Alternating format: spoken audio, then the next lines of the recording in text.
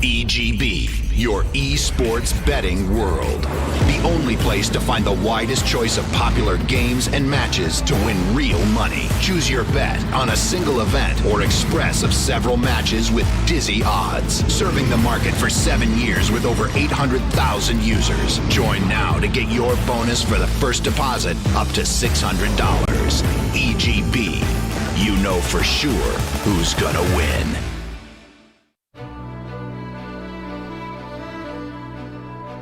The world has entered a critical state. It felt like time itself had frozen. In the wake of a new hero. But hopes had crumbled. The promised hero didn't lift Aegis above his head.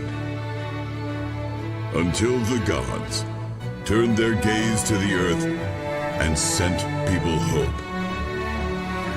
The hope that the hero will claim immortality the other way.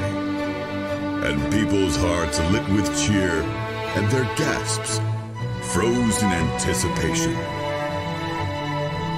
Waiting for a miracle. Waiting for the hero. And they saw the Omega League.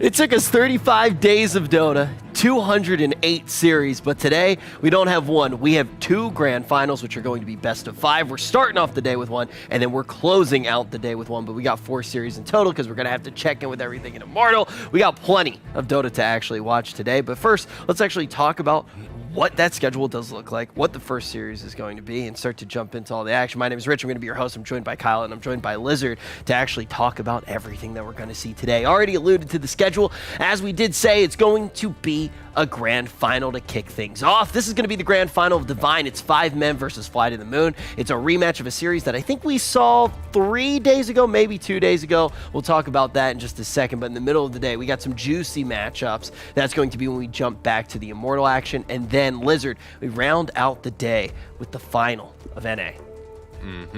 Yeah, all of these series are hype. Even the Divine one. I think this is the culminating point when it comes to Divine Division in every way. Fly to Moon, they just steadily improved throughout the tournament. 5 men. What can you say about 5 men? There's nothing better. There's nothing better. Yeah, they've been on point. Fly to Moon. I feel like 5 men might be the hardest team to beat in Divine, Kyle. So far, so good. It works out. They unfortunately, of course, lost that tiebreaker to Liquid 2-1 and to drop them into this bracket. But they're certainly looking like the best team, which was surprising. I actually feel like that series was very surprising because going into that one, there were a lot of question marks around Liquid, and sure enough, Liquid was all over 5 men, whereas able to ultimately defeat them. And I think talking about Liquid would be something that's very interesting, but obviously we have to talk about Fly to Moon and 5 men because this is a rematch. And I think that 1-2 that happened in that series doesn't really paint the entire picture. I feel like that one wasn't necessarily a series that should have gone all the way to game 3. That first game was a bit of a fluke. It's hard to say. I think the third was as well to an extent, but that was okay. The first game, 5 men just misread the draft, kind of got owned. Second game was challenging. The third game they just crushed them. But they also played, as you look at the draft here, a super up-tempo lineup. The Furion Spectre with the LC, they just ran him over.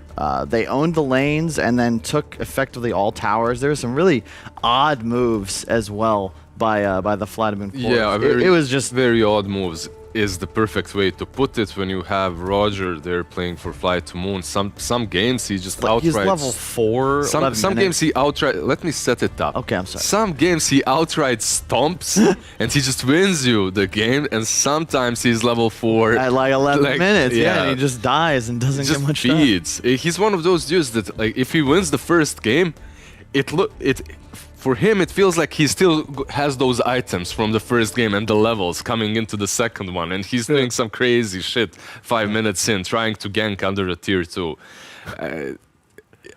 His chair is shaky though. They did play with the stand-in in the last series versus Cyber Legacy. But he came back for the last 2 games and looked pretty solid.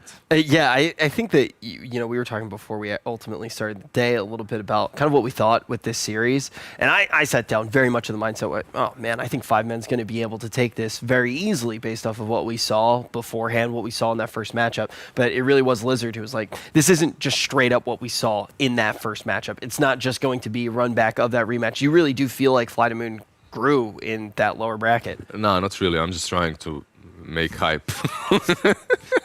Damn. I mean, look, I'm not going to lie. Fly to Moon may have looked shaky a little bit, but ultimately, think about their track record. They beat NIP. Then they beat NIP. Then they beat NIP. And then yesterday, they beat NIP. No, I think they didn't beat NIP. They beat Cyber Legacy. But they probably would have, because... Which was, yeah. I think like the thing that you do have to look at is Cyber Legacy looked like a pretty strong team throughout all of Divine, but Fly to Moon and 5men really have shown that they're a cut above. I think that that's one of the things that you have to know. Okay. And obviously, it makes a lot of sense that we did see that. So Fly to Moon did beat NIP multiple times. They beat them the first time. Second time, but it's all about... my point is Cyber Legacy won versus NIP, and Cyber Legacy at the beginning of the tournament looked really weak. They steadily improved. They became so strong that they managed to just own NIP. That was a 2-0 series, and then they matched up versus Fly to Moon, and it didn't even look like a contest. Yeah. So I think Fly to Moon is definitely deserving this spot in the grand finals. Yep. I think a big part of it, and it's kind of wild, because I think this is counter to every other esport, in that here our veterans, like our older players, like the older generation, are actually the most valuable members of a team. You look at Fly to Moon, they got Always Want to Fly, captaining. He's been a member of Dota 2 community for what, like 10 years? On the other side, 5men, you got Misery. He's been playing literally since before Dota 2 was a game. And in this patch, it feels like drafting is just of paramount importance, and that's the difference between these teams that started in Tier 2 and these 2 squads, who ultimately were the 2 teams that dropped down from Immortal. It's because they have a better read on the game, and they just straight up have a more rigid game plan. Not rigid, but they have better drafts. Okay, but both of these teams fell out of Immortal Division because of, I think, the same reason. Their hero pools are small. Like you could pretty much predict their drafts, and when you think about these players on the side of Fly to Moon, every single position has 2-3 heroes that they play, besides perhaps Iceberg. Like he's a bit more versatile. When you look at 5men and you say Ace, you know what you're thinking about, like your micro cheese heroes. Well, I think that Kyle brings up a good point. Maybe the words weren't quite there, which is kind of what I felt like while you were saying it. But I think what you're getting at is they know how to look at a draft and say, this is our win condition, and try to create those ways to actually say, okay, this is how we're going to play this game. Yeah. And maybe they're not as dynamic as some of the other teams. Maybe they don't have as many heroes to try to chart that course to the win conditions. But right now, when they're going head-to-head against each other, I'm sure that they've definitely been able to look at that. They've been able to look at the selections. It's like cooking, right? It's interesting because Hanskin, we had on last night for like a 3 a.m. Kyle, how is it like cooking? I'll get to that. Hanskin said sometimes games and drafts, like, it's about instinct, right? It's like knowing you look good. It's like knowing an outfit looks good. I'd say the same. How do you think you look right now? When you go think about cooking, right? Some guys... Like, Rich, you probably can make some mean pancakes, right? But if I were to ask you to make something like with Peruvian Japanese fusion, you'd be lost. You look at drafting. Both of these teams, if they open with Avenge, they'll know what to do with that, because that's like a really easy base. It's just like some chicken stock. All right, easy.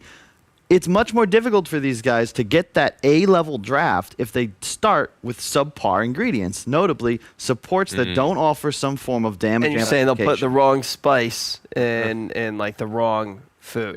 Right? Sometimes go ahead. When you're limited with choice, sometimes it's good because you won't have. Because you make a spicy dish on accident. Yeah, exactly. You know, like all of a sudden, it's like, wow, like octopus is good with mayo. Ugh. Or at one time, accidentally put cumin in yogurt. Actually good. That sounds good. It's actually good. So we'll see if they come up with a creative recipe realized like that. full Thank you a lot, Kyle. Your analysis is great. Actually, we decided we were going to try a few interesting things for this series. We did. You know, when you get to the final days of the tournament, we got 2 days left. Today we got 2 grand finals. Tomorrow we got a grand final as well.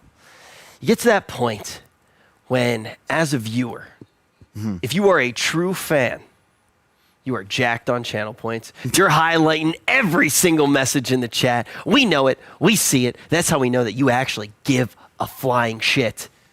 But finally, there's something that you can do with those channel points. You can use them to fire Slacks. This man has been on a rampage for far too long, and not even the Wind Ranger Arcana can put him in his place. Today, use those channel points to fire Slacks. I am going to talk to production to see if we can fire Kyle as well. And because of that, I am going to throw it on over to the draft panel, get this final started, and try to figure out how I can fire this idiot.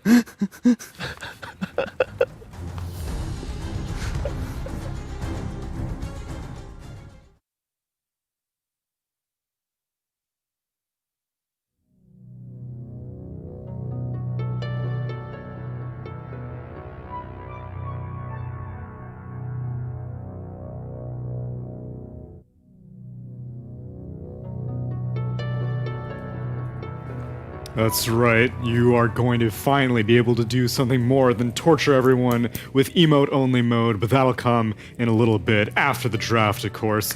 Welcome to the Draft Pantheon, my name's Tsunami, and I'm joined by Fogged, T-Governor, and we're gonna get into this grand final, as the Fluff panel had mentioned. This is it's a rematch, this is immortal teams dominating the Divine bracket, which is kind of to be expected. Of course, we wanted a Divine member to rise to the top, but it's difficult. It's been so many games. These teams just had a higher competition, and it's only fitting that they make it this far in this bracket, and we're already getting into it. Bloodseeker and Tiny first phases. T-Governor, I know you're definitely have a soft spot for one of these teams. How do you like their odds going into this grand final versus Fly to Moon? I think they're in a very solid position to take this grand final. I think their adjustments over the tournament have helped them, and also they've had a lot of smackdowns of which they've been able to adjust after. For example, like the first game against Fly to Moon, they had this horrendous draft with like Alchemist, Darkseer. It was like terrible to look at, but then they adjusted. Game 2, Game 3, much better, much cleaner. And you can see coming into this series, I think the key thing to note is 5 minutes second pick, and they've always they rely on this Rubik, for example, in Fly to Moon. So for these guys, Fly to Moon just used their basic experience of the last series and banned out Rubik. 5 men, coming with a slight adjustment, expecting that ban, now have like a whole new opening that we've not seen them do at all. So this is Grand Final Game 1, a whole new strategy. Wow. Until they pick Medusa. Okay. This is like a whole new. No teams are even doing Bloodseeker, Medusa. What kind of first phase is this, Fogged? No, I don't know. It's very interesting. I mean, it's immediately going to ban the Venge, right? And then they're going to ban out the counters versus the Deuce, so the heroes that she doesn't enjoy playing against the most. I guess it would be like PL, AM, TB. Not too sure what other ones. Maybe Void Invoker. Maybe the Void can be a possibility, yeah, for sure. Invoker can be annoying too. Iceberg does play a pretty mean Crosswax. It's just the theory of this the draft is like Fly to Moon.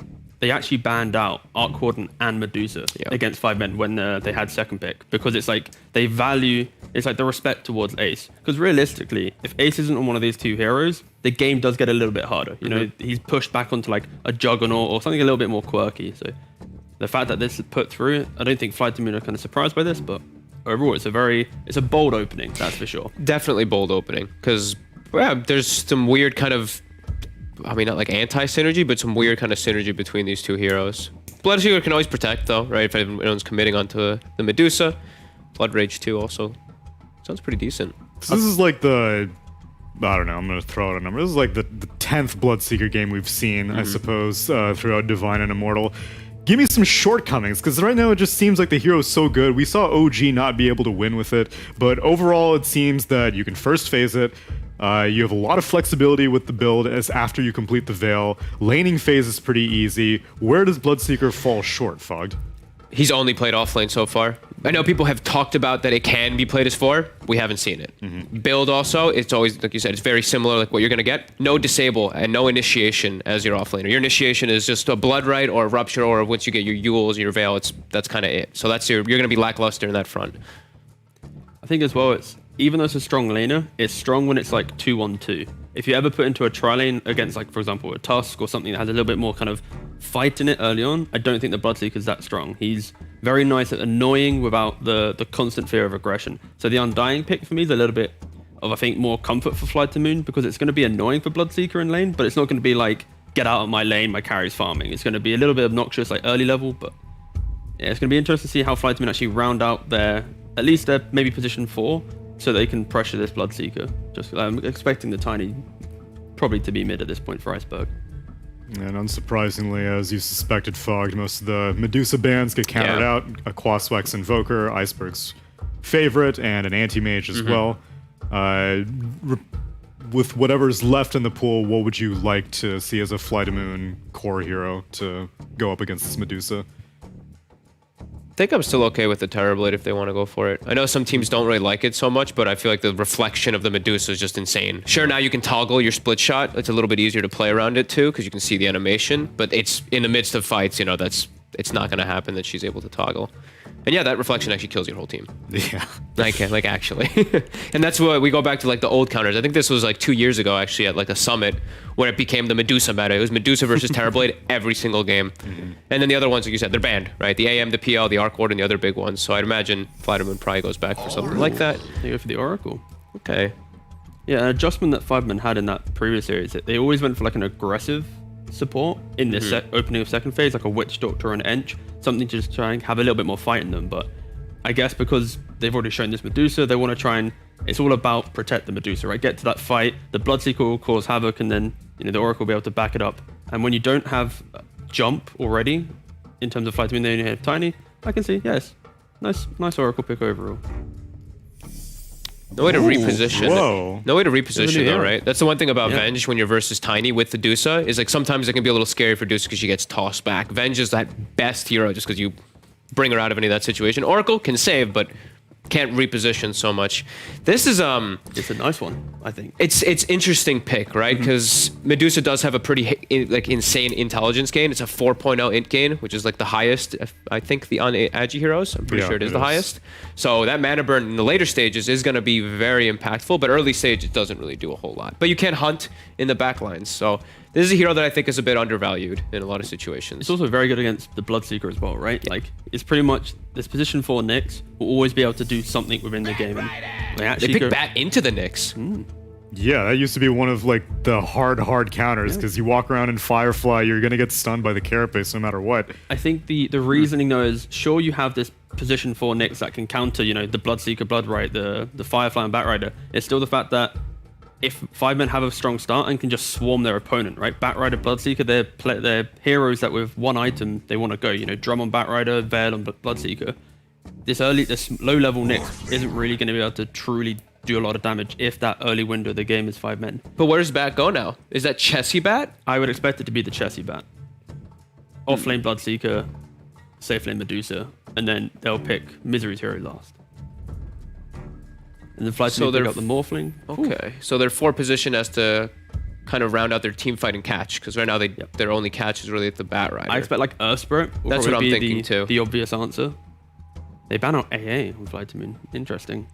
I think if 5 men picked AA, they'd have like a really wonky, terrible draft. Yeah, I wouldn't have liked the AA, but I guess they just really want to make sure that this Morphling always is going to be able to have a good game. And they have like Undying Soul Rip and stuff. I could see why they do the AA, but And yeah, maybe I they agree. don't consider it to be Chessy Batrider, and they think that maybe a core AA might That be is very true. on Yeah. the table.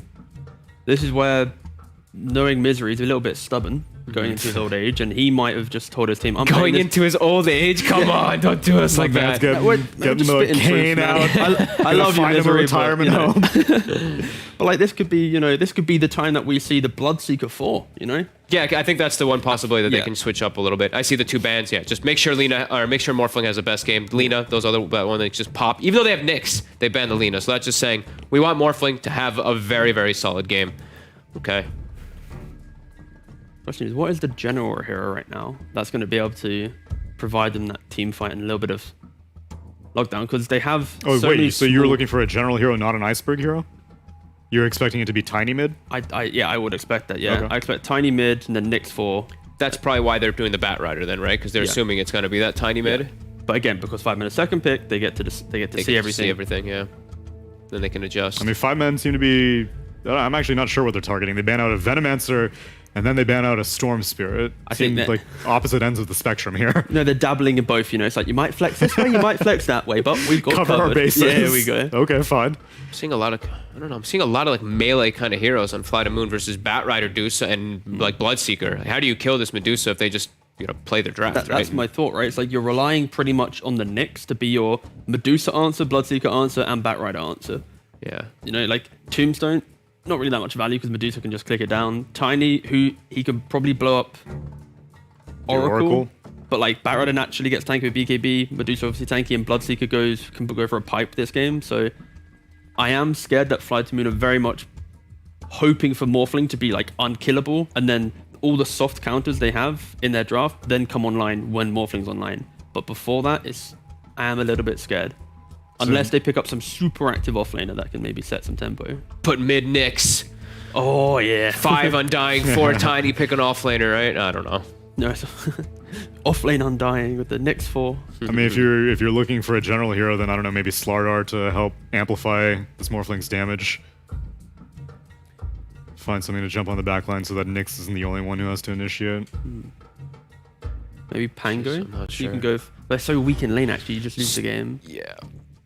Seems like you're already leading 5 men's draft quite a bit. Yeah, but their draft also Unfortunately looks weird. to There's me. a lot of question marks here. The only reason I'm leaning slightly towards 5 men is just because you have the first 3 heroes in Fly to Moon all kind of do the same role, and it's not like they're not scary to look at. I don't see them moving to a tower and going, "This is my tower now." It's just a little bit. Whilst 5 men, this Bat Rider Bloodseeker will cause so much havoc. I'm seeing a big win condition, getting free farm, and then they just get to plow down towers together. I'm not seeing that kind of like group timing on Fly to Moon yet, unless they just outplay. And then they have the DP. Okay, so that's the put mid versus that Bat. So then they have to switch up their lane. So what, offlane Nyx with a Tiny support and an Undying plus Morphling top? Honestly, knowing General, it could just be a Could core even just Nyx. be a core Nyx I think it's just even? a core Nyx knowing General. Looks like a pretty weak lane. I think they can abuse that lane. Yeah. If they know that this Tiny and Nyx are bottom, they can just pick a... Actually, they already have the Oracle and Dusa down there, probably. Will 5 men be creative? I mean, that's why they banned the AA, even more so, right? Morphling plus Death Prophet. Then it makes sense that they did go for that. Okay, All so right. I like is this. this a Zibe Enigma? I would imagine so. Okay. So it's Well, a okay, fine. support Let's take it from the bat. top. You know the mid lane matchup is likely going to be Death Prophet. Who do you Yes. want to send mid between the Deuce of the Bat? Then Dusa. Okay. Dusa beats mid. Yep. Now Bat loses mid to Death Prophet. So then you have to move your lanes around. So let's look at the safe lane now. Ugh, how do they for- set up their lanes? Yeah. Oh god, 5 men's lanes look like they're gonna be really awkward. These odds are also looking pretty awkward because 5 men actually beat Fly to Moon last time they met up, but 2.14 to 1.65. I think 5 men will just be not stubborn, but they'll just go for like the default laning where it'll be the Bat mid with the just Dusa Oracle's safe lane, and I expect it probably to be the Misery on the Enigma, and then Zibe on Bloodseeker off lane. The only flex that they could do would then just be swapping the Medusa again, like into mid, like we said, and then maybe putting that Bloodseeker and swapping the lanes on side. But realistically, I think they're just going to go for normal lanes and just let Chessie play out his normal game of mid. Don't put him too creative, because when they have flexed him to the side lane, it's not been that pretty. So just let him play a mid. Yeah, does but feel like- does a 4-position Enigma also look that pretty? Because you were suggesting Misery Enigma, so Oh, this is where they just complete curveball and it's somehow a 4-position Bloodseeker. But either way, I like the change up that these Sure. teams have done. So I think 5 men's draft looks super wonky. I don't Yeah. know, like Bat It is. Rider, Oracle, Bloodseeker, Dusa. How do you do stuff? I feel like you can't do anything. I feel like you're gonna get ran at. I feel like if you start losing lanes, you just horrifically lose this game. that's the key thing. I think if they don't lose their lanes and they're allowed to do that kind of like slow build up to their item timings, then they will be very scary. if they get outplayed in lanes, which we've seen them, get dumpster before, then I could see this game just being super messy and they can't actually get any foothold on the map. But if the lanes go well, it could be a very enjoyable game to watch from the 5-man perspective. I think either way, this is going to be an enjoyable series to watch. It's going to be a best of 5, and I want you to use your channel points wisely because we're going to be sending over to Slacks. 5 men.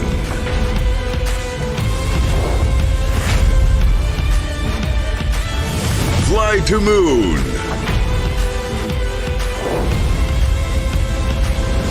To the battlefield. Ladies and gentlemen, the time has finally come. My name is Sir Action Slacks. This is Lacoste. Buddy, it is the grand finals of Divine Division. Are you ready, pal? I'm ready. I definitely did not think, that I'm going to be casting this tournament with you most of the time. When I signed up, I've read in my contract saying analyst, not a clown, but here we are, and 2 clowns. I mean, you're getting the best out of me, Slacks, anyway. So. That is true. You always give the best, It is a shame. This was supposed to be the tournament that excelled you to become the Grand Finals caster for TI, and it has been wasted. I am so sorry. Is this BM, is the question. So what does that mean? Is this bad-mannered? Is this Brood Mother? Is this Beastmaster? Batmaster? I'm not quite sure. Blade Master, that juggernaut from Dota 1 days. Blade Master. What a name. Can we go ahead and look at the Bat Rider, please? This is one of the greatest sets in history, by the way. It is actually a vampire. That's him. So in this set, Dracula. That is actually, he's wearing the same clothes as Bat Rider. It's him as a bat. Don't even understand how that's possible in any way through any universe, but he is riding himself as a bat. Incredible. Anyway, Lacoste, let's talk about this lane matchup here. You, of course, got 5 men and fly to the moon. Chessie into that middle lane as that iconic Bat Rider versus, you won't believe this, a actual spinal column from a Brontosaurus. That is tiny right there. Very scary. What do you think about this matchup? What I think about this set, I still think it's super ugly. There's much better tiny sets. Yeah, but what about the... Oh, you meant about the matchup of the heroes. Okay, yes. I get it. So, yeah, I mean, Tiny's gonna struggle once Battler gets, like, level 3. His turn rate not the best in the game, even though the turn rate got nerfed in the previous patch. I want to see how this bottom lane goes. So far... good for Morphling. Always on a fly. This is his classic hero where he just goes in and do stuff. Like, I want to die after I use all of my spells. He started with the Boots of Speed, which I really like, so he can chase down the Eidolons. And it looks like, I mean, this is just a great lane for an Undying in general, right? I mean, Bloodseeker needs to be near creeps, at least near them somewhere to be viable in lane. This guy wants to just run at people, so... I think this one will be in the favor of Mr. Morphling, should they do something horrifically dumb, but we would never see something like that. Meanwhile, in the mid lane, Chessie going in deep on that Bat Rider, making sure not to get that tower aggro or he'd be dead. That's something I could never do. Very scary. Do you know how tower aggro works, Lacoste? Yeah, you don't click on hero when you're near the tower. It's that simple. Or if you get attacked, you click on something else. Mind blown. That's actually... I never knew.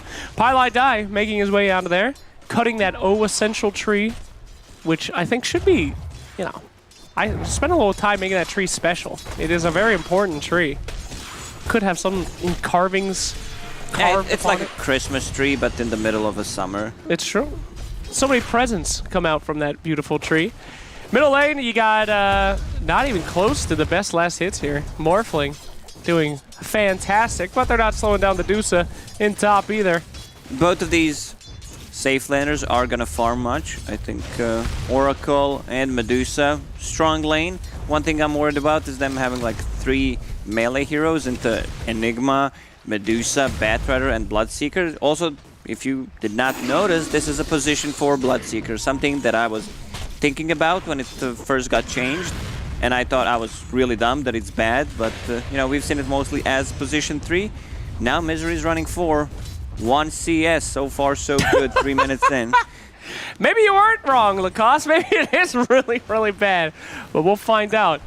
I just don't think they have enough kill potential in this lane. Like, Enigma wants to farm. There's no pressure coming out from Enigma. You know, just straight up denying the lane, trying to deny as many creeps as possible with the Eidolons. And that's it. I don't think the hero pairing is good. I still think it could be viable in certain situations. I just don't think this is the one. This is when times start to get tough for our friend Undying. He has spammed his heart out, but now mana is getting low. But Morphling, he has made it to level 3 without dying, and that is the weakness of Morph. You kill him before he's 3. It's not that hard. The whole point of having Bloodseeker No. is to have another stun in the lane to keep them inside the Blood Rite. How's that going? I haven't seen that before. Not yet to see the combo.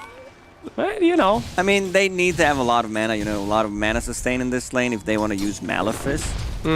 They have a lot of circle in the mid-game fights. Yes. You know, Midnight Pulse, Blood Rite.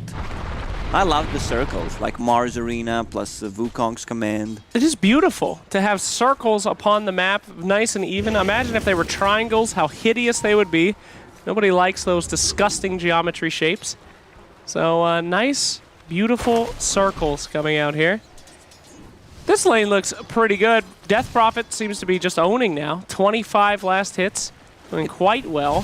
One of the reasons why he's maxing out Soul Rip in this lane is there's a lot of units from Enigma, the Eidolon, so he's getting the maximum efficiency from it. That is efficient. Eidolons, man, those things are goddamn weird, dude.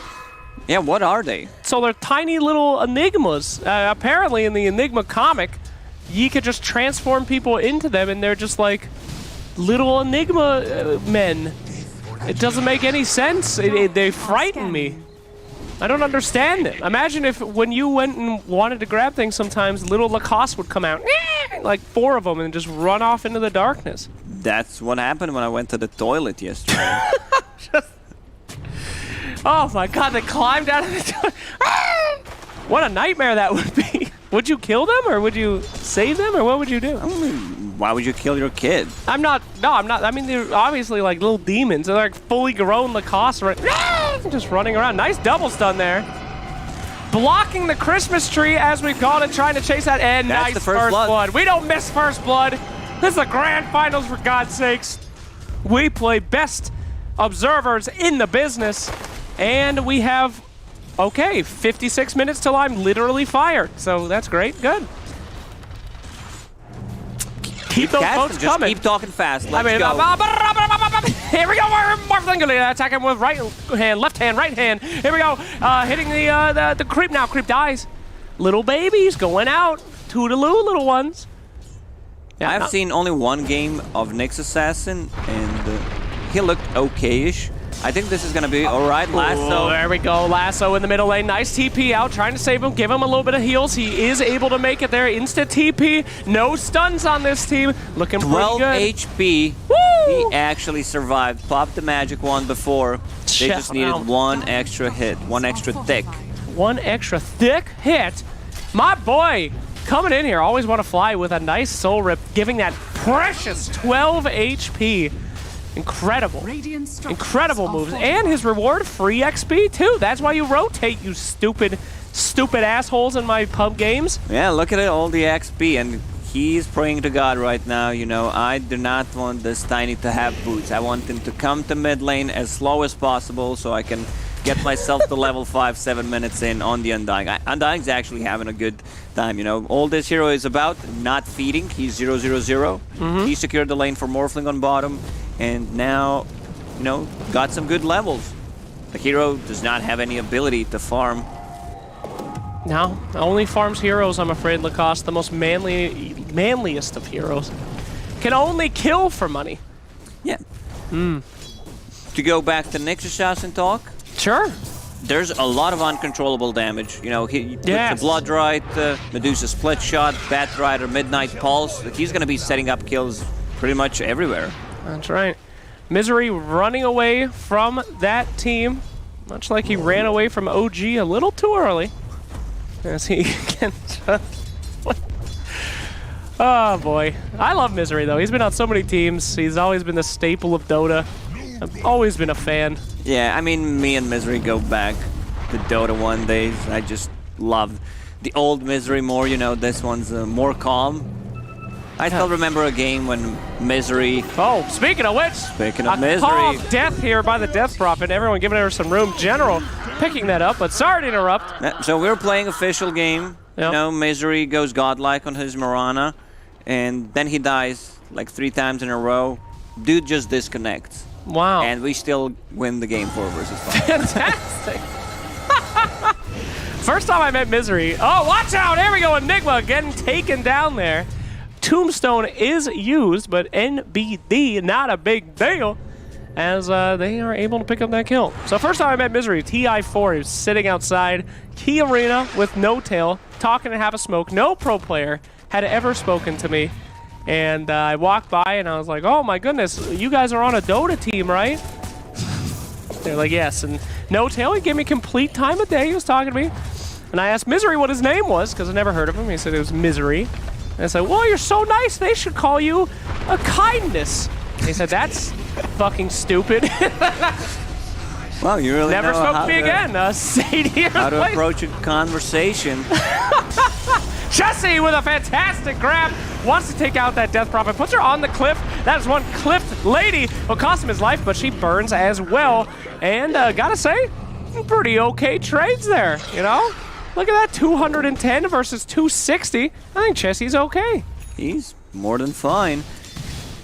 I'm just afraid that this lineup from 5 men is gonna end up like the one they had with the Alchemist. They just got ran over in 20 minutes. It's true, but you know, your Medusa does have decent farm. You always have Medusa to defend the high ground. Their tower damage is great on Fly the Moon, however, you know, that Prophet ulti, one of the best tier 3 siegers in the game. Pylon dying, so he's in some big trouble. His eyes get even wider than usual as they take him out, thrown into the air. Now, I will say, I agree with you.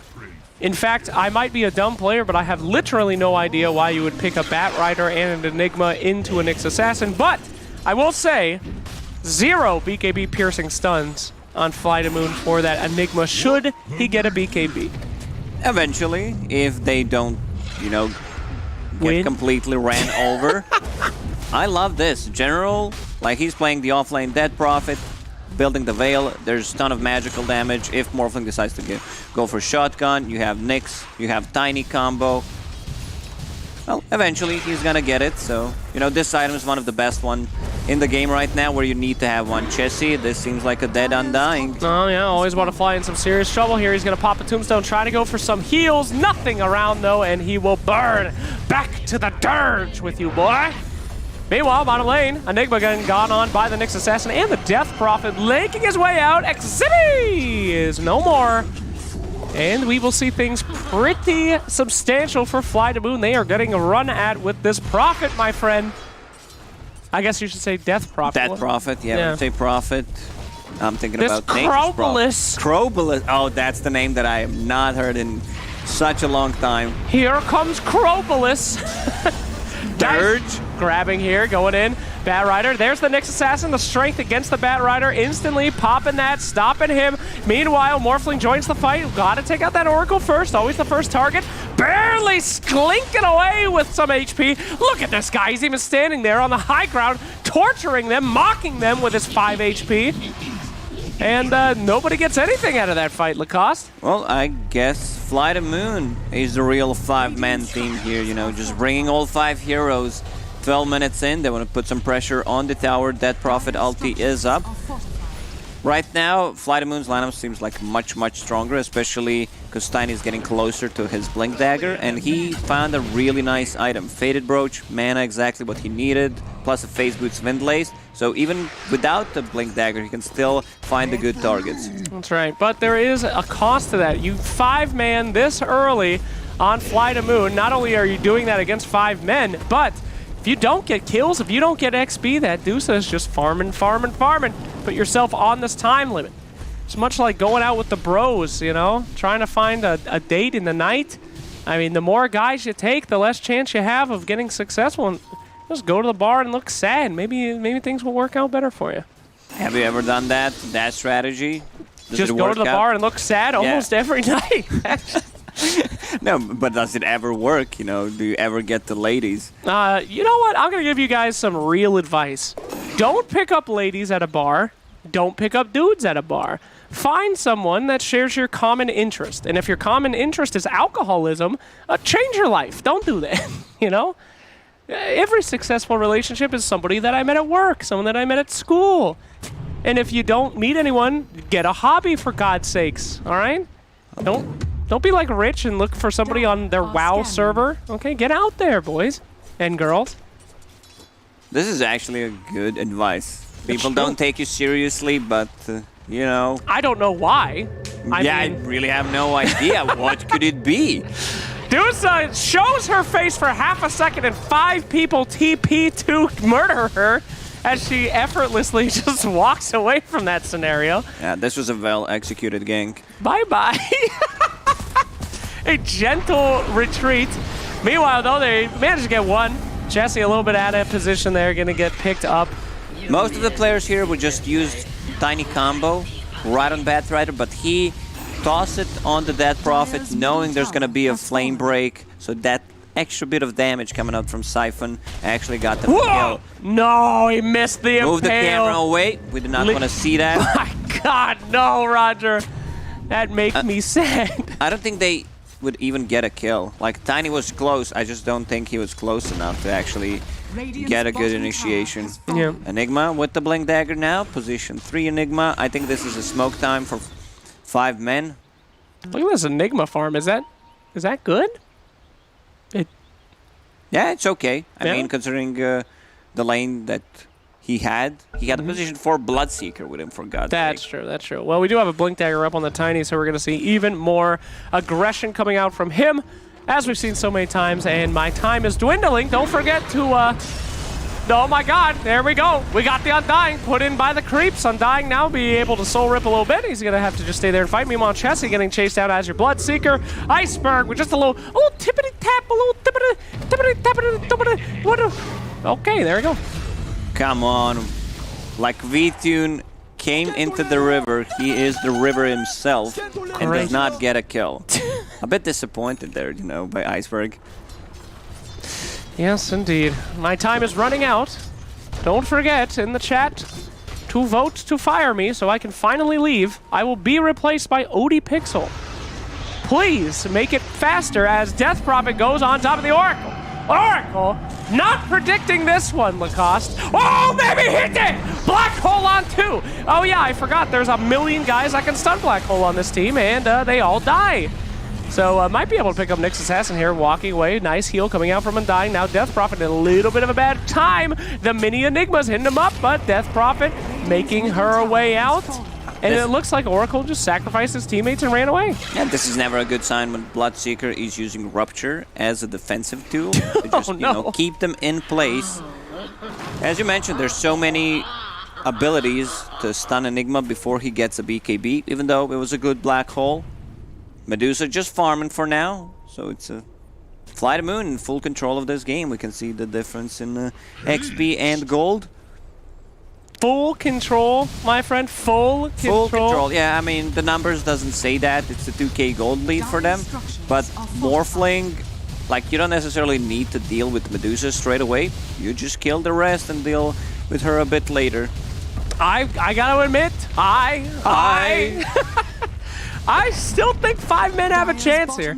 If they legitimately get a Blink and a BKB on Enigma, with Medusa have that kind of space, we could see a game. We already have Blink on Enigma, half of the arm of Exodia. We just need one more arm, and then it could potentially be a much different game. But Fly to Moon, they've got to keep the pressure on. We saw that 5-man rotation, a couple failed ones. Grobo. Oh God, that's good for Deucey.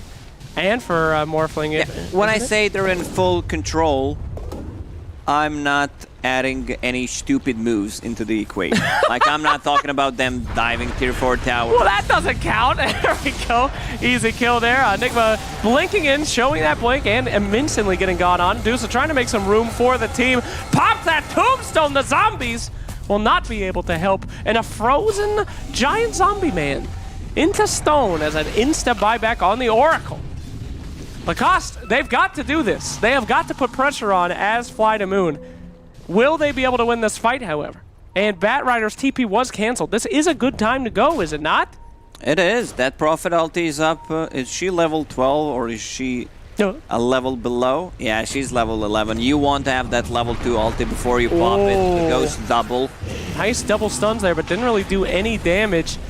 These guys have got to make a move. Batrider cannot come into this fight. This is on their favor. Chessie's TP was canceled.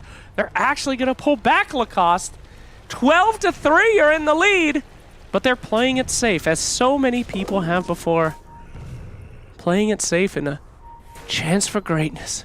That Prophet ulti is just 2 times stronger. Now, she's level 12. They might actually get into Roche Pit and just take the Roche by force. I don't think 5-man. That's my boy Philly! Coming out there, Philosopher's Stone for whoever wants it. Death Prophet ult as Lacoste. Imagine they go straight on to that Roshan. They have enough sustain with just Morbid Mask. Even Undying is there, you know, helping team out instead. Yes. So he's just taking the XP instead. No, those zombies are giving hit targets, buddy. Very useful. Yeah, it was actually pretty insane to watch him help out in the Roche Pit. It's not like they had enough damage. My goodness, thank you, Undying. Somebody tip that man. However, we still see Deucey keeping up with farm, doing fine. A Meteor Hammer, the meme hammer, comes out on the Nyx Assassin, the classic combo. Will memes win here today? Maybe.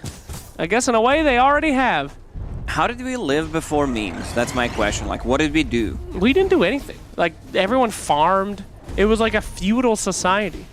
Memes are the only thing that's kept... Without Pepe the Frog, society would crumble at this point. It's a universal way to relieve the horrifying stress of our nightmarish existences in 2020. Without memes, it would all be over. We'd be in the medieval ages yet again. And we don't want to do that, so keep sharing your memes. If someone tags you in the meme, you have to respond. Also, if someone sends you like 4 memes, you do not just reply to the latest one. You also need to reply to every single one of them. Every single one. Give a thorough That's review. what triggers me. Yeah, if someone just replies to the last one. No. I posted this Pepe. I need a reference on it, please. You know what's worse? Yes. The worst thing about memes is when someone says, I've seen it. Like, this just kills me. You know? Nobody cares. Here we go. Whoa. Why, hello, Dolly. That guy's scripting. When you have a hero who has a blink dagger Yeah. and has quick fingers, you start with the toss. Then they can't blink out. Oh, I guess it was a lack of respect there, Lacoste, from Iceberg. Way to make a nice, rivalry out of nowhere. I love it. It's what we must do. Dota players are quite polite. It's infuriating. Just one time I want someone to come out on booth and say, I legitimately hate Ace, and I want to beat him. Never happens. Medusa's farming a lot. Level 17, Grobo getting Scotty as the next item. Scotty, I mean, I've said it throughout the tournament. Scotty's just busted, especially against the range heroes. Yeah. Lacoste, has anyone ever sent you some really hilarious hate mail? You ever get any real hate messages? Yeah, there are a couple. I mean, people don't understand that it actually makes you laugh. It's not like you're worried for your life. Oh no, this guy's gonna get me. Oh, here we go. Wow, just popping the ultimate there from Dusa, making sure that she's safe as the entirety of Fly to the Moon is up here. Nice heads-up move there. As soon as she sees anyone, just pops that ult. Everyone else backing up as well. Only grab out those 2 supports. Only, huh? Only the Enigma. I mean, who cares? Kill Oracle. Kill Oracle and you just walk away. You know you can't fight that. Look at those pings! Here we go. Could be an initiation here as the Evil Scepter tossed back into the ultimate. Already have the ult down, so no hope. What I thought was a very heads-up play turned out to be the nail in the coffin there. Without the ult, they can do whatever they want. That's such a great play from General. Now Morphling has that Ethereal Blade. I just don't feel like 5-man has lineup that can fight, you know. So one of the reasons why they're losing so hard. How is Bloodseeker position 4 gonna make a rotation? You have Oracle, who doesn't make any aggressive rotations at all. Enigma just wants to farm his items. Medusa, I mean, We all know what Medusa does. Oh, there we go. That is why you pick a Nyx Assassin against that uncontrollable damage. Gotta be more careful than that. Can't just farm a wave. And this is looking indeed pretty rough. 5 men have got to get themselves some kind of defense here. Dusa comes back in 1 second. Defense. Okay, here comes a TP. We see Batrider. We have Enigma Black Hole. We have everything but Bloodseeker, but Bloodseeker has already not existed in this game anyway. Here comes an initiation here. Morphling in a little bit of trouble. The grab, the pullback. He is purged up, and we do have the damage, but he does have the Aegis. Will they follow up with a Black Hole? That Blackie. No. They will not. And could potentially see a kill here on the Undying. He does have the Soul Rip, getting him back up to HP. Oh, Morph got ruptured.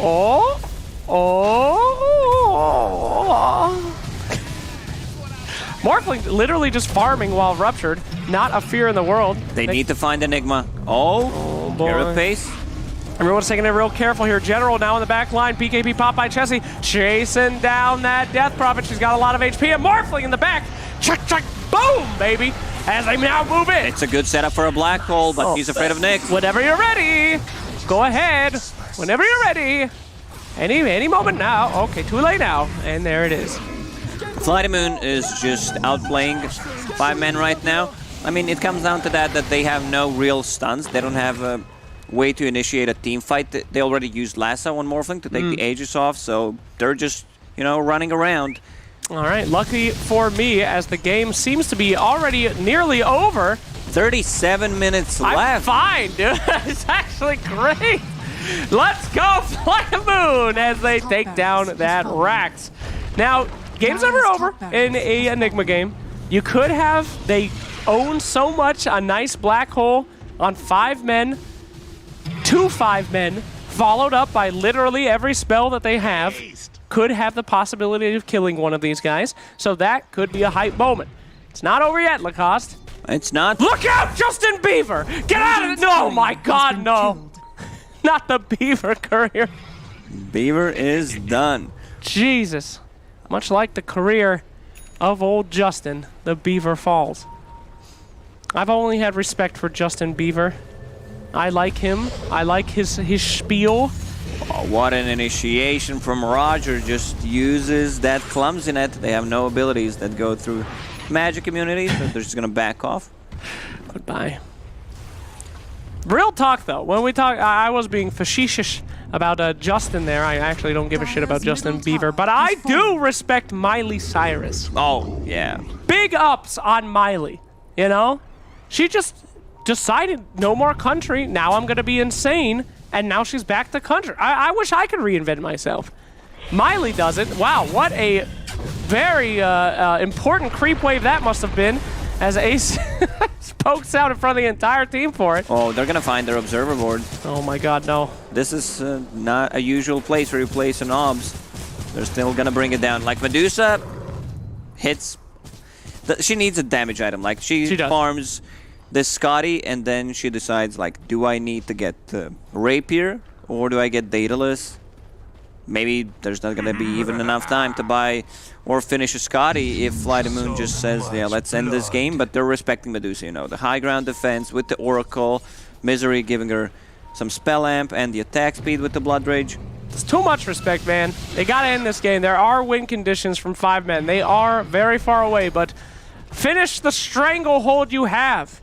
Finish them now before they get the chances to return to greatness, as we see Mr. Bat going up top, but the unstoppable damage will be nearly his demise. Nice BKB pulled out by Oracle with that save, sticking him inside of that Bloodseeker ult, and they will actually get a Tiny out of that. A little too aggressive. The rest of the team of Flight of Moon was in that general vicinity, but they decided not to come. Will cost them Tiny. Ace gets the last hit, 600 gold. Tiny is extremely farmed, so this could potentially be a comeback. Never underestimate the power of Medusa. They have good heroes of just defending the high ground, Midnight Pulse, Blood Rite, and they have this play with the Batrider's Lasso, dragging them into the tier 4 towers. That is scary. We did not really talk about that amplified damage from that Bloodseeker. You alluded to it before with his position 4. Now we're going to be able to see that in action. His job is what old Ogre Magi used to do. He's going to just walk around giving her Blood Rage. Is that what it's called? I think so. And then, Blood Rage and Bloodlust. It's like you need to have blood. Just blood in the name. He is the Bloodseeker. And yeah, we'll see some mega damage coming out there. I mean, legitimately, and I know I've been saying this entire time, one good black hole with Medusa in this game could turn around. For sure. There's the BKB. Exodia has been built. Will it actually happen, though? It is all on Enigma's shoulders at this moment. Roger looking around for a pick here as the entire team is very clumped up on 5 men. They are smoking, gentlemen. Here they go. They find the guy they don't want to find the most. He actually digs a little hole, and then they all will run away sadly. So the greatest defense I've ever seen from a smoke attempt, he literally just used the trusty shovel, and that was so alpha they all backed up. You know you're a big man when you see their hard carry and you just use trusty shovel and stand there. That is badass. Midas, come on. Come on, Dusa. You can't be holding this Midas. Here we go. The boys on the back end. Wow, these guys are really having some misconnections here. Should, you know, contact each other somehow. Both teams just searching for each other in the wrong areas. Radiant are scanning. Lacoste, what is this? What are these guys looking for? They're just standing here. They're waiting for the biggest creep so he can Midas it. They're waiting. The bait is sprung, and it looks like they're actually in Roshan now. If they find them in Roshan, this could be the fight. Roshan is up in 20 seconds. It's a late Roshan. He does not want to be part of this fight. He is a pacifist as always. And there we go. BKB pops, doesn't get a target. That is certainly going to cost him. He does pick up the Morphling on the back end, and they send that Dosa. Here comes the one-man black hole, BKB, 10-second black hole, but they do take out the Morphling. That's a huge thing. Here comes the ultimate coming out from Dusa, looking for some targets here. Well, they find it. What are you doing over there? Undying, just sitting there. He's staring. He put his zombies in the... Oh, Gaben spawns Roshan at the exact second that it would help this team. He is watching it. Here we go, a little initiation, and they will try to save that. Tiny gets knocked into the Roach Pit, out of position here as we see the Death Prophet on the other side. Medusa's taking way too much damage. Everyone's focusing on her. Oracle with the last second save. Yules, Bulls, and a bye-bye. But she's trying to do what she can, and she's actually alive for a lot longer than we thought there. Does able to pick up. Roshan gets a kill even. We might see another Roche fight. All the heroes that actually deal Roche damage are gone from the game. There's no Dead Prophet, there's no Morph, no Medusa, so we're gonna see one more Roche team fight. Tiny says, get away from my bug as he slaps that bat out of there. Misery now in some serious trouble. Holy shit! Did you just see that guy get one shot? That was like half of his HP, oh Jesus. I'm sorry, that was a, woo! I haven't seen a bone destroy something that hard since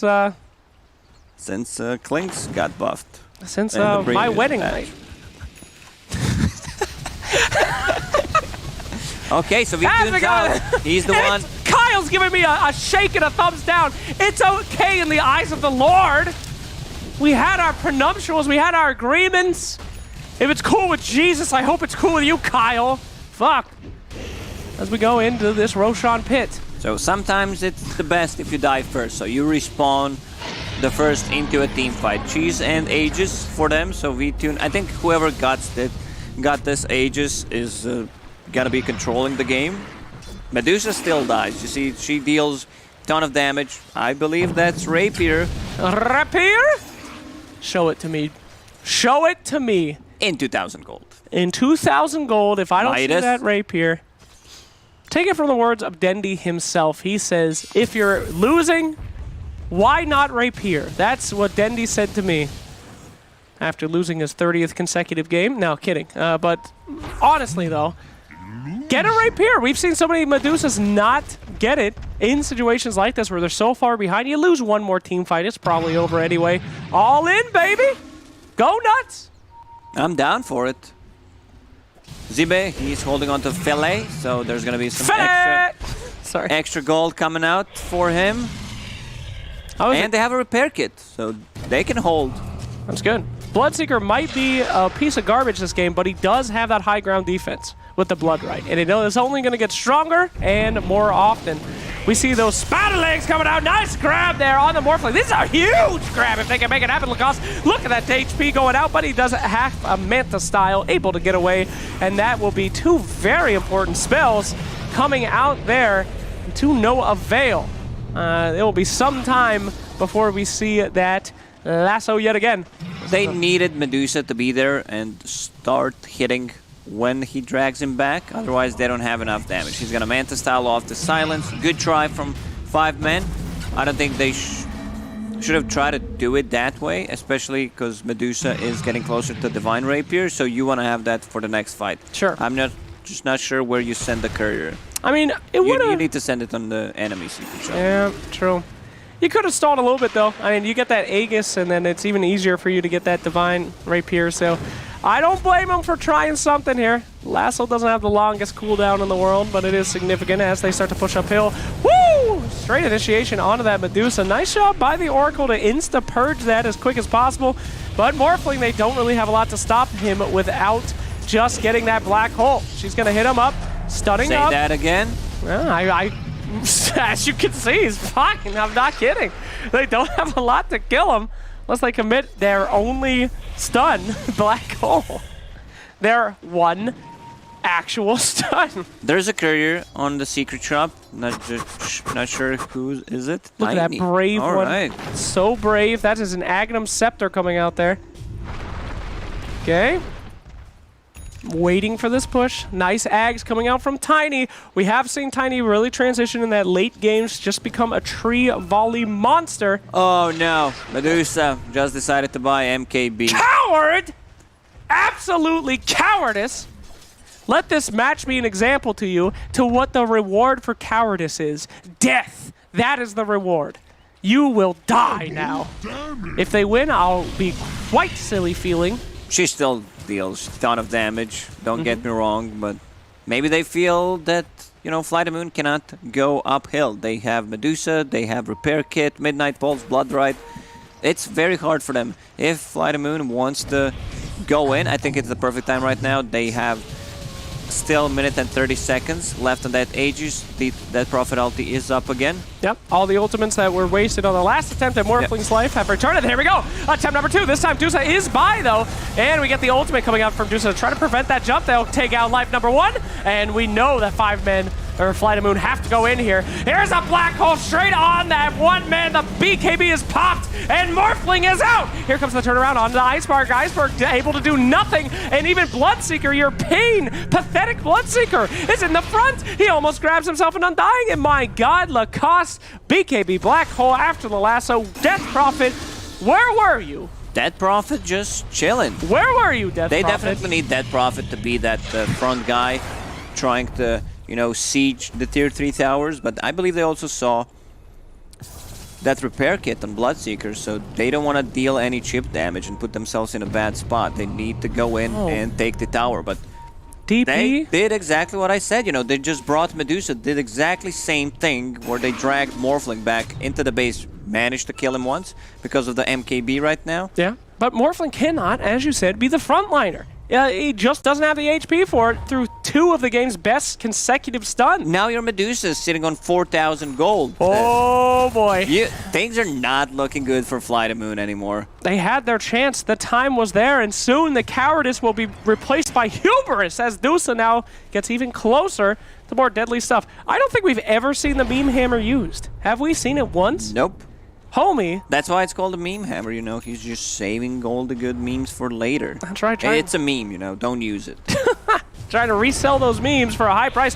Misses the stun, cancels the meme hammer, and she walks away. But a very powerful mana break there.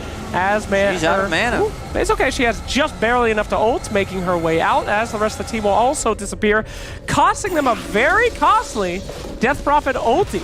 That's what should have been pushing the bottom racks as they went on Morphling last time. Now they have to wait even longer.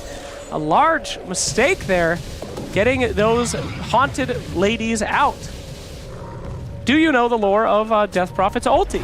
No, I don't. Every time the Death Prophet dies, that's her. They come back and they haunt herself. Another confusing one. Here we go, Undying picked off somehow. I don't know what he was doing over there, but having a nice little vacation as he seppukus himself. And I guess he was warding. That's why you never do that at home, kids. Don't ward. Justin Beaver is back. The courier has recovered, unlike the pop star. Yeah, you were wondering what happens to Enigma and his conversions, his Eidolons. The same thing with the Dead Prophet ulti. Yeah. That's the lore. Maybe they're, you know, meant to be together. Interesting. Very interesting. What's your favorite line in Dota that a character says? I only say that because one of my favorites is Death Prophet, so it's like, my baby, come back to me, come back to me. I love that one. Mine is I. Actually ruins our in real life lives. Every time anyone in talent says I, all of the talent repeat it with I. Whoever doesn't say it buys the dinner. That's right. That's the rule. Mm-hmm. Whoever doesn't say it, 100 chicken nuggets for Jankies. He's been eating chicken nuggets I'm afraid. every single day. If you are what you eat, that guy is a very, very disgusting chemically engineered chicken product. That is. Yesterday, he offered me a mix of a Diet Coke and an energy drink. Mm-hmm. He says, you know, the recipe, he told me the secret recipe, it's 30% of Coke and 70% of the energy drink. Jenkins is literally mummifying himself as a living creature. A diet only of chicken nuggets and zero, you know, what do you call that? Zero sugar drinks. Aspartame. Yeah. Pretty sure if any open source of fire went anywhere near Jenkins, he would burst into flame at this point with the amount of dishwasher-like chemicals present in his body. However, back to this game. Speaking of chemicals, there is a lot going on in the hypothalamus of these guys. The pituitaries are flowing as many aggressive chemicals are being spread. These boys, they got all the emotions. Anger, fear. The pituitary gland is pulsing right now. Little thing. Fun fact, real story, I did not go to one of my neuroscience classes for almost 6 months. I took the grand final. The final was 80% of the grade. I put hypothalamus on almost every question, and I got a C. So I'm really impressed. I really am.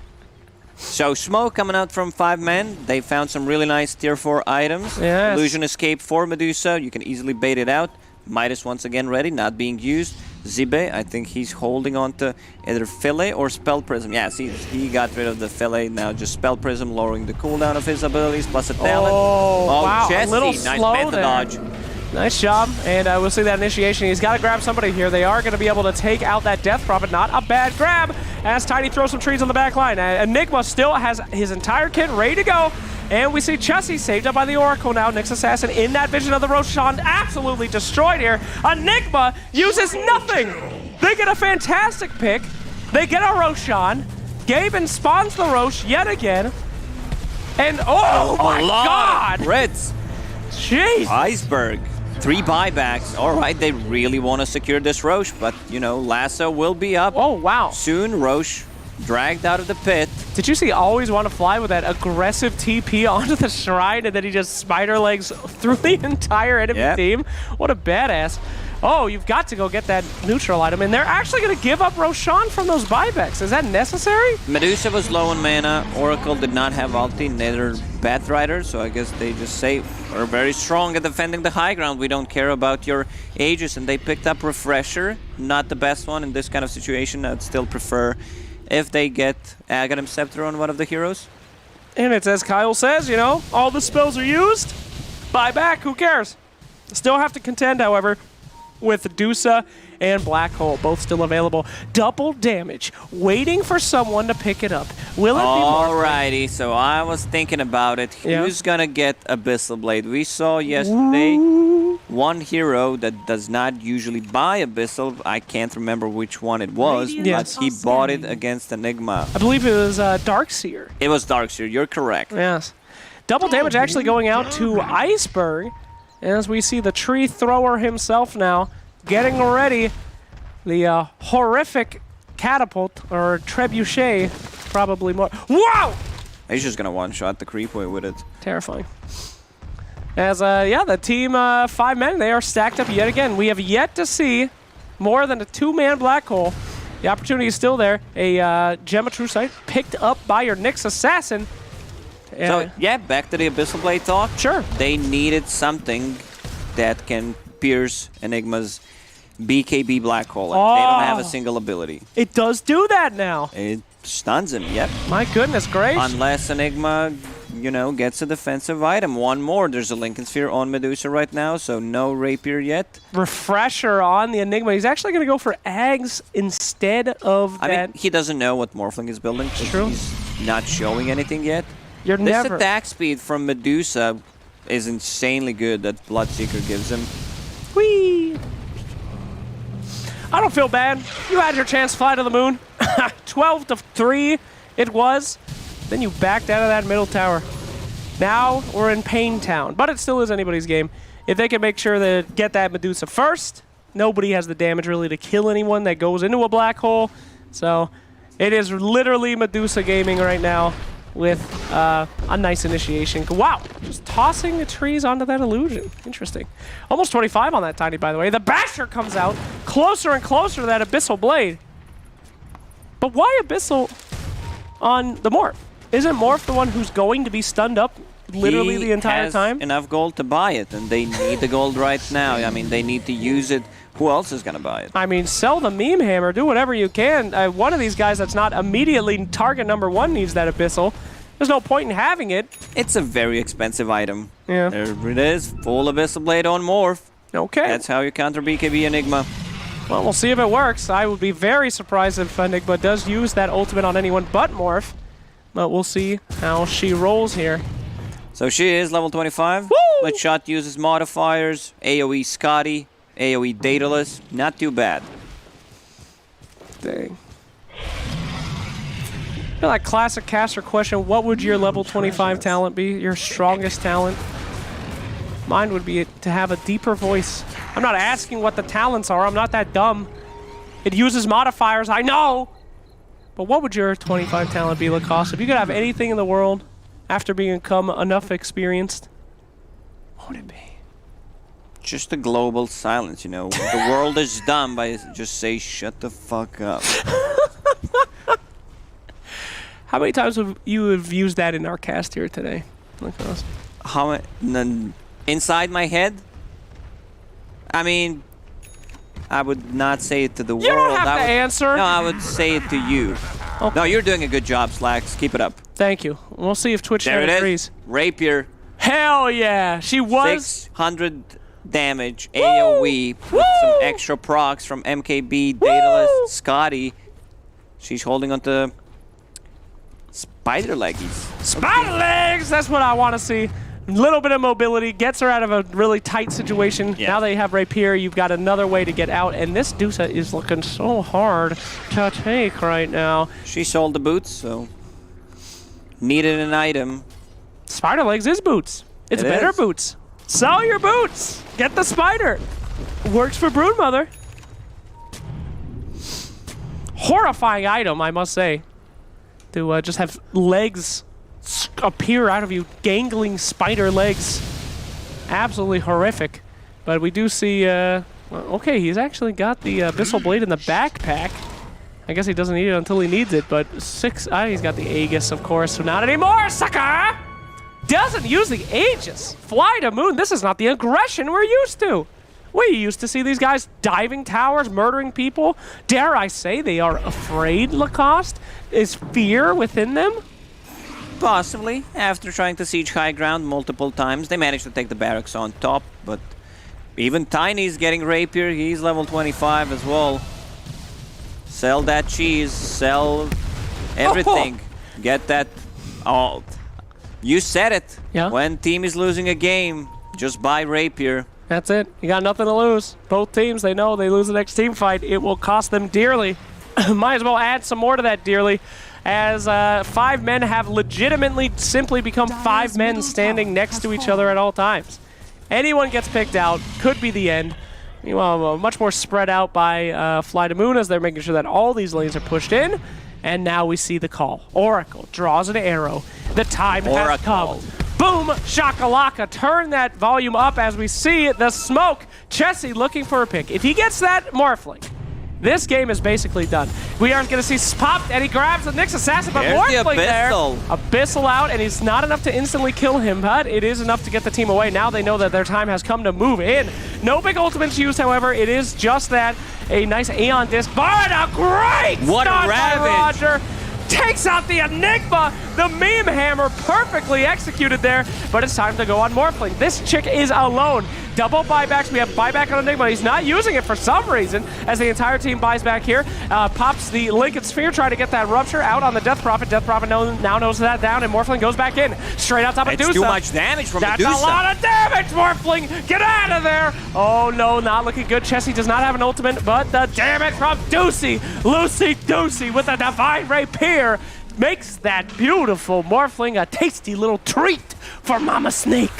All right, it's time for Iceberg to sell his items and get the Divine Rapier.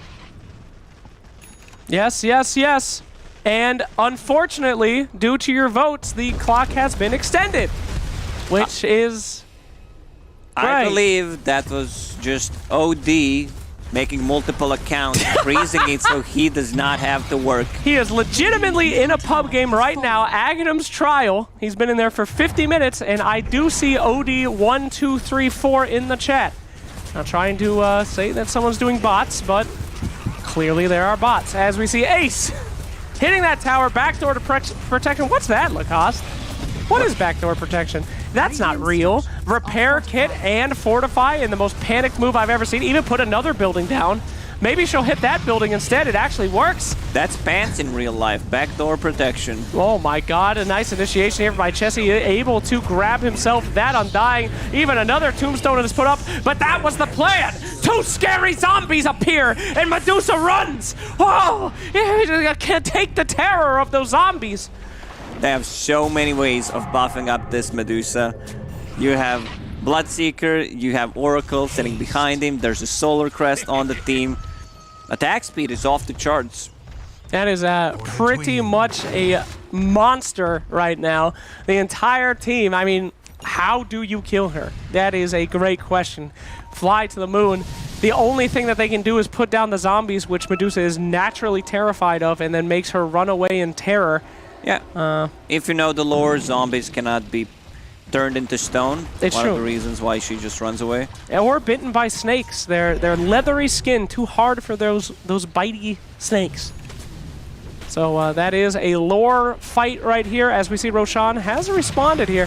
Mr. Five Men, they are so confident. I believe that this Roshan will be going down without any even double scan. thought.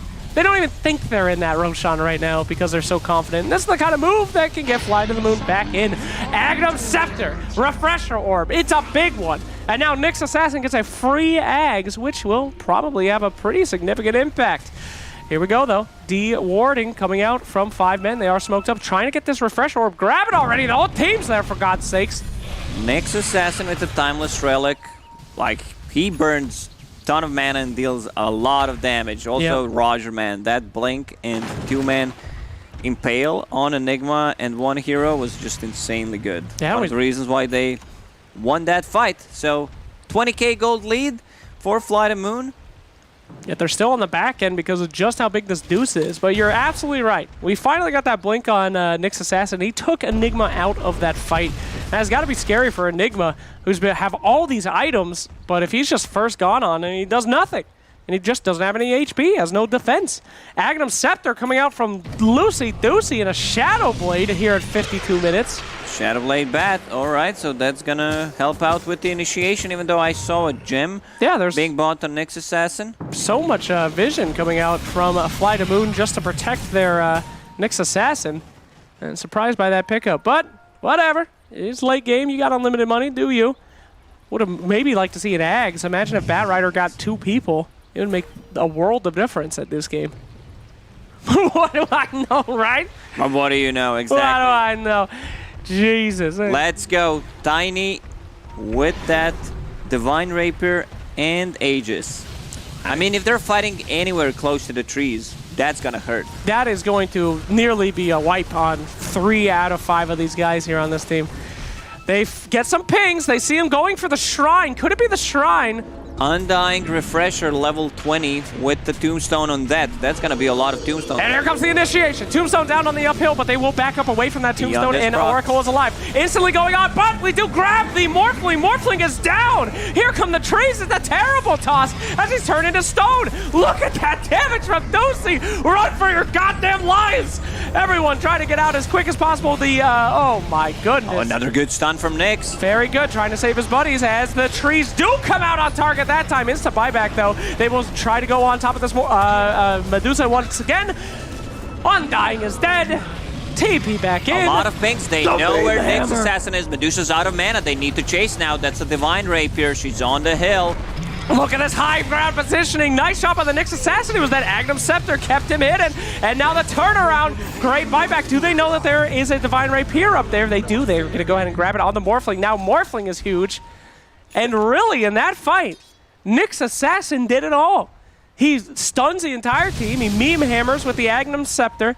This Roshan has been such a huge part of this game, Lacoste. They did not see him there. He was buried using a Meteor Hammer, burning the mana on Medusa multiple times. They had a good vision. I don't think they can defend this. All they have is Medusa, no buybacks. The BKB, the Black Hole, never used. The Refresher, never used. They just got that poor Enigma, and Ace sits here alone and in shambles, completely alone. Medusa, if she died here, that's game. That is no absolutely mana. game. Nyx Assassin just Bye-bye. completely dumpsters her in the late game. Wah, wah, wah, wah. GG is called. GG. My goodness. Darkseer has purple balls. After watching that Enigma, I have a colored balls of my own. Where were those black holes? Makes me very, very sad. It's hard, you know, they set up the vision in the previous anymore. fight with the Tombstone. He had the Refresher, he had the Tombstone on that. He also placed the Sentry Ward just to know that they don't have a vision in that area. Well, I have to say, but a hell of a match, though, from Fly to Moon and 5 men for our Game 1. It could have gone any way, and it is great to see that here in the Divine Division. That's what you're going to get. That's what we've seen from the finals. Lacoste, when we see more, you think... This is some entertaining Dota, you know. Love it. 2 Divine Rapiers on each, on one team, 1 Divine Rapier. What am I talking about? I'm losing my mind right now. Well, technically 2 at the end of the game. 2 in the end, yeah. So I love that Fly to Moon decided to man up in the end. You know, they had 20k gold lead and decided to end the game. And Tiny buying Divine Rapier, something that we usually don't see. Iceberg was on point. Absolutely. Well, thank you so much for your cast, and it appears that I am somehow have survived. We'll see if you guys can survive our wonderful panel.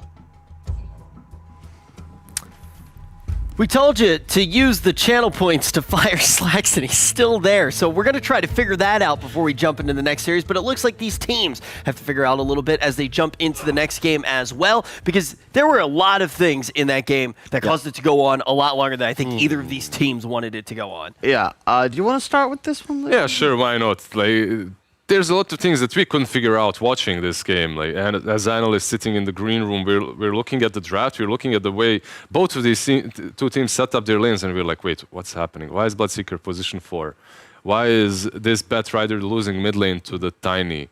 Why is there Enigma picked into a Nyx Assassin? Yeah, that was my exact thing. I was like, And let's go back Batrider. to the draft, because there are a lot of things in the draft as well that I knew caught your guys' eyes. The thing is, so going back to the whole cooking thing, right? 5 men in the draft. No, let's not do that. It's the only way I know how to explain things, Rich, is analogies. They had the makings of a good stew. And you know what they did? Who did? Sorry. 5 men. They had something good. And like, I don't know, they were making a pizza and they put mayo on it. From That's there... actually good. Okay, what... It's They 5 put in men too much making a garlic. pizza. I don't know. They did something that's on pizza, too. unrecoverable. This analogy is Don't dog take this shit. away from me, Rich. They put They dog picked food on the pizza. Nyx. Sure, that's pretty... Well, Would you like that, dog food? but it wasn't. The thing is, there are games where like Enigma's a great hero, Bat's a great hero. It's not dog food. It's something solid. You know, it could work. It's hot sauce, but they just good on put on pizza. way too much hot sauce to the point where it's unrecoverable. When you put too much hot sauce on something, it's too late Milk. now. They put milk on the pizza. That's ridiculous. Whatever. Why would you put milk on Exactly. Milk's great. You're Builds picking. strong bones. It's actually not true. It's not true. We yeah. talk about true. Nyx being this It's really propaganda. cool pick, and it's rare, Milk and it's niche, propaganda. and it's Nyx matchup propaganda. dependent, and they picked Enigma and Bat into Nyx. Like the two best heroes for Nyx to play against. It boggles my mind. Now, yeah, so that is the big question. How on earth does that decision get made? Like, what they did see happen? they see Nyx picked by Fly to Moon. They check if the stand-in is playing Shadow. Okay, it's not Roger. Roger gonna be playing Nyx. Sure, we can pick whatever. That's the thought. You think that's what actually did happen? No, but Like, but what do you think actually remember, did happen? Remember the 360 spin from Well, Roger to remember Impale? this. Like, go back all of the way to, I guess it was game number 2 of the last time that these guys went head-to-head 2 days ago. Fly to Moon just came out and just like ultimate BM against 5 men, right? It was Fly to Moon that Yeah, BM, right? it Yeah, was. because they won game 1 in a complete outdraft scenario. 5 men barely played Dota. Then you get into game 2 and they come out with the sprays. What do you think's going on between these two teams? Like, do you think that there is like a little bit of a back and forth? Maybe a little bit of beef, but just a lot of fun. I think they're just enjoying themselves, having fun in this series. You think that's what that is? I think there's a little bit of that. Everyone likes tip to draw stuff. It's cool. Some of these decision makings, again, going back, I got 4 little brothers, right? So let's pretend we're a Dota team. We're in the kitchen, we're making something. When you put Bloodseeker 4 position, that would be like me putting my youngest brother in charge of the grill, right? And he was 12. Like, you don't put a 12-year-old in charge of the grill. The same way you don't put Bloodseeker on 4 position. Make it off lane. Have Zibe play it. Misery can play Bunch Enigma. of 12-year-olds in charge of Slacks' career right now. Oh. Just voting in the Twitch chat. No, but on Go a serious note, fire. I remember one time I asked one of my brothers to preheat the oven, and he told the younger brother, because that's just how it goes in the Yeah, you hierarchy just- of brotherhood. of course. And it ended up Relegate. youngest brother started to preheat the oven, but he didn't check inside. So all of a sudden, he comes out and he's like, "Hey Kyle, there's a lot of fog in the kitchen." And I'm like, "What the hell are you talking about?" But then you get the spidey Kyle, sense I'm that starts stuck. tingling. And it's just like, oh shit, there might be a problem. I go in, there's just literally smoke billowing out of the oven because you didn't take the pizza boxes out of it. That was rough. You know Luckily, what? I knew, don't put water on a grease fire. I have an analogy here that might make sense. What? That goes to your cooking analogy. So when I was a child, my father was grilling outside. You remember those in the 90s, the charcoal grills, they were like kind of like a circle, and you took the whole lid off. It's charcoal grill. Yeah, just charcoal grill. Do we still use those? Yeah. I haven't We gone do. outside since they started. That's the only playing. grill we use. Explaining it won't help anybody. I legitimately have not gone outside since City of Heroes came out. Once that game came out, I literally never went outside again. All I've done is play video games my entire life. People could have flying cars right now, and I wouldn't know. That game came out in I think 2001, so I literally haven't been outside since. But when I was a young child, my father was he was using grilling. a charcoal Yes, grill. we got that. And I was going around on one of those big plastic bikes that you could do the ones that would let you do the. What's that called when you put You were at one a wheel up in the air? playground, you were sitting on... No, you can do the one wheel up, a wheelie. Wheelie, yeah. Yeah, it had 2 big wheels. A tricycle let you do a wheelie. I was doing wheelies and I was running around. I kept going to touch the grill. My dad said, "Don't touch that. It's hot." Yeah. And I kept going. He said, "Don't touch that. It's hot." One more time. Through times. He says, "Don't touch it. It's hot." And then 4th time, I go to touch it. He says, "Touch it. It's hot." And I touched it. Mom comes running out. Bob, what the heck Yeah. are you doing to my baby? He goes, "He learned what hot is today." Do you think that right now in the draft, they were just trying to learn what hot was? I mean, It's an amazing story, man. that actually... Trial and error. That's I have not touched anything even remotely shaped like a grill since the 90s. It's like, oh, not touching that one. Yeah. That's hot. Do you know how he taught me how to swim? 3 in the pool? I was in a raft. He was pulling me along in a raft in the ocean, and I was having fun. He's like, "You having fun? You having fun?" He goes, "Yeah, the ocean's great. The ocean's great." Flipped the raft, left me under. I'm drowning. It pulls me out of the water right before I die, and he goes, "The day you stop being afraid of the ocean is the day you die, son." Do you think maybe they stopped being afraid of the Knicks? I think they might have. I think they just didn't give it the respect it deserved. The hero obviously doesn't get played too often. Nyx is like the ocean. Respect it. In the right circumstances, it's obviously something that can get the work done. But Nyx got picked, and then they picked heroes that completely get countered by him. Okay, Batrider, obvious counter. Nyx Assassins, just Carapace, you can't Firefly away until you get BKB. Enigma, you need Blink Dagger and BKB before you're actually enabled.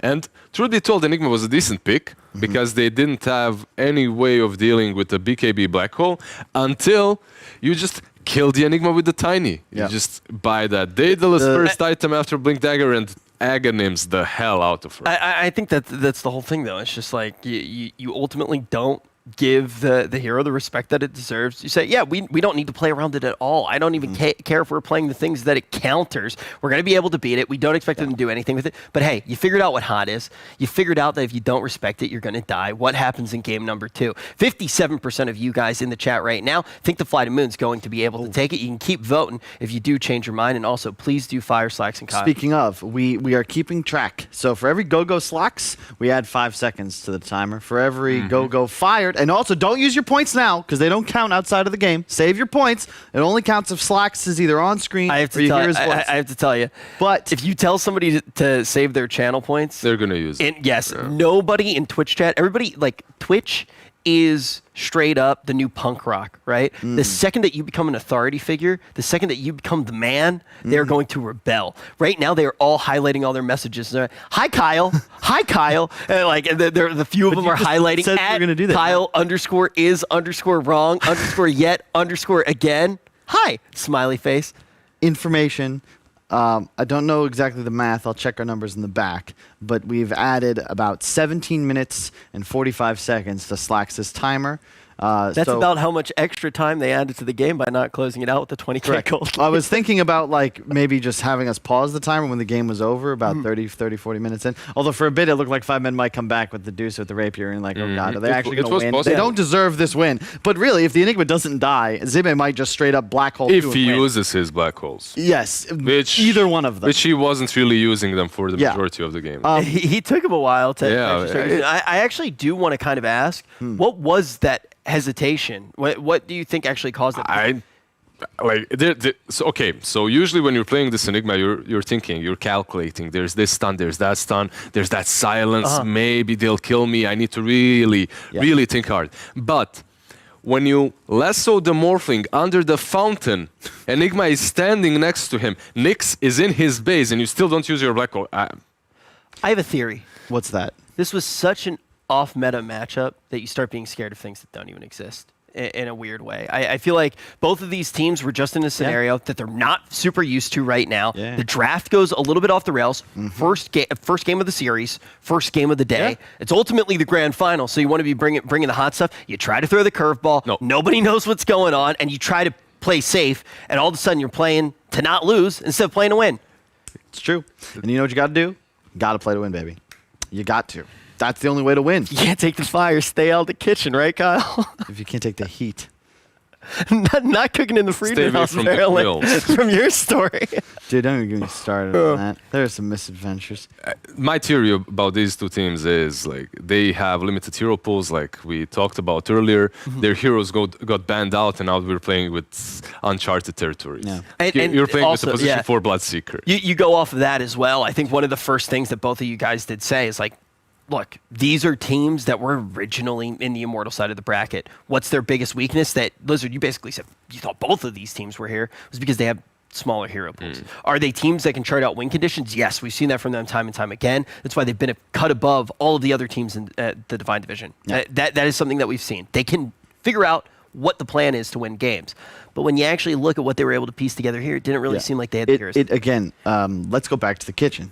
Let's go back to the kitchen, Kyle. I've decided I like this analogy. It's good. It's a lot better than when he starts talking about poetry that I can tell that he didn't read. I'm like the only nerd that actually reads on the panel, and the second that Kyle starts quotes, I'm like, oh my god, he read the Spark notes. He's on the panel right now, armchair intellectual. Look, a big part of it is because cooking is a lot about feeling, right? And that's the thing. All you guys at home, cooking's a lot easier than you think it is. You just got to give it a shot. It's all about feel. Your grandma's recipe, she doesn't measure it out meticulously. Nah, she's like,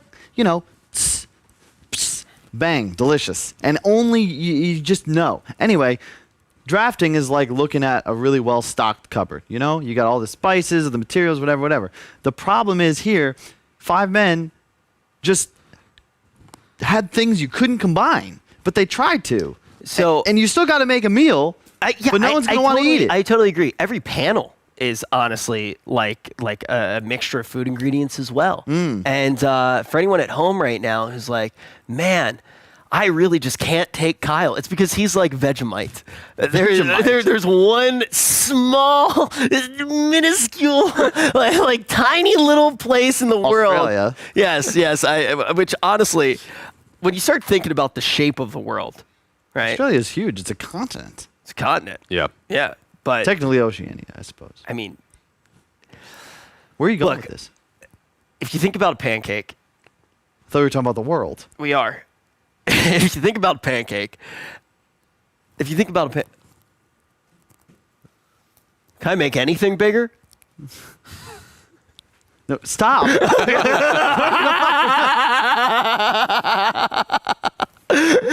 Does anything on the pancake really matter but the part that has the syrup on it? Yeah. Yeah. What do you mean? Okay, I won't continue with this analogy, but I would like to say that Kyle is the Vegemite of Dota. Could it at least be hummus? No, hummus. What's wrong with hummus? I think is hummus delicious. is universally great. Yeah. That's true. Yeah. I'm fine with being hummus. You know what you actually are? You are a falafel. Falafel. You're a falafel. Falafel's not bad. Falafel's great. I love falafel. Falafel's great, but if you have too much of it, your mouth like dries up and you choke to death. Okay. You're literally the falafel of Dota. You're great. We need you, but like you need to Like be two of surrounded it. by hummus. Yeah, I need exactly 2 of you. And this. Yeah, lizard This is is the a hum and hummus. a hum and a hummus, Yeah, if you know what I mean. the hum and hum. Dude, I'll take that. When you were talking about like lighting a fire in your kitchen, I literally in my head the first thing I thought of was lizard breaking down the door in a fireman outfit, just going, "Is there a fire here?" And the question is, there were a lot of fires in that last draft. Do you think Indeed. these teams are going to be able to go back to the drawing board and put them out? You talk about that limited hero pool. Do you think that we're in a situation where both of these teams have plenty of time to prep? This final in the Divine bracket is something that I think a lot of people probably predicted, including these teams. So if you're actually preparing and you can target against those limited hero pools, all of a sudden you can get the draft in a place where, hey, you can knock out a lot of those heroes. We might have another game that looks like game 1.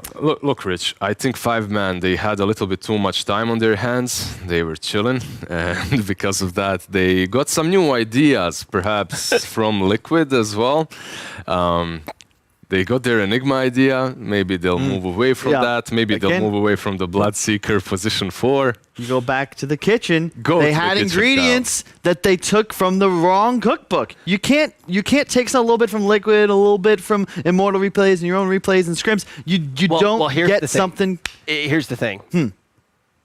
If you look at just the ingredients, but don't think about how they were prepared, you will not make the correct dish. Exactly. So if there is dissonance between the logic of why something was picked and what it can do in game, all of a sudden those win conditions that you're able to chart, you're not going to be able to chart them because you're going to look at something. It's like imagine if you took a whisk and used it as a spatula. It it's doesn't like work. whisk is fine. Dude. Whisk is great. There's a time for a whisk. It's also about the person using the tool, right?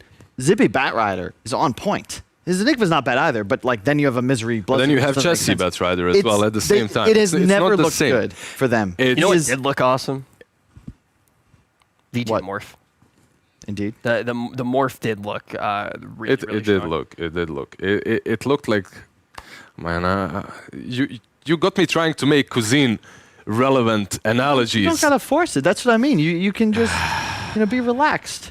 At the end of the day, and this is what I really want 5 men to realize, cooking is simple. It's just salt, a little bit of salt, a little bit of pepper, maybe some butter. Those are the essential ingredients. And 5 men, that's what they were missing. They need the Venge first pick. They need something to build around. You want to know what I learned from cooking? What are you doing?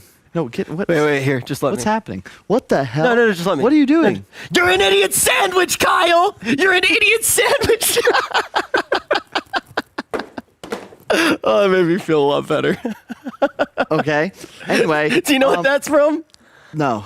Okay, that made sense that he was scared then. That's like one of the most popular How can you cooking not know references where of all that's from? time. He's talking about cooking. He doesn't even know what that's from. He never cooked in his life. That's the thing. yeah. Like he's You don't know what that's from? I'll show you backstage. It's like one of the most famous. Well, I was just really confused because production said don't move, and then all of a sudden you were picking up. They said sharp don't move objects. because they knew what I was doing very quickly, so they wanted you to stay in place to not ruin the camera shot. There's one way that we can fix this. Do you promise not to move? Okay. Wait, no, sit back. No, down. no. Promise not to move. And I'll just say I am an idiot sandwich. No. Please, Please don't touch me. please say I'm an idiot You're sandwich. breaking the personal space barrier. I feel very. I don't know. I know why this panel's gone on so long. because Isn't they there clearly supposed had to be go a back to game? the drawing board, so they're taking their time. I'm really upset that you didn't say that you were an idiot sandwich. I'm but not you asked me to Twitch sit chat. back I'm not down. just gonna do what you asked me to do. They no, would not. they would never do it. You They would are not- Twitch chat. They would not spam I right now. They're gonna do exactly that. No, they're not. You can't reverse psychology Twitch chat. That's not. What in the fuck? What do you mean you can't? You're an idiot sandwich. Production.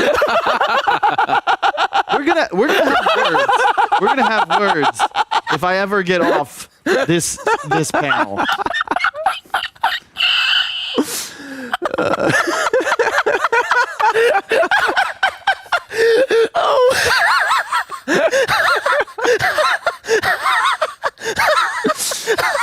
Okay, that's mean. Production, shame on yourself. You and Rich in At cahoots least I at least it could be like a grilled destroying cheese. my beautiful little falafel. Shame on you. Shame on you, Hold on, production. Shame on you, Rich. So what do you want to see these guys actually just play? pick Well, something okay, so we simple. saw what we wanted on the panel. Kyle's an idiot sandwich. But what do we want to see when we actually do get Now that Now that's more fair. is there you go. very accurate. and in the morning I'm making waffles. Okay, 5 men had Dragon. very complicated lineup text. You have weird thing. Enigma plus Undying, Bloodseeker off lane, Chessie on one of his less comfortable heroes as your sole playmaker, and a Medusa. You just can't do anything. So once they fall behind the laning phase, I don't know what you do. You have this tiny you can kill people on command. True. There's no natural playmaker, and V2 is just free farming on Morphling, but he's got a much more active ability.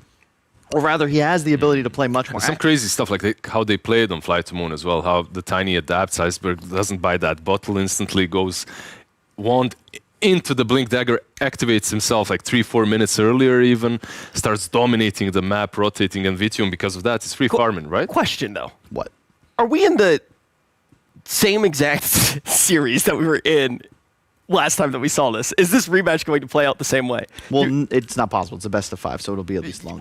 I understand that. But with what we saw with that first game kind of being like this Yep. massive, okay, you're not going to play Dota, then the second game, all of a sudden, we saw 5 men able to look fantastic. And then in by the third game, they were playing so well that it felt like Fly to Moon wasn't playing Dota. I'll be honest, between you and Slack's casting, I'm not sure I'm going to make it to Game 3. However, 5 men, if they'd like to make it further in the series, Why are you so mean? simple Dude, why are strategy. you so mean to everybody? Yeah, Everybody's so they're nice just to you very all the negative. time. What's happening, Kyle? 2 more days. Relax. 2 Kyle, more man. days. God, man, we were all just having fun. Just having a laugh. It's going to be a And whole you're talking about surviving. ocean, a large body of Yeah, water. You know what I actually legitimately hate, and it happens every single tournament. It just feels like the entire thing just like slipped away. Like it just never feels long enough. I genuinely like. We've been No, here this for one was definitely long enough, Rich. It really did not feel that long at all. Yeah. No, I mean maybe for you because you had to deal for everyone, but for me it didn't feel nearly long enough. Just like this panel, but sadly, all good things do come to an end. It's time to jump on over to the draft panel. Idiot sandwich.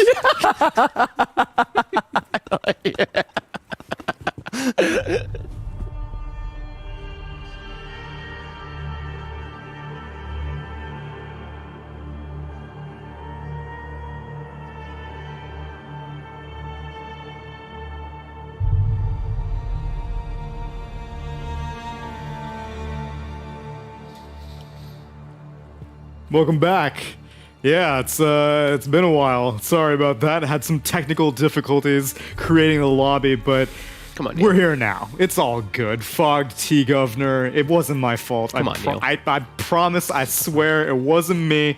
We're in the draft now. 5 men versus Fly to Moon. Oh my god. Wow, they lied to me. They said they just created the lobby. This looks like it's been quite a bit into the draft. Fogged. Oh, that's true. Let's go. That's true. 5 men. Let's see. Who are we looking at playing this Wind Ranger here, T-Gov? Tell me. Are they rich? No. Oh, They're in the God Divine, damn it. don't forget. Because I heard America's had a Wind Ranger pick. Snaking was not using it. That's Did he not right. use it? Wow. He did not use it. Oh my god. I think that they said something about like the particles, something was lagging thing, so they don't chose give a not shit. to. Who cares? We want to see it. I want to see it. Interesting from 5 men. Like you look at all the games that they've played so far across qualifiers, Immortal, Divine. They've kind of just thrown out their entire like playbook. Yeah. And they've come to this grand final and gone, well, we've got some new stuff to try.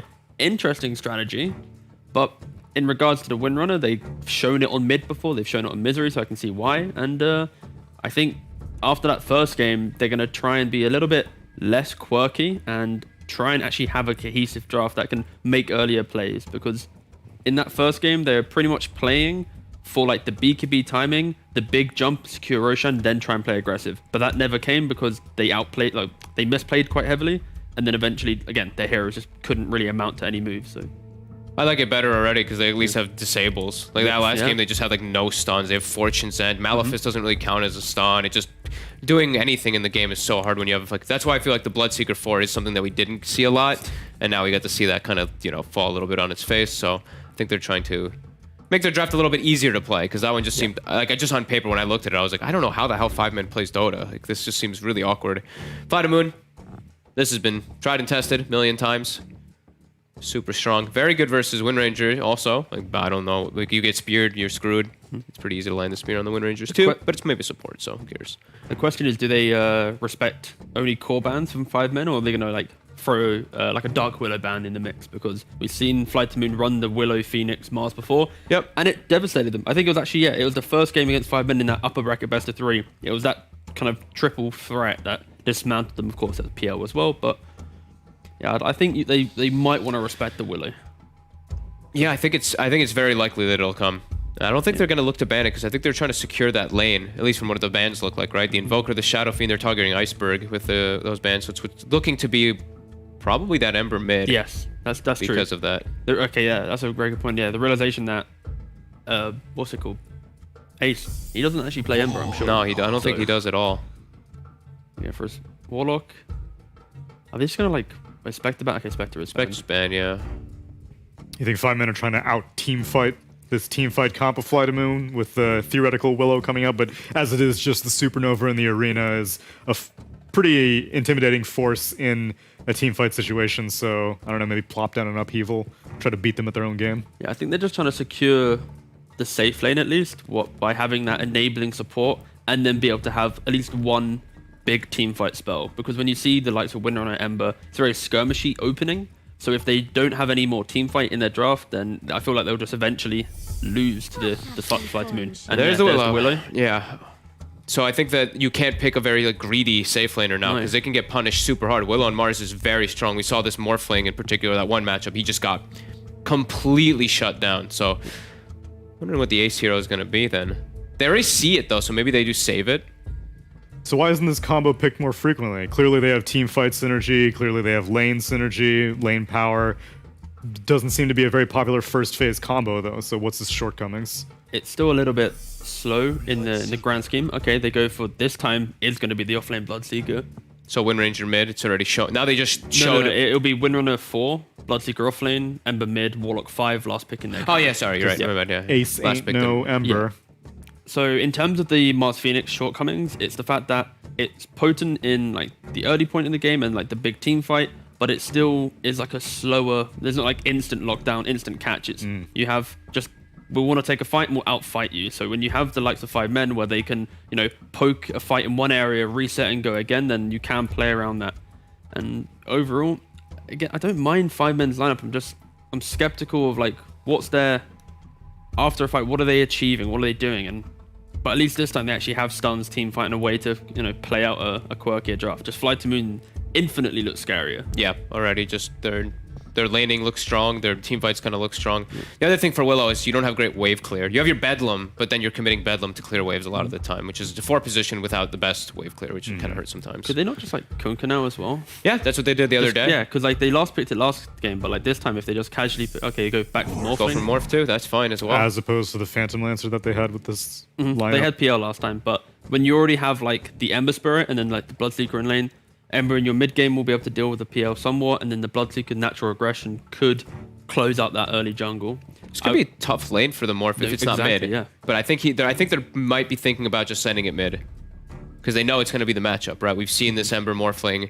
In some hands, it looks like the Ember does decent, but when Nisha's playing the Morph, he smashes those Embers. So see how this one actually does end up being, if they do choose to do that. Although, do you think it would still be V-Tune playing the Morphling, or would they give it to Iceberg?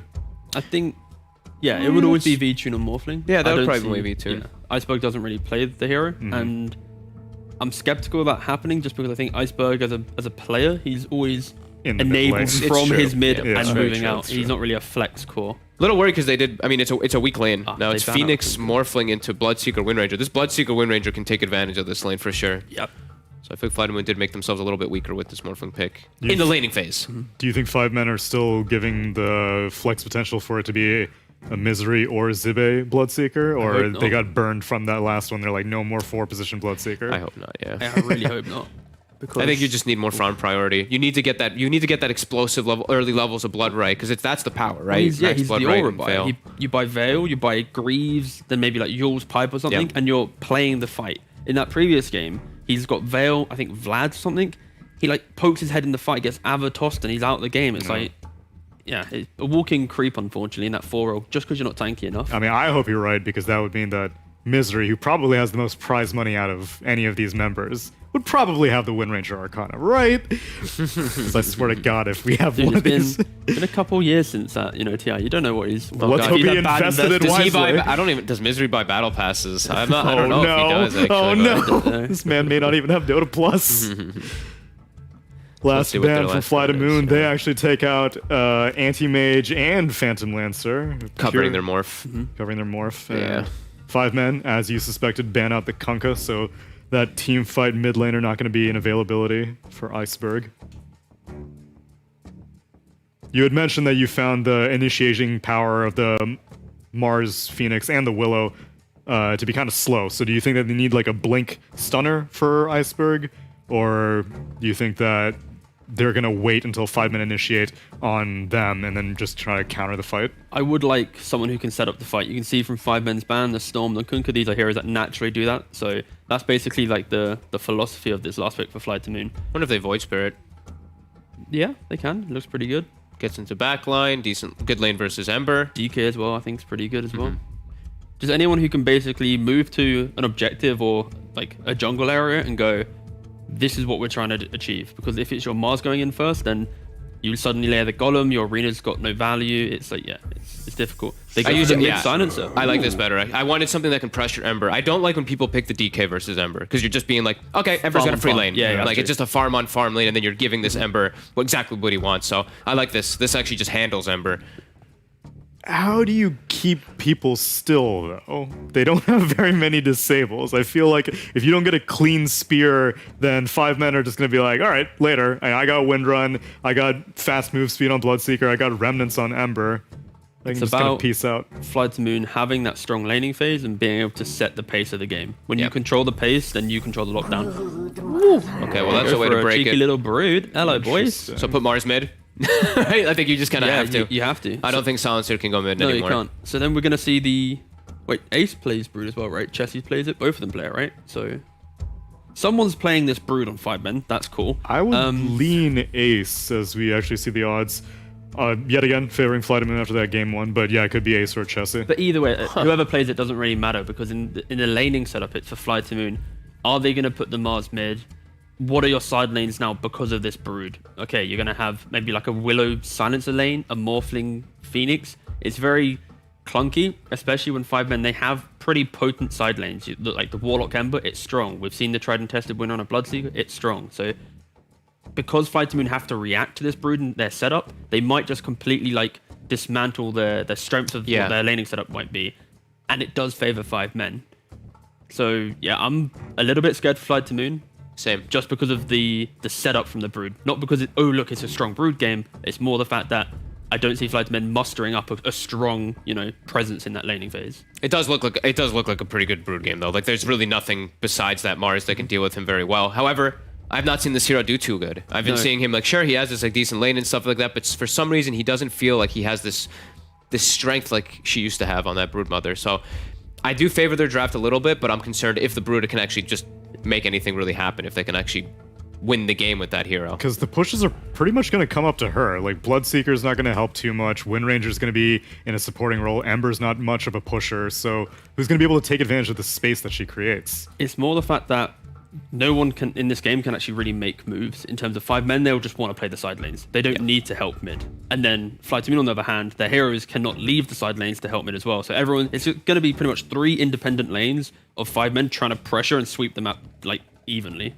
And then eventually it'll just be a collapse. 5 men have also played the Brood once before against Nigma, and they did kind of convert that win. So they have kind of got a little bit of experience with it. And I think I'm favoring 5 men. A much nicer looking draft than that first game. A lot less greed, and a way to actually exit laning phase with a forward plan and not just waiting for some insanely late timing and then, we got the game back in our hands. Hopefully they can win some team fights though, right? Because I'm seeing Willow, Mars, Phoenix. It is some They got their big work team cut out fights. for So them, that's for sure, especially against the Silencer. Well, rev up those channel points, boys and girls, because we're sending over to Slacks for game number 2. And Lacoste, you piece of shit. Ladies and gentlemen, welcome to game 2. Lacoste, the Moody Broody comes out. What do you think about that Brood Mother? You think it's good? Yeah, it's definitely good here. They need to adjust the lanes, as Panel was talking about. They need to put Mars in the mid. None of the other heroes can go to the mid lane. What am I, Raven? The power of Lacoste. Do the hand thing. What is the hand thing? I don't know. Electricity hand. It worked. Oh my God! He's ascended to godhood. Well, you sure do carry this cast like a god, Lacoste, I must say. Very excited to get here again with your godly powers. But tell me, do we have to save Outworld and the Netherrealm? The Netherrealm. Right. Do we have a Netherrealm in Dota? No. Who's from Netherrealm? Nobody. Nobody? It's Mortal Kombat lore. It's a very strange... I just played a game, a long time ago. Don't remember that. I actually tried playing Mortal Kombat 7 or 8, I believe it was. Man, it's just a shitty game. It really is. Look, gosh, you can't say stuff like that. There's plenty of fans out there that are super hyped now that you've become Raiden. Do you know any Raiden lines? Not really. I can't remember the one that he does when he leaps into people and like, oh! I loved playing Scorpion. That was the thing. Get over! Yep. Get over here. Yeah, that's very much you. Much like when we have to cast and I'm upstairs eating Oreos, sleeping, and he's like, get over here! It's cast time, he says, angrily. Yeah, so back to the game. I feel like, Silencer was a good pick. They just needed to adjust the lanes. Yeah. So, not sure how much Silencer is going to do in this type of a game. He's top pick NA. First pick NA. Well, that explains it. He's good. We saw Silencer win the other day. All right, cast the Zeus Ultimate, please, and we will be transported. Wow! Holy shit! Real thunder came out after that. And welcome to the game. Yeah, real thunder after I ate some Mexican food yesterday came out, Fantastic. Our beautiful camera here flying yet again in this beautiful game. Oh, and no, we actually have to watch Dota now. What a shame as we make... Watch out, that's a tree! As we make it into game 2. Looking at the team fight that Fly the Moon has, Phoenix, Mars, Dark Willow, Silencer, Ulti. Yeah? It's much, much stronger than what Fly the Moon had. Hold up. And holding up. Do we have the Windranger Arcana? I must see it. Is it there? Or is it standard Windranger? We'll find out soon. Continue your thought. Mars, continue. Just That's not Windranger. I know the Arcana breaks it a little bit. But, boo! why did they even pick this hero? I don't know. much like everyone in your pubs here today, I thought it would be a Wind Ranger insta-lock just to see the Arcana. How pathetic is that to insta-lock Wind Ranger without Arcana? What are you, just some fanboy? Very disappointed in you, Misery. -5 points for House, whatever your name is. Yeah, -5 points for Misery, plus 5 minutes on the timer. 55 right now. I think you're just going to be casting the whole day, Slag. I hope not. It is. It does have a relation. I think they said 5 seconds per vote. So that is not great. Anyway, Lakosh, you were saying Team Fight is pretty much invincible for Fly to Moon? Yeah, I don't see them, you know, getting a BKB early on to dispel this global silence. Iceberg. Iceberg going really That's a lot here. of damage. I mean, it's a lot, but a little bit of a turnaround. Luckily for him, Roger seems like he has no fear at all. Silencer, of course, with the pyramid headset. It looks cool when you're looking at him head down, but with that said, he looks like he's... Like a Raiden, yeah. Yep, he looks like he's coming at you at Silent Hill, so be careful there.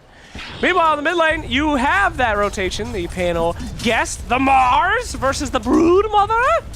Last Broodmother we saw real whack in this tournament. This one maybe a little bit better. Chessie, of course, lots of experience there.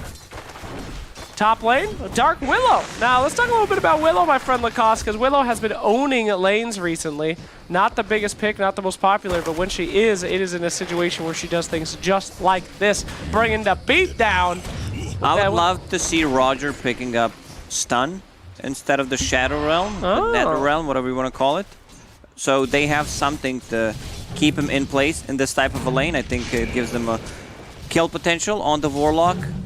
Ember Spirit can dodge it with Sleight of Fist, so not that great, but... Here we are. This is something that their lineup lacks. They lack lockdown. It's going to be very hard for them to take the fight when Arena is not used or there's a spear on the tree. Now, we've heard it from the panel before. So essential to put that major pressure on the Morphling before we hit level 3. And as you see from this Wind Ranger and Bloodseeker lane down bot, they did put a lot of pressure on them. Could be a little bit of a less enjoyable game for that free farming Morph last time. It's much better lineup from 5 men in this game, where they have Bloodseeker playing position 3, so he's gonna get the items. He's not just gonna be the Blood Rage. And they got level 2, I believe, before them. Oh my god! That was a glitch! That was a glitch! She was not actually meant to die. We did not miss it. It was a glitch. The Willow somehow activated Bloodstone's old passive and died. So not on us. Sorry, Valve. Great game. Meanwhile, in the bottom lane, still a lot of pressure here. And in mid, who's winning this mid lane? 23-2? That's pretty good. That's pretty good. I mean, those are spiders as well. I don't think Chessie should be feeding up the spiders. Just, you know, get them up, farm the jungle and the lane. Oh, he's gonna get the solo kill on him, General. Nani? Solo kill on Broodmother as a Mars? Gracious me, oh my. I don't know Dota, but that probably shouldn't happen. It definitely should not. I mean, Mars is a damn nice laner. There we go. Oh, Willow. That was a replay. That was first blood. Don't worry, we got it covered, boys. So she just TP'd and died once again. This is something that the better teams are abusing as mechanic in the lane, you know, where you get the level 2 first, you outpush the lane fast enough. So Shadow Realm is picked up. Whenever I see Silencer, he's one of my most played heroes, and he's not getting any early Oh, he's about to get an early kill right here. Alright, Boom. +2, +2. Quiet. What were you saying, Lacoste? I was saying that I get mad, you know, when I see Silencer being in none of the kills 10 minutes in, but, you know, Roger's job is to create chaos, die, so Silencer can get the intelligence. Absolutely. Nice. Like, you want to take that trade. Nice dodging through the brambles there. These are pro players, of course. Not going to be trapped in any old bramble. Meanwhile, in bottom lane, barely escaping that Morphling. And Phoenix actually going hard in here. Phoenix Big is dead amount if of he doesn't damage. have dive. He does. Woo! He does have dive, burning out that Wind Ranger and going now on the Bloodseeker. Now, that is the weakness of this lane. What you won't see from Team Secret, as we see another, you know, courier kill in the middle. is, you know, Secret will never let you get damage on the Bloodseeker or the Wind Ranger. They're just going to attack you when the time is right. You overstay your welcome on that lane. Two very squishy heroes that could turn against you. So I was trying to figure out how Team Secret plays and how they're so good. So just don't get the damage in the laning stage and put out the damage on the enemy heroes. That's Makes sense. Yeah, I'm not sure how did I not see it before. I know, so many pro teams, they don't realize that getting damage kill hero. In between the brambles. Very good. Look at that dodging. That does deserve a tip here. Roger gonna take some hits. Oh, No one got the last hit. It was the creeps. pathetic. So this top lane not going too well for Fly the Moon. They're running very low on regen. Low on mana, Silencer constantly spamming it. Ooh, that's not gonna connect. Now they can try to turn. Yeah, very good attempt here by 5 men, but Phoenix did it absolutely perfectly. So well done. They will lose the runes, however, which are the key to victory. So can you even say it's a win? Meanwhile, Mars rotating on their rune themselves, hoping to catch a Wind Ranger out of position. Not gonna happen here today. And we will see. Now, Broodmother, 56 last hits. 28, that's exactly the double. My God, of course, those are spiders, as you said. Pretty great lane for a Mars, honestly. Just a nice little shield crash and take up all those spideys. Ooh, little babies almost got shook right there. He knows where he's farming. Look out, babies! Oh my God. Broodmother, you have got to take more control of those babies. Meanwhile, Fly going in, always want to fly, got to fly out of there if he wants to live misery in trouble. Morphling, this is what you don't want from your Wind Ranger Bloodseeker lane. You don't want to die. Always on a fly. People, you know, like to make fun of him because he has a lot of deaths, but throughout this tournament, I think he had an amazing games. Last game as Undying, just securing the lane for his morph. Now he's doing the same, and I feel like Phoenix is one of his best heroes. First item Soul Ring up on that Mars. Only the most intelligent players will do this. As we just see those babies go down. What are you doing, Chessie? 71 CS against 34. I'm not sure if Chessie realizes that these spiderlings give gold. Somebody called Child Protective Services. This guy does not give a shit, and we have video evidence. Why is Broodmother still in the game? Fund this program, for God's sakes, it's horrifying. Oh, what is this? What? Morphling, Yule Scepter queued up. What? What up? I mean, we saw Abyssal Blade on Morph in the last game. That's an insta report for me just by having it queued up. You don't even if it's a joke. We need that Morphling to do some damage here. What's a Yule's gonna do here, pal? All right, well, whatever.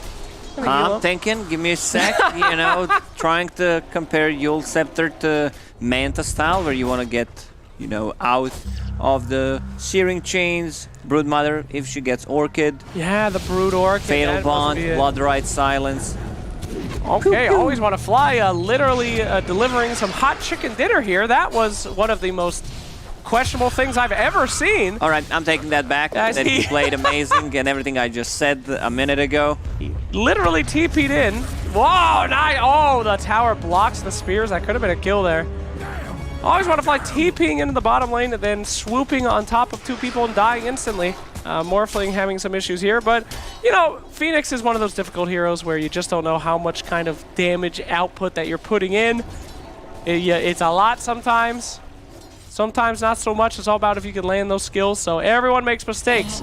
Meanwhile, these poor forgotten children now trying to go with their very negligent mother off to run away and start lives of their own, as many have before. 46 minutes left until Not a you're good cast, fired. apparently. Getting a lot of downvotes in the chat here. Very concerning. I suppose many forgotten children here in the Twitch chat, they don't like those references as we continue. Silencer, though, 2, buddy. Remember that? +2, I mean, that's fine. I don't think they're going to kill Ember Spirit with their heroes. Nice. Maybe going to go on to this Bloodseeker here. Good turnaround there. And he's going to run away. Great body blocks from Always Want to Fly. And what do you know, buddy? That's a lot of burn. I think he's donezo. Woo! See? Moments of confusion, but moments of greatness. I'm going back to what I said There about Always you Want to go. Fly. you know, being extremely good on Phoenix. Maybe it was just Vtune who did not follow up his commands in the lane. Yeah, what an idiot. I'm sure he's getting flamed right now in all chat. Betting the odds still together. Looking like they are in Flight of Moon's favor. Of course, the favorites of this series. As we see the babies now being taken more taken care of there, which is what we want to see. Good root! Oh my god, that damage there. Pylon Die absolutely obliterated. Meanwhile, gonna go and dive the tower a little bit now. Level 7 on Ace. Ace thinking about even turning it around. He is taking those tower hits a little bit, and that's the thing with Silencer. You just run at Silencer. If you run at him, you can't do anything. Meanwhile, in the bottom lane, same kind of aggression coming out. Do pick up a Phoenix. So it looks like 5 men have evened it out. 6, 6, 10 here. Minutes, of course.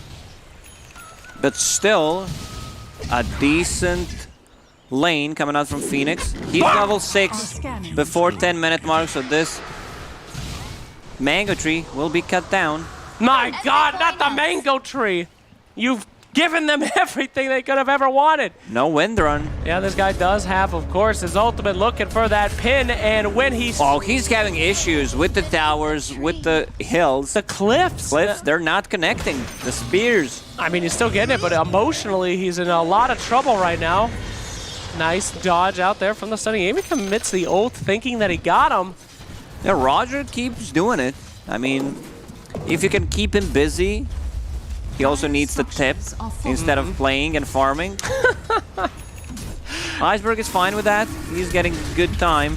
What in Alright, the... another good I don't even know what spear. he's pinned there to, but Broodmother gonna chase in. And the rest of the team there, of course, to help out their Mars. Mars gets a Blanky Dagger. They're gonna have some serious problems on this team. That's really all they need is some initiation. And he is streamlining towards that sucker. We'll see if Broodmother can make any kind of impact before that Blinky Dinky is up and running. Full Diffusal Blade on Broodmother. Now she can start playing more aggressively, trying to get the pickoffs. I mean, she doesn't really have the target. Mars doesn't care too much, especially if she goes with the spider, the spear, the second ability, whatever the name is. Shadow Realm coming out from Dark Willow. Phoenix can dive out. So not the, the best lockdown. Warlock is level 6. I just feel like whenever they start taking fights with Mars Blink, it's just gonna be Fly to Moon. Absolutely. The young babies now becoming young adults, moving out, getting stronger, not dying to one spear anymore.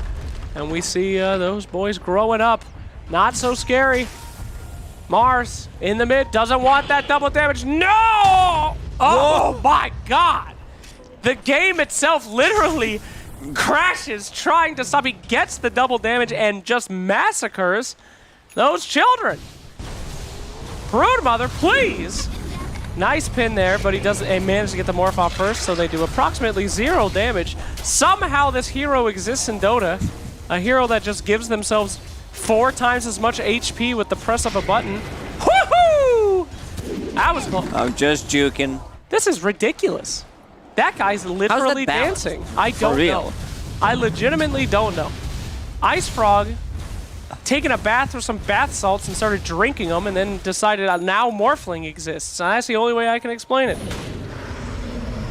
Okay, they are literally dancing and disco balling in the mid lane. Very rude, as we've seen from Fly to Moon in their second series before. This could bite them in the ass as it did last time they faced off. Here we go.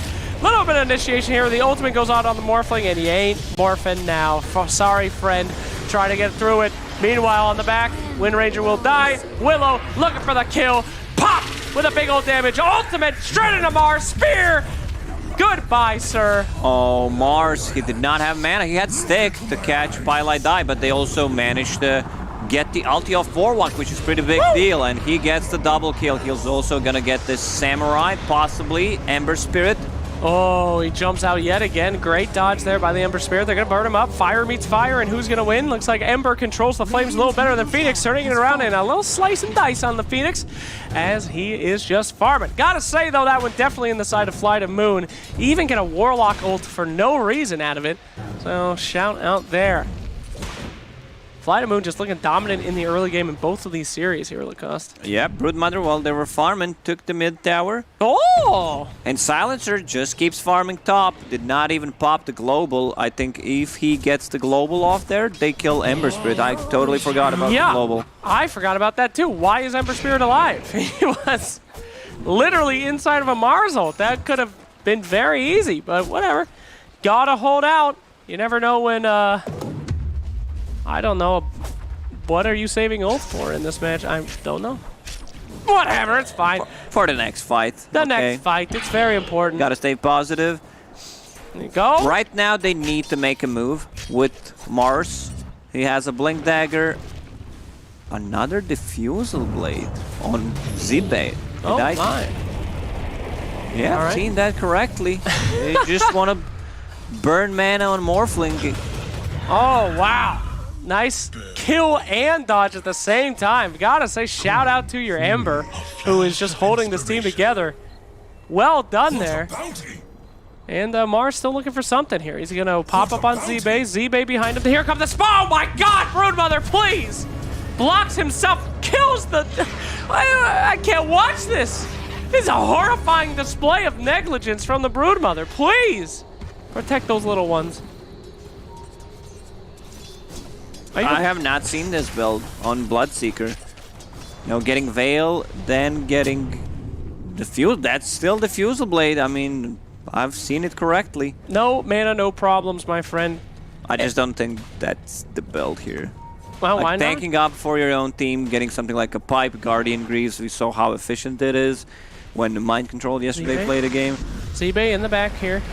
Got eyes on Roger, looking to stun him up. He has an easy way out of that, though. Ace trying to catch. TP is out. TP is done. Tower is pushed. But obviously, though, they have this big thought that taking away their mana does help them out a lot in this game. I mean, no one likes to play against mana burn. Sure. You can always say no one wants to play against stun, against silence. Maybe there's like a combo. Diffusal Blade into Bloodright. Wow. I mean, there's other stuff, though. You got, You can get Road of Atos. Sure. No. Ultimate coming out in the mid lane. Nice. The combo that we've been dreaming of, the Willow Mars, but interrupted by your Warlock. Turnaround now as they're linked up. They're gonna be able to take out the Broodmother. All the babies still alive, though, as they initiate on top of that Mars again. Mars taken out as well. Turnaround on Ace. Ace going back. Egg is out. Babies are down. And it is Morphling show now. Gonna try to pick up that support while he can and then get the hell out of there. Does get a double kill on that Morphling, but meanwhile, with that popped egg, Mr. Phoenix looking okay.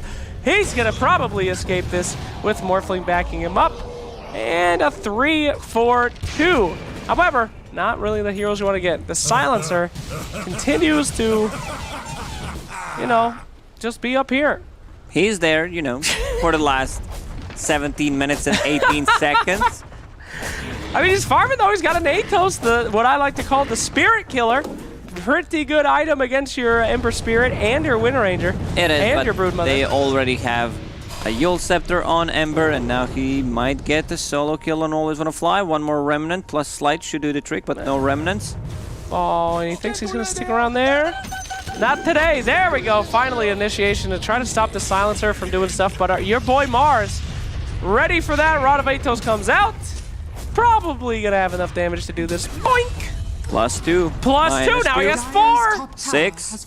6? 6, yeah. Pretty big.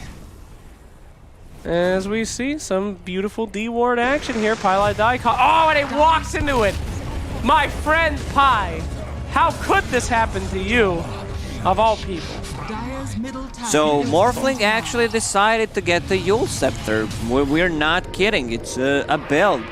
And we also see Bloodseeker with the Diffusal Blade. What is going on in this game? Maybe we have some kind of... well, here we go. Roger in some trouble here. Easy pickup. Spider babies are feared, but they will be okay. You know, unique builds are what make Dota, baby. What the hell is this? He's stuck on a high ground. That's 500 gold for Always Wanna Fly. Now he's level 12 on Phoenix 19 minutes in. This is just insane. Like, he's gonna have Heaven's Halberd. Always Wanna Fly have an extremely good game. Production, don't show us a replay. I never know. I would never want to know how that happened. Just leave it at that. Yeah, please don't show Please don't it. show Chat us does how not want to this see that one. Big boy Philly coming out here for Philosopher's Stone backup. Money in the game as we see a little initiation by your boys down at the bottom. The classic combo, the secret. There it is. Well done. Whew. So, Diffusal Blade finished on Zibay. Why not? He wants to try some kind of a different build, you know, since maybe there's a Broodmother in the team and she will fall off eventually, you know. She's on top of network chart, dies a couple of times, a lot of gold for the enemy team. Yep. Oh, So he wants to carry from the offlane. I'll take it. You know what? Carry while you can. On Ultimate here being used against Iceberg again, you just go on top of that silencer and you're probably going to kill him. No defensive capability right now. He's Global. gonna use a silence. He will use a silence and kills him with it. Hell yeah. Well done from the silencer. This guy knows what he's doing. Another missed spear from the Mars, but shouldn't be too big of a deal. Everybody's in position here. Gonna be ulted up. Goodbye, Z-Bay. I must say, a good day. Bye-bye. So, I mean, this is not that bad of a build on Morphling. It's much cheaper than Manta style, so it comes online faster, and then you have a Dispel against the Diffusal Blades, against the Silence from Bloodrite. 1, 2, 3, 4, 5, 6, 7, 8. You got Get it. it. But that's a BKB, and he will probably die if he gets speared. What the hell? Broodmother's having a seizure attack. Literally having a stroke, seeing her life about to end, and she can't take it. One of the most graphic and horrifying things I've ever seen in my career as a Tier 1 caster. I think as what Well, Tier 1 caster. I'm I doing mean, a you finals. would not be here. Yeah, exactly. So, in my short career of one game as a Tier 1 caster, absolutely terrifying. So the thing about Phoenix is, you see him, you think, yeah, this is a hero that we need to kill because he does Nope. so many things. And when you do the math, you just kill the position 5 Phoenix. You're trading your Ember Spirits, you're trading your Broodmothers for Phoenix, and always want to fly. You know, he's gladly gonna die for that one. Sure. E-Blade comes out. The shotgun is ready. Chick, chick, boom. We will see how much death it will deal. Have you ever... oh, go ahead. No, now that I'm thinking about the Yule Scepter, Yeah. people in chat probably laughing. Same thing we did when we first saw it, but it dispels the Wind Run. Yes. It's great against Wind Ranger, Yeah. so great against Ember Spirits, Yeah. Chain, Bloodrite, Fatal Bonds, you name it. It's really good. It comes online faster than the Mantis style. It's a And, safe build. against the Diffusal Blade, you know, your mana's gonna get burned. This is some mana sustain as well. Sure. All right, Silencer going to get gone on here with 0 defensive capability. He And will 0 gold. he will turn What his he's back. gonna lose. You know, he just bought a BKB, so he's fine. What's this guy doing here? Nice Yule Scepter, as we talked about, trying to get out as soon as he can. Morphs himself up, and the turnaround Mars on the back line, hitting up Misery, but trying really to save his Morphling. It doesn't really matter. Nobody does against this Wind Ranger. And we will see that egg popped. Wind Ranger will be your pickup there. Always want to fly now in some serious trouble. Gonna be silenced up, gonna be killed. Oh! Very close. Forgot that he, of course, did have that. Even Mars has the Yule Scepter. Okay. All right, Yule's Everyone, gaming. just get the Yule Scepter. Was there a patch? There was not a patch, but I'm getting flashbacks. MTW, if I remember correctly, Cinderan playing on a LAN, winning that one. I believe it was in Sweden or Germany, and they had 4 or 5 Yule Scepters. As we've seen from Cinderan's career, potentially not the right choice, or you'll be trapped on a podcast with Suns fan as your biggest achievement. They don't get to play Dota. Just cycle 5 Yule Scepters and perma-disable people. That's true. Imagine getting ganked by 5 dudes with the Yules.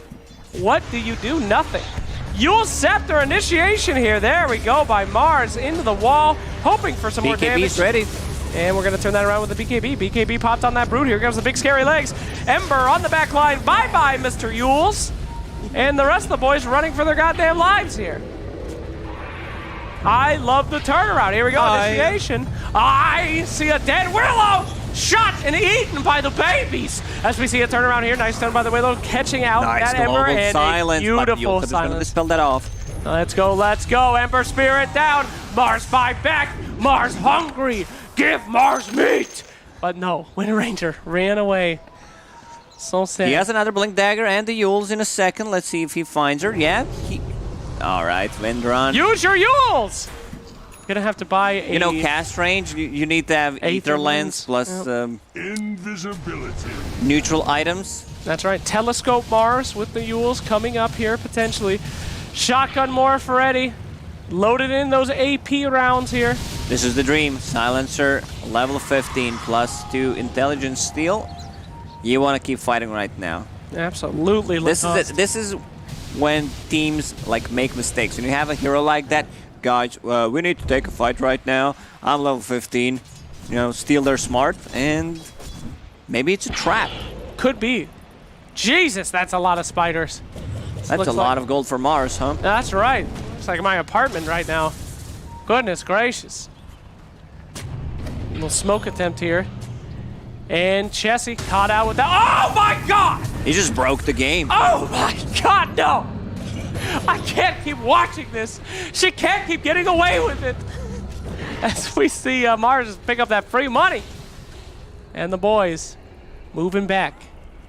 Are you afraid of any animals? Do you have any phobias? The arachnophobia? Dolphins? Yeah, I have Dolphins? dolphin phobia. What's the Greek name for the dolphin? Like you just say the name in Greek and then add phobia. That's how it works. Flipophobia, I think they call it. Very, very terrifying. You wake up in your bed in a nightmare, your bed is in the middle of the ocean, and then you just hear the squeaking and the swirling. Yeah. You're actually not afraid of the spider. You know, you're afraid not when you see him, but when you don't see him. Like he was there in your room and then you don't see him. That's the biggest fear. Nah, I'm not afraid of spiders. I woke up one time with a spider in my mouth. Neither am I. I'm a manly man. I have plenty of fears. But spiders, who gives a shit? So beautiful. They're so small. Oh my god, killing spree. Click, click, boom. Goodbye, Ember Spirit. This Ember Spirit has had some of the most unique deaths I've seen. Surprised Flight of Moon is not tipping Ace more.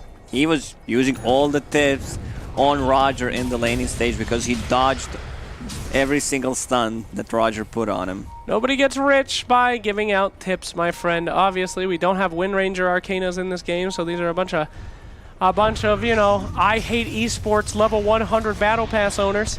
Can't be trying to help them out. Meanwhile, Ultimate comes out by the Mars. She is literally killing them on purpose, shoving them into the wall to be speared. That's fine for Flight of Moon. 1 BKB second less on that Broodmother. Let's see the kill. There we go. That's why it's such a good setup. He timed it perfectly. No time to dodge. Okay, with real the talk. slide. So they have 1, 2, 3 Yule Scepters on this team. Real talk, that's pretty hype. I have actually not seen the Yule Scepter into Spear before on Mars. That's pretty sweet. Zai played it the other day. He Yeah. kind of played position 3, more of a 4-ish. Oh, nice ultimate there by the Warlock with the BKB. Instantly pops. Here comes the Phoenix to ward them off.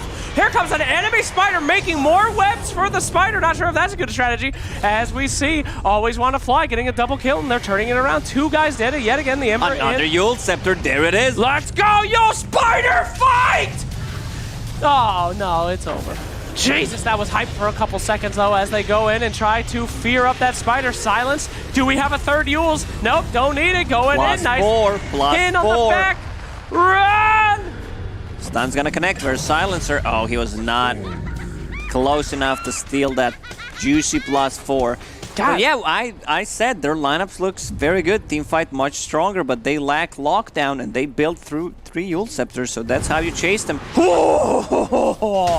You know, when you can dispel just one guy, if it's a 5-man Fatal Bond, that's a lot of damage. It's true. Just removed. Well, sir, I must admit, quite the team fight. Morphling still on the top, and it looks like Fly to Moon. Last time, I did not agree with you when you said they were in complete domination. Looking pretty dominating this time, my friend. Yep, no doubt about it. And now they're knocking on your tier 2 tower. Wind Ranger's not having a game. You know, easy dispel. He wanted to get Spirit Vessel, Yeah. but then decided to go, you know, for MKB. Maybe we're gonna lack some damage. Oh, but which one is the real Warlock? Okay, by the way, Misery died. That's a solo kill. Oh. This is something that Dark Willow does extremely well. Yep, Enchanted Quiver. that is a great item. It's a great item on Wind Ranger, especially if you get like an MKB, but you also need a defensive item. Yep. Man, Scotty. this Diffusal Blade on Bloodseeker. Yep. We've seen 3 Yule Scepters on Fly the Moon. All the heroes that usually don't buy them. At least 2 of those. But this Diffusal Blade's literally not doing anything. You don't know that, bruh. You don't know that. We just haven't had a chance to hit anyone with it, or slow anyone, or use its own. Back in my days, you know, it was a purge, so you can purge stuff off. You can solo kill with 1 click Golem from Warlock. You just click on it and it dies. That's true. That was the classic counter. Diffusal 2 versus Warlock. Oh yeah, you could also upgrade from Diffusal 1 to Diffusal 2. I wonder why they got rid of that system. You know, where's that Rapier 2? Rapier, that's a good. What would it give?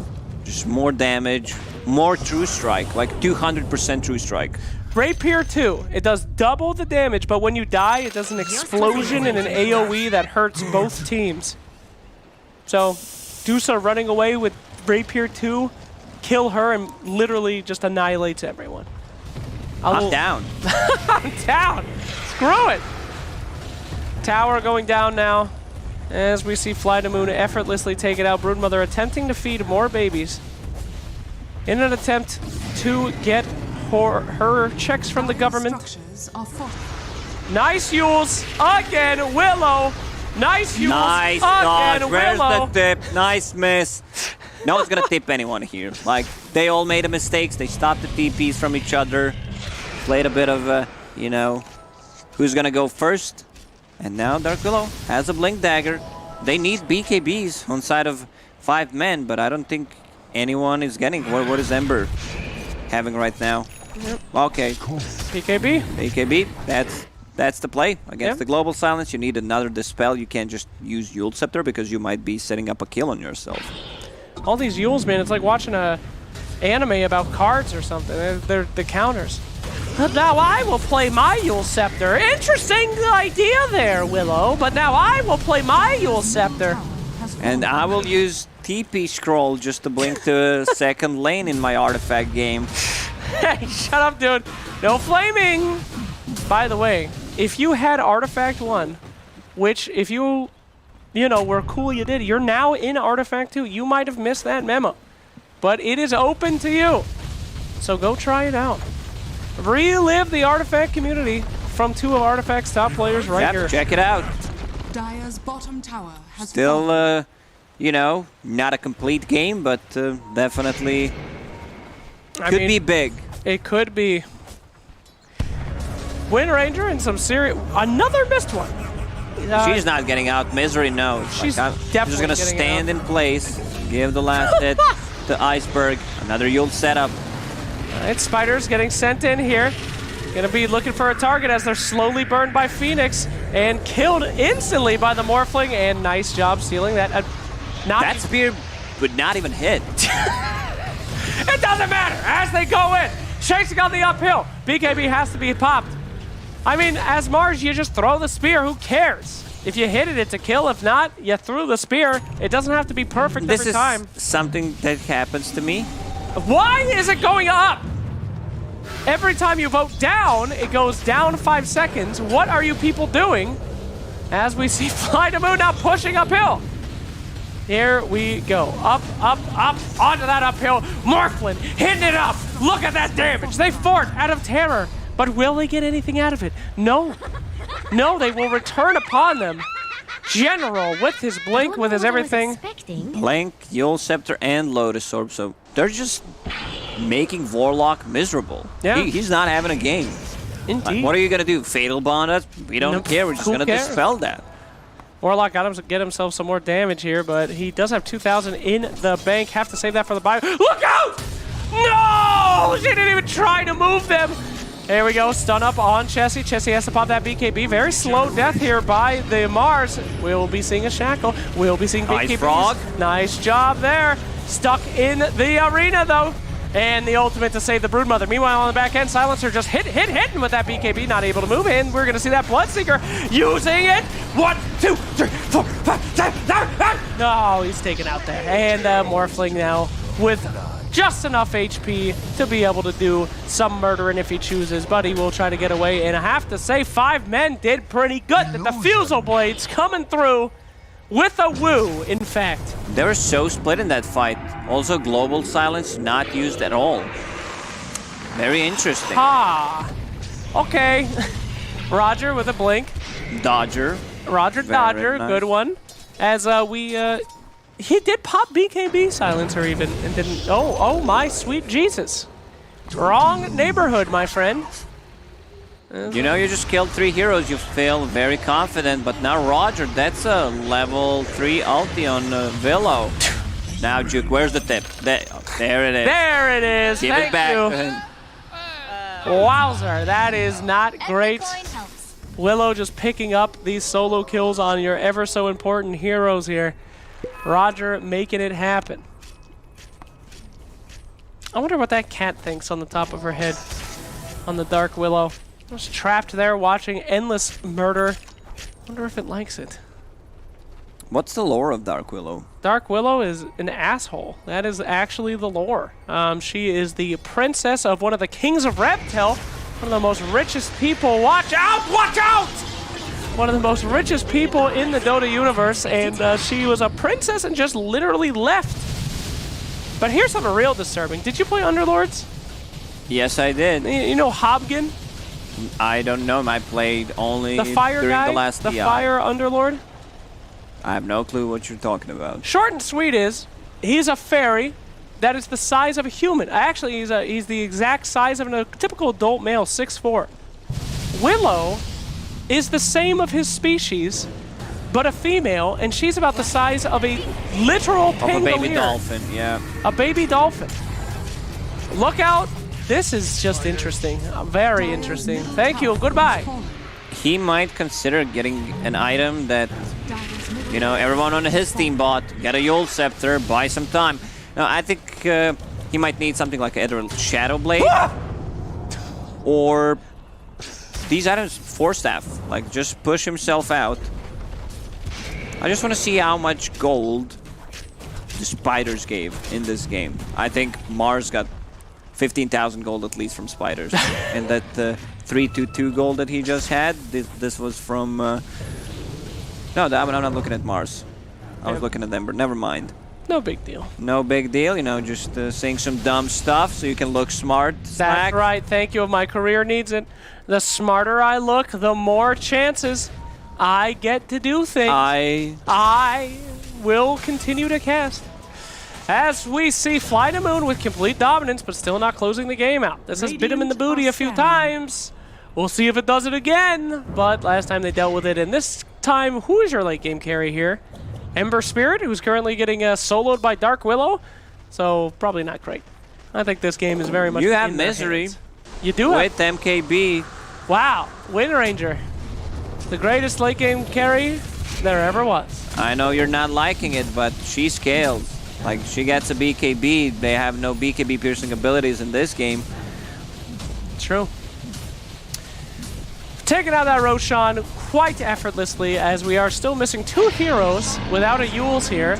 Would like to see the classic 5 Yules gamers.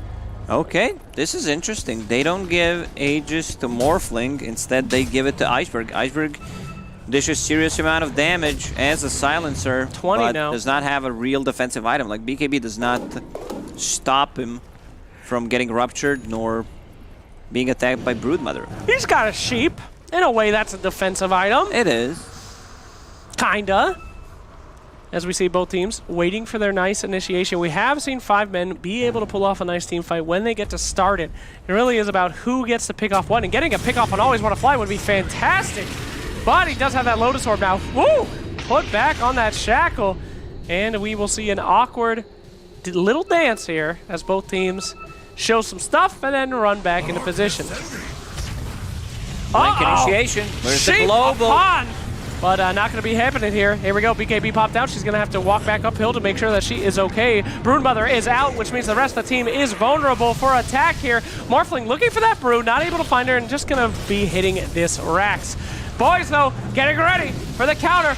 Shackle disappears into the ether. Not quite sure what happened there. As they are pushing man, this is such a sick combo. Morphling turns into Bloodseeker, gives himself Spell Amp with the Blood Rage on shotgun. Let's go. Morphling inside, puts it all, the damage, the combo, the egg in the arena. And with that, you see a bye-bye Wind Ranger. She is buying back, however, as we see these boys try to turn around. The double golems coming out here. The Shackle does not connect, unfortunately, but they will get the damage to take out that Aegis. Trying to find something. Morphling, everyone is still linked up, and with New Yule Scepter, they might be able to make something happen here. Blink apart, looking for targets. What do we have? Ember Spirit on the hunt, but Silencer, the Pyramid Head, he jukes the shit out of him by going slightly south. And that initiation is kaput. Goodbye, golems. When in doubt, go south. That might save you. That, you know, great dating advice and great advice here, as we see in this game. Going in. I don't think they can kill Morphling anymore. Like, he has way too many defensive stuff. Lotus Orb on Mars, E-Blade, full Satanic, Illusion Escape. Sometimes I feel like Illusion Escape is just the best item you can get. Yes, especially on some heroes. On some heroes, yeah, like a Spectre. Or a Terrorblade, even. Not too bad. We see these boys just farming up. Again, complete control. This game, who knows what could happen here. Lacoste, let's walk through the win condition here. Blood Right. Into 5-man Fatal Bunge, Rock, Upheaval, into 5 Slides. Into Power Shot, and that's it. They don't have anything. Yes. It's still not enough. No, not at all, actually. But, you know, fly to moon. They want to take their time. No reason to risk it. This is the grand final, may I remind you, of the Divine Division. Both these teams have been through such diversity. They've been knocked out of Immortal, knocked each other out, and now they're here for revenge. Nice pin up down here. This Wind Ranger BKB. Popping. Not a BKB. That is fake actually BKB, Minotaur Horn. Fake one. As oh, here we go. A 1. This is not a good egg. A 3. Goodbye as they turn around on top of that Morph. Morph going down pretty quick there. We do see that arena use. So ultimates are down. This could be a great chance. Fake BKB still able to be used again. They got to take out that Morphe though. How do you kill Morph? That is the $1 million question. He's morphing back in. 30% Spell Amp on that Blood Rage. Blood Rage. On top of Shotgun. He can almost bring down anyone with that. That is something else, man. Balanced hero. Please keep him in the game. Shiva's Guard popped out. That's an item. That's pretty good for Silencer. Yeah, some armor. Healing reduction for Bloodseeker, for this Broodmother ulti. And he has a flicker, so can just jump around. Also another way of dispelling things. How about you a flicker? Oh no! What the hell are you idiots doing? As we see. All right, production, I want to have a word. What happens if this game series ends actually in 3-0 for Fly to Moon? Oh, watch Does out, he keep Silencer casting? getting got on right here. Flicker? Here we go, double ultimate for solo Silencer. He's just gonna pop BKB and stand there hilariously. TP's out, avoiding that double ultimate. They're trying to move on. Morphling. Morphling's got the BKB, don't give a shit. Time to go, here we go. Big boy Morph, hope you had your water today, because you're about to drown, motherfuckers. Here we go, down your throat. Goodbye, so long. Willow in the back, nobody even touching her. Who's this mother sucker in the back? They're not done. They're still chasing. Check. Here we go. Warlock saying ancient prayers to try to escape, but his gods are dead. Not listening. Pinned to the wall. A sacrifice for the gods. Rampage to end the game. That is a early out by Misery. Did he call it? Bad. That's a feel bad. He didn't even call it. He just left. That's a bad sign. That's a bad sign. I love the itemization from Fly the Moon in this game. 3 Yule Scepters. They're very limited on lockdown. They needed to dispel things, the Fatal Bonds, the Chains, the Silence. Morph gets first item, Yule Scepter. I don't think we've ever seen that in a pro match before. We've laughed about it, but honestly, the Yule Scepters No, you laughed about it. I was just trying to see the sense in it. I laughed heartily about it. Yeah, you laughed way too hard about it. Not as much as the Bloodseeker Diffusal. I laughed a lot harder at that. But many laughs were had. It was a fantastic time, and I gotta say, Fly to Moon looking dominant yet again. They hate this team. This is the team that they did shit talk, and now, no jokes, they're taking them out. But the question remains, will our panel be able to take you out on a beautiful date of the mind? Hope you're ready. Wear your best t-shirt and your favorite Crocs. It's time for the panel. I don't want to have anything to do with that. Actually, I really quick, dude, I wasn't ready to get. I dropped something by your seat. Could you pass it to me, Kyle? What is it? What is it, Kyle? They're not gonna be able to see that. There's no way they're gonna be able to see that, Kyle. Just say what it was. What was it, Kyle? What did you drop, Kyle? Oh shit, I dropped it again. What did it say, Kyle? Played myself. It said it was a love note from Rich. It said Yules. It was a Yules. It was a Yules. Haha, Kyle dropped it yet again, just like he drops just about every single joke when we try to make them on the panel. But we saw plenty of Yules in this game, and I want to just start off by talking about the itemization. Because it was it was a very interesting, a lot of interesting itemization from Yules to Diffusals. Yeah. Why do you think we saw these items being built? On Mars specifically, we were definitely questioning it upstairs, but against an Ember Spirit, it makes a lot of sense, as the Mars Spear is one of, I want to say, 4 spells in the game that is like frame. I don't know how to explain it. So you're actually going the serious analyst mode for this game, like yes. Out of the whole world, you two are going the serious. That's what we're here. What do you mean? Yes, of course. There was a disco ball for 1 full minute on the mid lane where Mars and Phoenix were dancing to it.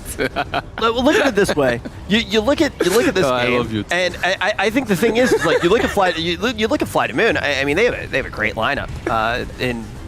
Pretty much. They have 4 great heroes. They have 4 great heroes. I mean, they have one of the best combos in the entire game, in my opinion. You can disagree with me, but I think any time that you're able to partner up or Mareska-chan with a Mars, and backed up by a Phoenix, that's one of the best combos in the game. And you can have 2 Mireskas as well because of the Morphling guy. If you go for it eventually. Dude, okay, so I always, my Dota knowledge, it lacks in some areas, to say the least. But the one thing that I have always thought was the coolest thing you can do in the game is have 2 Mareskas. But I didn't realize how good it really was with Ags. Like, it's actually insane. It's actually broken. Like, you get that Shadow Realm pew pew pew. It's amazing on Morphling. If you do Morph is actually, I have decided that Morphling is the most one of the most broken things in the game. Like, it is crazy what you can do with Morph. Dude, the dumbest thing is still this ability in laning phase to just take yourself to 1 HP and then shift strength.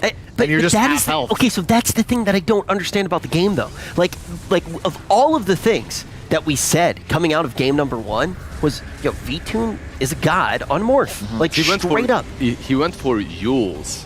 And that's where you see that this guy is the god on Morphling, because if you're so good on a hero, first, you won't be intimidated or afraid to go for weird builds. You won't be afraid that someone is going to talk shit about you, especially if the item build is so out there, like Yules and Morph. You don't see that. This guy, however, he buys it in his pubs as well. This isn't out of nowhere. Like, the thing that's great about him as well, and Fogg really pointed it out backstage, he's just not scared to sit back and say, I'm not going to fight. I'm going to farm. Yeah. And having the ability to do that, he knows exactly how to play the Morph. But you talked about the fact that both of these teams have somewhat limited hero pools. I don't feel like 5 men can let this Morph go through again, or it's just going to win the game. I'm just so confused by certain elements of this game.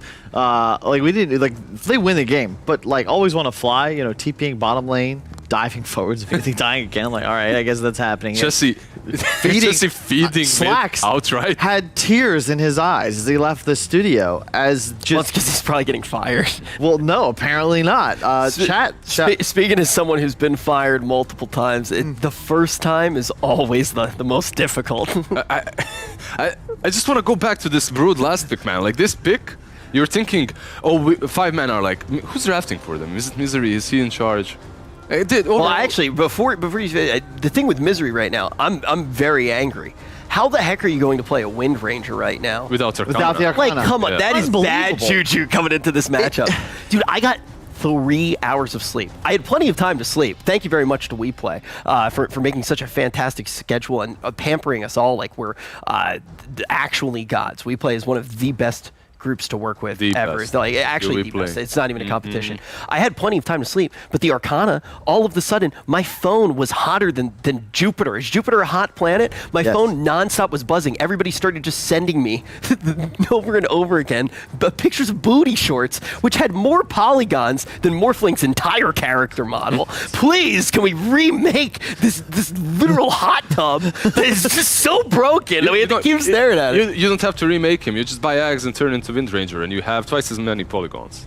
Wow, that's actually genius. This is Yeah, why it's you're the actually- analyst and I'm the one that just says hi. Well, and we missed that chance. We just saw in that last highlight how he turned into the Wind Ranger, but not the Arcana. He didn't we would have had the an opportunity Arcana. to see it for the first time. Somebody at Valve spent meticulous Wait, hours coding that how does- interaction. how does We it can't work? even see it today. How does it work if you have the Arcana but he doesn't? You still turn into his cosmetic. You because use it's his tied cosmetic, to the game yeah. that you tied to the set that you load into the game with. That's sad. That's very sad. By the way, let's go back a little bit about this draft. Of course, just for a minute or so, let's be serious. They last picked the Brood to counter this Silencer on the mid lane, like, haha, gotcha. And then they still lane the Ember versus Silencer on the side lane, a lane in which Silencer should have done alright. even better. I also just don't really grasp what's the win condition? What are we doing here? Because this is my big gripe, and they've won with it in the past, but Chessie refuses to play enemy side of the map as Broodmother. When you're playing this way against a Mars that can just slaughter your spiders, you need to just micro better. You go farm jungle with them, and you farm in lane with hero or Tsunami something. said it the best. What do you he literally went, the second that the Brood got locked in, he was like, this isn't a bad Brood pick, but it's not going to win the game. Yeah. And I feel like throughout the entirety of the series, and kind of when we were watching these teams in general, throughout the 200-something games that we've seen, the 200 plus 210 games that we've seen so far in Series. this It tournament. was 208 series. 208 series. And Oh, 2 jeez games. Louise. So 209 now, times at least 2. Adios mio. That's a lot of games. 35 days of play. I feel like so many times when we've seen these teams go head to head, when we've seen them play, they've had terrible last picks in their draft. It's like, and what do you think is going on there? Like, it's always that final pick where it's like, is that the gotcha pick? You're trying to do a gotcha pick, and then you fail miserably with it. Like this Brood, first and foremost, let's just put it Can I this way. take this one? Are you We've going to gotta go go into back the to- we've kitchen? gotta go back to the kitchen. Are you going to go back to the kitchen? We're gonna go back no. to the kitchen. Look. Okay, go to the Let's go back to the kitchen. We'll go back to the kitchen now. You get to the point, you've almost it's like when your mom, she's working hard. She's making food for like the big family. But the problem is, Do you remember last time we brought my mom into a panel, what she said? I do remember what she said, Rich. We don't need to repeat it just yet. Lovely lady, though. You should call her more often. And you at home, you should call your parents more often. They won't be around forever. You need to please, like, the last brother, right? Like, I had one brother. He didn't like rice. What? He didn't like rice, and he didn't like pasta. So, like, Cool, Mom. you'd make the food, and then you need to get like this. What? Never mind. Just keep going. Just keep going. what happened? What is it? Did I say something weird? Yeah, you said something a little bit No, weird. it's all fine. Continue with the kitchen God, my story. family watches these. I need to stop telling personal stories. But yeah, my point is, you get to the end of the draft, but like you need to get something to like make that one kid that's like super picky happy, and that's what they have to do with this draft in 5 men because Chessie, he's a very picky player, right? In that spot, there's really only 3 heroes that you're gonna be. Why? Stop! What is wrong with you guys? We're trying to talk about the game. It's just, we were talking about the game. I'm not following you on this one. I have to say, I'm not fully following you on this one. What picky? If somebody's kid? big, but this goes back to Kyle. You got to Kyle, I understand the analogy, but this was literally the first thing that Blizzard and I talked about when we sat down. They have a limited hero pool. Yes. So why did you need the analogy? We already understood that. Because the viewers, we want to Because make the viewers want the analogy. No, they don't, Kyle. They don't. You know what the viewers do want, though? More slacks. We had so many go-go slacks that we actually added over 50 minutes to the timer. Okay, so At this right rate, now, we'll be casting next year. I can't imagine a better person to cast that last game than Slacks. Slacks and Lacoste combo for that last game, it was perfect. They were born for it. Here's the thing that I've loved about the casting of this tournament. Like straight up. All of the duos, it's not very often that you mix people up a lot. And it really takes a league to do that. Usually you get to a tournament, it's a set duo. Yeah. And this time with mixing it up, it's so cool to see how different a certain caster is going to be when they're casting with someone else. Yeah. Like if you change, like all of a sudden Owen's not with Fogged and completely different. And I really enjoyed that. It's been a lot of fun. Lacoste is just fantastic with everybody. Dude, like, he is. We took a vote backstage like over the last couple of weeks. Who's the best? Unanimously, He's the best Lacoste talent. is the best talent. That's why he actually volunteered to work today's BO5, both Immortal series, and then he'll be staying in the studio all night to do that BO5 NA series. and he's going to have to sleep and shower here. And all of us are going to watch because we enjoy watching Lacoste so much. Keep up the great work, Lacoste. Have fun covering every single series. I'll never forget my back at the CQ Major. Yeah. I sat down for the first time, and Lacoste just with that shit-eating grin. Like I forget, Nahaz said something, and the camera's not on Lacoste, and Lacoste just goes. I literally had never talked to Lacoste before in my life.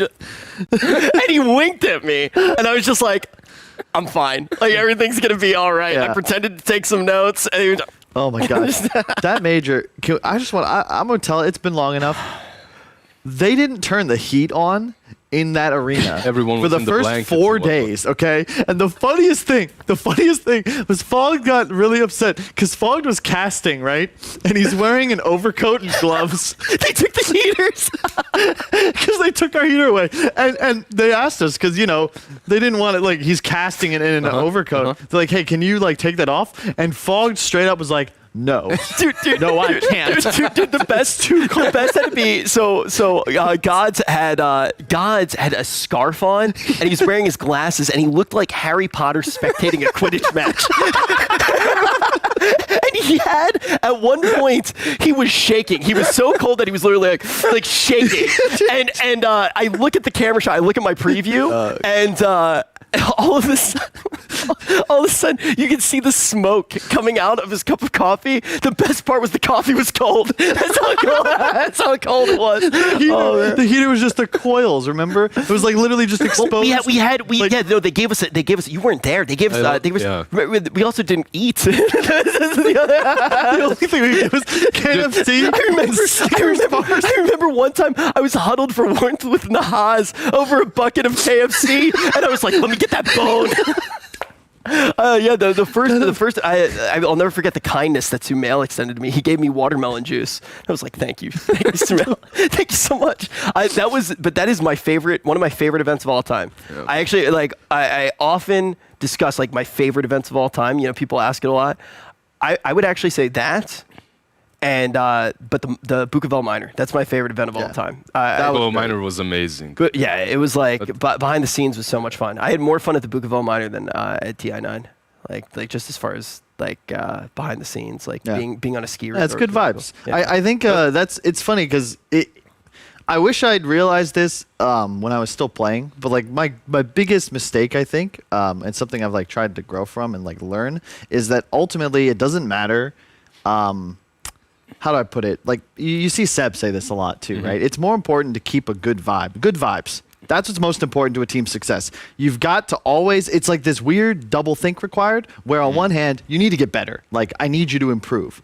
But you have to combo that. You can't improve it if you don't have good vibes. Exactly. Add stuff. Combo with believe in yourself, you can do it. You can always be better, but you're good enough to win right now. Let's go. Yeah, I think the main thing that I would say about that is when you are with the right people, bad stuff turns into funny stuff. Yeah. Like even in that moment, you talk about all of those things, and we were cracking up, Yeah. like laughing like the entire time. And then all of a sudden, the ideas start getting kicked around about like what we're gonna do and come back on the panel. And it's like, oh man, like I'm gonna do this and this. Then for some reason, Black hears something that he should have heard. But like you have so much fun. And the question is, do these teams have that going on right now? Can they actually look at that, laugh it off, say this was something that like maybe shouldn't have happened? It's pretty clear to us what some of those problems could be. The really important thing is, do you have the clarity in the heat of the moment to say what that problem is? Or are you going to complain about it? Fly to Moon strike me like a team that can laugh at their own mistakes constantly and just chill in the game and troll and still come out on top and come back from the loss, which they're doing right now. 5 men. They 5-man graffitied in a game, then lost. Yeah. They're still here. They're like, still here and having fun. This is something I would say is a criticism I've had of Misery for a while, is like not finding the formula, the recipe, some would say, that helps his team succeed. If you look back to TI9, Chaos, even though they were eliminated in group stage, ended the tournament with the most unique heroes picked. That's insane. Yeah. Least games played, most heroes picked. We're seeing something similar here. They need to find. You would say they were experimenting with different recipes. Is that it? You might be onto something, Wizard. Can we? Don't go chasing waterfalls. Stick to the. Where are you supposed? Don't go chasing waterfalls. Stick to the rivers and the streams that you're used to, and stick right here to this stream as we mosey on over to the Temple of Analysis. That was the worst throw I've had in my entire life.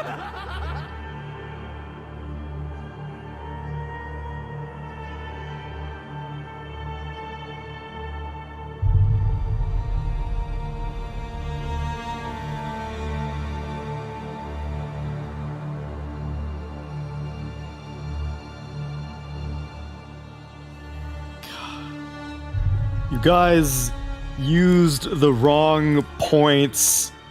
You got T-Gov fired. He was the only dude who prepared for this stuff. Now we got Brian on the panel. I'll do my best, man. Sorry. All right, fine, whatever. It's okay. The drafts are looking completely unpredictable to begin with, so I don't really think you'll have any more leverage than anyone else did. As we transition into game number 3, Fly to Moon versus 5 men. Well, actually, this looks pretty reasonable. I'll give him some props. Yeah, last game had a last pick Broodmother that didn't really work out that well. No, you're giving me a questionable face here, Giannis. What's on your mind here? Just opening Spectre. Opening Spectre. I mean, 5 men. Yeah, I mean they got opened. They opened Medusa that other game, and that was okay. Hey, Nyx Assassin's still good against Spectre, also. It's a break. It's a break. I mean, I'm just surprised that they would open it with it like that. I don't know. It just leaves a lot of opportunity for Fly to gotta ban the Viper. Punish it. Yeah. My question is who picked first here? Was it Tiny first? This is why we need T-Gov. Yeah, I think it was Tiny first. Okay. It would make sense this way because I don't think you would pick Spectre into Batrider like this first round. The thing I don't like about 5 men's draft right now that I'm already seeing is that for Fly to Moon you have Oracle, which obviously blocks a lot of picks, like the Darkseer, and then you go for a hero that's not only good against the other 2 heroes, the Spectre Tiny, but it's also countered by Oracle, right? So there's some natural synergy of why you would pick these 2 heroes in the first round, and it saves you a ban for the Batrider. And I just look at Tiny Spectre, and I'm like, okay, now what? Like, what are you doing with this? Exactly. It doesn't seem like any planning. It's just like, okay, we got these 2 heroes. Yeah, these 2 heroes are picked, in the meta. People play them. Let's pick them. My question is, you're saying T-Gov does all this preparation for the series. So does he just not share his notes with 5 men? You gotta keep your cards close to your chest, it seems, because the way that this series is going, it seems like no one has done any research on 5 men. Yeah, T was literally like, they first picked Wind Ranger, and he started scribbling stuff down in his book. He's got shit. Oh god, Misery, what is going on? Take notes, Arcana. He doesn't even have it. Oh! He seems pretty lost. So we'll see Fly to Moon. They're going to cover themselves here. They're going to ban out. Okay, actually ban out Nature's Prophet when they have Batrider. That's a bit interesting to me.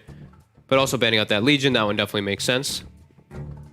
Think you need to ban out a Batten or a Venge, or you think the Venge isn't likely now that you have a Spectre on the board? Actually, ban out the Beastmaster. I don't think you have to. I think Venge can actually work pretty decently versus Oracle as well too, because you distance the save and stuff like that. But the Venge and Spectre, that lane sounds abysmal. Yeah, we've seen what happens with Venge when you pick her with a melee core that just doesn't capitalize on the wave of terror.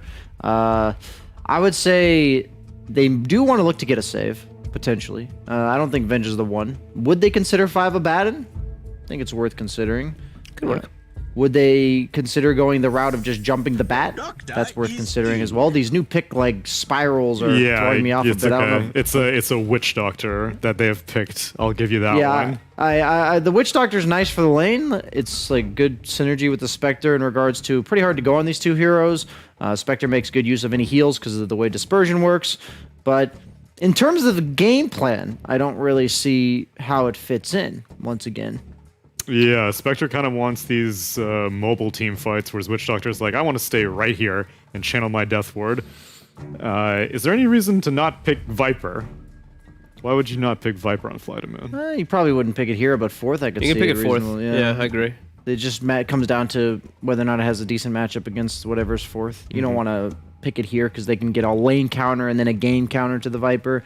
But I agree with you that Viper could be quite potent as a way to just ruin the Spectre for basically the entire game. Yeah. Plus Void, maybe? Yeah, Void Viper would be... Void Viper, yeah. That's what I was thinking as well. They're going to do the Nyx again. So Okay. instead of Viper, they take it from the support role. Cool. It's a break for Spectre. Witch Doctor is extremely fragile. You can actually catch him a lot of times very easily in the back, and he'll pop to just that Vendetta. Let's see some Nigma, baby. For 5 men? Things just don't matter. I was like, wow, you've been paying attention to the drafts. But let me tell you, it was not good. It may also be a denial pick. I don't think 5 men would have played the Nyx Assassin, but we saw how effective it was against the Bat Rider as well. I'm glad that Fly to Moon are bringing it to prominence, though, because pretty much all of us have considered Nyx Assassin to be very much under the radar and couldn't really come up with a good justification for it. Like, the laning phase is solid, he has high base regen, useful at most stages of the game, especially if you can make use of the break or the mana burn as we saw versus Medusa in Game 1.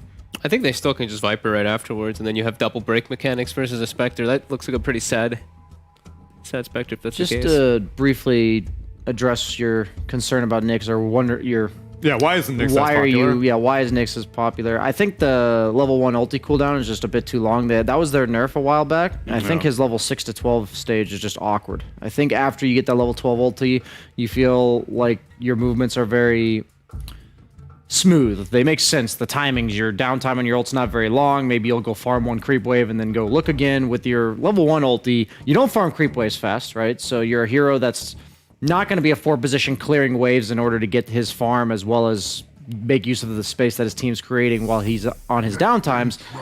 And then your ult's also off, not on cooldown, or on cooldown. Yeah, so you're like, what do I do now? Most of the Invis heroes kind of balance the fact that they're not farming by giving a bunch of information on the map by moving around, and Nyx Assassin's somewhere in the middle of those. I like that he has the form of initiation with the Bat, though, because then he can be a follow-up. Like, if they grab Spectre, then the Vendetta is super useful. You break him, that pure damage as well goes right through dispersion in a way. Fly to Moon, pick up an Invoker. 5 men get a Magnus. So Iceberg on a comfort hero for sure. I'm liking Fly to Moon's draft. It looks like it's got synergy. I feel like 5 men's just picking heroes because they're picking heroes. I don't really see like the synergy coming between their draft almost at all. I'll just straight up flame, like, how can you give a first round bat and just not counter it? I'm mind blown right now about this. Like, there's 2 ways to counter bat. You counter the lasso with save, or you counter the Firefly mobility by picking long range reach, like Storm, Quap. I don't want to advocate Storm, but I'm just giving examples.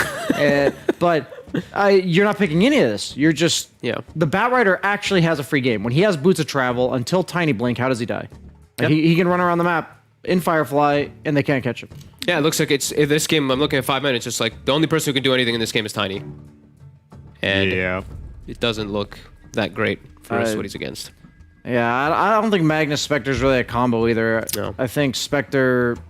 You need a hero that can potentially participate regularly, like a Jug, Troll, these type of heroes with the mag. And I don't think Spectre wants to do that. It's like she could do that, but then, you know, why are you Spectre? Wouldn't you just rather do something else? Yeah, I was going to say. Slark's in the pool. It's Slark's versus Magnus. strong, yeah. It builds a Silver Edge versus Spectre, and it's a pretty strong lane, too, with Oracle. I think that was like the most obvious kind of pick that I could see for Fly to Moon. The only thing I could see is maybe CK, because Fly to Moon also had a history of picking CK, but... Please, God, no. They did lose with it.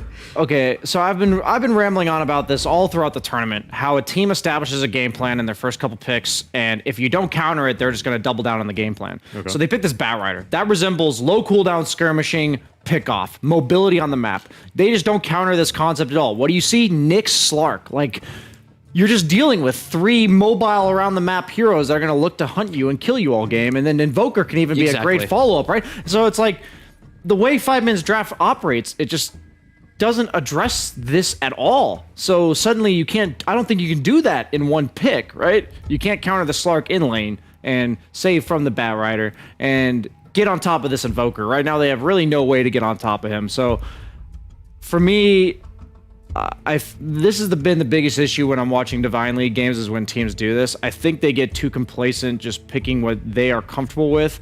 You have to pick from a pool that makes sense against what you're seeing. So I'm skeptical. And they last picked Lina into Nyx Batrider. Yeah, I don't know, man. You guys have been telling me the drafts have been questionable. I would be incredibly Welcome to the surprised. show, Brian. I'd be incredibly surprised if 5 Men win this game. I actually don't understand. With you completely. Yeah, I think it's. I don't know. I actually just don't know. I don't see synergy in their draft, and I think they didn't address anything. They didn't address Batrider in the first 2. They picked Lina into Oracle as well. It's not even a Slark counter. It's not a Slark counter. It's a great Slark game for Silver Edge. Also good versus the Magnus, who's going to be an off-lane Magnus. So that you just put into a Slark. Yeah, this 2 melees. Yeah, I'm not sure. I'm not too sure how 5 Men can come out of this one. Well, if you at home are just as dumbfounded as our analysts, then be sure to take advantage of these odds on EGB.com. 2.22 to 1.60. This is I don't know. Do they really like the Lina versus Invoker matchup or something? Like, why Lina? It must be the Lina Nyx matchup they're going for. I don't know. I actually just don't know. I would much rather be Slark or Batrider in this game. It looks just very clean and very comfortable for Flight of Moon. They countered what they're playing against. They've also got strong heroes that work well together. I feel like 5 Men, like I said, I feel like they actually just picked heroes to be like, this is what we're going to play this game. From what they've done this tournament, I don't get it. I think 5 Men's had some really solid drafts here and there, and some series I think they've been rather lackluster in terms of lack of preparation or just kind of winging it throughout the course of the draft. But this, you guys came in as like saying, BSJ, you know, if you haven't paid really close attention, just know 5 Men doing some questionable stuff. And I was skeptical in the sense, I'm like, okay, I'm going to try to come in unbiased. Open-minded. Yeah, open-minded into this not last game. Well, presumably last game based on what we're saying, but I'm going to come to the third game, but give him some credit. And I don't know. I'm hoping for them that they give me one win condition fogged. Can the Spectre at least somehow, I don't know, past 45 minutes do something? The Witch Doctor Spectre lane, like maybe the Witch Doctor can just get him very enabled, but they have to shut down the Bat and the Invoker. Like, pretty heavily. I'd say 1 or 2 levels each on the cores. Those levels. I admit nothing but excitement for this game number 3.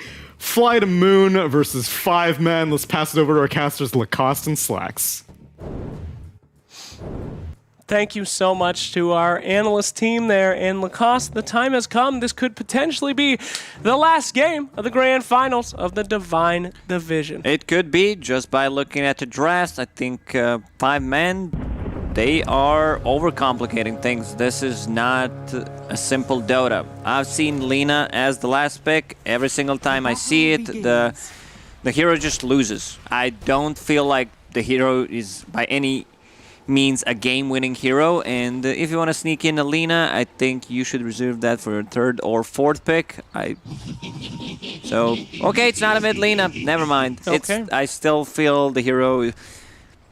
Last picking Lina is just, you know, there's always a better hero to choose from. There was a Batrider in the first phase, no counter whatsoever. Sure. Not a single hero. There's no save. There's nothing. There's no Legion Commander, there's no Disruption. These heroes are not really good against the Batrider, so I expect Batrider to have a good game. They're starting with the tri lane for now. Let's see Lina, last pick Lina, what she can do. I mean, she dodged that stun pretty incredibly as Misery Roger making trying his to way redeem out. himself as much as he can with some body block. Yo, if this Lina makes it out, I'm a... Oh, what? Okay, I was about to say, I saw that hit on the creep. Lacoste, I think that in this game, I believe in this game, the last one, we have 1 hour, and I beg the chat to 100% say fired. It is the last chance, the last game, and just to help that out, I'm going to try to cast as seriously as possible. I'm going to give you my best casting, my most... This is it, like, it does not get better than this. No, I will give you my most buttoned up, no fun. Please fire me so that we can get Odie Pixel to cast the grand finals of our Divine Division here today. Anyway, back into the game, Lacoste. As we can see down here in the middle lane, absolute domination so far from the Tiny. Now, statistically, does Tiny win this lane against Invoker? Tiny does fine, you know, he has a cleave, he can farm the side camp if he's threatened to. General, he's fine, it's a level 1 Maledict. Now Roger is on the bottom lane. Spectre, so far doing good, since they were tri-laning for first minute, trying to get a kill, and that means Spectre's gonna have a lot of CS and denies. Now, of course, the Pylai Die with his Witch Doctor is going to try to get as much damage as possible. Just with standard right clicks, you can see all those branches being brought out there. Here we go, missing the stun there on the Slark. They've got to do well in that Slark lane if they hope to get any kind of game with this kind of lineup. Here we go, a nice pull by Roger, taking those bottom creeps down to the bottom lane, pulling them away and making sure that it, creep equilibrium is on their side. Meanwhile, on the top lane, you can just see the absolute domination that we've had so far from this team. That's a nice Sunstrike. Iceberg. Yep. Still needs like 3 more hits. There's no way he's getting that kill. Extra armor he gets from the tower and the region kicked in, plus a Fairy Fire. Put that Bracer in the backpack. Get the value out of it. Afraid not on Jesse. A little too scared that maybe there's somebody waiting in the winds there, so he's going to hold on to that Bracer. That incredible damage or protection from the armor, so good, and he's too scared to let it go. Meanwhile, on the bottom lane, we see a little bit of aggression there as we see Nyx Assassin diving behind that tower. Ace now in some trouble. Getting that pull yet again. He's in a real trouble. Getting that full pull. HP, almost full mana. Very frightening to have that tiny bug next to him, and that pull is failed. He will actually get that pull. The pull did not. I actually can't fucking cast like this. Shit! It's just so go hard. back to the old slash. Right, I mean, you're getting fired anyway, so. It's true. Roger stealing those crepes, moving them out. And Pylai Die, he stares. He stares and he tries to pull like pathetically. I guess the creeps do feel bad for him. He will pull the range creep in a solid attempt. Pylai Die. Well done. Meanwhile, in the top lane, Oracle bamboozled by Mr. Minotaur himself. Well done, V-Tune, your boy Slarky Malarkey looking for some farmy, but he is not doing too hot. Lina, you know, she used to be a laning goddess. High armor, high harass, able to do these stuns. Used to be a god. What happened? I forget the change, Lacoste. She still has all the things you said, you know, but there are position 4 heroes who do the better job. Yeah. Like, it's Alina into Batrider, Nyx Assassin. They have so many setups. It's true. For the Sunstrike, you have Lasso, you have Nyx, hitting people from Invis once, possibly. Slark even gets a Silver Edge here against the Spectre, another break mechanic. They also have break coming out from Nyx. So real talk, I'm way too stupid. Why would you pick Witch Doctor in this lineup? Legitimately confused. Secures the... I mean, that it was a first phase Witch Doctor. They see one hero. It's not like, yeah, Witch Doctor's just gonna dump Watch out, this lane. Sunstrike, go! Slam dunk on that fool. You don't want to feed Spectre here. Ace running through the fire and flames. Put it on Guitar Hero. He will be able to pick up that kill, and he's running away. 3 stacks.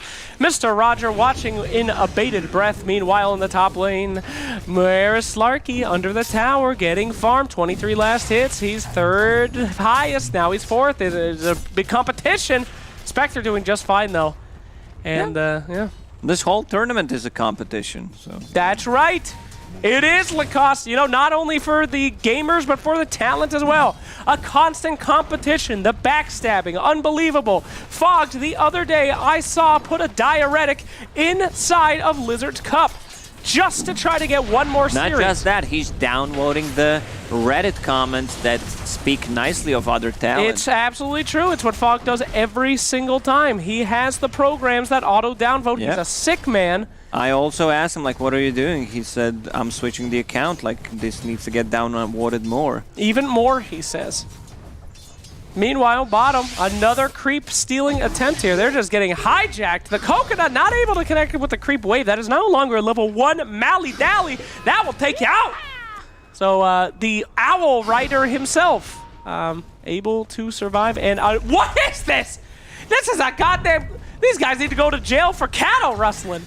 That's the wildest goddamn skipping I've ever seen.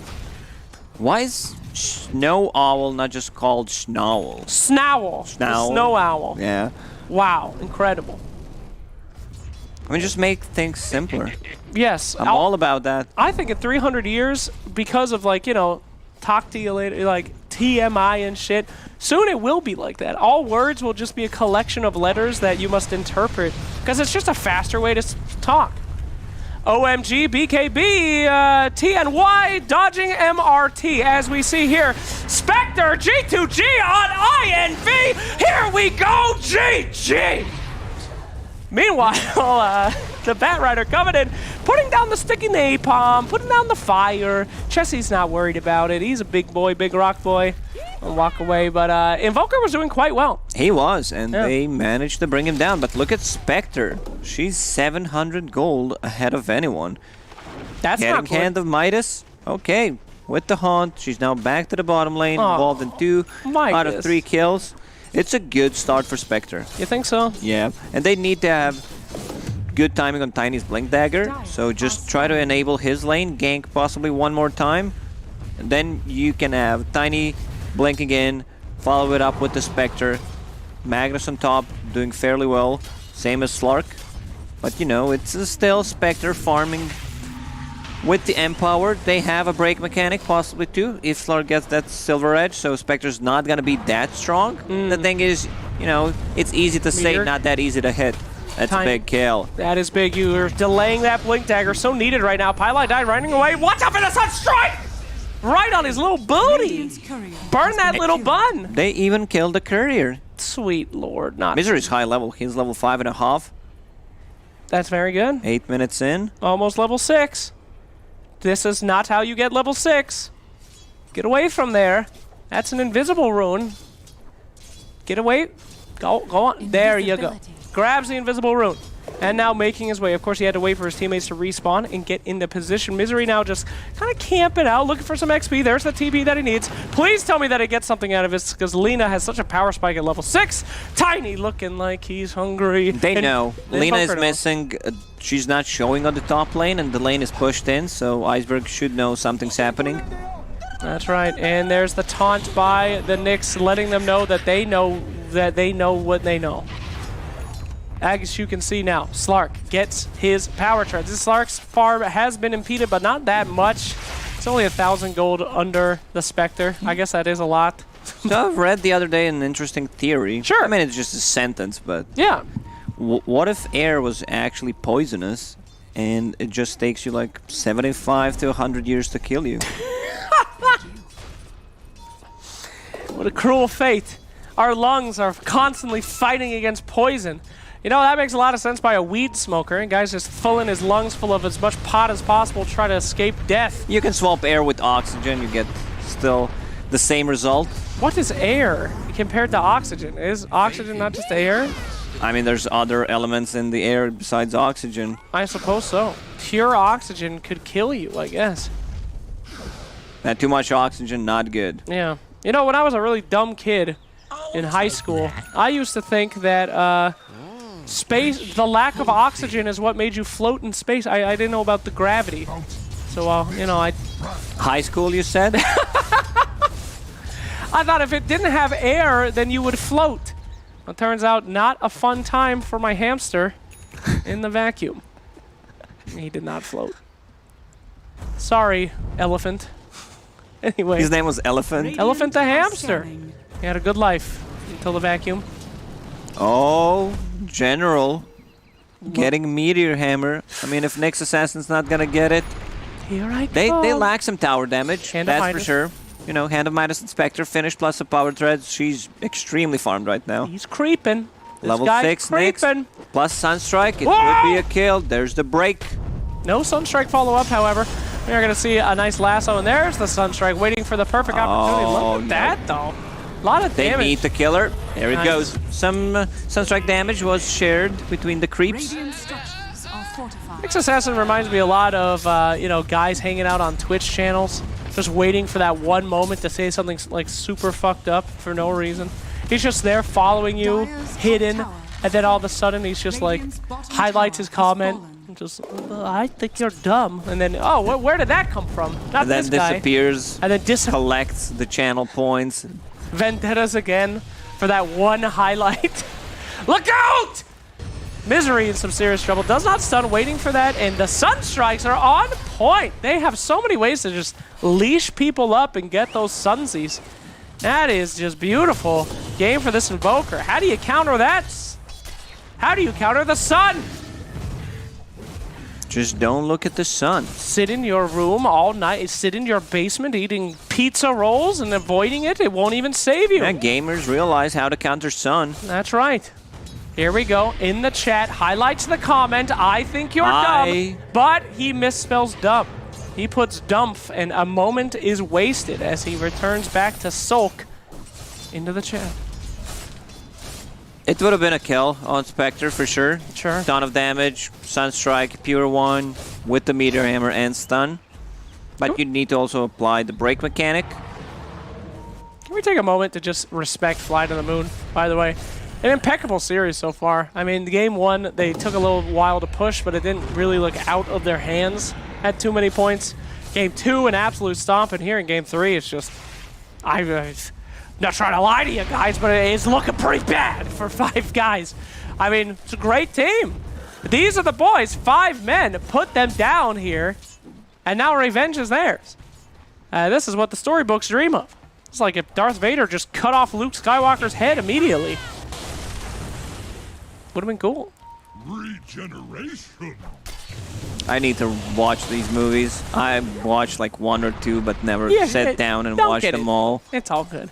The only interesting thing about Star Wars is the expanded universe, all right? Well, the thing is, I watch hell of a lot of movies, you know. This You do? is something that I just do, you Favorite know. But movie, Lacoste? favorite movie? You know, I'm just gonna say Lord of the Rings. I think it's the greatest movie that we ever made, but there's gonna be another Sunstrike. Bye-bye. I'm a big fan of fantasy in general. Like this fantasy cast we're doing right now. We're doing a fantastic job. Fantasiastic. As we see more Sunstrikes coming out, 8-3 now. I'd say Beautiful Mind is really up there. A Beautiful Very high. Mind. Yeah. I'm not talking about your mind. Not familiar with that. The EGB.com bets Fly to Moon does, of course, have less of a chance in their opinion as this meteor connects with these 4 creeps. My favorite movie is Milo and Otis. It's a story created by a Japanese advertising firm to capture the American spirit of small farm animals. That movie, it's the movie that created no animals were harmed in this film. Found out years later that in all the action scenes, they were actually just massacring animals, which is horrific. No wonder I don't watch these types of movies. At the time, though, it was a great film. Back in your days. Back in what are my we talking day. about? Yes. 80s? I don't know.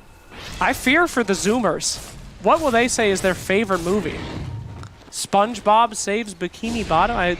It's very frightening for them. Are scanning. I can't remember a good movie that's come out in the last 15 years except for Mad Max Fury Road.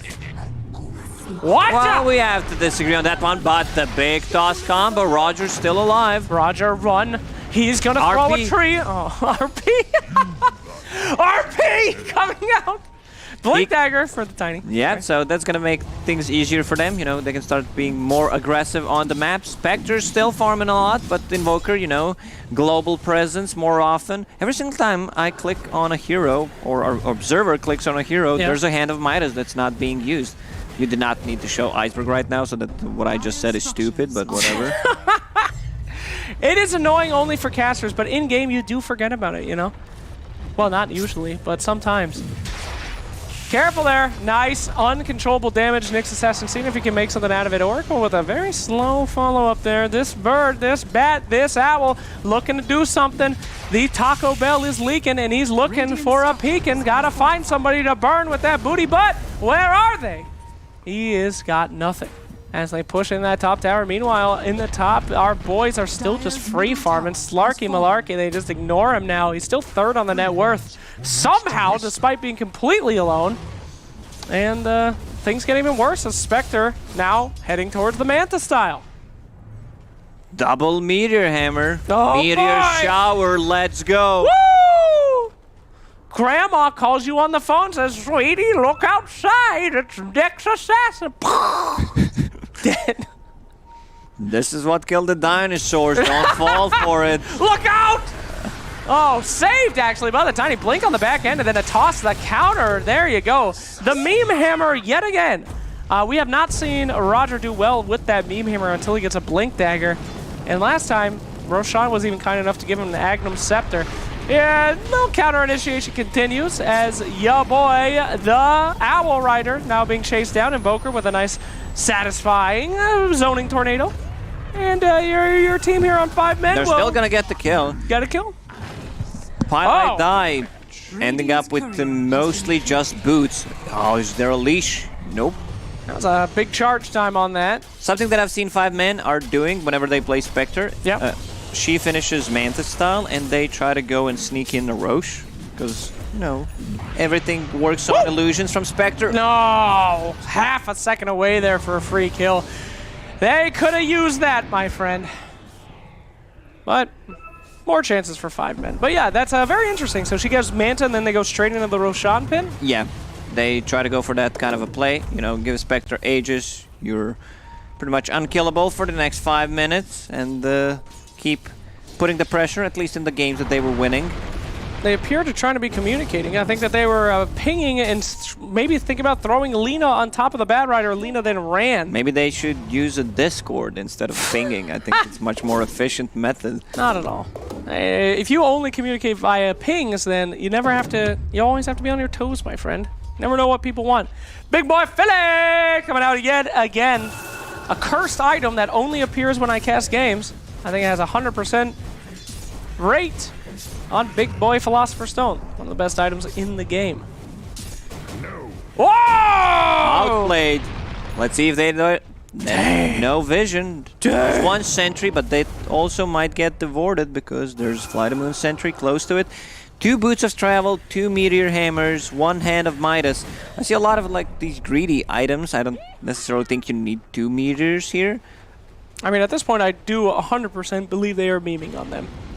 Fly to Moon has wanted to meme on this team since last time. Here we go, a break onto the Spectre. Here comes the Sunstrike, not on target this time, but very hard to land. And there you go. And there's the false promise. I kind of forgot that they have Oracle. That's a lot of damage. Will he live? Yes, he will. Effortlessly. Thank you, Oracle. That healing with his ultimate combined with Oracle, just very, very strong on Slark. What a combo. And look at that. Gaben provides a little regeneration rune. They need 1 extra hero to lock him down. Like right now, Nyx Assassin and Slark can easily play together. 2 break mechanics against the Spectre. Follow it up with either TP from Invoker, TP from a Bat Rider. Both of them have Boots of Travel, or just a Sunstrike should be enough to bring down Spectre. Magnus getting Guardian Greaves first item to tank things up, providing, you know, some more utility, and then getting a Blink Dagger, since they're really not team fighting at the moment. Waiting for the opportunity to get even more in the lead. Slark now on the honey. Sees a poor little Pylite Die Witch Doctor. What? No! He does not want to go in. No ulti yet for 5 seconds. Guess he was just afraid. Right now, 5 men, they need to invest a lot of gold in sentries. They are playing against 1, 2, 3 Invis heroes. But you need to be careful with those. You know, they're very limited. All right. Let's get hype here for a second, okay? I know that Fly to Moon has been absolutely dominating this series. But when you look at late game, should they survive, Spectre is hype in this game, right? I mean, if they get a Lotus, a Lincolns, and some other stuff. Speaking of Meteor Hammers, the meme brought on the rock. Here comes the Sunstrike. And the Sunstrike, yeah, That this is combo just- is pretty sick. Good lord. But they're not finishing the game. They're effing around right now. They're Meteor Hammering people. They're grabbing them. They're Sunstriking them. It's a disrespect that could bite them in the butt. We've seen it before. I wouldn't say they're disrespecting. It's still a legit build, not, you know, the top tier one, but Two as Meteor Hammers. As we've seen, they lack tower damage. Sure. They really don't have any unless they take a fight, but if they're like slowly sieging, you channel Meteor Hammer, you get secured back to the tier 4 tower, you die. Mm-hmm. That's the combo. But all I'm saying is maybe, with your combined hope, maybe, with your combined love. Look at the sentries, they see it. Roger already knows. Now V-Tune will go in. There we go. We'll go Looking for that back. Slark. He's underneath that tower. Can't see him. First and they're going to Meteor. send that freaking Coco. Meteor Hammer number 2 lands on the tower, and they're trying to find something here. With those 2 Meteor Hammers down, it could be a time for them to make something happen there. Tiny Toss is looking for that beautiful RP, but he is ruined by Batrider with a fantastic Flame Break. Now, Invoker on the back end, throwing out one of them Tornadors. What's Mr. Bat doing? Looking for somebody to get. Holy shit! That's They what got Big him. Fried Slark. Here we go, boy! And now they're trying to find something else out of it. Invoker managing to take out the Magnus, but Magnus holds already down. Slark now grabbed and dead. They get the Spectre. They're moving back in. The ult is used. Tiny has no help. BKB, big one on this Invoker. He knows that he's dead. He might as well put a little bit of damage in. Throw that tree on him. No, not gonna happen. But gotta say, they picked off the Slark in a very convincing fashion. That was close. Witch Doctor. Cold Snap will be ready once again. So they traded 4 heroes for 2. I think Oracle still needs to be, you know, ready to use ulti on Slark, especially if he decides to go in like that. Yeah. He used it on Nyx Assassin in the previous fight, saved him. Still, Slark higher priority target. Yeah. This Spectre needs a lot of items to make sure that she is not killed as she was. If it wasn't for Batrider, she could have really tore that fight up, but Yeah, if she's they had lassoed. 2 last heroes and Fly the Moon, or if they 5 men could repick these 2 heroes. Here comes Meteor Shower. Woo! Those creeps, that Fortified does take that bullet for the towers, but it's only going to get worse. Those are only 2 out of 5 of the expected Meteor Hammers coming out from this team here. As we see even more power for this Slarky coming out with an Abyssal Blade. The blade dropped by Underlord on his siege of Stonehall when impaled by the Legion commander as he retreated back into the city as Azvagag. I never know if you're just making it up or if that's actually true. Neither because does I've Valve. never read They just Dota don't know. lore. No one knows If I'm at anymore. home, you know, I have free time. Do I read the lore or do I play a game? I'm more of a guy that's gonna click find match button. That's what makes you a normie. Nice stop there as we see the Coconut try to come out to save Tiny's life. There's the Tiny's bash. burning down. We're seeing a lot of damage coming out though. Tiny's still alive. Slark just getting stacks on that big target. Spectre trying to make something happen, but Nyx Assassin doing such a great job preventing him from doing anything. We still have RP. However, with the right initiation, they could do something great here. C9 Ace throwing in those daggers, looking for Beat you, somebody. thinking about getting in. There's the break. Ooh, Coconut, look at it go. Bouncing upon those boys as they back up, though nothing of worth. This is such a hard game for Magnus. It's so difficult that's to go a in. great Oh, they're re-initiation. grouped up. Look out. Lena out there waving her hands, pretending like she's gonna do something. There's the RP! There's the power! Slarky Malarkey is down! And we see Spectre trying to turn it around now. She has got a lot of work to do. The boys are hurt. Oracle trying to boost down that Witch Doctor. Spectre has to make her choice. Do I stay and fight, or do I run for my life? And she will run down past the tower. Buyback on the Witch Doctor. Try to save his there's good a casket. Drop your shit. Here we go. Magic toes. I love to see it. Out you go. Bye-bye and so long for all the fish. A No bit more. too Who's greedy. This dude just fucking sitting here. General, he's just chilling on the hill. I'm trying to hype up this cast. This dude's just AFK in the middle of all of them. Come on, bro. It was a good initiation from 5 men where they go on Invoker, bring him down very low. And once again, trying to force ulti out of Oracle on a target that is not Slark. Slark needs a defensive item. Still, I think getting something like... well, either you get the full Abyssal Blade and then you're tanky enough, have Yes. some damage reduction, or you need some kind of a lifesteal, SNY, status resistance against the stun durations. They have a lot of stuns. Lina finally gets a Yules, which is going to exponentially help this game out. Any way to maybe save yourself, maybe set up a stun, maybe even slow down the bat would be nice. But Slark is just looking real good right here. Invoker, of course, out moneying everyone right now. Trying to stack these Ancients, looking for wards, and we finally get Blink on Magnus. Magnus is now a hero as designed by IceFrog. We can finally see some RPs to start the fights, which is what this team needs so desperately, is to get on the front end of that. There we go, Insta D wards coming out.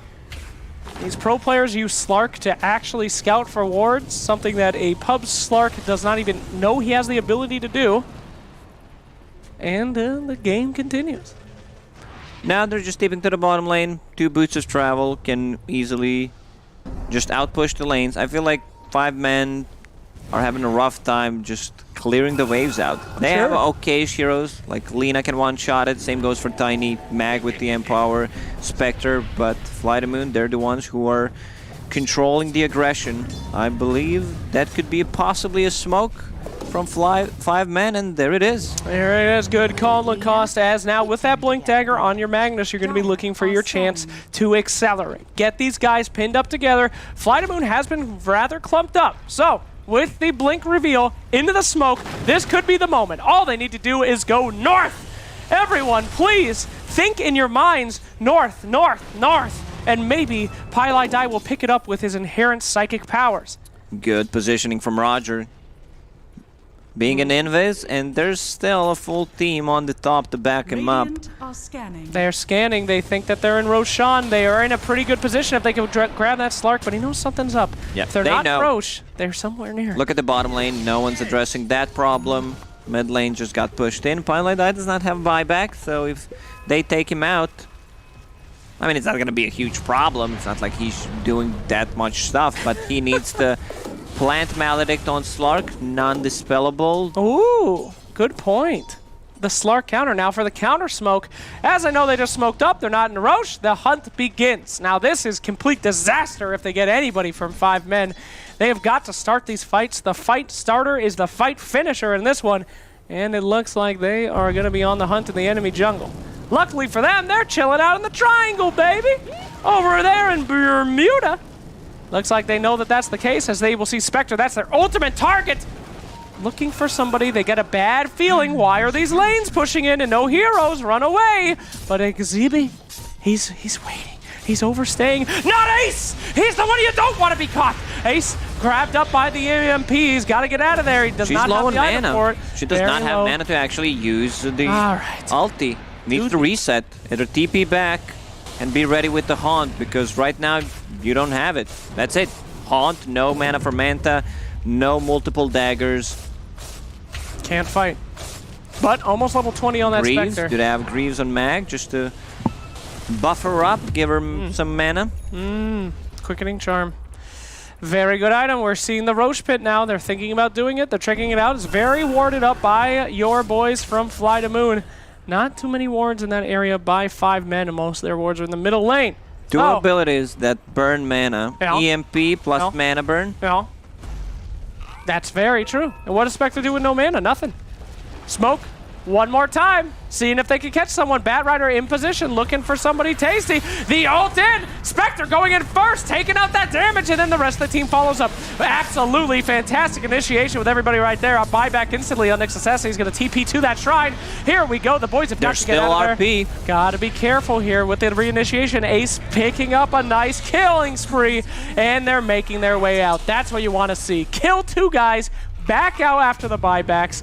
Gentlemen, your dreams might be answered. I'm not sure they're getting anything out of this. There's still RP, no Haunt, Lina ulti is ready. Other heroes don't rely on cooldowns, so they can keep fighting. Just what the doctor. They don't call themselves 5 cowards. They're 5 men, and they won't go down without a fight. Nobody playing the Battle Pass Battleground game Very sad. I'm sure someone spent a lot of time on that. I always wondered if pro teams play the pause games. It's a little They shit. did, probably for the first few minutes. It became really annoying. Real fast. It really did. And here we are. Should we do a jungle cruise? Get your pause champs ready. Let's go. All right. If you look on our right side here, this is the obelisk of Karglar right there. We're going to take... Oh, the timer, 2 hours and 40 minutes. I don't know, chat, if you've been watching the game. It will not last 2 hours and 40 minutes. You idiots. But thank you for all the support and the destruction of the Dota 2 seed. As we continue our jungle cruise. Who is that? Is that the mysterious shop owner? Lacoste, who is he? What's his lore? What's his name? He looks very Mongolian. to That's me. right. It is he? actually the coach of Team Khan is here. He's, you remember them? A special guest for the Divine Division. There's actually zero lore on that man, and look who it is. Because that's why he's called, secret shopkeeper. Secret. We're going to go for everyone duck. Here we go, right under the crotch of that melee creep as his head is being decapitated. Absolutely fun as we continue our big old jungle cruise. What's your favorite tree? My favorite tree in the entire game? Not in game, just in life in general. The Weeping Willow. Where's that from? My emotions. It's from my heart. It's from your heart? From Florida. It's a Florida tree. I mean, I'm digging it. Anything that comes from Florida makes me smile, so... That's nice. How about you, Lacoste? I'm more of an oak guy. Oak. Yeah. Oh, right through that goddamn armpit. Hell yeah. You guys get a nice smell of that? That's oaky flavor. That's the Radiant Creeps, baby. Here we go. Whoa, that's a branch! Hope we lost half the chat on that one. That was not a good flyby. Excuse me, our pilot's a little drunk here today on, Flyby Airlines. It's definitely not always wanna fly or fly the moon's pilot, that's for sure. Like, they would make this ride not bumpy. No one would throw up. Absolutely. This is really beautiful. I mean, here in the jungle where anything can happen. In the jungle, the mighty jungle. And the lion.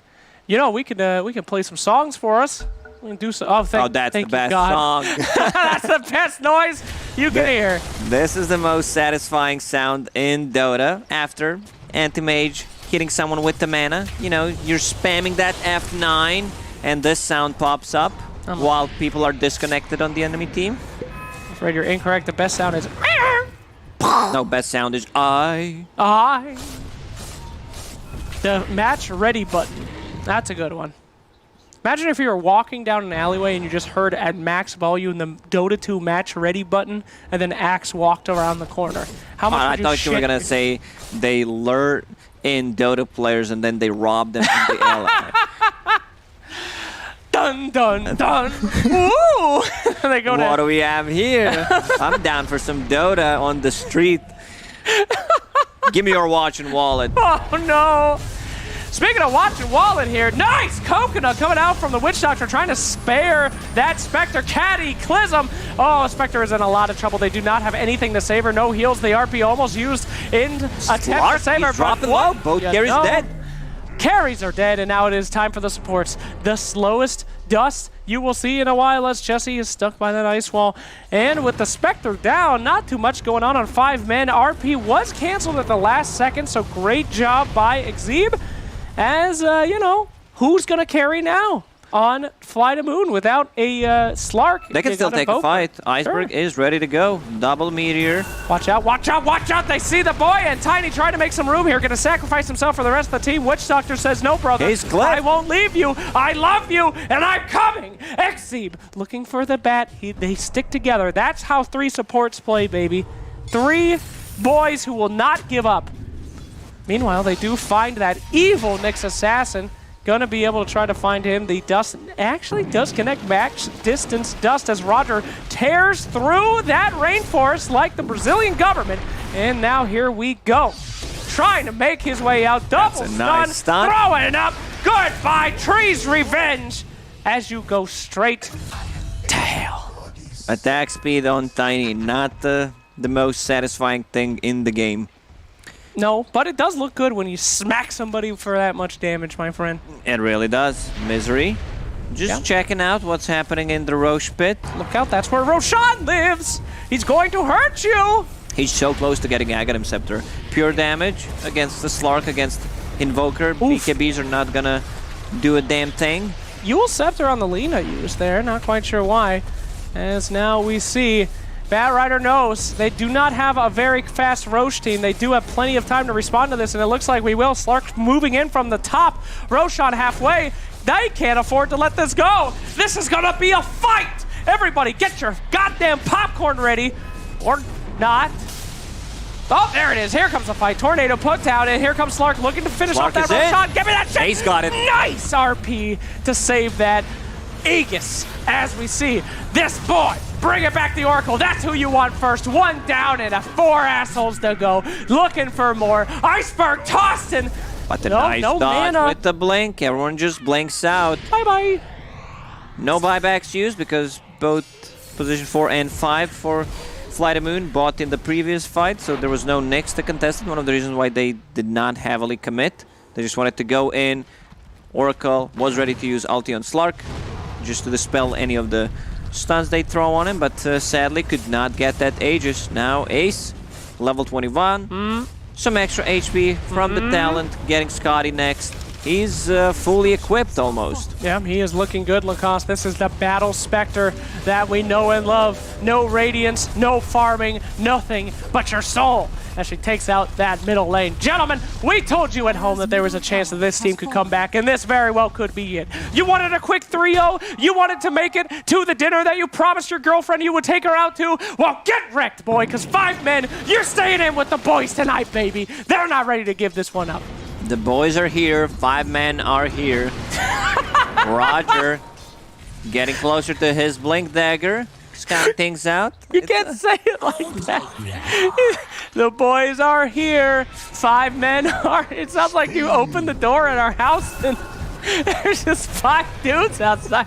Well, dudes, come in. We're down for. We need a team to wreck. You know. That's right. In Dota, let's 5 versus 5. Absolutely. Here we go. They see him out. And down at the bottom, though, we do have that Nyx Assassin not in this fight yet, still pushing that lane. We're going to see a boot to travel. Invoker does not believe a fight will be happening. He has botted out, and Lina has gone to defend her tower. So what could have been a team fight was canceled.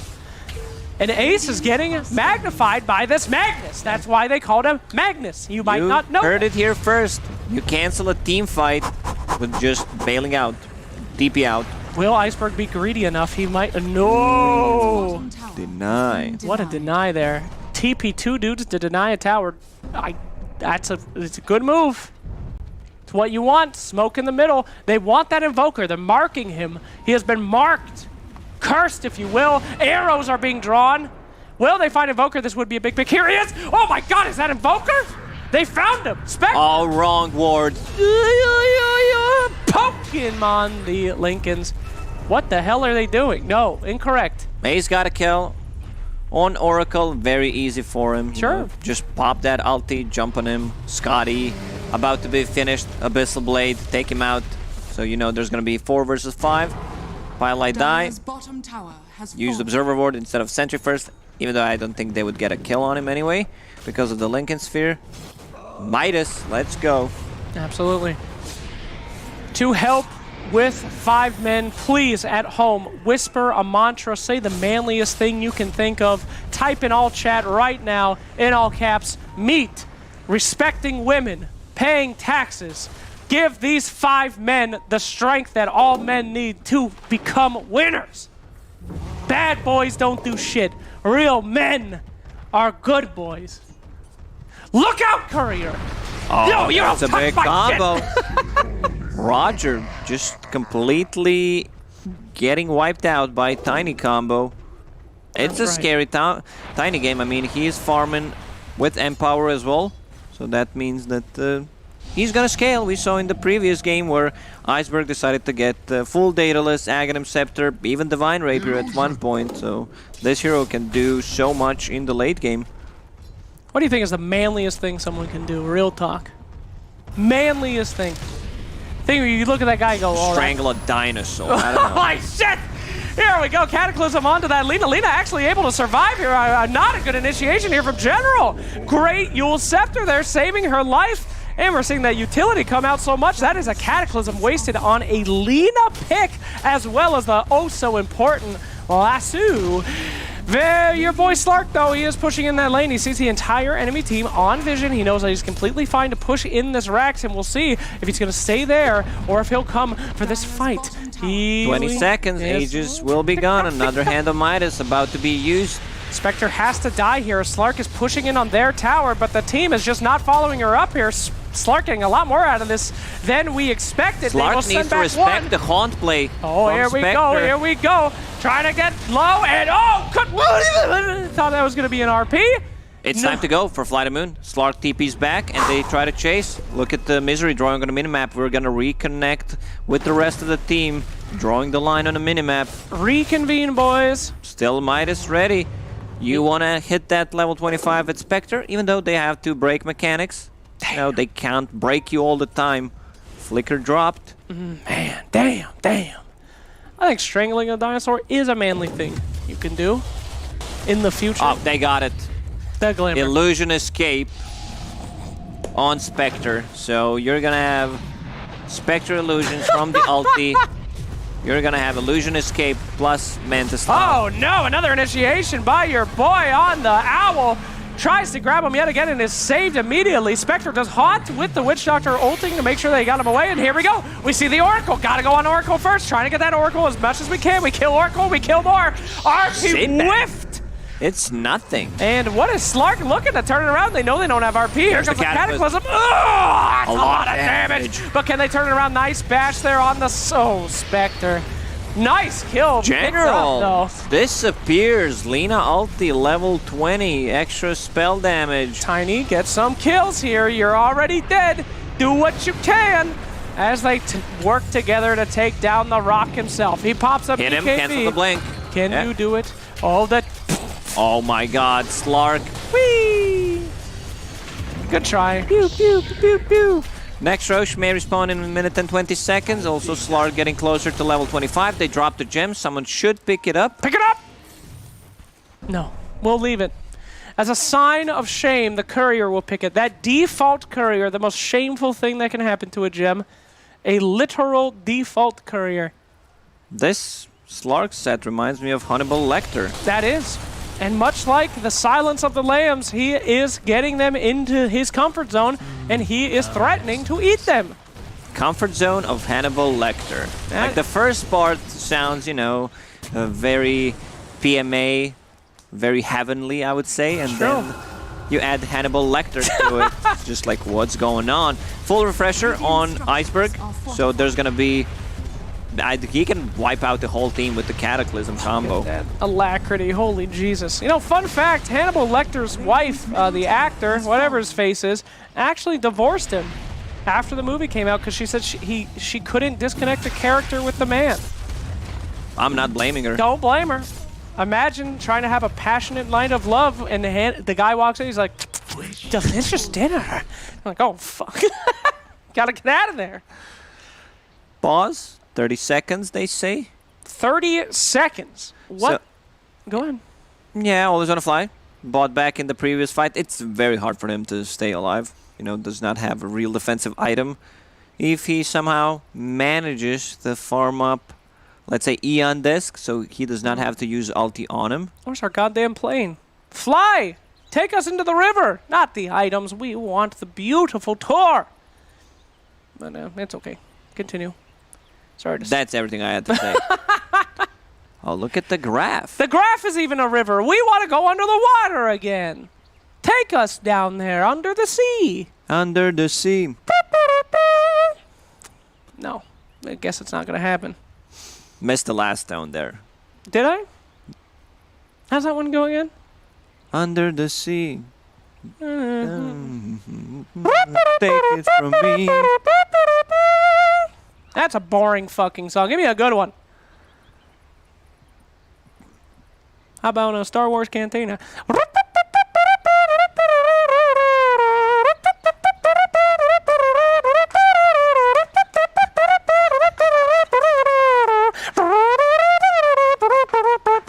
And you think it's over. No, just Yeah, we had enough. It was all fun. right, and they unpaused for 30 seconds. Thank you, everybody. We're Everyone back is They in. literally just unpaused to make us stop. Don't blame him. Misery, eager to play. He actually unpaused for them. He waited 30 seconds, 2 hours and 25 minutes. I hate you all. It was the worst day of my life. Techie's birthday anniversary, Wind Ranger Arcana comes out. Valve literally shit talks me. The Twitch chat tries to get me fired. And also T-Governor shook my hand this morning. It was the worst day of my goddamn life. Yeah, I saw Tiga getting out of the toilet. He said, I did not wash my hands. I'm going to shake Slack's hand right now. When was when was Techie's released? He was in Dota 1, but was he... Yesterday. It was the day he was released. 6 years ago. 6 years ago in Dota 2? Yeah, Okay. it was our birthday, and they had a picture of Wind Ranger shooting him to death. Happy birthday. Okay, it's like my dad used to do. Papa, do you have a gift? Beer bottle straight in the face, glass everywhere. Anyway, back into the game as we... So, yeah, now Betrider with the Yeah, BKB can get much better initiation, even though they have 1, 2, 3 spells now that go through Magic Immunity, Lena's ulti with the Ags, Abyssal Blade, RP, you name it. And we see that smoke come out. Now, that pause has broken the momentum. Okay, so we see Spectre getting the other talent on level 25. More damage coming out from the illusions. I think that's the correct play here, actually, since he has Illusion Escape, a Manta style ulti, wants to be able to take out Oracle before he can do anything. Here's the haunt. Let's see Oracle hunt him down. Not good. Not a good haunt, Clever buddy. cape. That's why you need to have a dust, and he has a dust, just could not find it on time. That is not great. Mess up the haunt. Now the counter initiation comes in. The Cataclysm on top of the Lena. Not going to be able to survive this time. As the double. Wait a second! Hold the phone! Is that? No, she's dead. Just kidding. As we see that turnaround here, BKB coming out Another from the Slark. Cataclysm is ready. Let's go, let's go, let's go. See if we can add that double Cataclysm. But all the move. Whoa! I hear RP once again on nothing. Zip bang. He was holding onto all RPs in the mid game, missing last 2. Yeah, well, maybe they didn't notice. Maybe. Yeah, no one noticed that. I'll pretend I did not see it. Oh no. Also, there is a sound of the RP. Well, that is, you know, okay, they're in. You know, that's why on the all chat you cough really, really loud when you RP. But no, I guess they don't hear that. Roshan gonna be taken here. Yikarinos, double big ult fail by 5 men, which could potentially cause the end of the game. You people at home were not thinking manly enough thoughts, and this is what happened.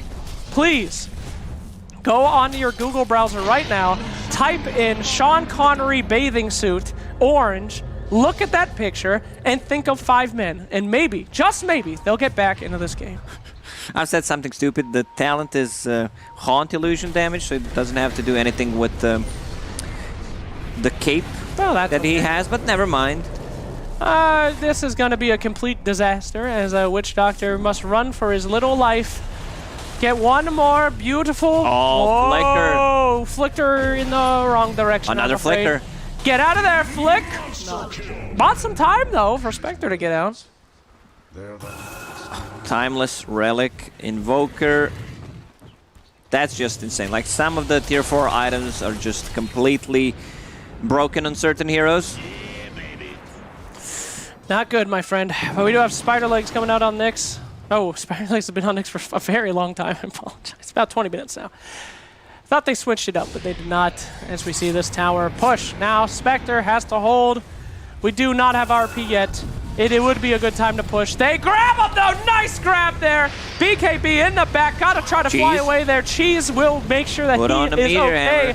Everyone else slowed up, though, but they're going to try to catch him. There's no save. I don't think anyone's going to help him. Nice job by the Magnus. He might have whiffed an RP, but he certainly got that. By the way, the middle tower went down, so that's no good. But hey, still in the game, boys. They found the lost gem. They got the gem back. Also, one of the reasons why Spectre's not getting the dispersion talent, because, you know, there's 2 break mechanics, so it doesn't get too much value out of that.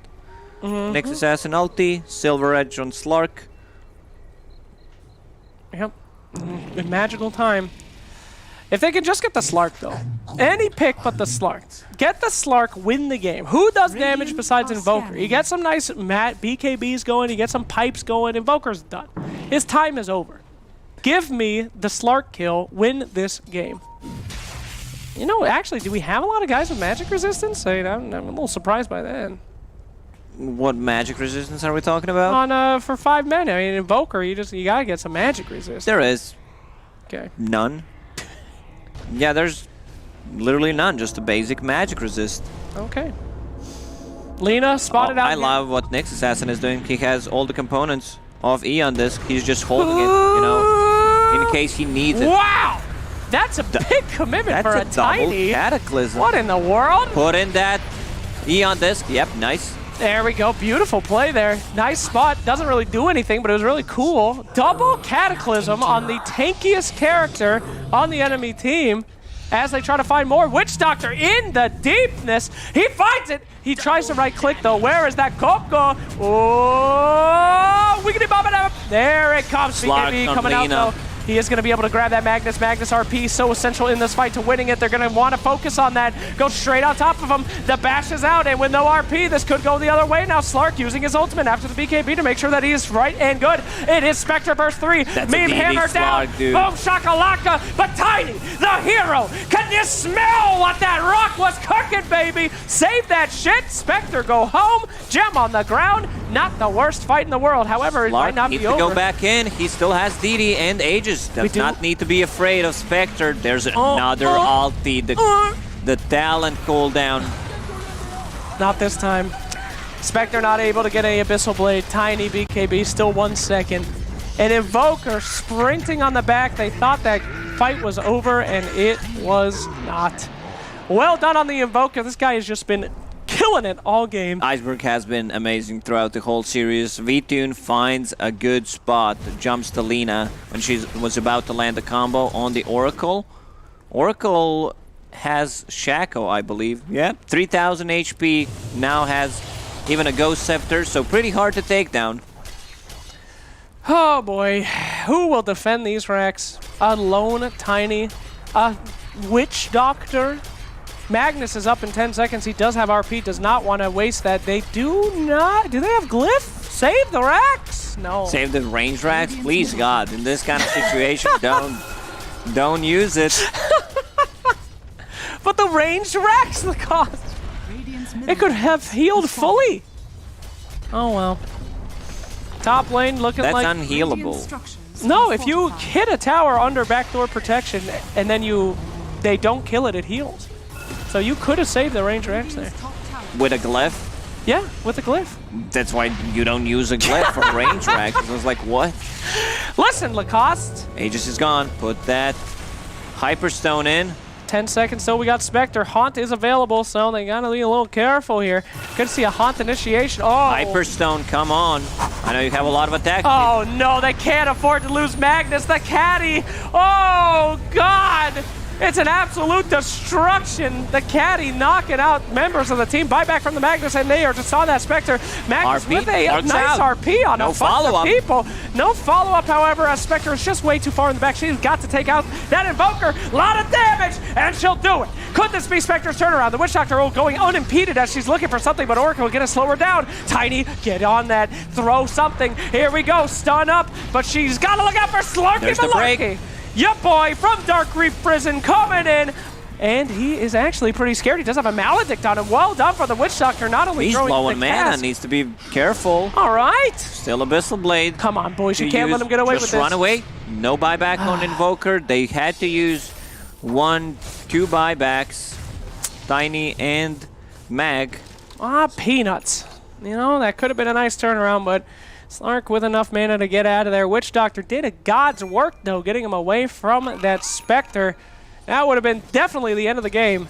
So yeah. We'll see some more. Spectre, 29 armor. Slark says, yeah, I'm just going to build magical damage, so upgrades that Hyperstone into full Mjolnir. Once again, 5 men need your help. If you're watching this in real life, look to one of your bros. Put your hand on their shoulder and give them a compliment. If you're in Twitch chat, pick out a random user, give them a compliment. A real man knows how to be kind to other bros. And with that power, we may see a comeback. Probably not, though.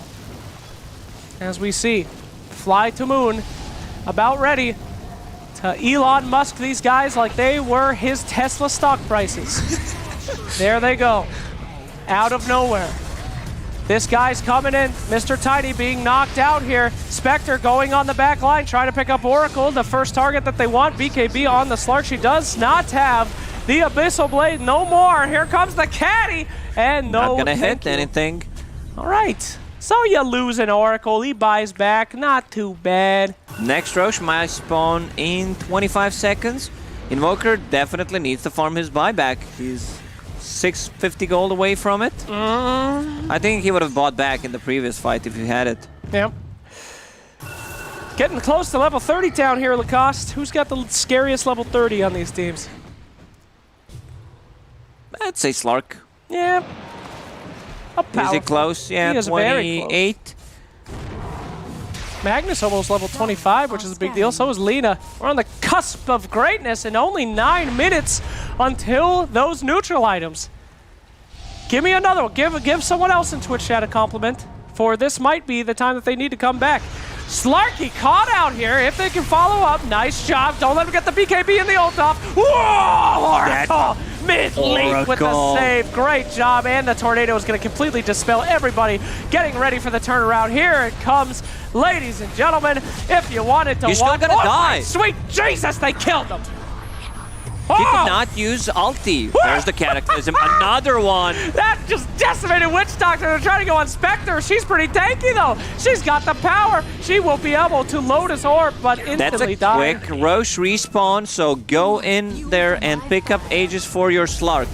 Man, that was such a sick play from Always Wanna Fly. Ooh, barely doesn't get that kill. He even gets the last hit with the hammer. Look at this Invoker. Iceberg is a goddamn menace all over the map. Tiny getting hit by the Ra. Oh, he cancels it at the last second. Nice job. Magnus left him to die. Maybe not the best move in the world as Tiny has picked off their double Mail. buyback. Yeah, that's not gonna save you against the Slark who's has farmed as half of your team at the moment. Also, I want to see someone building Vlads for the Slark so that he actually has a lifesteal. Oh, the Alacrity Slark. Look at that attack. This is just horrific. But, as we saw last time, they killed this Slark again. Could be a miracle game, Lacoste. This could be one for the ages. No Tiny for a minute and a half. Oh boy, like no they can Witch just Doctor. run down on the mid lane. What's the third item? It's a refresher. Okay, so triple Cataclysm. Ooh. And he has enough mana to use it. Look at his mana pool. Good lord, if you guys have sunglasses, put them on now. This will be quite like staring at the center of the sun. The triple Cataclysm will blind the hell out of you as we see them moving up. They want that last Rax. BKB popped. They're going to get a drag onto the Spectre, their #1 target. 5 hours. Oh my god. Here come the caddies.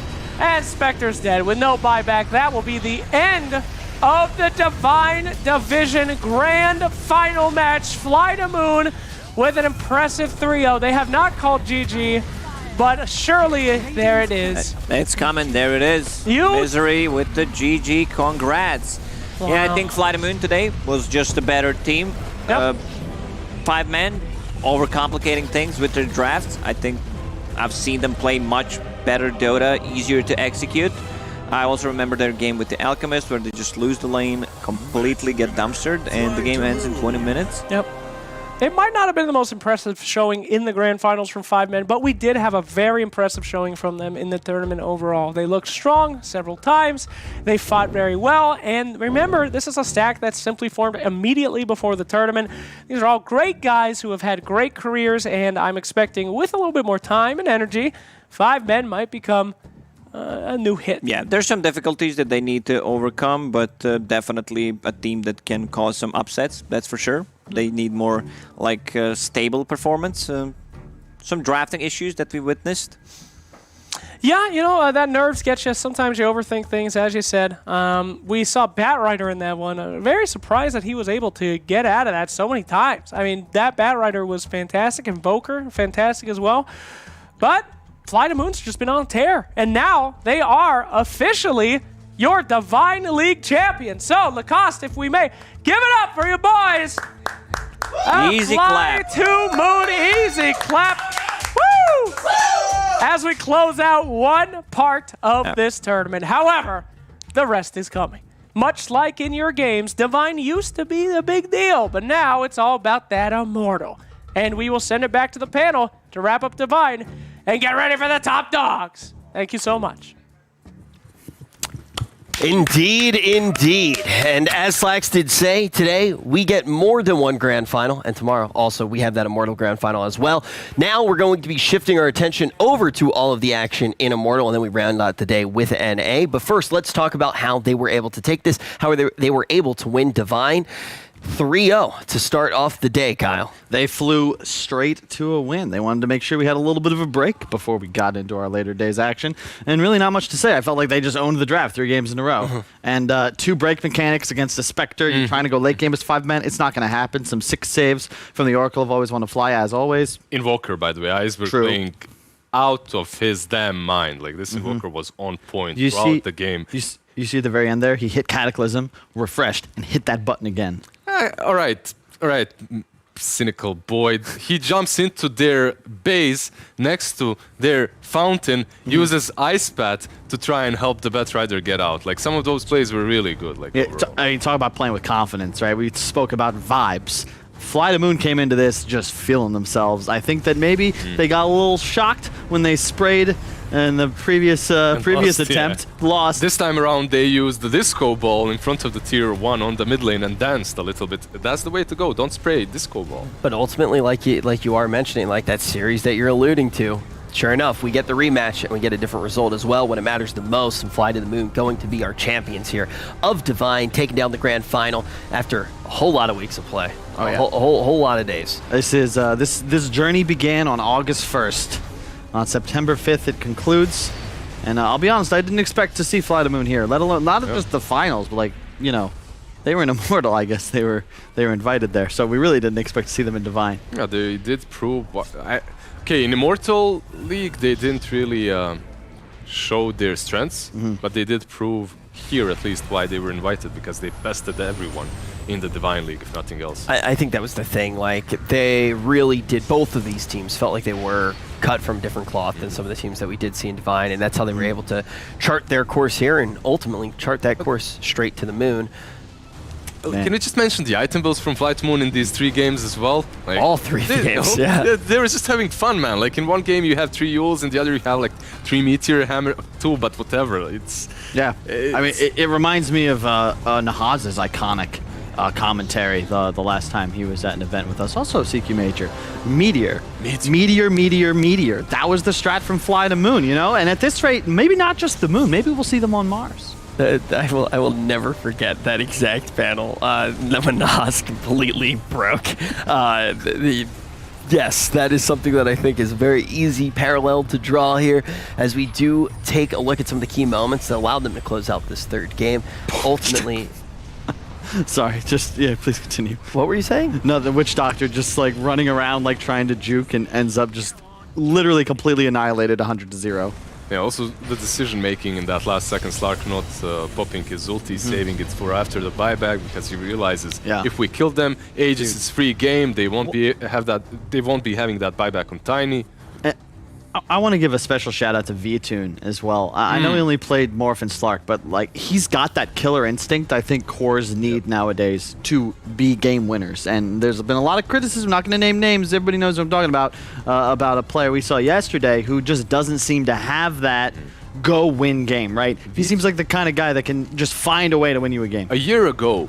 Just a year ago, you could find V-Tune in like 3 or 4 CIS streams of popular carry players, learning from them, asking questions. Why did you go for this item build? What is this train of thought? Why did you farm here and not there where it's more valuable? He was just asking, learning, and he's humble. That's why he's here. That's why he's improved so much. Yeah, he's a sponge, and you can see him just improving day after day. I mean, they start off the tournament. I think V-Tune was kind of silent. After this, looks like a top carry player. I love the players like that too. I always remember. Fun on silent. Sorry, that was part of Fly to Moon. No, never mind. Continue. I missed that as well. But there's that one, I forget what the character's name is in the Matrix, but they get, is it the, Neo? it might be, no, it's the, Morpheus? like, let me describe the character. Where you name the entire cast. It's now productions in my ear just naming random. They're like Trinity. No, they get into the room after they I think the Oracle leads them there, and then they chase the Keymaster, and it's a dude, and he's just looking at all the computer screens. You know who I'm talking about? The architect. The architect, that character reminds me of that's like a style of player. They have a million tabs open. They're watching everybody's streams, and they're just absorbing everything. And when you actually see that come together, and if you're somebody who watches a lot of streams, you know, you're in some of the player streams when they're actually queuing, and you see that other player there trying to learn as well. Yeah. It's always a really cool thing when you see that bear fruit. And I think in the first 2 games, the fact that they allowed VTune to be able to play that Morph back-to-back, the Morph was just going to be able to carry those games. And to that point, that's why Tier 2 Dota is so goddamn important, because you only learn from competition. And ultimately, these kids, like, they're not going to go into streams to practice and train to get better at pubs. They want to be better. They're looking up to players like Miracle as their role model. They want to go to TI. You know, that's what our players do. That's what I wanted to do when I first joined Dota. I want to go win TI. That's everybody's goal. How hard do you think it is the first time that you step up to a player who was like someone that you looked up to, somebody whose stream that you were in, and you were like,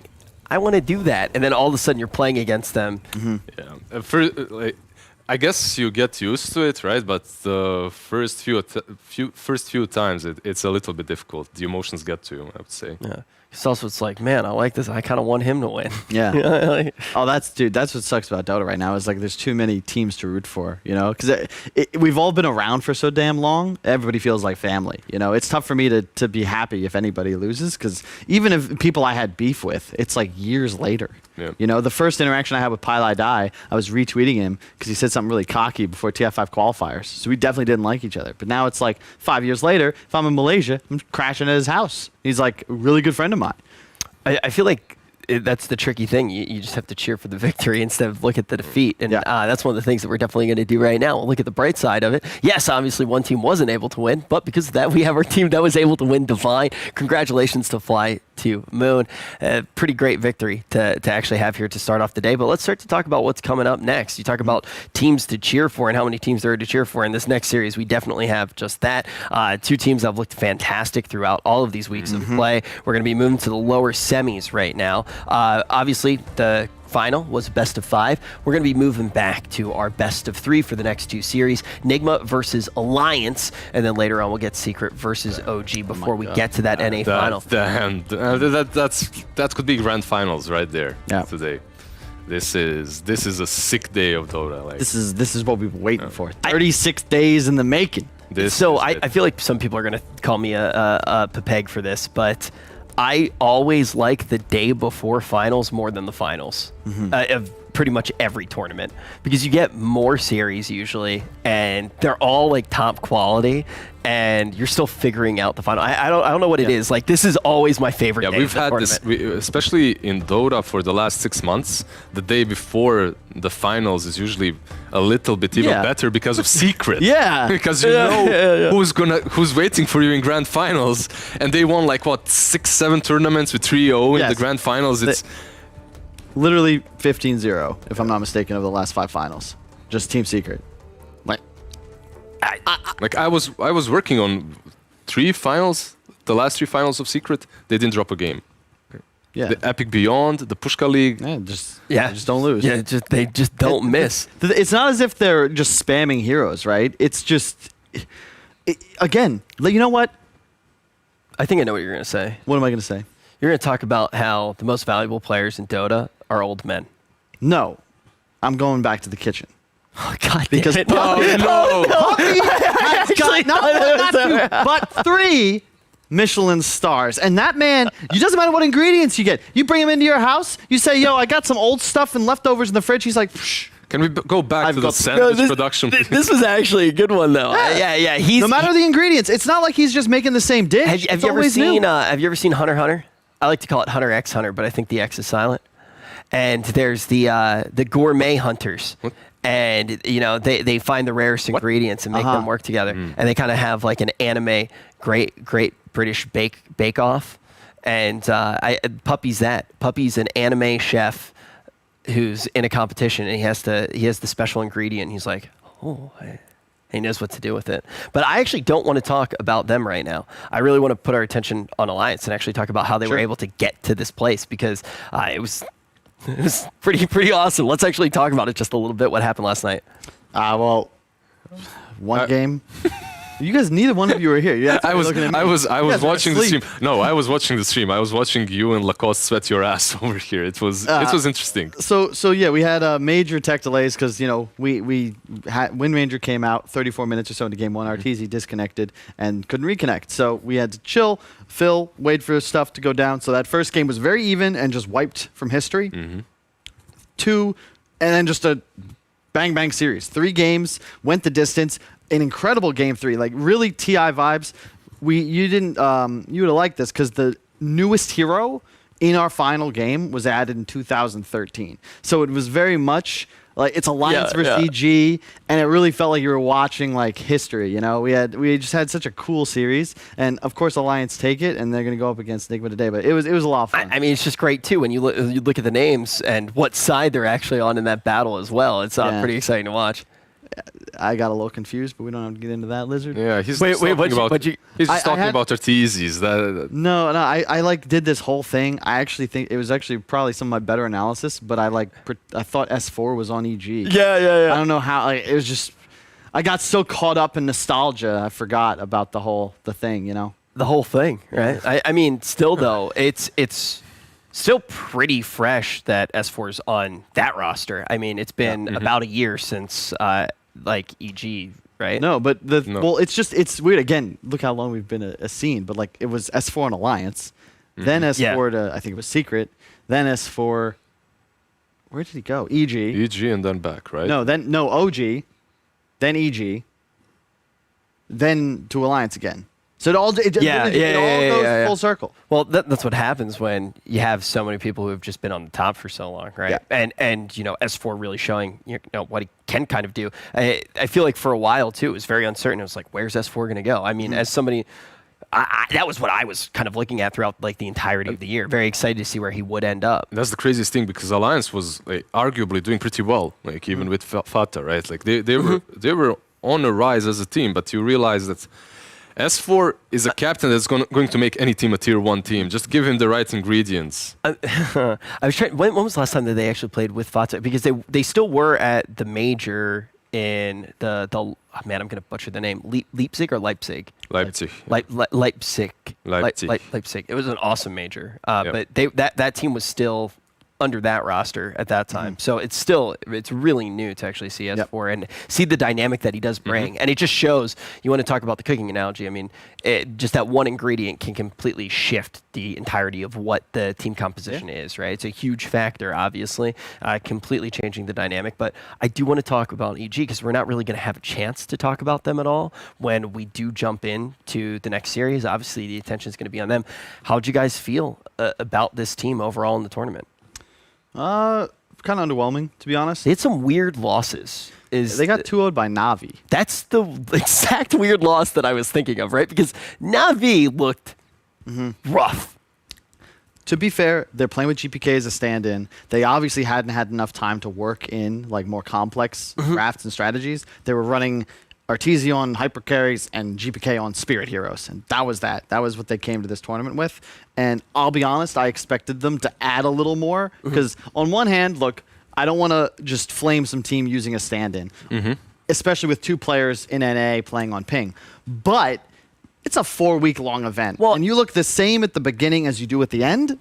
But also for this particular thing, I don't think there's any flame there at all. I mean, you're just basically saying, hey, look, like this team didn't do so great. Look, though, they were able to take down EG, right? I don't think that's any flame on Na'Vi. It's more just comparing them to, or looking at EG and being like, okay, wait, why did they actually have this loss? And any team can also, like you could argue that any team can have a bad day as well. Like you would expect EG to win versus Na'Vi on any given day, but it can happen. Like look at this series, 3-0 for Flight to Moon, and 2 days ago they lost to 5-man as well. Very good point. Things can change in a span of few days. Like you can learn something about the meta that you didn't understand. Well, also like matchups can just be very different. Like one team, even if they're not necessarily on the field of play, one of the best squads, they might just really match up well against another team. And that's kind of why I wanted to ask these questions, because with EG, abandoning America, abandoning NA, there's more to NA than just America, but EG has no American players, just FYI. They abandon NA. they go into a much harder pool of play, and the whole thing was, how are they going to do? And did you see them improve in this tournament? Because the idea of going over and having tougher competition, it's so you don't just show up to every major and then get bodied by teams who have had better practice than you, right? And I think it's a very wise thing to do if you're trying to make sure that you're bringing down the biggest wins throughout the course of the year. But you talk about Na'Vi, and you said, I'm disappointed because they didn't improve. When you looked at EG, you called them lackluster. Did you feel like they got more luster throughout the tournament? Everything I said was about EG. That's what I meant. They're the team that didn't change too much. Although Na'Vi, honestly, I understand why you'd misunderstand, though, because Na'Vi literally was pretty much the same. Like, they looked really good in that one EG and they got figured out instantly. And then they just didn't have another innovation. EG, sorry, I did get story. confused. It's really the same story, though, and that's why you also see squads like, look, once again, who's making a run through the lower bracket, but Team Nigma, because they're constantly evolving, figuring out what makes them tick, and then suddenly they click. And it's like, holy shit. But that's also the problem when you have new players, right? When you have stand-ins, like you mentioned before, and some new players that join the team, and then suddenly you don't really have that span of different strategies that you can run because you didn't get time to practice them. But I mean, you do just talk about Team Nigma, though. Team Nigma is different. They're not a stack of new players. But they're playing with a stand-in. One. Still, though, I mean, we just talked about how one player, stand-in or not, can make such a huge difference on the side of Alliance, but that right? stand-in isn't someone that's outside of the team. That stand-in isn't someone that doesn't understand how you're supposed to be playing. That stand-in was actively involved in forming your strategies and your drafts. That's completely different than getting a CIS guy that's going to speak Russian to two boys while you were, like, as a captain standing there. I will say also, understanding it. I've seen RMN clock. Yeah. Not bad. Pretty good. Or if you remember Sox o'clock. Back at the tournament, he had to stand in. Ooh, not quite the same level. I think Armen's a pretty decent player. Yep, clock. But the clock is what we do need to pay attention to right now. We need to jump to a quick break. And when we return, we have a special treat for all of you guys at home.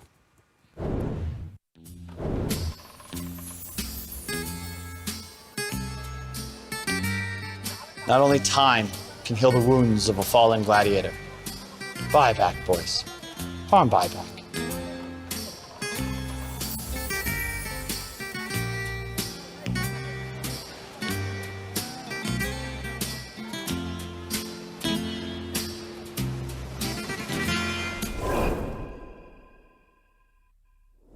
When something like after a loss in a tournament, it's like, why did you lose? Anything about my hair, it kinda like slightly triggers me. How are you feeling? That one I don't like, after a loss or after a win. Are you happy right now? Those kind of questions that require just an obvious answer. How do you feel after losing TI? That's the most annoying one, I guess. Going from Alliance to Liquid, or like something like Alliance Liquid related. I guess going to an interview in China at some point, they asked us like to rate your teammates, and that's just very awkward to rate your teammates in front of them. It's like, or to rate them ever. That's, I guess, just very weird. What are your expectations for the games? You obviously expect to win. You're playing to f***ing win. What else do you expect? I don't know. There's like 99% of them.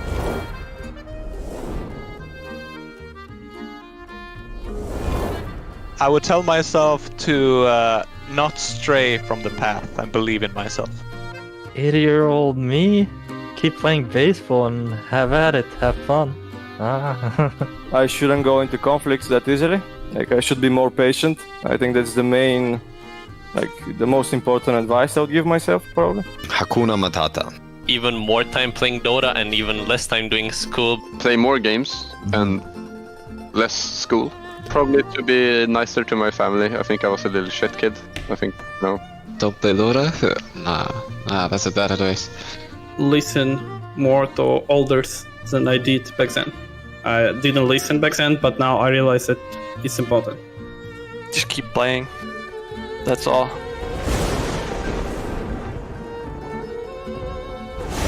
Cringe to me, I means when people talk in Twitch emotes in real life. When all these like 40-year-olds jump or like older jump onto this internet trend like way too late and do some like cringy music cover.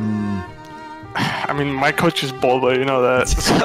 Probably Gabe coming up with his sandals on for TI, like when I was in place, you know. I've seen some cringe moments even on tournaments. You can look at Slux. He's there all the time. Just kidding, I love Slux. Really like cringe. So cringe is part of Scandinavian humor. We have this show in Denmark that is all about the mega cringe. Some of the first times I talked to a girl or something, like in 3rd or 4th grade, yeah, you still wake up at night, you're like, fuck, did I actually do that? What did I act like that? One time I was maybe 7 years old. I had my birthday party, and people wanted to eat cake and not open the presents for me, and I wanted to open them right away. So what I did, I took the presents and I locked one door and went to open them by myself, while the others were eating the cake at my birthday party. I don't know. I tend to like delete these memories when they happen. Depends on the cringe, because there is a good cringe that's just like uncomfortable bad humor, which can be good in some occasions, and there are just things that are eating me up, you know. That's the bad cringe. For example, like watching TikTok videos. Jesus Christ, when I was young, I was making videos on YouTube, and they were like aimed to be cringy, and that's why they're funny. I went back in time once.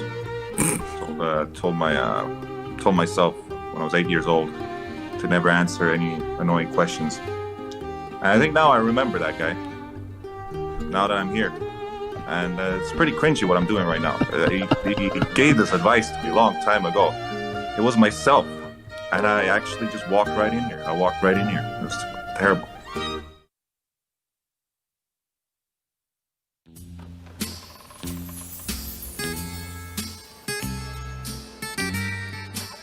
The only true knowledge is the knowledge that you know nothing.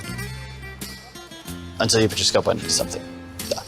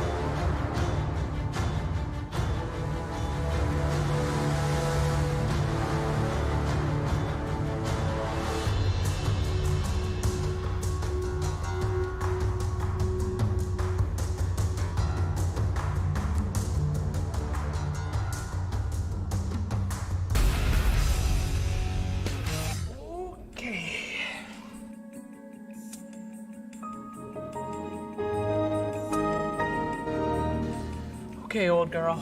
This is it. One more for Daddy, okay? All right, come on. Chug along there. You got it. Oh, shit. It's getting hot. Come on, come on.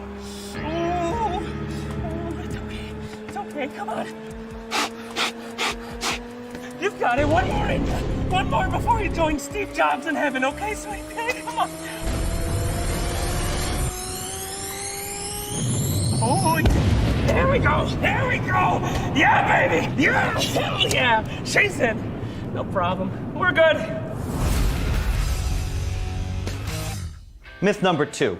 You can't get on the same team with good players on NA servers.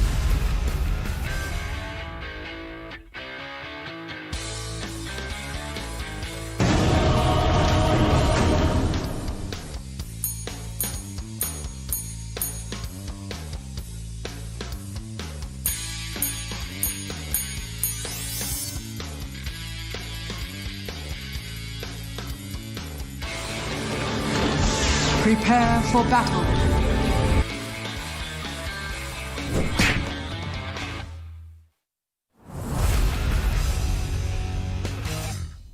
It is time for the third myth. Wind Ranger is not a real hero. It is well known that Sir Action Slacks is not a fan of Wind Ranger. That's why he is the perfect candidate to find out if this myth is busted. Prove to you guys that it's not just me who believes that Wind Ranger is not a hero. I've gone and asked 6 of the smartest Dota 2 talent in the world what they think of this very interesting question. We're here with Shiver. She's getting her makeup done right now, so she can't actually talk to us, but she's going to record her audio afterwards when we dub it in. So, Shiver, do you believe that Wind Ranger is a real hero? I don't like Wind Ranger. I think it's dumb hero for dumb people. My name is Shiver, and I think Wind Ranger's stupid too. Don't believe the lies. Lizard, a question for you. You must simply answer yes or no, and if you answer correctly, you get 1 nuggie. Now listen closely and look into my eyes. Is Wind Ranger a good hero? No. Good boy. Tasty for Lizard. Here with Jenkins. Jenkins, answer truthfully, is Wind Ranger a real hero? What do you mean? Not a character, but a true hero. No, of course not. Didn't think so. Here with Tsunami. Tsunami, please answer this question very simply with a yes or no. In your honest opinion, do you think that Wind Ranger is a good hero, or do you think it might be bad? Yes. Obviously. No. Yes, no. He does not think Wind Ranger's a good hero. Thank you, Tsunami. Very good. We'll slow it down in post. Boom. All right. Is Dark Willow an intelligence here? Yeah. Is the Radiant and Dire on the Dota 2 game? Yeah. Do you know the lore to Sand King? No. Do you think that League of Legends is a good game? No. Is Wind Ranger a good hero? No. Yes. Ah! It's too late! You said no! He said no! I said no! And now for the most intelligent analyst in the building. This $1 8-ball. Is Wind Ranger an actual hero? Focus and ask again. What the f***'s wrong with this thing? Is Wind Ranger an actual hero? Does it have no? It's like 17 yes. Cannot foretell for now. Even the gods don't know the true answer. And with that, it should be completely apparent that Wind Ranger is in fact not a hero. She's a creep. A range creep. That I hope you deny in all of your games. And that's your daily portion of myth breaking. Stay tuned for more busted stuff coming your way. Busted Dota. Mirror Image.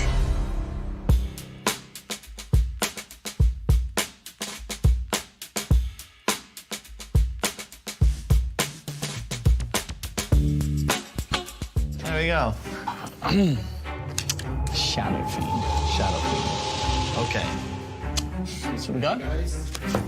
3. Wait. What? Do we make it like it is in the card? Or our interpretation of Shadow Fiend? Your. Our interpretation. Okay, get ready. 3, 2, 1, go. Just kidding. I don't know. Hang on. How do I do this? He's floating.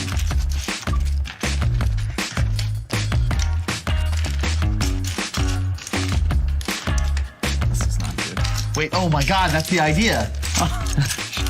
Mine's gonna be. All right. It's like a lot of different shapes in here. I feel like I've got the pieces, but I don't really know what to do with it. As long as it's asymmetrical, I think it's good. Do you have any glue? Glue?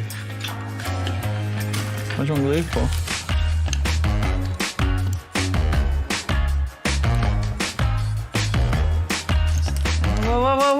Whoa. There's no rules. Sorry. 2 minutes. What? Okay. Took all the... My color scheme is ruined.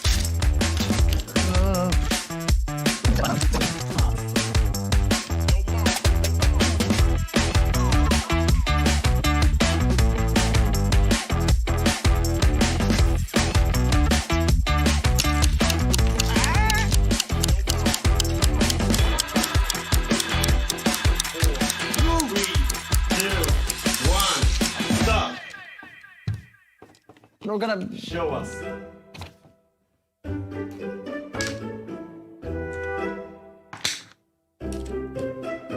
I'm just saying I think I win. I start with the colour scheme. I've got the SF Arcana here, nice bit of orange, and with it all. I've got different tiers. You've got the arms here, you've got the face here, and the rising body. We're, well, as you can see, my color scheme is a bit off because you looted all of the properly colored blocks. It's red, representing the Shadow Fiend's inner rage and turmoil. You can see he's in the act of casting a raise while taunting, you know? This is his book of spells. And of course, we've got his face. As you can see, there's human-like features clearly visible. Unlike my compadre, looks like a Dalek from the Doctor Who universe. You got the little arms. You got the heart here in the middle, and then you've got the... Yeah, you know, like in the Arcana, he's got the big sort of orange central piece, and then the little different bits down the legs as it gets smaller here. You've got sort of the building up. You know, he's got that sort of pointy bottom that he's standing on. I feel like I accidentally made Leia Organa. Yeah, it's got the hair. It's got the hair. You know what I mean? I don't know how that happened. That wasn't the aim of this challenge, though, Kai. But she is. Well, we'll let you be the judge.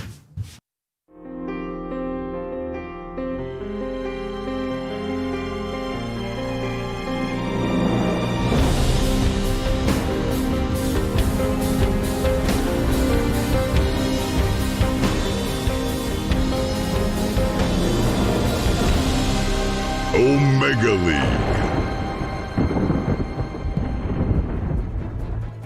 Ladies and gentlemen, you might be asking yourself right now, why am I here? Why is this guy not fired yet? And I guarantee that a lot of people in the back are asking the same questions. Well, questions is going to be the name of the game. It's time for the brand new Dota quiz show called Aghanim's Quiz. But before we can get this one started, I gotta ask you guys at home a couple of questions to make sure you're up to this incredible test that lies before us. The first one, why is Kunkka a pirate? Because he torrents. Did you hear about what Naga said when she took down Tidehunter? She said, Riptide. What does Tiny say to Wisp after Wisp got him out of a sticky situation? I owe you. One more.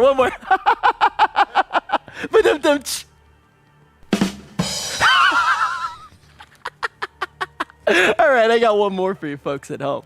A brand new team walks into a talent agency. Let's call it a brand new org.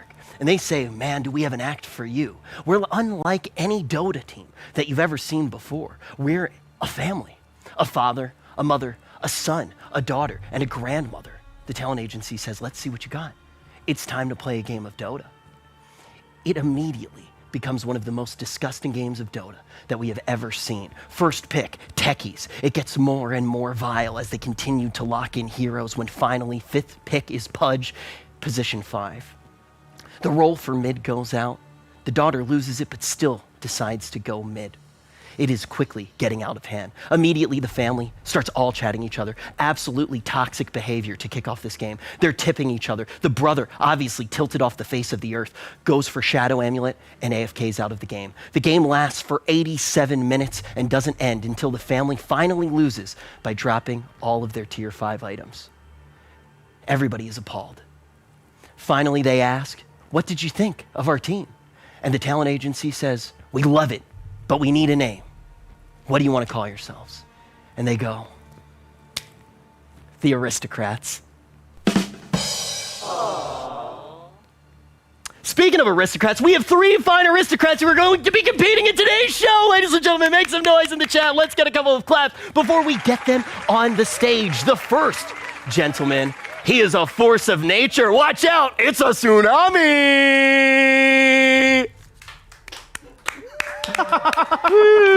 Yeah, have a seat. The only funny thing about this next contestant is his Dota career, Kyle! You don't need to clap for him. Thank you, thank you. And finally, our last contestant. Some of his jokes actually make me feel like I might be Lacoste intolerant.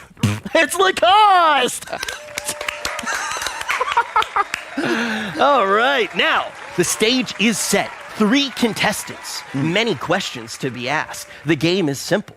We are going to dive in right now, and I will break down the rules.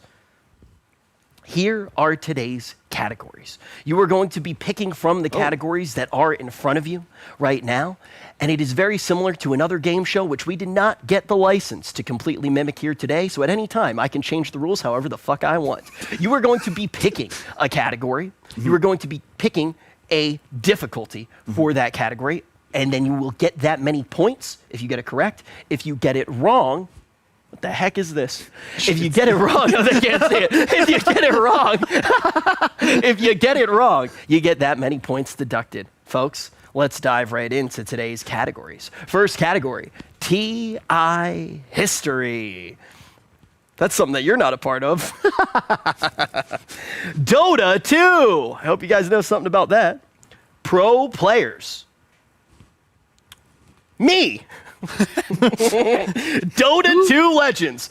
Wow, did they do the same category twice? We ready to get started? Wait. Now, we have to pick who goes first. And I've decided to let Kyle go first. If he continues to get it right, he will continue to pick the category. If he gets it wrong, it will go over to Tsunami, and then it will just go in order around the way. I've decided to give it to Kyle because he never wins anything, and I think we should give him a little bit of a handicap. I appreciate that. Just for clarification, do I lose points if I get it wrong? Yes, you lose points if you get it wrong. And only I can answer? Yes. I'll go with Rich W. Campbell for 400. For 400. This man's trying to Ken Jennings us here. I want to be good, but not too good. That was a good joke. I actually knew the answer to that one. All right. Kyle, congratulations. You're off to a very good start. Unbelievable. I'll give you 10 bonus points if you can tell me who I made that joke with. That was Tsunami at the culmination of your first time doing the multi-stream at TI9. I don't know how to give additional points, but you would have gotten them. Now, you may pick the next question. Rich W. Campbell for 300. Oh, come on. For 300? This is stacked. That's not allowed. Are you saying Rich W. Campbell's easy? All right, Rich W. Campbell for 300. On which day of late game during TI 2019, Rich showed his amazing shoes? I have no idea what the answer to this question about me is. Oh, yeah, I love those shoes, though. TI 2019. The only TI that I worked. The which day of the late game? Was, I believe, the first day of the late game. Incorrect. You have lost 300 points. You're down to 100. I thought, what? They don't get a chance to... What? And now, Tsunami, it's your turn Do I pick lose a category. points if I get it wrong? Oh, no, we're just skipping the question. Yeah, we're just skipping it. Oh, okay. That question's done. Oh, it's not done. It's not All right, done. it's not done. You can answer it. Second day. Hey. I mean, I'm just giving you wrong answers. I'll give points to Lacoste. What? What? Fastest. You gotta act. What? Fastest in the Wild We don't West. even have buzzers. Second, let's go. Neil, shut the fuck up or you're gonna have negative points. Tsunami, now you get to continue asking the questions. Wait, he got it right. Shut up. Yeah, Tsunami, pick a question. I get the points then. Dota 2 for 400. Lacoste got it right. Give me the question. Come on, you can't steal my points. Go ahead. Answer your own goddamn question. pick your own Dota question. 2 for 400. Wait, they gave him to Tsunami. Well, no, you got the. According to Liquipedia. No, they just gave him to Tsunami. Shh. Sorry.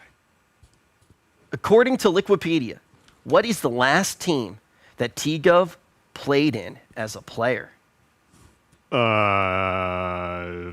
Vega 7. 5 Brits. Incorrect. Does anybody else want to give it a try? I'll skip. I'm not paying attention to irrelevant players. I feel like I should know it, but I don't. I guess you didn't hear what Kyle just said then. Yeah, do you want to take a guess? I'm not going to guess. The correct answer was sparkling water. I should have known that. He tweeted about it just yesterday. Disgusting. Now it's my turn, huh? Negative 400 Tsunami. God. Minus 400. Nice. Shut up, Lacoste. All right, let's go. What do we have? Dota 2 Legends for 400. If mine, you have to do 300. 400 was that last one. Wait, but I said Dota 2, not Dota 2. Why is T-Gov even in the... Why is this? Production give is me telling for me 300. I fucked up. Trust me. The second I fucked up was when I signed up to do this show. All right, go ahead. 300 Dota 2 Legends. Let's go. Let's go. How many Valve majors Kyle attended as a pro player in 2016? I believe... kind of have a dilemma here, whether it was 1 or 0. I believe it was 1. Minus 300. Ooh. Do you know yourself, Kyle? What year was 2016? It was 2016. I believe. Yeah. I believe it was I 2016. believe it was 2016. I know that the first one we qualified to. God, I really don't remember. Wow. What? Oh, you know what? So forgettable. I'm gonna go. I'm gonna trust myself. I'm gonna go with 2. Incorrect. You were at 3, so minus 300 points What? for Kyle as well. Does TI count as a major? Oh my God! If TI counts as a major, I We're at the object to Shanghai this major, question. the Manila major, and the Boston major. Those were not all in the same year. Shanghai major was the winter of 2015. If you're telling me, no, Boston was 2017. I have deducted. You're at negative 1,000 because you are holding up the entire show, and I'm getting very irritated. And Lacoste, I'm going to give you the 300 points. What? That's against the rules. Shut up. All right, here we go. Lacoste, you get to keep on picking. Yeah, let's go. Dota. No, Rich W. Campbell for 200. Threw me under the bus first. What do you mean? How many shirts has Rich changed during the main event of TI 2019? Who counted that? Then for bonus points, how many of them were actually made the day before the tournament? So, Dude, just those by looking ugly at these shirts, I see 1 on day 2 and day 4 that are the same shirt. So I'm gonna go with 5. You actually managed to get it right on accident. There were 6 days, but on the 3rd day, I wore a turtleneck. Good one, good one, production. Lacoste is now reigning supreme with 500 points. All right, let's go. Rich W. Campbell for 100. Seems like you're bringing me some luck. Rich may be known under his amazing and creative nickname Rich now, but what was his first nickname as a host of Dota 2? That's the 100 question? It's a hard one. That's a hard one. Of Dota 2. Half of you were at the event. Nickname as a host. Look, wait, is there a buzzer? Can we have a buzz I think portion? I think. Can we that's how the game If I don't answer, do I get minus points? Yes. It's minus 100. What's the big deal? What was his first nickname? Richard W. Campbell. I will accept that. Richard. Nice. I didn't make the questions. I mean, I'm on fire. Let's go. Keep on going, Lacoste. Take us home. All right, let's go with what's left. Dota 2 Legends, 200. How many TI winners has Lacoste played alongside during his TI run? Jeez. My man. Dude, I love how nobody knows the answer to the questions about No himself. one knows. I Wait a literally, all the sec. questions about me, I was like, what the heck? I know stuff about other people. Let me just guess. Crunch the numbers, carry the one, move those cogs. I'll give you One. bonus points if you name. What was his? Fear. I'm gonna give you the points, but you're wrong. It was Fear And and Ake. Zake. Oh yeah, I forgot about my boy Ake. Apologies. It's fine. I'm still gonna give you 200 points. What? I mean, Well, Those are my points. I like Fear. a I lot. played with people who won TI, Kyle. Come on. Yeah. 200 points. Let me continue. So, I don't get anything. This is unbelievable. pro players 200. Let's start easy. God, you're so good. I'm at never this. gonna Pro get a, players I'm for never gonna get 200. a You said? category. 200, yeah. How many times has Arteezy joined Evil Geniuses? Good lord. How many times? I believe it was. Shut the He joined Rich. Team Secret, then he rejoined EG. Doing the math in my head right now, not looking at Rich W. Campbell. I believe it was 3. That is the right answer. This man I'm did on not fire. Stop. So I just want to give you guys a quick little update. Lacoste is currently at 1,000 points, and Kyle's at negative 1,000 points, and Tsunami is at minus 400. Lovely. But it's a challenge round. Boo, boo, boo, boo, boo, boo, boo, boo, Oh boy. Challenge round. Golden snitch me. Hit me. What you I'm got? gonna drop a beat. Whoever gives us the sickest verse right now gets plus 1,000. No.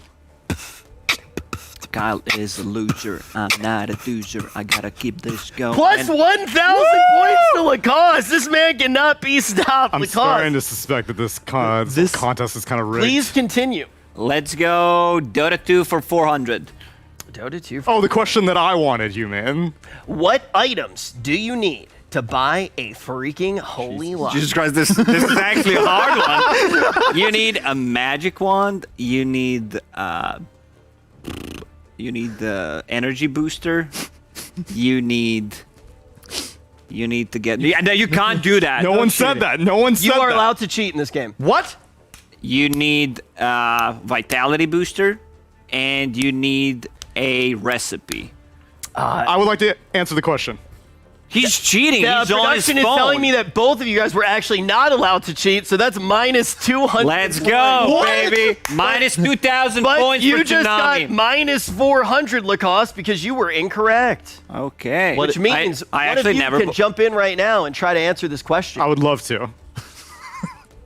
I would say that it was a magic wand, a ring of Tarask, an energy booster, and a recipe. You are now at minus 200. Yes. If you name my favorite color right now, you will keep priority and get plus 200 points. Green. Wrong. Dark blue. All colors are fine. Yeah. All right, go ahead. Jump Back into in the the fray. game, Jump into boys. the fray. Pick any question that you want. Give me Dota 2 for 300. Dota 2 for 300. This portrait is from Dota. Who is the hero in Dota 2? This is so easy. I am going You have no to clue. say Abyssal Underlord. No. No, wrong. Wait, me. Minus Pick me. 300 Pick me. from Pick- Tsunami. Rock, paper, scissors for it? Yeah. Best of one. Best Best of of one. one. 1, 2, Wait, 3, go. Bang, bang, bang, boom. No, I will call for it. I will say rock, paper, scissors, shoot. On shoot, you both reveal. Both Okay. of you right now will close your eyes as well to make sure it's as safe as No, possible. that's bullshit. No. No, Keep it's the fine. cameras on Keep me. the You're cameras gonna These are lie. the rules. These are the rules. All right, now keep your eyes closed. Rock, paper, scissors, shoot. Oh, Lacoste won. Okay, Lacoste, let's you're going go, next. paper, man. Lacoste, what hero is it? Bounty Hunter. Correct. That's plus 300 This for is some knowledge. Lacoste. You didn't even know what the hero was. Yeah, I did. It's Gondar. You Now, never played Dota 1. now, Kyle, Who Gondar is? Or Gondar. That's Kyle. from Lord of the Rings. you are now on a journey. This is the bonus round. Okay. You just got hot streak. Look under your chair. You were randomly selected at the beginning of this competition to be the hot streak, What competitor. the? Where? What are you looking for, Yules? You got him. You got him. Minus 5,000 points. Now, you are going on a run right now. Uh-huh. Every single category that you go through is worth triple points. Okay. But if you get a single one wrong, okay, you are eliminated. Got it. Wait, what? Okay, I'll go with TI history for 100. Coward. Name all players that were competing on all of the TIs. For one, I know I should just It's easy. try not to get that category. Nahaz said it like 87 times a Jesus. minute. All right, we'll be here for a little while, I guess. But now we're approaching. What? Fear, PPD, Universe, Owie. You are. Mel. What? Oh. Okay, I thought this was literally like all the TIs. Yeah. No. Yeah. It's literally I just. thought that was a pretty easy. I thought it was literally name every player ever at a TI. Okay, it's Puppy and Curl. Yeah, correct. Kyle. Cool. You're back in this. Let me give you another. Extra 50 points. There we go. That's close enough. All right, Kyle, you're up to negative 600. Kyle, go for the next one. 200 TI history. During which TI Liquid were doing it? That would be TI3 against LGD in the lower bracket. Correct. And that was worth 600. You are now at 0. TI history 300. I'm going to give you an extra 200 because I don't know how to use the fucking iPad. All right. Let's go ahead and go for TI history for 300. Everyone knows that during TI 2001, Na'Vi got the first place and Ehome got the second place. But who played? MYM. CLG. Orange. It was a Chinese team, I believe. Scythe. Scythe Gaming. Zenith. That's right. It was Scythe, dude. He literally told you the answer. Who did? He did? Yeah, it was Scythe. Oh, it's Scythe Gaming. No, it was my points. Production has told me, Kyle, that you're eliminated, but we'll give the points to Tsunami. Tsunami, you are going to be even Stevens right now. Back in the game. But because you helped Kyle, or tried to help Kyle, You're I getting picked the 7 next points. category. Okay. Pro players for 400. Pro players for 400. Wait, am I actually? Should I leave? You're done, yeah. No, you can stay. Okay, cool. Who was the the player rules might with the change. most competitive matches in Dota 2? Oh.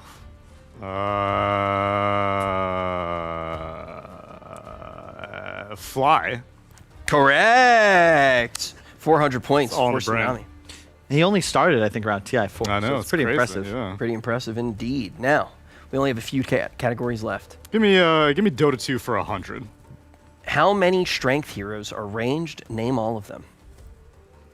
There's Io. There's Phoenix. There is Stumpy? Stumplebore? I know, come on. He doesn't know. All right, enough. That's cheating. I'm taking over. Snapfire. Correct. Lacoste with 2,000 points. Nice. All right, Lacoste, go ahead. Let's go with Dota 2 for Isn't 200. excuse me, isn't Huskar a strength hero? I didn't write the questions, Kyle. Doesn't matter. He's like Play the game. He's You're like half melee disqualified. health. We don't have God to go damn into it. the You know, you details. get money. With half melee health range. Come on. get- Let's get on to another question. Wait, Dota 2 for 200. Let's go. What? Let's go. Yeah. How many names did Outworld Devourer has changed? He was released in Dota. This is written in fucking Ukrainian. How many names Outworld Devourer has changed since he was released in the Dota? Name all of them. Outworld Obsidian Destroyer. That's the one from Dota 1. Obsidian, maybe Devourer. Obsidian, Outworld Destroyer, possibly. And give me the last one. Outworld Shit. Devourer, Outworld Demolisher, Outworld Destroyer, and Obsidian Destroyer. Yeah. We're going to give you credit. Good job, Lacoste. This is so. What is there a prize? I'm at how did I get to negative 4,500? Every single point is worth $1, by the way. Yeah. What? So Kyle, you all WePlay. You have lost your entire $4,500. you've lost your entire pay for the next 2 years. And that's actually how we're paying out the prize pool to everybody else. And I'm incentivized to give you more negative points because if I keep it nice and even here, I actually get to take home the remainder. So enjoy minus 7,000. Lacoste, you're getting $2,200. Tsunami, you're getting 400. How you been though? Everything been going all right? I mean, it's been a rough couple of months. Tough in the times with pandemic, COVID, you know. right? Give him a couple of I'm thousand. getting by though, you know. But 2K. you don't. Actually, you know what? Let's take a little bit from Kyle's. I mean, I don't have any to give. It's your words, not mine. Yeah. But this is a Robin Hood type situation. Minus 10K. Kyle's doing all right for I doubt he has it, but we can put a lien on. Yeah. And then it gives Tsunami 4K. I don't own any property. I appreciate. If we sell Carl's car, how much we can get?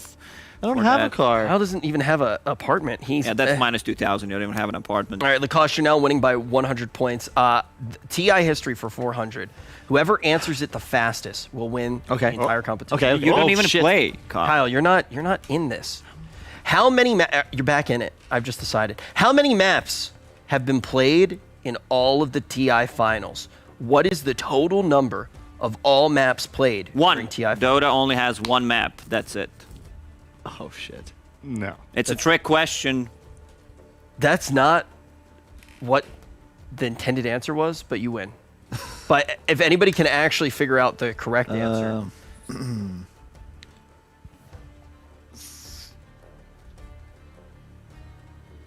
I'm gonna say 33.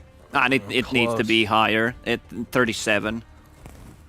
Whoa! Whoop, whoop, whoop, whoop, whoop. Whoa, Jesus, you scared the shit out of me. I was counting. Wait, was it actually 37? Yeah, it was 37. 4 just plus got 4 there. plus 5 plus 4 plus 4 plus 4 plus 3 plus 5 plus 4, 37. Doesn't get higher than 5. We've had 9 TIs times 3, which is 27. You need to pump those numbers up. Those are rookie numbers, and we get 37. Pretty Now, easy. the next part of the game show, the final part. Everybody, take out your wallets. I don't have one. I don't have it. I have my phone. And that means we're out of time. It's time to go to a quick break, I think. We'll see you later. Hope you enjoyed the show. It's not time for a break. What?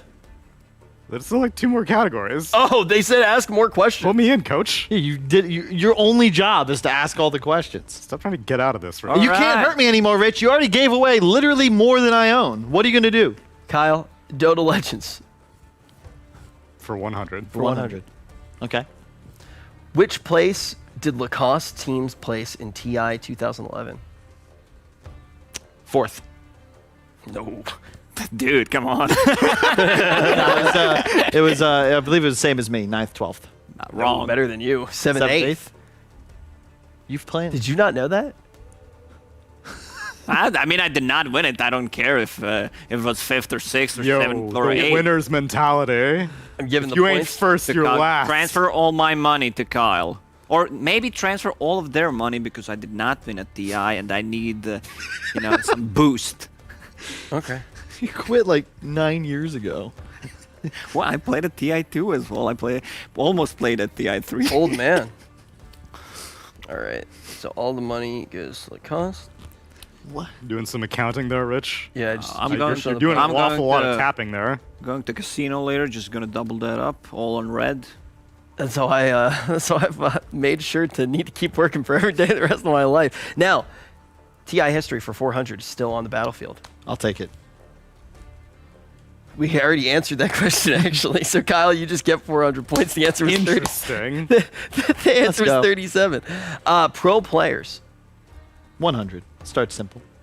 How many teams has Dendy changed during his Dota 2 career? Dota 2? It says Dota 2. He has played on Navi. He's played for Baited. And I think there was one more, so I'm going to go with 3. It's 2. Panthers? Silly cats. Oh, Mr. Cat. Roar. Lion's roar. Panther. Come It's here. a cat. Mr. Cat. Holy diver! You lost. You've been gone too long in the midnight sea. Ride the... This is Dragon? You can see his stripes, but you know he's clean, correct? Oh yeah. Uh, oh yeah. Oh the yeah, one from yeah, Southeast 3. Asia. That would be 3. He played for TNC Tigers. Incorrect. It's 4. Navi, Tigers, Bait, and the Pango. Oh, He wasn't yeah. officially a member of the Pango. Played with does not count. Stand-ins shouldn't count. Just saying. How many teams All the has points. Dendy changed during his... Okay, maybe... He stood in for a lot of teams. He stood in for my team. Does that what count? RTZ hates the most about TV shows? Subtitles. The advertisements. The drama. Cliffhangers. My man was all about Grey's Anatomy back in the day. I can see why you would hate cliffhangers. Okay. We got any more of those questions? I fucking hope not. What?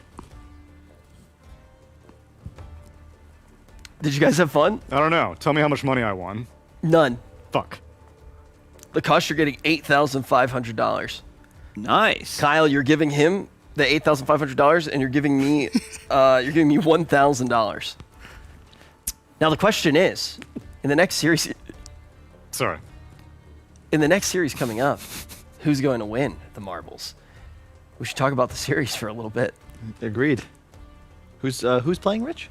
Why don't you know, Kyle? You're the analyst. Lacoste, let's talk about, I believe we're going into the lower semis next. Yes. Loser semis. So we have Alliance versus Alliance. Yeah, so Alliance will have a full roster. There was info that Nico Baby might not be able to play, but he's gonna be there. I just saw a tweet from Alliance, so that means they're in full roster. You know, if you change Nico Baby, I think he is their most important player, and now that he's playing, I'm really happy to see what they can do. Yeah, I definitely think that not having Nico Baby would be a pretty strange thing to happen here, Neil.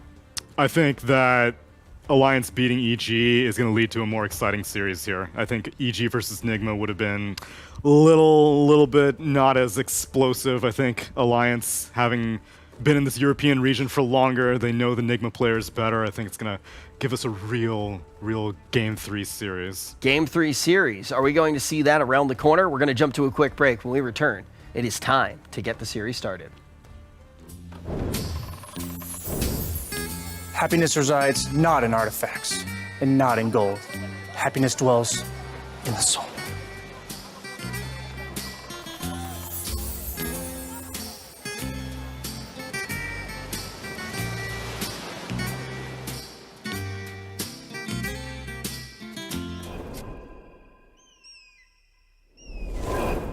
So I think if there wasn't an online tournament, we would just still be trying to, you know, get through the open and closed qualifiers for the minors and majors, and maybe I wouldn't even be here making the interview. I've probably been traveling, playing Dota, same old shit, you know. That would have been our prospects. LA Major would have happened, everything would have been happening. I would be playing TI right now. What are you talking about? I actually miss LANs, because I mean, playing online is fun, but you kind of miss the stage, you know what I mean?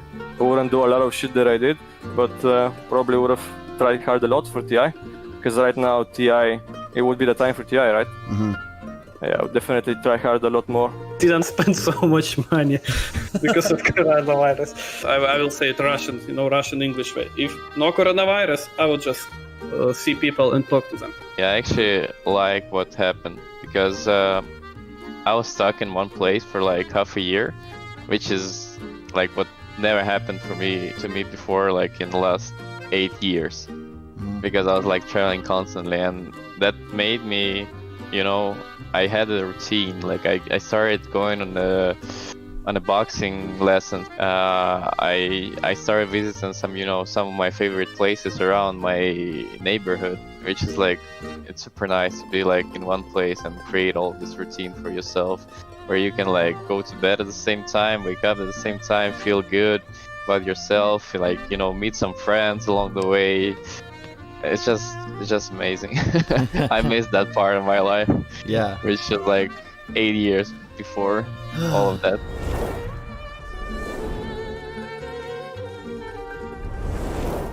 I can't say it's the dumbest, maybe the funniest. My former teammate told me, why do you have a girlfriend if she doesn't cook? there's no global warming from Mr. President. Earth is flat. I'm just gonna need like 20 more seconds. You going on Twitter right now? I'm going to Donald Trump's Twitter.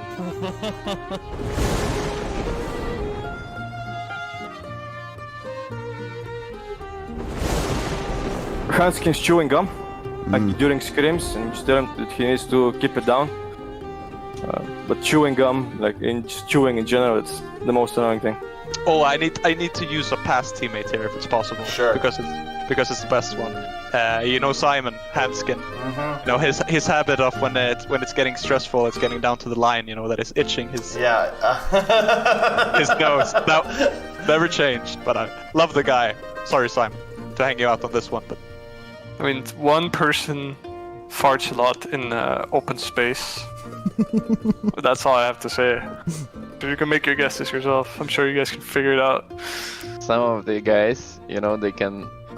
I don't know how it's called, but it's not puke, but it's like when you're doing after you eat. Yeah. Gagging.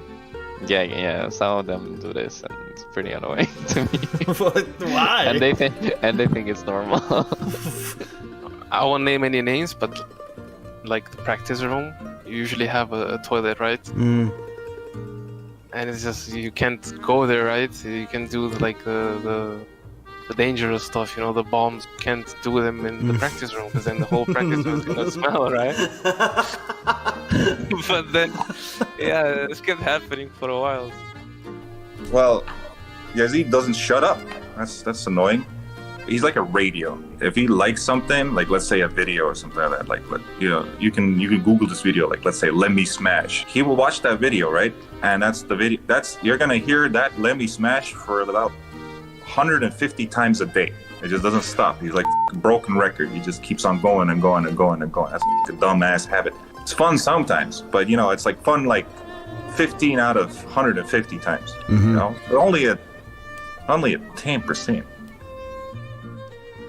Titouan and his habit to just be so French, speak French, act French, just talk about French things. Yeah.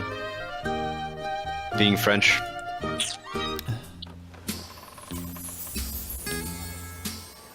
Quality is not a last hit. It's a habit, especially if you're solo against a try.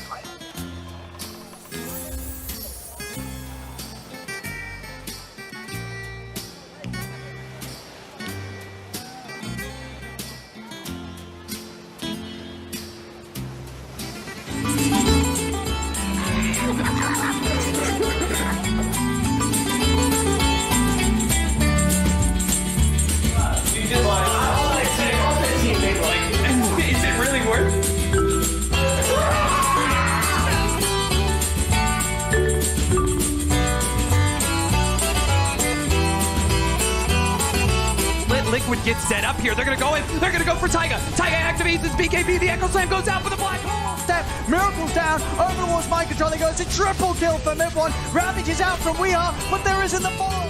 He brings his trap card. He says, I'm coming back, baby. And look at it. There it goes. The vacuum. The Echo Slam and Liquid hit the dirt.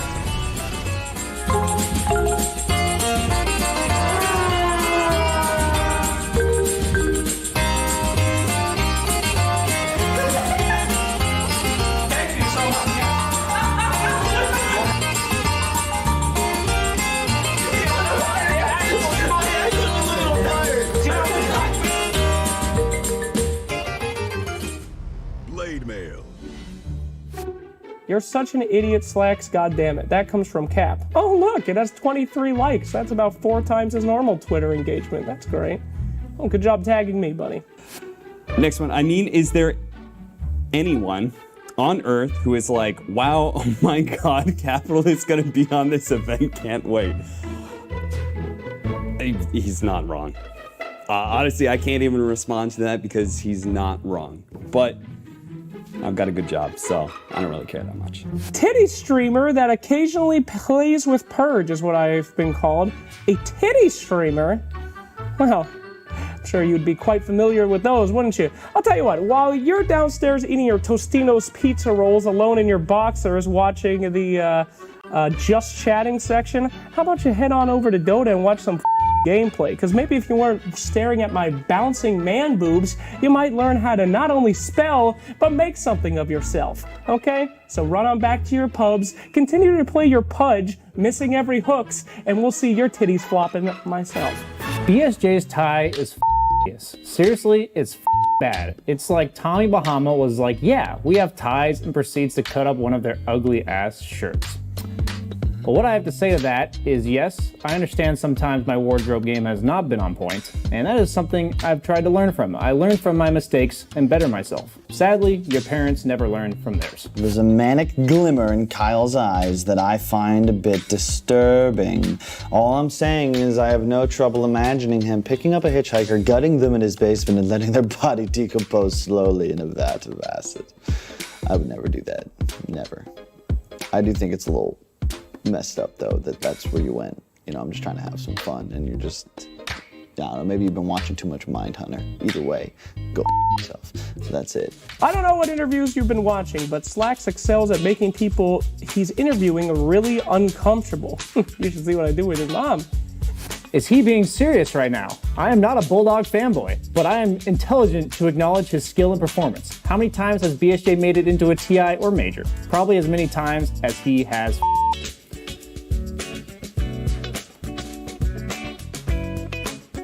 Kyle is the best Dota player on the panel. That's why he gets hated on. Similar to Taylor Swift. I also have long, flowing, glorious hair. Also like Taylor Swift, and unlike certain members of our panel. Capitalist, what sounds more like crapitalist? People really need to get more creative now. There's so many ways that you could come at me. I mean, I just look douchey, I look like a frat bro, you know, like I look like that guy who's gonna encourage you to like drink too much, I'm bald right now, like there's so many things you go for and you went for the really terrible pun. Could have done better. Wish you had done better. This video is suffering because of how bad your tweet is, but. Sir Action Slacks here looks like John Candy. How is that an insult? John Candy, one of the greatest comedy actors of all time? You know what you look like? Nothing to me. You look like a cockroach. You don't mean anything to me. I'm never going to see you. And that's the difference. While you stare at me on your cameras, I'll never know your pathetic little face. I can only dream of it. And that dream's a nightmare. Thanks for your... As mortals, we should behave as mortals. No man deserves immortality.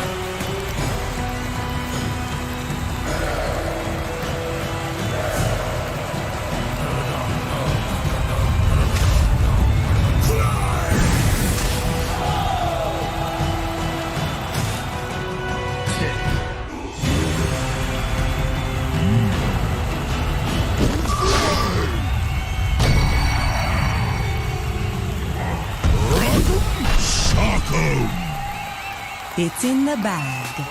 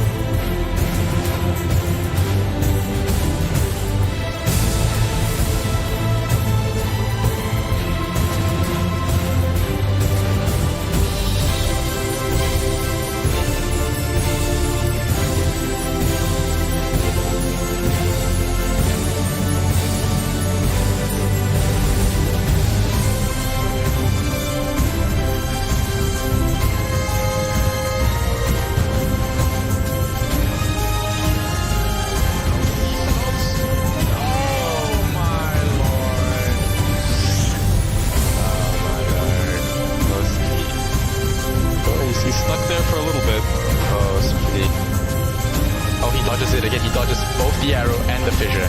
So, well, at least he gets out of there. If he had been gutting arrow, hits him again! Darkness. That has gotta be the biggest fail I've seen.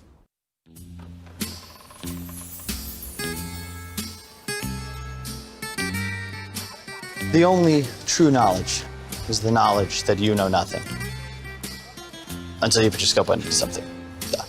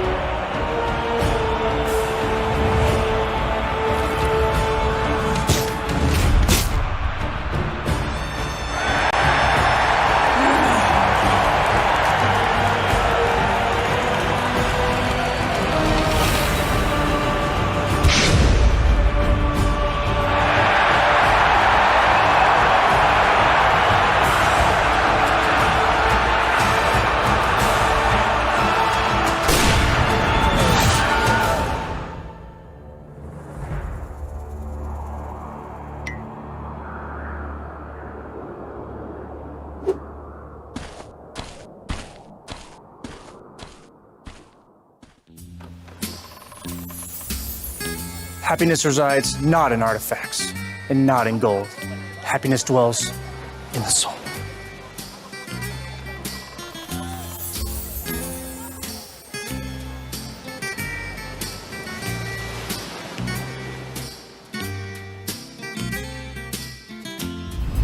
EGB, your esports betting world. The only place to find the widest choice of popular games and matches to win real money. Choose your bet on a single event or express of several matches with dizzy odds. Serving the market for 7 years with over 800,000 users. Join now to get your bonus for the first deposit up to $600. EGB, you know for sure who's gonna win.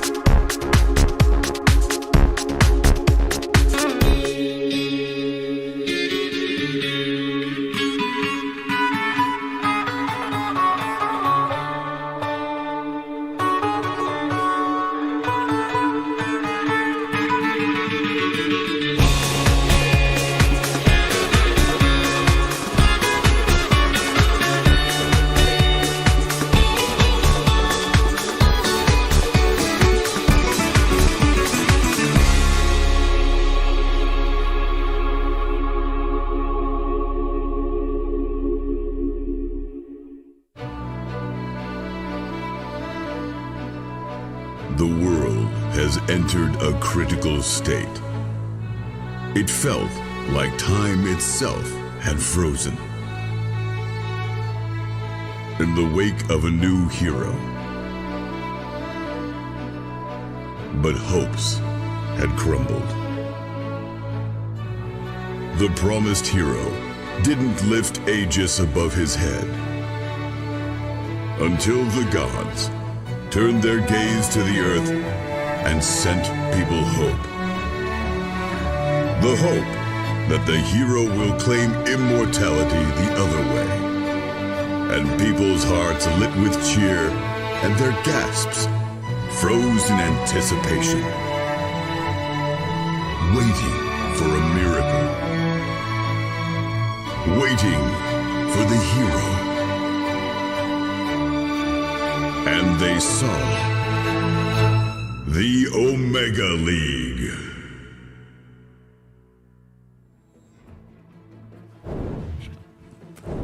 The Immortal Division of the Omega League has 4 teams left remaining. We have also got 4 series left remaining. Coincidence? I think not. I think indeed not. We are going to have 2 series for the Immortal League today. One is going to send someone home. The other is going to decide which one of the teams making it to the upper bracket, not upper bracket, to the grand finals. That's the one right there. I'm here together with Kyle and Sir Action Slacks. And are you okay? Yeah, I'm just waiting. All right. Are you well? How are you doing on this fine Saturday then? Feeling good, Chiefs. We're in the Immortals. The Divine Division is done. What a joy it's been. Yes, great. Our boys fighting down there. Then the Immortals came down there and destroyed them all. But had a good time. Met a lot of people. But let's get back to the tippity top of the Dota. I'm pumped. How are you doing, guys? I think the Go Slacks idea was terrible. He's just filled with power now. I think so. Timer. Oh, right. That was pretty dumb. Really, the actual plan was to just do 1 game. Thanks a lot. I know that Owen had to be here just in case people started voting fired. It was actually but a he's waste not of time for He all was of sitting us. there from like 2 p.m. or 1 p.m. onwards, and we're just This like, series starts they at like 9. snacks. It's like, what? What a waste. It has been the worst 48 hours of my life. What? Techie's birthday ruined with the Wind Ranger Arcana release. You ever work for a company and they literally shit talk you in a blog post? That. Then I had to cast the grand finals. Then T-Governor touched me. It was a terrible day, and now here I am on a panel with Kyle. So, bad times. What can we do to make it better? Well, you're here, Shiva. That's a good app, but we can see some good freaking Dota. That's what I was cheers looking me up for. a lot. Yeah, that will cheer everybody up a lot. We're going to have an awesome series of Dota 2 series. We're going to take a look at the brackets first, see where we are at, because it is the first series for Immortal Division today. And we're going to start in that lower bracket. It is, indeed, as they call it, lower bracket round 3. I thought you called it lower bracket finals, and then the next one was like the... yeah, isn't that so confusing? It is very confusing. What's not confusing is that these 2 teams will go head-to-head, and we have already had the pleasure of seeing them go head-to-head in the group stages, and that was an exciting match. And what's crazy is that, you can take Team Liquid out of Team Liquid, make them Team Nigma. You can even take Kuro out of it. But you cannot take away their ability to make runs through the lower bracket. As the legend himself, Miracle, stated. Huh? Upper bracket is for bitches. When it gets down to the lower bracket, they start turning things up. They started in the upper bracket. And they lost. Yeah, exactly. Why would they, yeah, but, at least Alliance did it right. They started in the lower bracket. That's true. So... Well, could try again. Yeah. But, yes, I'm very excited. I have been having a wonderful time, by the way. I hope I wasn't too serious. I'm a very good actor. But this will be a wonderful series, baby. We have got these 2 champions of Europe, besides Secret, and I can't wait. Whatever. But look at those wins. Look at that green, baby. Woo! Yeah, we saw Team Nigma yesterday against... Was it yesterday? Yeah, it was yesterday against Team Liquid, and it just looked very solid for them. Especially that second game that they had in the series was very solid. What do you want to say, Kyle? I want to make a bold prediction. Okay. A prediction I'll make with 100% certainty. Nigma will pick Wind Ranger. Yeah. Miha will play it. Yeah. And he'll be the first person in Pro Dota 2 to utilize the Arcana. Oh, I don't think so. I think he'll pick Wind Ranger without having the Arcana because all Wind Ranger players are poor weebs. Also, how do you know? There has been a lot of Pro Dota already since yesterday in both NA and SA in China. How do you know he'll be the first one? Doesn't count. This is the show. Damn, come on now. Don't do that to Zyori Trent. Stop giggling. What's nothing? We also saw the stats of Alliance. Obviously, the Alliance has been making a run through that lower bracket, which means most of their results are great. They've been winning, but they did start out in that lower bracket because they hadn't been winning too much in those group stages. I want to start by talking about Alliance a little bit because I feel like we have seen them making a run through the lower bracket, and we have seen them improving every time. Yep. Before the tournament, we said stability, that's Alliance's main problem. I think we kind of saw that fix. I agree. I mean, that every time that we see the team, they've performed better. They have more conjunction. They've never really had any big drafting errors from what I've seen before. Maybe Nico, Baby, Slark. No, but besides that, no. What? It's just I'm not a fan either. I was agreeing with you. Yeah, I mean, I get it. It's thematic. Slark went to jail. You went to jail. You don't have to pick the guy. Get over it. But overall, I have to say that the team looks very good, and they improve every time. Yeah, I'm a big fan of how they've been putting S4 on team fighters. We were talking about it the other day. we were joking with Hanskin in the 3 a.m. interview yesterday. Like, you learn anything? He's like, yeah, maybe we'll ban Arc Warden this time. Yeah. I think that's another thing I'd be pretty certain about. It was a little bit of a theme in their group stages. They didn't ban it against Nigma. They didn't ban it against EG, and they lost to both of those teams. It's so much fun, like, when Shiver's hosting, because I can just, like, I'm so much more relaxed. When it's you or Rich, I'm just afraid all the time. Like, oh, God. There's nothing to be afraid of. Anyway, Shiver, continue. Thank you, Flax. Hope you're both doing okay. I don't know what just happened, but we'll take it. One thing that I actually want to tell people as well that might not be aware of this, these two teams were also, like, the last European CIS. Hell yeah. European CIS. I don't know if that was also on stream or not, but somebody just started playing gotchi music super loud in here. But continue. The Dota Pit Grand Finals were between these two teams, and it was the best of 5. It went to the full 5 games, and in the end, it was Team Nigma that took those finals. Yep. I think since then, though, we have seen Alliance do a lot better, but I think still Team Nigma coming in as the favorites. Oh, that's a toughie. I feel like these guys are very close together. I mean, we've seen their ups, we've seen their downs, but they do have a lot of experience with pressure, and pressure means a lot, especially when you're this high in the lower bracket. I agree, but I think Alliance also play a lot. It's not momentum necessarily, but confidence. And that series against EG was a doozy. Like, that was the first time I watched the series. Like, this is TI level shit right here, because that was first off 4 games. One just didn't count. And we saw, I think, an average of like 3.5 heroes hit by vacuum. Like, S4 came alive. We had all these old heroes. It was just a straight up skill versus skill, and they brawled. And I think that coming into this matchup, they're going to ban Arc Warden. They're going to be feeling themselves. They've had plenty of time to rest. It's 5 p.m. in Sweden. They'll be just fine.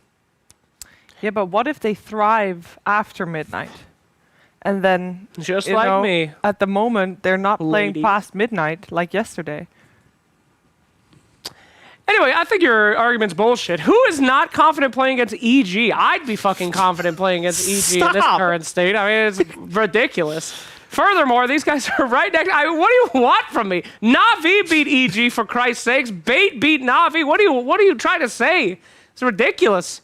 But at any rate, both these teams, I think, are very even matched. I think that confidence, one wants it real bad, another team's been through stress before. Yeah. And it's going to come down to those drafts, baby. And it will come down to that Arc Warden, I think. I really think that is going to be a mess up there. What?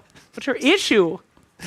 Remember, you can, if Slex is on screen, you can use your channel points. Go fired. We have doubled the value. Apparently, none of the rules matter anymore. Wait, so how can we fire him when he's no longer casting? He's still here. Oh shit! Oh, at the moment you. Okay. So at the moment the timer is like at 3 hours. So in 3 hours, Slacks will be fired unless you keep voting for him. Correct. Go fired. 10 seconds. Boom. We count each one. Go Slacks still only gives 5 seconds.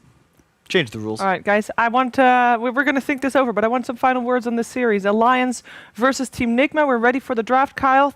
Things we have to look out for other than Arc Warden being banned. Ban Arc Warden. Alliance. Put S4 on a team fighter. Okay. Play fast. Yeah. Make sure Limp's on a comfort hero. Okay. Don't pick Timbersaw. Don't do it, S4. Listen to Daddy. Don't do it. Also, I'd like to get fired, so I'm going to say a bad word right now. No, I'm just kidding. Got me there. Well, we are going to throw it to the Draft Pantheon because we are ready for game number 1 here in this best of 3 elimination series for the Immortal Division.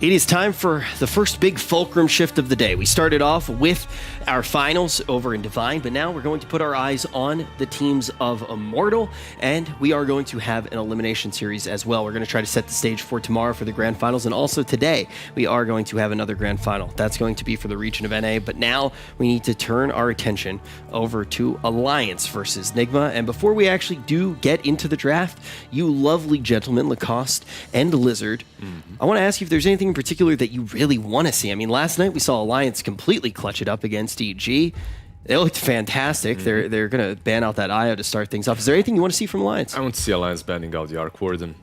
I think you have two ways of entering this game, either banning out We completely or banning out that Arc Warden. They didn't ban out the Arc. And yeah, they leave it in. They could maybe snatch it. Venge is in as well. There we go. This one's going fast. Thank you. Phoenix picked up, like GA just straight up, plays Phoenix or Rubik. I still don't believe that teams are not banning it against them. So this could possibly be, they open up with Venge on side of Alliance. Like hero combinations for Venge are with Arc Warden, Medusa, or Drow. TB, Drow Ranger. Yeah. Drow probably the best, right? Drow probably the best because multi-shot works inside the bubble. Other heroes need to get inside of it. And the problem with that is, though, you're still picking a ranged hero versus Arc Warden. And that magnetic field, you can't multi-shot the towers. You can't buy MKB versus the towers. So it's still going to be very valuable. But if you're looking at Team Nigma, man, it's so easy to predict their first pick. They've literally picked, out of the last, let's say, 15 games, 3 heroes. Vengeful, Rubik, and Phoenix. And yesterday they picked Arc Warden, and that's it. Yep. So you know what's coming, but you still have to ban out the Wisp and the Tiny because you don't want to play against that. Exactly. And I think one of the things, too, that's really awesome when we do get into this situation is all of the sudden, as you know, obviously we were just looking at Divine. The second that we get back to Immortal, we get back to the last 4 teams standing, and really the craziest part of the tournament, some of the best Dota that we've seen, the top teams. Instantly, you need to add that extra dynamic to the draft. Start talking about which players a team needs to be banning around if they're going to be able to take down the entire thing. But what do you think of the Storm coming out here, Lizard? I'm not exactly sure, so I'm Googling his win rate, but I would say that it's on around 26-25%. It's single digits. If it's not in single digits even. So I'm baffled. It's a pretty cool hero overall versus Arc Warden and versus Phoenix, because these two heroes do suffer from long-range initiation, and that's what Storm is the best at. At the same time, man, you just picked one of the lowest win rate heroes with one of the most played games. He has over 40 games, by the way. That's the thing. And in most of those games, I feel like everybody's saying, yeah, this is a good game for Storm. Yeah. It doesn't matter if you give Storm a good game. He's had plenty of opportunities to shine in this tournament, and we haven't seen it happen at all. Lacoste, what do you think the reason for that is? And then after that, I kind of want to know why. I've seen so many Storm Spirit early on doing extremely well in the laning stage, clearing up the stacks, going almost godlike in the first 15 minutes and then just falling off. I think Hero in the mid game doesn't deal that much damage at all. Like, you know how to play against Storm Spirit, especially if that's first phase Storm Spirit. So there's going to be stuns, there's going to be silences. You're laughing about something, Lizard. Give me a number. 44 games, 27% win rate. Like, that's exactly what it is. He is 6th lowest win rate hero, but next to him are all heroes that have been played like 4 or 5 times. Yeah. This is ridiculously low, and stats, man. Sometimes they lie, but not here. Not when you have as many games.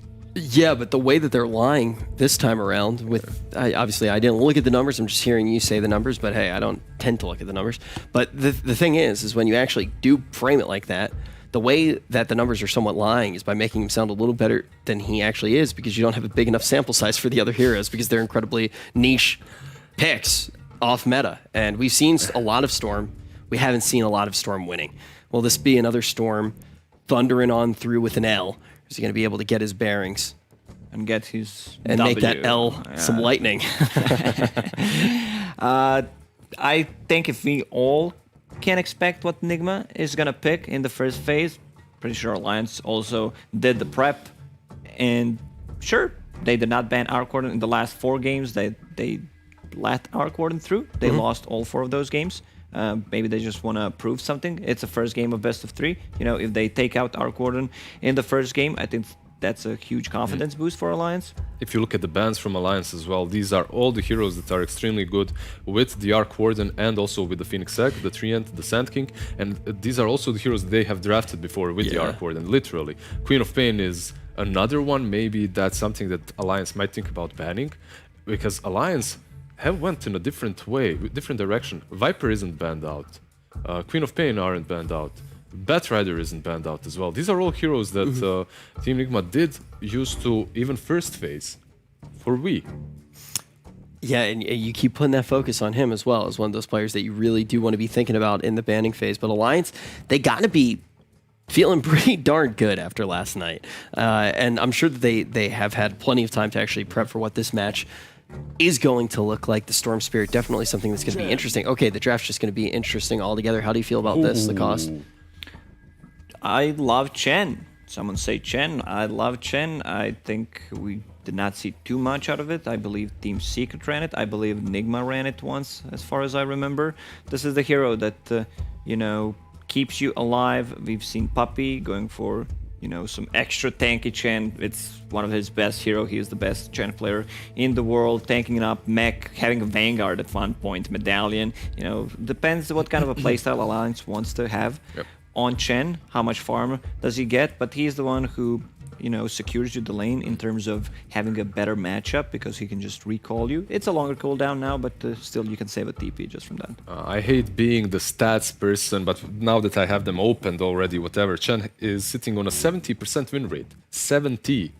That's quite all right. But only out of how many games? 14 games, which, yeah, that's not really a big sample size, but still 70% is quite a lot.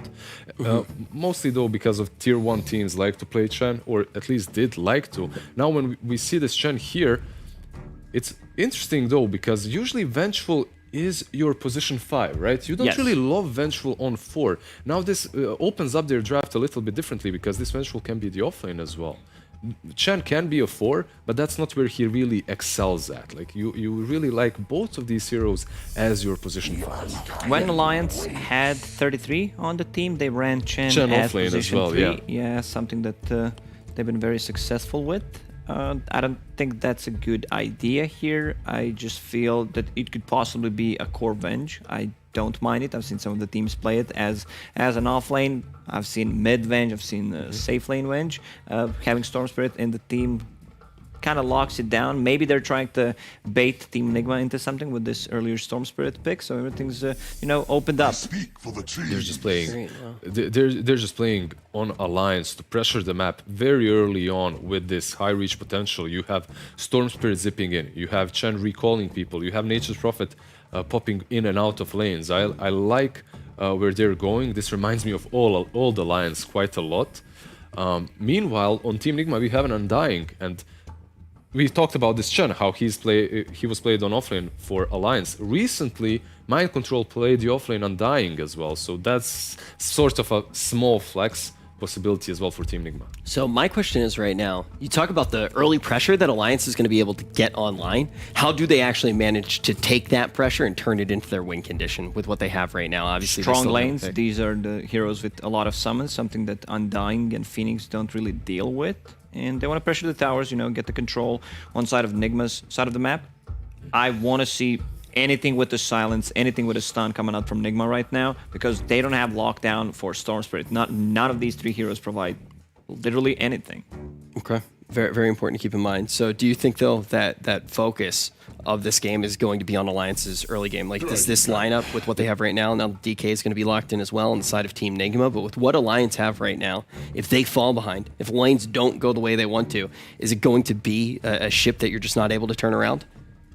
It's usually we do consider that always versus an Arc Warden, right? If you don't manage to close the game out, eventually this hero hits that incredible power spike in which you're unable to defeat him. However, I think you have Nature's Prophet, you have your Storm Spirit, you still do not have your true win condition on the side of Alliance. And if you draft accordingly, you can deal with the Arc Warden. One hero that's fell out of meta completely, now the Team Nigma have banned out the Spectre. They're expecting the same thing. One hero that has fallen out of meta as well is PL. maybe not as great versus DK, but he destroys Arc Warden when he hits that power spike. He's good versus the Tombstone.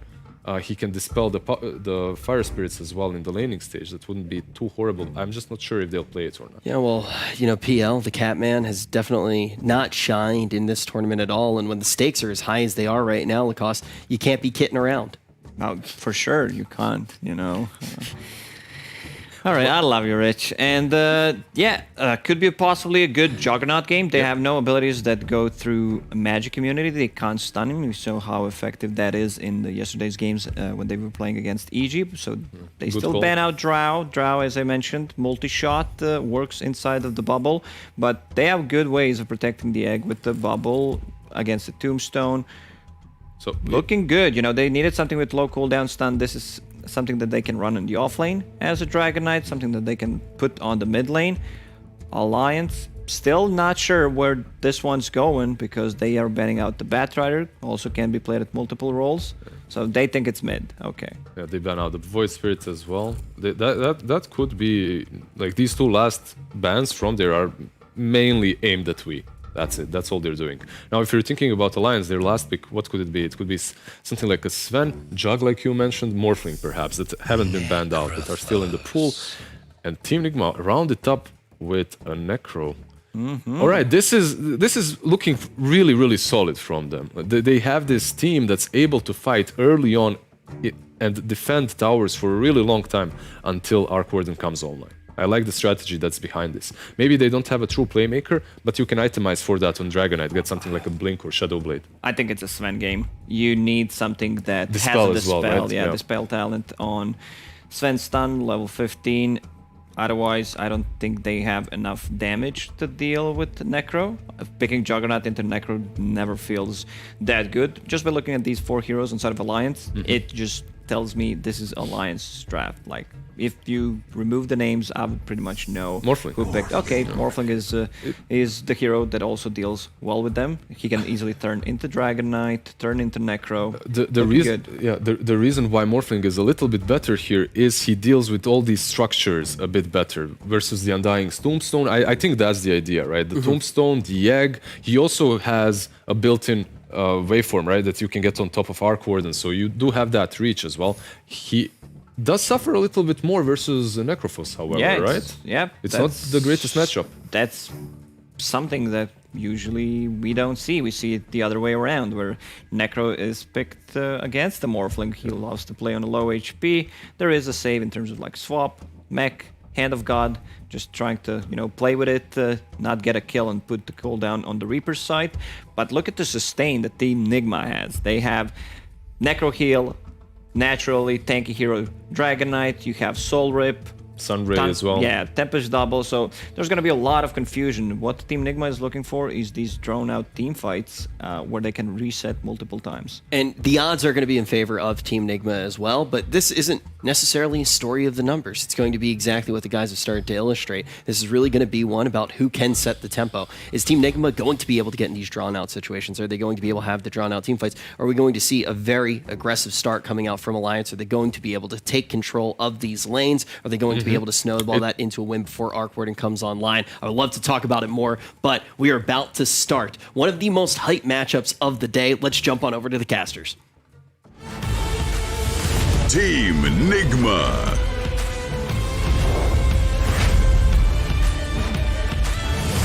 Alliance.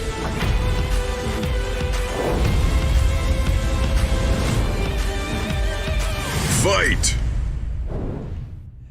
After eliminating evil geniuses, Alliance is now going to desecrate the corpse a little bit by taking the Storm Spirit and seeing if they can win the same number of games that evil geniuses did, which was just one with a single game, which is now. They haven't played it before, and apparently they thought this was the time. 1-2.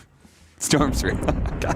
I can't, Jake. I can't. Like, why do people keep on, like, why do people be like, well, this zero's a 20%, 27% win rate. Let me just first Let's pick. relax. Let's chill, okay? I'm sure they have a plan. They second picked it. There's some bait happening here. Yeah. the support Storm Spirit? Is that what you mean? Maybe. Who knows? They've got some. There's something going on. It's not support Storm Spirit. But, there's something going on here. That sounded like a better plan. Where, with this draft, the Storm is going to work. Okay. They've got the pickoffs. They don't have the team fight. I think if they team fight into Nigma, it's looking really rough. Yeah. But they have fantastic pickoff and great laning. It looks like they will lose every single 5-on-5 team fight to me. I don't know how you can beat this lineup from Nigma in a team fight. You have to have some crazy item advantage. Supernova, Tombstone. Yeah. Dragon Knight to two big initiate. things out in front. A Dragon Knight, big old tanky hero with a stun out in front. Necrophos is around. He's in the area. And all the way in the back, there's an Arc Warden slamming into you. So that is something that, well, we need the Storm Spirit to have a good game because he is going to be the one trying to deal with that Arc Warden. And it all starts off in the laning phase, I suppose. Great Death Ball. If they do want to have that Arc Warden just farming up. Solo Morphling. He's got a Chen, but Chen is indeed blocking the camp. Yeah, I was a bit curious. Alliance, it looked like they really wanted to get the lane matchup that I'm not sure what lane matchup they wanted here, but they do have Chen and Nature's Prophet, so they should be able to freely get whatever lane matchup they want at the end of the day, right? Chen and Nature's Prophet, yeah, I think. I mean, you just teleport to the side lane, they follow you, yeah, you just TP back. Pretty easy. I think both heroes will do fine, too, against either side lane. Just slightly better, slightly favoring to have the Morphling versus the DK. Just a free farm lane, guaranteed. You don't risk having that Necro +1, maybe do well in the lane. But I think the Morphling was a really good pick here. Why is that? Just doesn't care about any of the Nigma heroes. You can kill the structures that are put on the ground, magic damage to kill the Necrophos. You can jump the Arc Warden, magic damage to kill the DK, who has such high armor.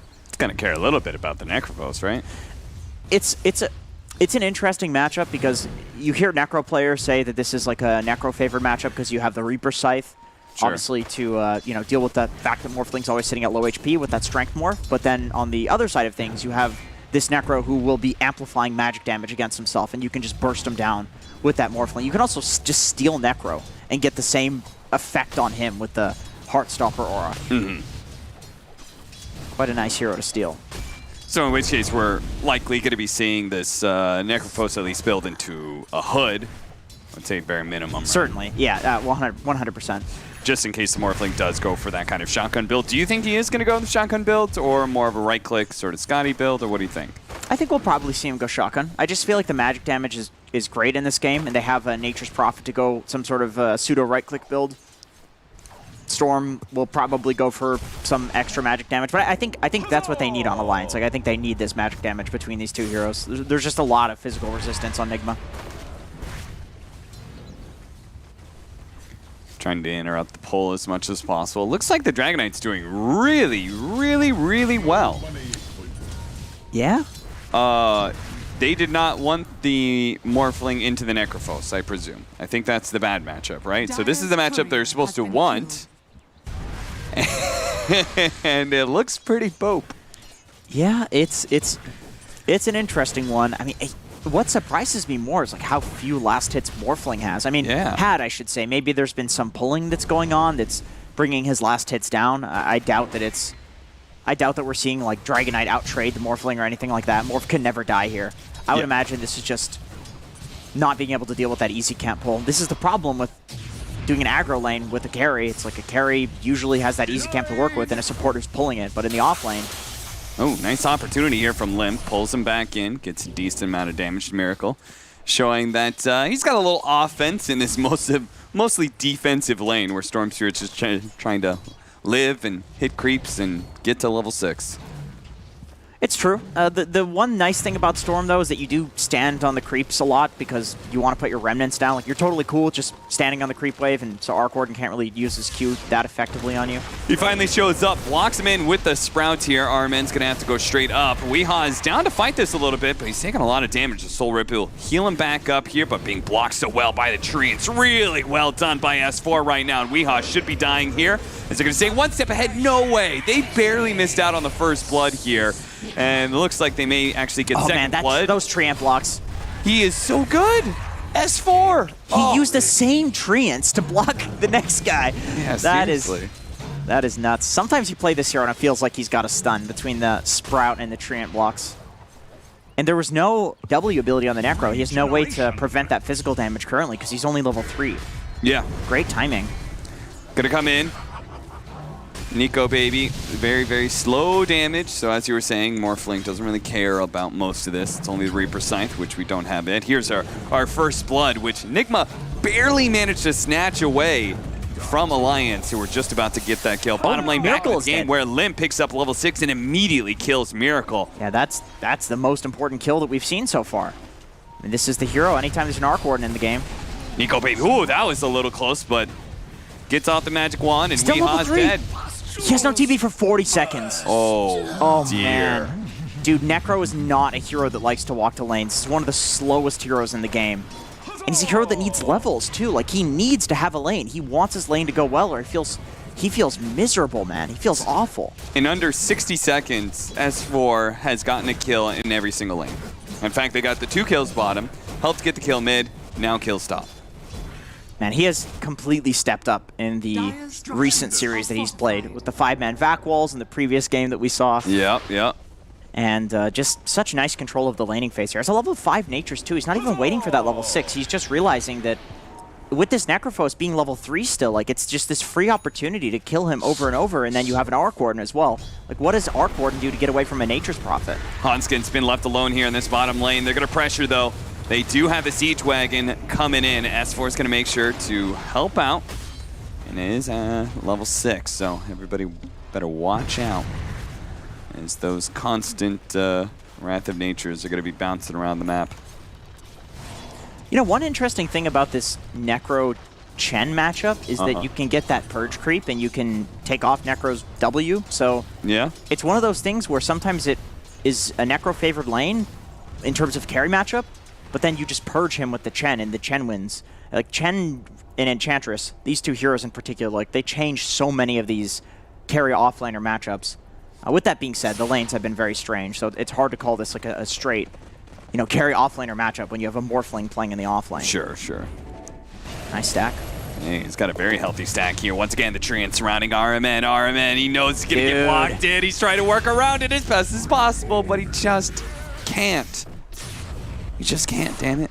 I love how he does the full surround, too, with the trees. It's not just like putting them in front. He's also like attacking as well, like putting them back so that way they surround so that you can't even juke to the left or to the right. Very nice micro from S4. Mind Control finally gets his level 6, so we may see them start pressuring some towers. Nico's got to get some space here, though. He is not enjoying being up here. It's not really the heroes that are the problem, it's the fact that he's just playing in the offlane. Like, this is not something a Morphling is particularly used to. They're going to pull a Limp behind Weeha. Clever move here from FNG that sets up a pretty easy kill. Even the Wrath of Nature just ensuring it. Nico baby wanted the last hit because he's probably feeling a little poor right now. Doesn't get it though. Limp continues to extend a bit of a lead here. Long jump in. Just snatch away that Arcane Rune. Pulls in Miracle. They're going to manage to get this kill. And Limp, well, he's running a little bit low on mana here, so very likely to be run down. They do manage to kill the Tombstone, and S4 is getting out. So it's going to be a 2-for-1 trade-off. 4 heroes mid from Nigma, though. They kind of need to get some pressure off of this. I think they're probably going to pop the DK for him for this ulti. Make this 4-man rotation actually worth something. That Vengolution pulling the creep wave off the tower, so Mind Control is going to have to take some tower hits. And the Storm Spirit will be back soon. I'm going to TP in Venge into the tier 2 mid, and Storm Spirit's going to run out because he TP'd into mid lane earlier. S4 protecting himself there against the Spark Wraith with the Treants. God, his micro has been on point this game. That's one of the places where you can make a huge impact on this hero. A huge difference in terms of gameplay. Big skill cap on that, as well as like where you TP. I think he's always been in the right place at the right time too. He's been active in basically every single gank. Yeah, certainly. And he has been rewarded thus. being top net worth by a pretty decent margin, and his cores are beginning to eclipse the cores on the side of Nigma. So this is... all things are going very, very well for Alliance in this first 10 minutes of the game. But that is before we get that big team fight that we're talking about earlier on from Nigma. They just have this insane 5-man presence everywhere. This is true, but the thing looking at the draft that concerned me was, for Nigma, I should say, is Alliance have these incredibly strong lanes. They can make these rotations, especially with the Chen pulling into the aggro lane. I think that was extremely smart that they did that with the Chen. And they have the items. They have items that I think, if they have a lead, they'll deal with the team fight of Nigma. Limp just will not leave Miracle alone when it comes to these power runes, and again, they bring him down. Again, Limp is out of mana and may actually be run down here by Nigma. Swap back here, a little bit more damage. They do manage to get that kill. Supernova's up, but he can't get it off. He gets stunned up and brought down. The Tombstone is going to play havoc here to the rest of Alliance, though, as they are stuck inside of that. Do they have a stun? They do. Dragon Tail will stop FNG from being able to TP out. That'll be 4 dead on the side of Alliance. So it looks like this time around, Miracle's like, boys, back me up on this one, because it's beginning to be a bit of a pattern that Alliance have cemented. Nico Baby turning into the Undying here to try and push back Mind Control and RMN as they are trying to finish up the tower right now. If you could just delay them, they might be able to catch something here. As Limp is going to be able to get in there, pull back onto Mind Control. Good amount of damage. RMN still healing him up, but a committal from Nico Baby, and it's just enough damage to be able to get the kill with the help of Limp. He secures the last hit, and they prevent their mid tower from dying. Very smart play from Nico Baby. Yeah, Good that was really nice. Just delaying for Limp to respawn. At this time in the game, you have to be careful about those early respawns, especially when there are towers still alive. Man, look at this double wave. How does this even happen? Where did this come from? This is entirely from FNG. FNG died, but he sent his creeps up there to collect the wave before it hit the tower. Oh, and then he pulled it over to the Storm Spirit. They have 2 that supports. Is some baller support play right they there. Have 2 supports that can basically keep playing while they're dead. You got the Venge Illusion, you got the Chen creeps. Trying to get their last hit on the tower. You see from S4 went for the deny, but they're forced away. Nigma will secure the first or second tier 1 tower of the game. We've seen this in a few other games where the gold lead is relatively close. We saw Alliance do extremely well at the start of this early game, at the end of the laning phase and in the laning phase, but you have this tower advantage. You have 2 towers, so 2 big towers that open up the most area of the map. And now Alliance, the pressure is on them to make a move. They need to get this mid tower, they need to get this top tower. All right, man. Don't think that Tombstone was worth laying out there, homie. It gives up a little extra gold. No big deal, though. But yeah, as you said, the net worth has evened out a lot, mostly because Nigma are using that 5-man presence, all that team fight to just bully Alliance and take some early towers, but... Wait, am I crazy? Are they going Crest on 2 heroes? Is Hanskin getting a medallion as well? Maybe it's medallion and Solar Crest. I mean, yeah, so he's not going to complete it, right? Sure, that they stack, so yeah. you can definitely go for that. It's a pretty interesting idea. It is one of the best items for Revenge to have. Okay, drums. Maybe More auras. Talked about their itemization or something yet. Maybe they'll adjust, I think, probably.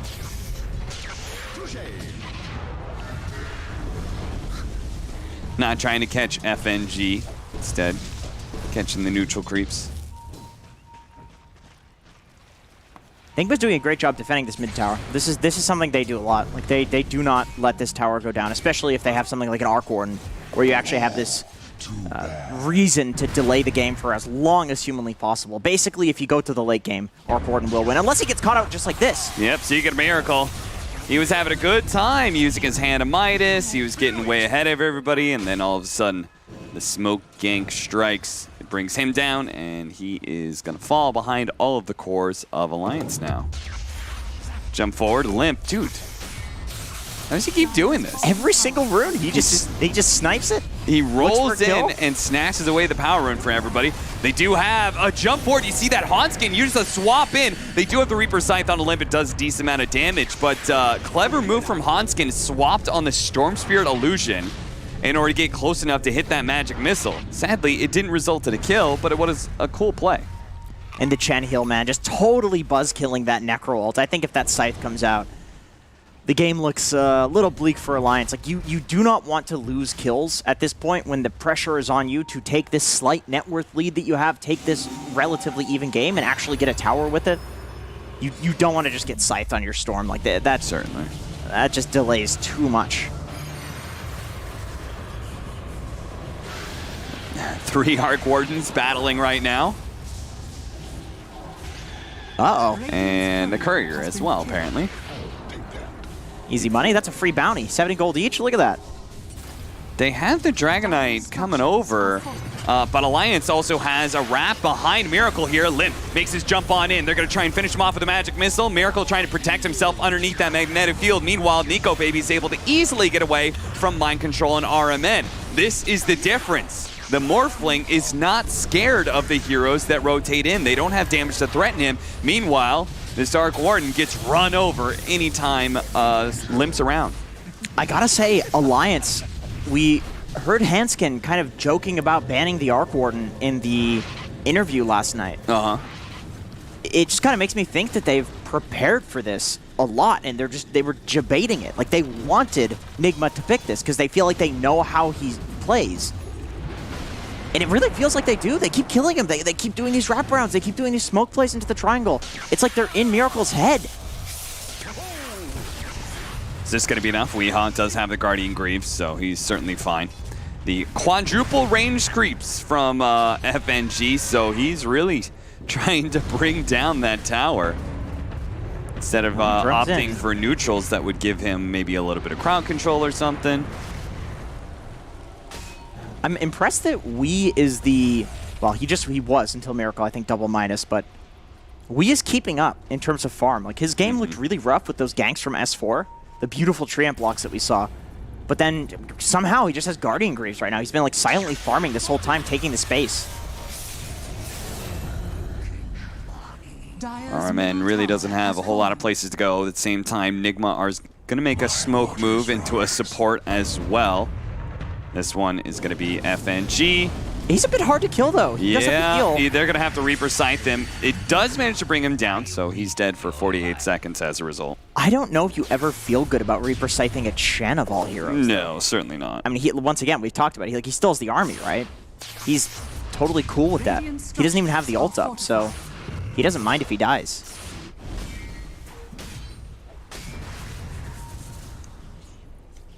So you think this is where the Storm Spirit confidence came from Alliance? They said, okay, we know what Nigma's going to be doing. The best hero to play against, this style is just going to be the Storm Spirit. Allow Nim to be able to have that mobility, get on top of Miracle every single time. Maybe Storm has some mana issues. Maybe Storm doesn't do the best damage that we've seen from all of the spirits, but he is certainly the best backline jumping spirit that there is. Yeah. Like, you cannot just slink away on an Arc Warden against a Storm. If you somehow get away, you force yourself away, he keeps chasing. If Storm is on you, it's either you or him. Mortal Kombat. And that's exactly what you want against an Arc Warden. That's exactly what you want from Limp. Because he's such a proficient, like he's a really good laner, and he's one of those guys who's just a hero hunter, Yep. He's so good at being able to just run around and kill people. I think he's a guy that's really great mechanically too. So you give him a hero like Storm Spirit where you have to instinctively know like how much mana you have left and where you can zip with it. Like, I would 100% trust Limp to know this better than most pro Swap players. back into Weehaw here. Weehaw still has Guardian Greaves to protect himself, but he may not be able to get it off. The Soul Rip comes in. A full heal on out. Now Supernova right in front of S4, though, so it's very quickly dealt with here. The Tombstone's still out. Never mind. Hanskin does manage to deal with that. They're laying damage into Nico Baby, but it feels like it's all for naught. He turns into an Undying, quickly drops the Tombstone of his own. Nico Baby getting a little bit low, but you could see the numbers are dwindling here from Nigma. All of their damage, Jenkins, was aimed at that Morphling. And it wasn't even like that close. Yeah, and then he steals the Tombstone as well and just becomes a better Undying. I totally forgot about that counter, man. That's such a strong counter pick to this hero.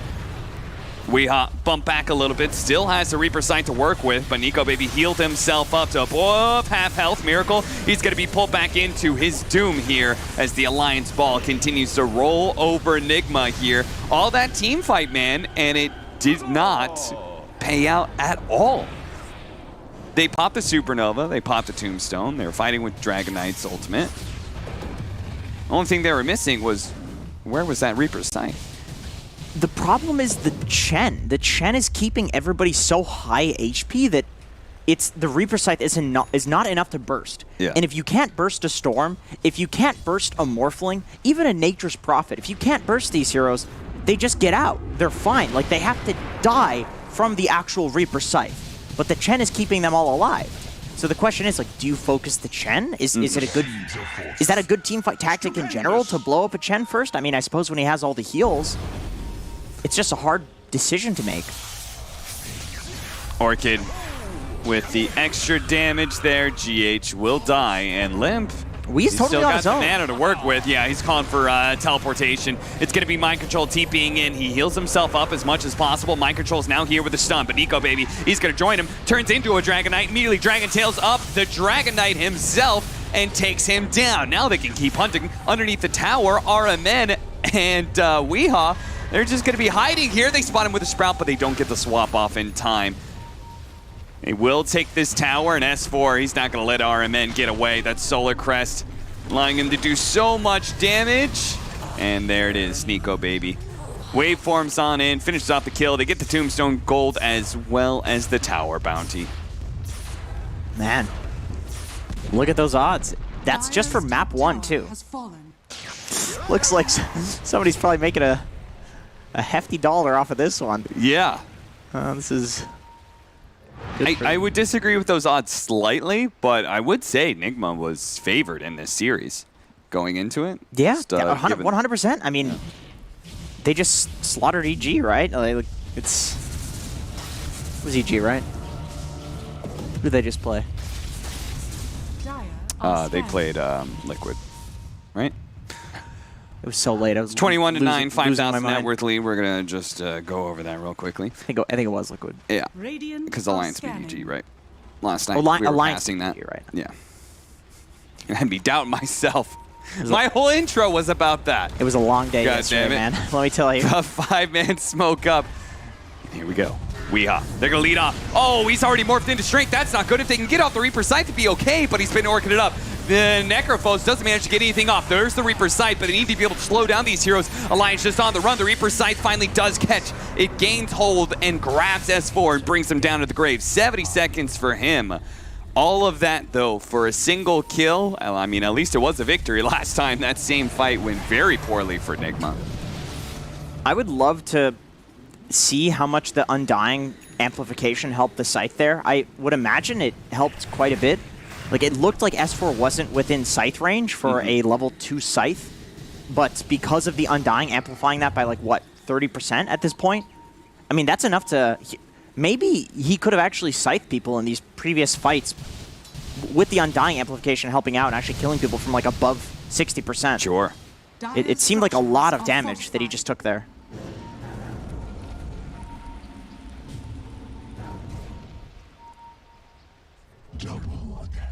Nico Baby with the double damage. He'll just quickly deal with this Tempest double. It's free money. 240 gold of which I would love to see. I know production probably doesn't have this, but how much Tombstone, Tempest double, like all that stuff. How much extra gold they've gotten out of this stuff. Yeah, it's definitely been a lot this game. We've seen the Tombstone die quite a few times. Smoke's going to break here. Looking to be able to jump anybody they can. It's going to be RMN because Mind Control was a little bit faster there with a Blink Dagger, so he was able to get out despite being orchided. So a very small loss. They're going to ping Roshan here, and yeah, with the rest of this double damage, only a second or two of it, but they're going to try and chip away. And they have a ton of minus armor. I mean, kill quickly. You have to react fast if you're Nigma. They're going to be able to jump on FNG really quickly. This heal has been very problematic for them, but they couldn't actually get him. Swap back there from Hanskin keeps him alive, and he's even keeping himself alive a little bit with the stick, but eventually he does die. FNG grabbing a Centaur here, trying to get into position to get a stun off somewhere. Does manage to get a 2-man stun while Limp enters back into the team fight. Straight on to Miracle here. Miracle's a little bit low with the Orchid. He does manage to finish him off. The Supernova is going to explode. Getting the stun onto Limp. Limp is going to be Reaper Sight as well. Not quite enough damage to finish off the kill, but he gets it in the end. Now, Nico Baby going straight for GH as he's currently meteor hammering over the top of the tombstone. As for Nico Baby, finish that off, and now they're going to try and catch some more with the teleport aggressively in, looking for the Sprout, catches RMN. RMN still not having a way to be able to cut through these damn trees, is caught time and time again. You still have your Natures alive too with the Solar Crest. You've got your Venge respawning. You have all the minus armor in the world to finish this Roche. Do you go for and the that's steal? why GH is going for the steal. Yeah. Sunray gives him the vision, sees it's low, and then Nico Baby's not hitting it because he wants GH to be wrong about his timing when he dives in, and he is. He's already committed it, does the Meteor Hammer. Okay, can't jump in any longer unless Mind Control tries to grab it. Mind Control is stunned up. Dragon Tail on him, but Roshan's not dying fast enough. He gets it! Mind Control grabs the Aegis, and he slowly waddles away with it. He'll eventually fall over, but Alliance... He's got a blink. Can they commit for him? Just no, kidding. Wave of Terror over the top prevents the blink. Nico Baby goes right into this jungle area. Weehaw fighting back with Mind Control here. Nico Baby's in pretty deep, trying to go for GH on the Phoenix, turns his damage onto Mind Control. So much damage there. The Guardian Grease, the Soul Rift, so many heals coming out from Nigma, trying to keep everybody alive. The Orc got a little bit more damage, and GH does finally go down. Hanskin looking for the swapped back, couldn't quite get the animation off, so he will back away, as will the rest of Alliance. I can't believe Alliance baited it for so long and still Mind Control's able to get it. They just couldn't finish off the Roche in the stolen DK stun from the Morphling onto Mind Control. Man, that is a timing that you do not want to miss as Alliance. I mean, of course, you still have this 6k gold lead, but imagine how crazy Limp could go in the next fight with an Aegis on top of this. Oh, yeah. The man's been going bananas with one life. You give him the second one. Like, Miracle's just dead every time. If he's got an Aegis to work with, he's got nothing to fear. Oh, gets him. No. Tempest double kills 700. S4 for 700 gold. How is he worth that much? What streak did he have? It doesn't say he claimed a streak, so... But I have to assume there's no way. There's gotta be a streak. Yeah. Maybe it's like the clone killed him, so there's some weird interaction there. But yeah. Either way, it's a solo kill, so you always see a lot more gold for that. And I believe he gets the experience for that, right? Because it's shared between the clone and the main hero. Mind Control gonna be dragon-tailed up here. But I believe his clone died first. Oh, I see what you mean. Yeah, you're right. Pull back in. Weehan trying to keep our man alive here. Has the Reaper Scythe. He can catch Limp here, but the Limp, he pops the BKB as soon as he goes down to half health. Weehaw still has a little bit of health to be able to work with, but it's not that much. Limp should be able to finish him off nice and easy, while Nico Baby looks to be able to track down Miracle. Limp all the way in. Had a regen rune, I believe, to work with in that fight. Catches him, pulls him back in. Nigma suffering loss after loss here. If he was not hit by the Fire Spirits, I believe he would have still had that regen going. Yeah, 100%. That I think GH probably dies. Man, killing the healers first in these fights seems to be going well for both teams. Like, if you can take out the Chen, if you can take out the Necrophos, there's just not enough sustain for the damage on either side. Obviously, more so Alliance, considering the gold lead that they have. That felt like such a fragmented fight, though. I wonder how that happened from Nigma, just because, I mean, hell, half of them were underneath the tier 2, and the other half were too far away. They didn't have a great formation there. Like, it's... I mean, I don't want to say they're rattled or something like that, but I think we've seen this in a game where they actually said that they were like chickens with their heads cut off without Kuro, where when they aren't in a very structured position, it's like, okay, well, Kuro would normally tell us exactly what we need to do here. Daddy brings the discipline, and right now they've got Mommy and RMN. So right, exactly. It's like you can have sleepovers every night and eat all the chocolate and ice cream that you want. Exactly. And all of a sudden the kids are getting fat. Maybe they're having more fun, but it's not. It was resulting in some childhood obesity for sure. Yeah. We are. Ooh. Ooh, pops the Ghost Shroud, and there was so much magic damage. Now he's still going to be able to heal up to full. The problem is his team can't really bail him out. Goes for the Reaper Scythe last second onto Limp because he's like, well, I might as well throw it down. But Limp does not take that much damage for it. GH, who completed a BKB just to try and deal with this. Nice net into Meteor Hammer combo that will kill Hanskin. And they actually going to go back in here. They're going to go on to S4. Supernova finally going down. Nico Baby immediately jumps in, tries to deal with the egg. Do they have any protection for it whatsoever? Again and again and again, they just cannot seem to protect GH and his Supernova. Yeah, usually you have some sort of like Tiny or Axe or whoever. Where's the Venn diagram of the bubble? Dragon Tail in on his Storm Spirit as he jumps in.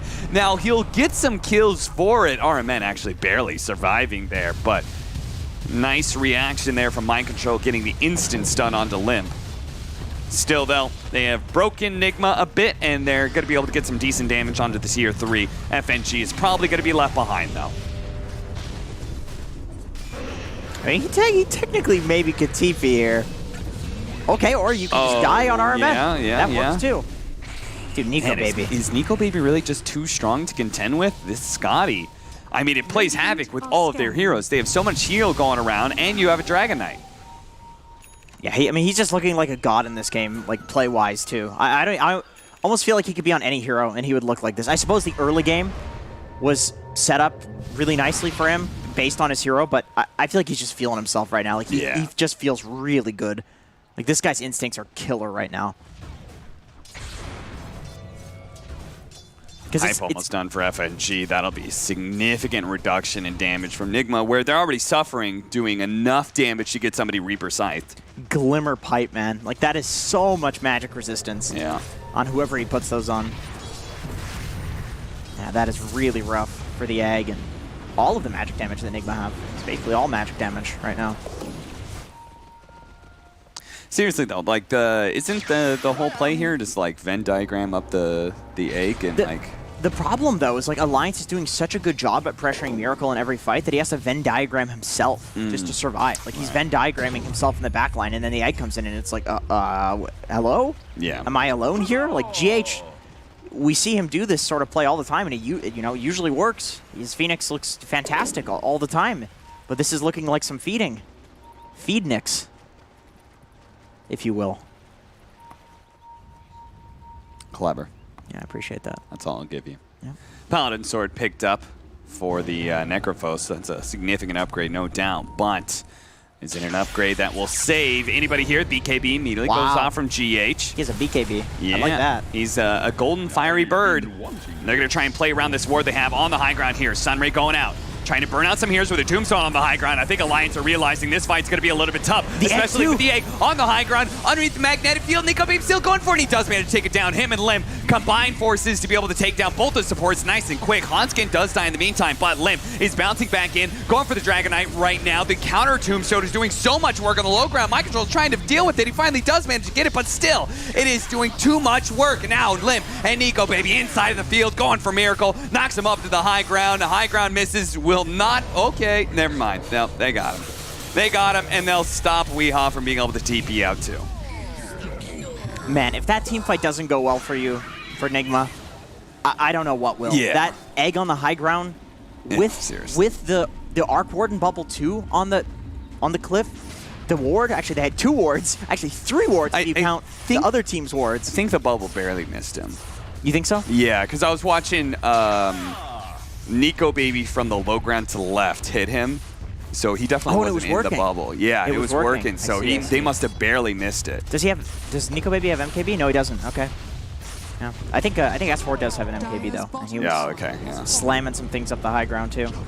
I mean, this is just rough. I don't think they can use Reaper Scythe on anybody else but Nico Baby, because it's very clear that he has free reign of these team fights, which means he will just eventually win them. Unless they have that counter. I think you're right. We've seen it about 6 times in a row now. It's Nico versus the world at the end, and then Nico wins. No, you're 100% right. I think that is exactly what you need to figure out in this game as a Necro player is you know, sometimes you're just scything, sometimes you can just scythe a random guy in a fight and you're going to win, or maybe a support. sometimes the way that you play the fight changes during the game, and I think like the mid engagement where he gets gone on, totally understand. Throw the Reaper Sight 100%. because you're gonna die, but he was the last one alive in that fight. And you could see, because Reaper Scythe was used on S4, I'm guessing, that it was just like, Nico was like, oh, okay. I'm going to stand here and I'm going to hit you.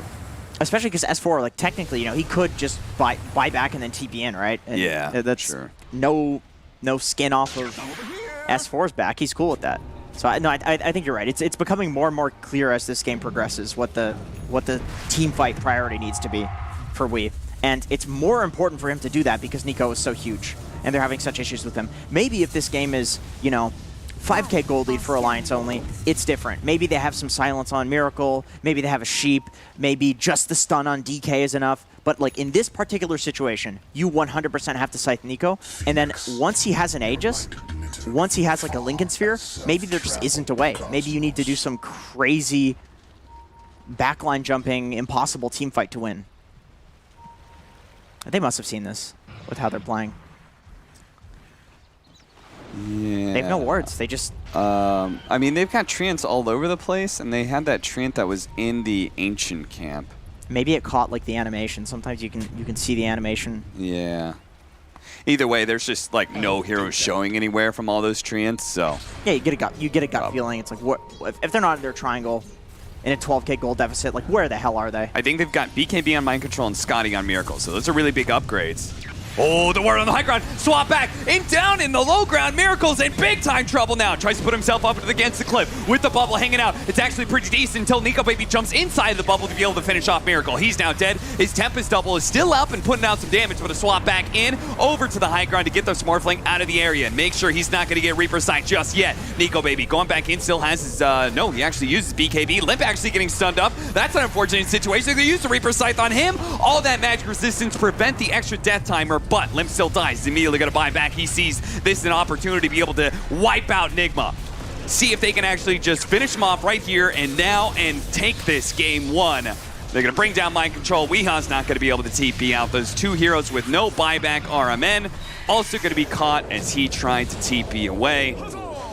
And there you have it. That's a free Roshan. That's a free high ground push. That is a lot of things for Alliance. Yeah, no egg. He buys back, but he's no tombstone, right? Like, he used it in that fight. That was, once again, another one of these situations. You're fighting on a high ground perfectly for Nigma. Like, the initiation from Alliance was great, but that's kind of where you want to fight if you're Nigma. Like, almost as if they were baiting it. And it still doesn't go well, so what do? Oh, they're going to go straight to the Force. Force everything out of them. Again, Nico Baby with those killer instincts that doesn't apply just to heroes, that applies to closing out the game as well. Goes to the back lines, hits GH with the stun, turns into an Undying real quickly, DKs them up before he gets the kill onto the Phoenix. Meanwhile, Weeha's just being kited around while the rest of the team focuses on the tier 4s. Throne is exposed, BKB is up on Nico Baby, jumps to the other side of things and completely ignores Miracle. Miracle gets out the magnetic field, trying to protect this throne, and it's very difficult to get inside of it. So Nico Baby, he's going to have a hard time with this. Jumps to the other side, but you can still see it. The bubble perfectly matches the throne AoE, and they're just wasting all of their time. Finally, the magnetic fields are down. They're going to focus on the throne. They should be able to finish up, and one more, a little bit more. They're jumping back and forth, trying to finish it off. The stun goes off on the Morphling. They might actually be able to hold this a little bit longer. FNG, S4 with the second life. He's swinging on the magnetic field. It's going to run out eventually, but the Supernova, it explodes on him. Another buyback. Nico Baby, he has to go for it. It's all him, all the diebacks. He needs a little bit more. Another magnetic field. They've got a second one coming up too. He's stunned up. They make just a full dieback. He's actually going to do it. Oh my god, the throne stays alive. S4's pop back. He's TPing it. He's hitting the throne, but it's healed up. He's dead. There's the diebacks. They've all bought back. They've all diebacked. What? What the fuck?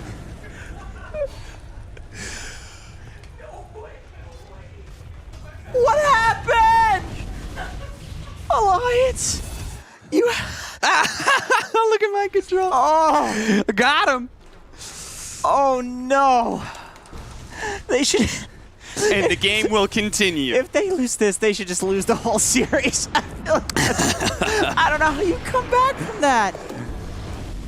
Great job by Miracle. Keeping up those bubbles. Okay, you've got 70 seconds. Nigma cannot end the game.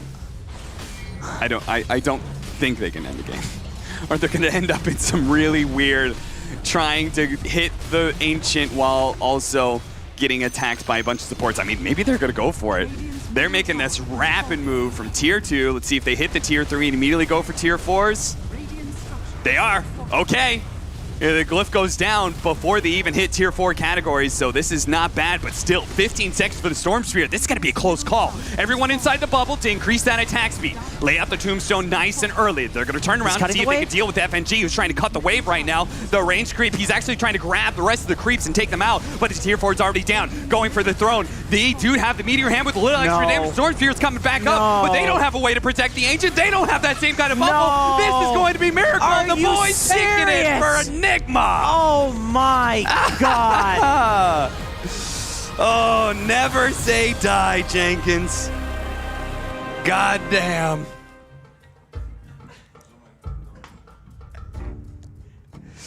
Alliance could have had it. They could have just taken the easy victory. They just could have said to themselves, we're just going to take this one lane of barracks. If they failed on the Ancient push, they could have said, we don't need to buy back. It's all good. We're way ahead. Take ourselves some Roshan. Control the map. We have this super good late game. That all could have been theirs! But they had to try and close out the game. They had to try and do it in style, and now they are literally shell-shocked. Oh, no. Look at those faces. They don't know what to make of what just happened. I don't know what to make of what just happened.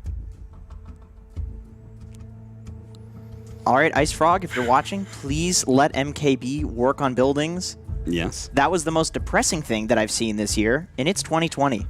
Also, maybe don't make the bubble literally the exact same size as Throne so you can't get inside of it. There's a whole lot wrong with what we just witnessed. I wish I could wipe that from my brain and have amnesia. Please. Well, hopefully our panel doesn't have amnesia. They're going to have to cover that game, analyze it, and then say, none of that matters because the last minute of the game was wild bullshit. Imagine trying to analyze that. How can you analyze? Have fun. Thank you. Oh, wow. Okay, so, yeah, we're going to analyze the game. Won by Team Nigma. Congratulations to them. Very well played. Totally deserved. And we're going to start by what? Okay, we're going to start by, for a second, assuming that Alliance won this one, because that is what we all thought was going to happen throughout the duration of the game, or rather, you know, at some point it was even and then Alliance ran away with it, and I thought, wow, they figured out Arc Warden, you know, their nemesis hero, they figured it out. A hero with plus 40 games, pick 20% win rate, Limp makes it work, awesome stuff, and then the last couple minutes. Look, there is a reason Miracle is the guy that people think of when you talk about superstars, when you talk about guys that find it's like a magician. You just find a way to win. I think Jenkins said it best. I believe he said, holy shit, followed by 5 seconds of silence. Like, yeah, Alliance should have won that game. 99 times out of 100, they're going to win that game, but not this one. And just, yeah, I mean, lower... A word. Hubris! Hubris, friends!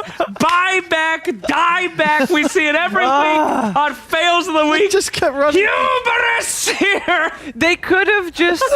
oh my god. Not bought back and, you know, win the next time. That's why you don't have a freaking...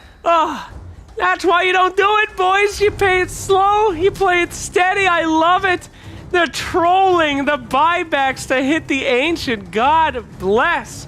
What an incredible game. That entire game, just so proud of Alliance. Oh my god, they finally got over the Arc Warden, their arch nemesis. They finally done it.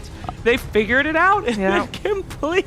I've never seen chat move so fast. Oh, it was I think glorious. that I've never.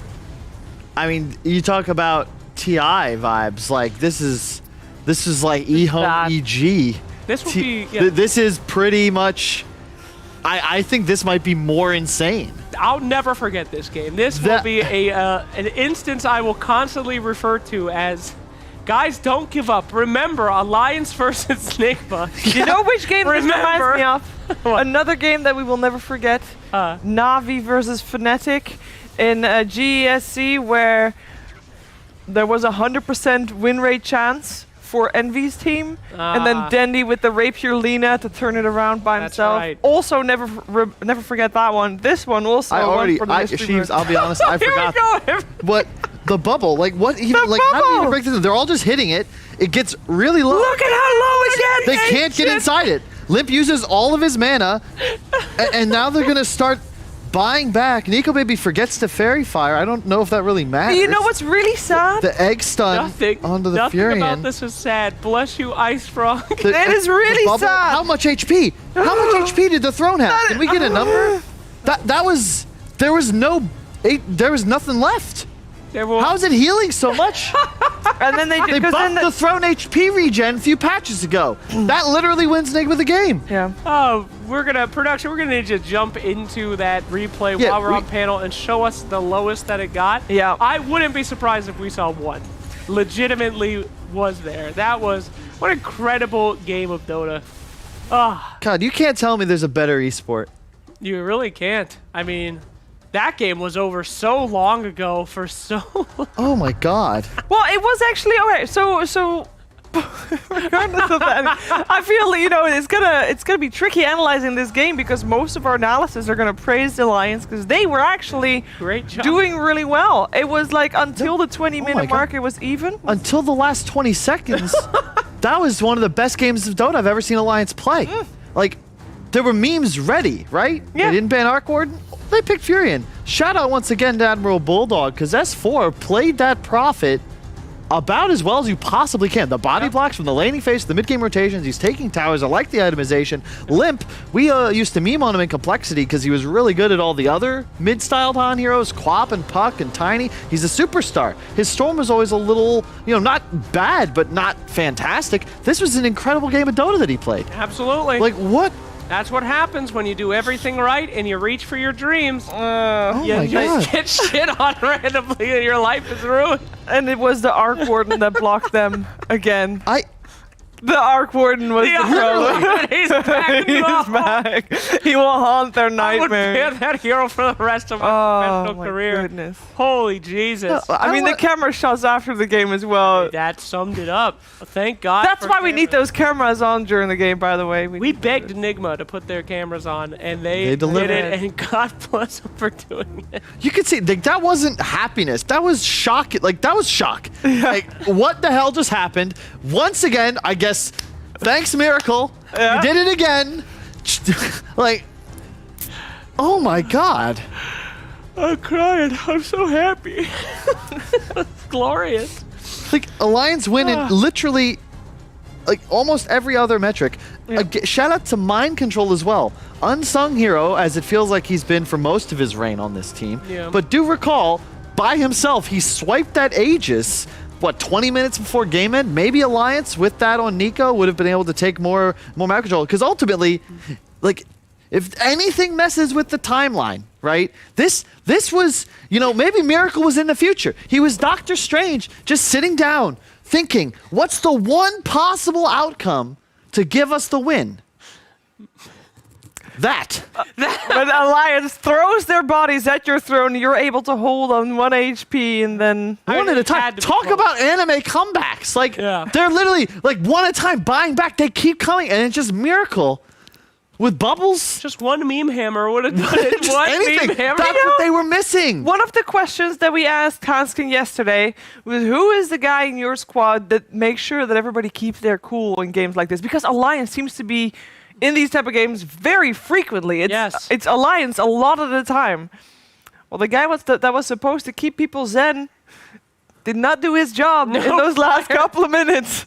That is, I can't believe that happened. Like, even when they didn't get thrown, they should have just zen and go again in 5 minutes. I mean, Kyle is absolutely right. There was one way that they lost that game. I mean, That was it. just all they had to do was not that. They literally all they had to do was literally not that, and they did it. Even if they all die, and they all die back, all they had to do was not all die again. That's Yes. They take the last racks. They just literally be anything but that. What a glorious They don't game. go in one by one. I love this game. That is one of the best The games I've saddest ever thing, seen. but like so many things, like the bubble radius being just right. It fits inside the throne. Like what the amazing thing to me is I really want to go back into that slow motion replay. Bear in mind, the throne lived one attack away from death. Right? There's a scene as Nico Baby is dying. Miracle Pop's clone doesn't use the second bubble. He saves it for S4's buyback TP in. He knew. But like, seriously, how the fuck do you do that? He lets the throne stay unprotected because he trusts that the morph will die in the duration of the stun. And then he's got it up, and then he can follow up with the real hero to prevent the Nico Baby buyback from finishing the throne. Planned. All planned. All according to plan. Miracle's a time traveler, and honestly, I mean, I would believe it. If you're a time traveler, you don't win 2 TIs in a row. You win 1, play it cool, and then somehow Yeah, but win how does being a time that traveler game. make you better at Dota? I mean, because he's, he go every time he loses that game, he goes back and he figures it out. There's a guy. I'm not going to name his name because he flames me constantly. Oh, hold on, here we go. Wait, hang on, here's the ancient. All right, why? So at this point, Alliance have won the game. Yes. There's no miracle. 10 seconds to I go. think we are on player perspective or no? We're on Miracle player perspective. We are on Miracle's player perspective. So here he comes. Respawn. Comes back. All right, here comes the ancient. Throne's dying. Show me the ancient HP. He's not even clicking. He's not even clicking. He clicking on doesn't the care. HP. Fighting. This is still like no stress, right? No I mean, stress. Nico Baby's killed Weeha. He has no buyback. Not a big deal. They can't kill the throne. Just Now killing they can start Handskins, to. fine. Okay, here we go. Oh my Neck god. bubble. And here, is this the point? The supernova to stop. S4 Okay, the teleport supernova. in. Yep. Stuns S4 as the bubble is looking to fade. It actually finishes him off. It's and now Nico. Nico coming in. There, bubble. Pops the double. Has still got the bubble of the double ready. The double of the bubble. Doesn't even need to use it. Okay, I may have.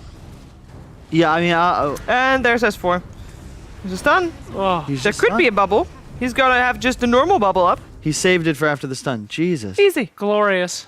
Now we still didn't see the HP of the bubble of the throne. Yeah, you. But it was when scrubs. one had hit away. Like It definitely was one hit away, no matter how low it got. But what a joyous occasion for us all. That was very wonderful. Thank you, guys. I feel like I love watching that, and it makes me feel a little bit sadistic because I know that Alliance will they're broken, right? At least last Wednesday when they had the 100-minute game versus Viking, it was super crazy, right? At least they won that one. This is like almost the same feeling here we that go. you Here's lost. the Ancient HP. This is what we're after. That's a long clip, though. That's But fine. We can keep talking. We're gonna see how Okay, low here we it go. Here we go. gets. Oh my god, Hanskin, look at the damage dealt to that little building on the left. You idiot! That one auto attack. Could have made the difference. It actually might have. I don't think the throne had more than 20 HP. All right, we're about to see. We're about to see it. We're about to see it. Get hyped. The heal comes out on Nico. Whoa! Doesn't drop below 100 yet. Doesn't drop below 100 yet. Okay, might have just been 100. No, because it will get lower again soon. The question is, the HP Nico Baby region is on gonna throne buy was back. buffed from 8 to 12, if I'm not mistaken. Look at how fast that's going. Going up very Come on, fast. Ice Frog. Yeah, Nico Baby's gonna bring it the lowest Oh! 50. bit. 45. The change to ancient HP regen win 45. Team Nigma the A game. techie's right click could have one-shot that ancient. Goodness Oh, gracious. goodness. I mean, that is mad. Unbelievable. My God, I'll be telling my children about that game. Guys, this is the game that happened right before Alliance disbanded. No, I'm just kidding. I'm just kidding. No, they did a fantastic job. I honestly think that Alliance is still going to win this series. Like, they were robbed, but come on. You got to just let that game go. You literally won that They game. have practiced for this many a times. You literally won that game. That victory was so deep in Alliance's belly that Jonah was with it. And Nigma just like reach in and just, I don't know where I'm going. Look, He was trying to talk about the whale. You know? I know. Is this Geppetto, if you will. But no, I know what he's saying. What? You know? He's going to Pinocchio. Yeah. Suffice it to say, I wouldn't be that upset. That was like a OG at last TI game 1. They obviously won the game. They made a small mistake. Didn't exist. Also, for the record, for the rest of the beautiful story of Dota 2, if a game looks over and the losing team doesn't GG out, just remember this. Game is never over. This is why you don't GG out.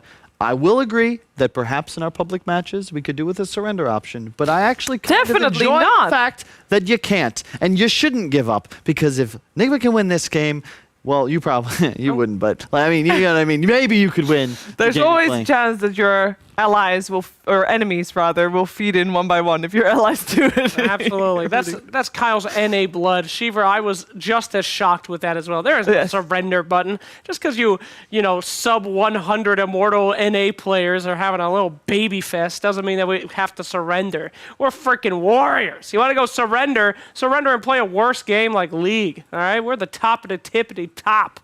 I think you could use surrender in Han. Yeah, we could. There's a reason the game died. You didn't even need God damn. You didn't even need a unanimous vote. Just 4 out of 5. Damn. That wasn't a good. You could surrender an artifact too. All right. Things learned from this game. First of all, I know they... What do you learn? God is dead? Well, no. So they come in with this plan, right? They come in with this plan that they can beat the Arc Warden. They know Team Nigma wants to have it. Yes, I know they did. But also, Arc Warden is the reason why they didn't win in the end. So is this a reason to say, that was a one-off. That's never going to happen again. We're going to do exactly this again. We're going to leave Arc Warden in. Or is this a reason to still ban it because... I don't think so. Alliance... I'll be honest. Nigma picked what they were gonna pick, no matter what. They had the standard lineup. Alliance straight up scripted everything. They got what they wanted. The Storm Venge, the ideal support. The Storm for hunting. They got a Fury in 4th pick. They had the perfect lineup against what Nigma had. They did great. They just didn't win. Listen, legitimately, they won. Yep. They just do the same thing. Yeah, that was your game. Don't worry about it. They played the game against DG yesterday. Didn't count. You just got to pretend the server crashed. What happened at the end there, guys? No, it didn't. It didn't. What game is what I would be saying as S4? Let's go out and 2-0 them. What game? It's fine. The audience thinks a little differently about that.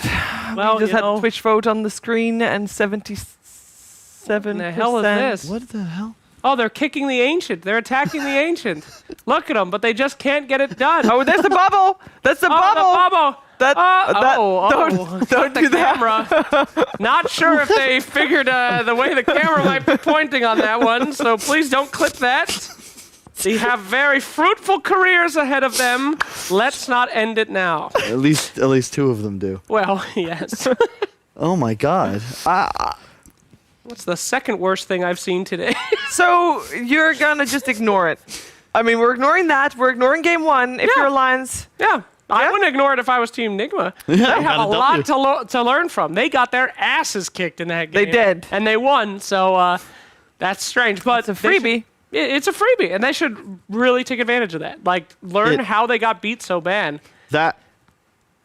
It's a miracle. Okay. It is a miracle. Well, with that being said, I hope that during our basically being baffled the whole time, I hope that Team Nigma learned a lot about how they can, do better in the next game and also win again because they won the first one already. Let's find out what's going to happen in the second game of the series. Remember, elimination is on the line here for the Omega League.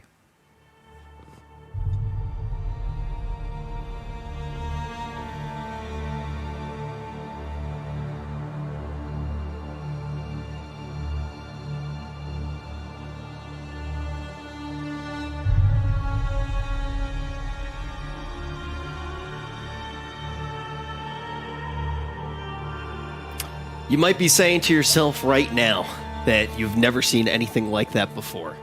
But there is a word for this very moment created just for situations like this. It's called malding, and it is inevitably what you are going to be doing right now if you are on the side of Alliance. I mean, it is one of those situations where you look at the rest of the game and you say, okay, Nigma can't even be super stoked about this because at the end of the day, they basically just got, in a lot of ways, a fluke of a win. They played so well. They drafted so well against that Arc Warden.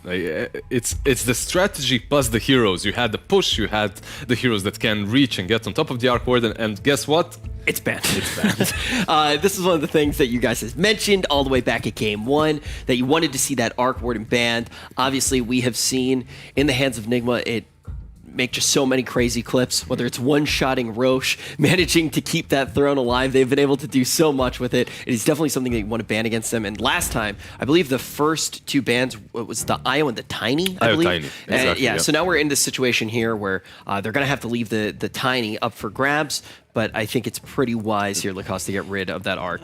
It's pretty wild, not wise, what happened in the previous game.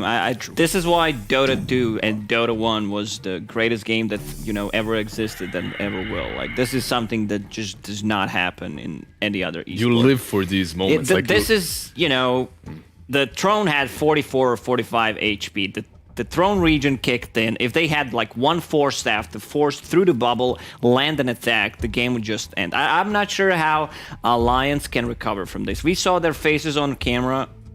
I don't know. Like, this is something that doesn't happen. This is the biggest comeback in the history of Dota. If they manage to come back into this series after that game, they can do anything. What did like, the this Throne team get is capable. to? It was like 45, Yeah, right? 40.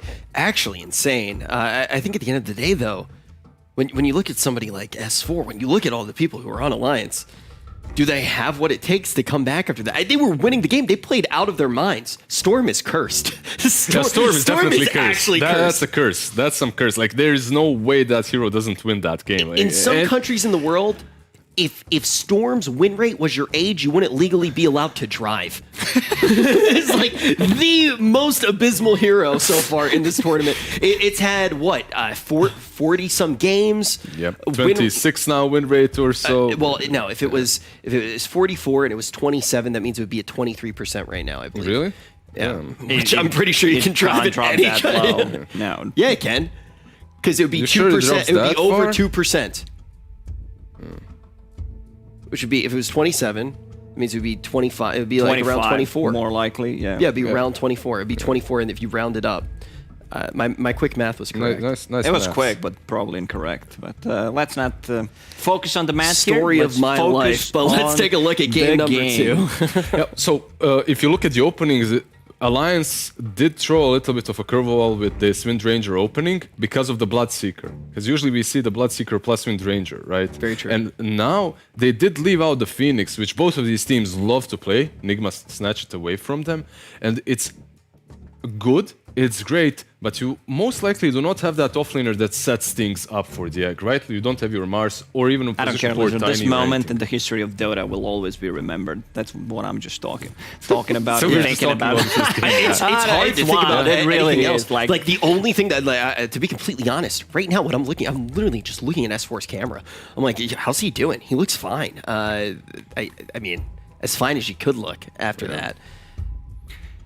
All right, let's try to focus for a second. So, Bloodseeker, Phoenix, this looks like it's going to be a lane together. Today we saw first, I believe, competitive position 4. Bloodseeker was not very effective by 5 men. You need to have a stun in that kind of a lane, something to set up a Blood Right. They might also shift Phoenix towards position 5 possibly and pair something up with the Bloodseeker to have that, guaranteed Blood Right. Yeah, Tiny is still in the pool. A hero that usually buys Veil anyway for himself and his teammates. Now, if you have a Bloodseeker, either one of those can buy it, and Phoenix also benefits quite a bit from it. That's definitely a route that they could go for. When you're thinking about Team Nigma and their cores right now, Arc Warden is banned out. What else remains? They play a lot of Medusa, which is amazing combo with the Phoenix. There's also something like an Anti-Mage that's left in the pool, which is pretty sick already when you look at it versus Doom and Wind Ranger, something that they could go for. What they are lacking, though, is control and stuns, like Lacoste said earlier. Okay. So looking for that as we move forward into this draft. I know that one of the big things that you really started to talk about, Lizard, when we sat down for game number 1 is just the idea of what players do you want to be banning around. Is that a mentality that you still have going into this game? Did they just level up? Did you see that? Yeah, I'm sorry. Like, it I think that really they cool. all disinstantiated and then reinstantiated for a split second, which I actually believe that we do every night when we fall asleep. We're a different us every single day when we wake up. We have not lived a connected life. When you say level up, do you mean we're a day older or we're taller than we used to be because you shrink as day progresses? No, I'm saying that you, right now, you've only existed since you woke up. It's a hard so reset it's every new single time. self every time. And you need that going into a game like this. Maybe Lions should take a nap and actually just come as their new selves, shake off the day before. Most of teams have focused on banning out V's heroes, and because of that, he needed to find his new self every game. In the last one, it was Necro. Before that, we even saw him on something like a Tidehunter. So maybe Alliance is opting to not go that route. You can see the TB band, the Arc Warden. So far, out of all of these heroes, only one is aimed at We, and that's the Batrider. Very important, yeah. You need to have that diversity in your hero pool. Yeah, it does look like they're setting up for a Dusa. There was a draw. Now, if you're Alliance, you're thinking, both of these heroes work so well with the Phoenix and together with the Venge. Do you let them go through and try to counter them? Do you pick something? Do you pick one of those two for yourself? Having Doom, Medusa, Wind Ranger just doesn't feel that strong. I think that's not the route that they want to go into. Instead, they should just try to focus on their game plan, I would say. Possibility that Medusa is going to get picked. I like the way Alliance draft in the previous one. I like the way they played. I have not seen them play this amazing for quite some time. Yesterday game against EG, yeah, but this game was pretty much perfect performance from Alliance. Warlock, okay, more team fight, a lot of fire. We saw also today's series, even though it was a Divine Bracket 5 men against Fly the Moon, where one team did not have enough lockdown, so they built 3 Yule Scepters against the Warlock and dispel the Wind Ranger, dispel the Fatal Bonds, and have a good setup for their ganks. And when you look at Team Nigma, yeah, GH will buy that Yules, but so can the Bloodseeker. Like eventually you can get it, and there we go. It's really not that hard of a call because with the Vengeful Anti-Mage, with the Vengeful it's an amazing combo, and then you have Phoenix and Bloodrite. It's really good, but you are playing versus Anti-Mage now. It is one of those things too where this is really, when you look at the draft that Nigma has, this is the meta, how it's evolved in this tournament. Like, this is the final form of the meta. This is where the meta is right now. We just saw Bloodseeker absolutely explode after the changes came through. Very powerful. Phoenix, the unshifting hero that gets first phased in literally every single game, and then the Venge and Medusa really coming into popularity over the last 3 days. When you do look over at the side of Alliance, how do you like this anti-mage here, Lacoste? I mean, it is an old school counter to Medusa, jump on her, burn her mana, something that was super efficient before, but with the introduction of the talents, the items, the way Medusa itemizes that these days, I just don't feel like it's AM favored the matchup anymore. Like you said, at the start of this tournament, AM was banned in that first phase almost like every game. He was banned quite a lot, and then teams moved away from him, went into the Sven TB, or maybe moved away just because he was banned out, which doesn't mean that he's very weak. But man, if this Bloodseeker was more versatile, if you could roll it mid, it would open up Slardar for Team Nigma. They could still do it. They could do it. That would be such a good pick. With the Vengeful, with the Phoenix, with the Medusa, versus the Anti-Mage, versus the Doom. They can squeeze that in easily. They can have Medusa on the mid. You can have Bloodseeker on the safe lane, playing just the off lane, what they did yesterday, I believe, and just have Slardar. I think that's a really good call. A lot of minus armor coming up from Venge and the Slardar. He's also the hero that does not care too much, or not at all, about getting his mana burn. Doesn't even have mana pool on that hero because he's like 200 mana. Yeah, and so far Alliance, they're more worried about these wee heroes still. Like, we can see the Viper banned out as well. Interesting though, Viper, you're just banning out these mid laners that we loves to play. Batrider, Viper, it might not always be the perfect pick for the game, but it makes Team Nigma work in a different way, in which they crush their lanes and they play your anti-Dota. They just don't allow you to play your game at all. I would just love if they shift things around and do what I mentioned, or if they have also Puck. I think Puck against the Wind Ranger, against the AM, just to hold them in place. Right now they don't have any spells at all, so he can, just use a Puck coil, and Medusa deals with the rest.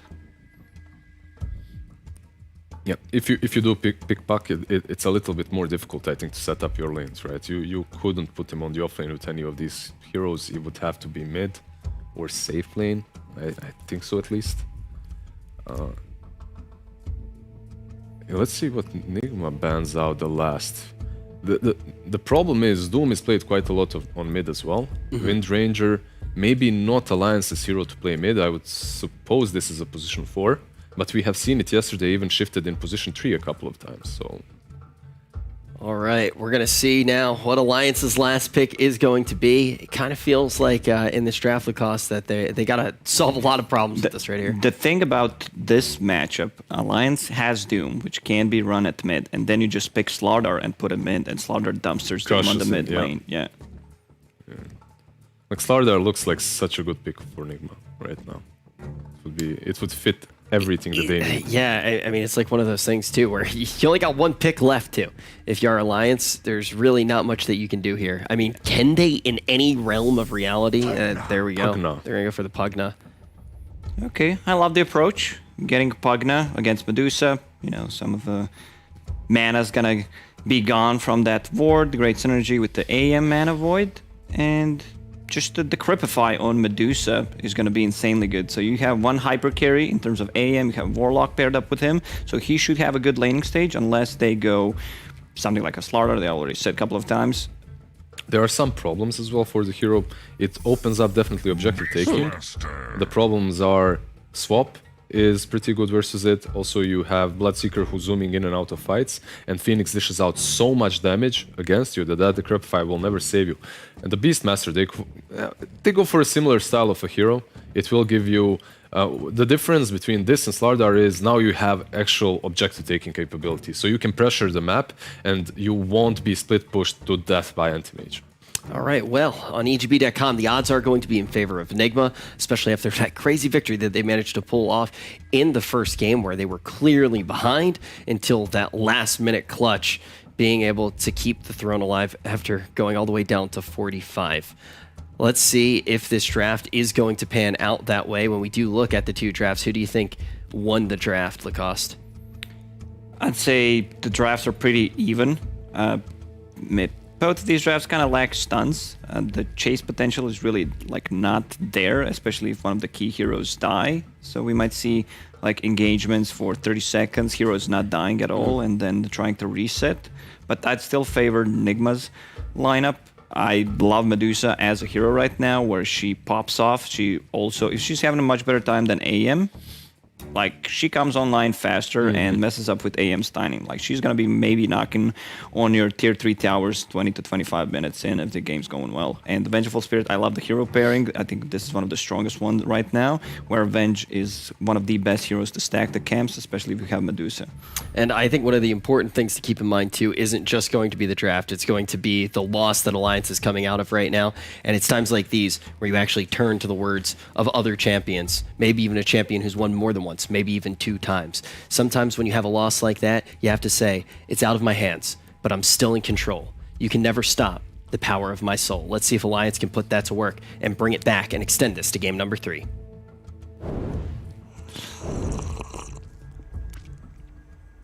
Oh, hello there, friends. Welcome back. It's Alliance versus Nigma Game 2. We just witnessed an epic comeback, and we're going to start things a little slow here going into Game 2, because that excitement was just a little bit too much. A little bit too much. I have some severe issues with crippling anxiety, and definitely that's something that's not helping out, and so just requested to have a chill stream, and I hope you guys don't mind. Yeah, we're all going to take just a little bit of a breather. Yeah. Relax. Breathing exercises. Straighten up your posture. Breathe in deep through the nose. Out through the mouth. And then we're going to start game 2 of Alliance versus Nigma. Let's go, baby. All right, let's go. What do you think about this draft? I don't know, but I'm hoping we're cutting to the game soon. Please. I'm hoping we're cutting to the game soon because it's getting a little awkward on us. Quite awkward. You know what else is awkward? I was like, this is going a little long. How do you recover? I don't know. How does Alliance recover from that insanity? I feel personally like I have not recovered. I watched it with you. That's all that we did. We just watched it. We just said words over it. and I haven't recovered. But I didn't have to move my fingers at all. No, absolutely not. I mean, you could see Hanskin. He's touching his nose a lot. So he's stressed out right now. Very stressed. S4, he looks pretty chill. He was smiling a couple of seconds ago, taking but after that taking game, a sip out he of his looked baby bottle. really shell-shocked. He was like, He did. He did. What But, just you know, happened? He's got his milk. He was drinking out of that bottle. FNG. Looking alpha as ever. The fluff panel said it, though, Jenkins. The draft panel said it as well. If you are Alliance, if you are able to, as you said, just kind of have amnesia and forget that whole thing kind of happened, you should walk away with Game 1's information that you won that game. This is true, but then you're playing a 3-game series. You're playing a best of 5. You got to win. Then again, I suppose that's not forgetting, but if you have to win a best of 2 and win both games in the best of 2, that's not really a best of 2, you know? It's I get the idea, but I feel like that was a very specific strat that they had prepared for the Arc Warden and that they baited it. And I hope they have some things left in the tank. I really do. Because that looked great. But how much time have they had to really prepare for this? We've seen them playing almost every day. Yeah, right? that's a good point. They've been going at it. How many? Like when we led up to this, the group stage, they got to play like once every 3 days or something. They had breaks where there were no Mortal games going on. You know, like you were able to really significantly plan for your opponent. Yes. But once playoffs started, you're playing back-to-back just like at a LAN tournament. You do not have that much time to be able to research and figure out what your strategy is going to be.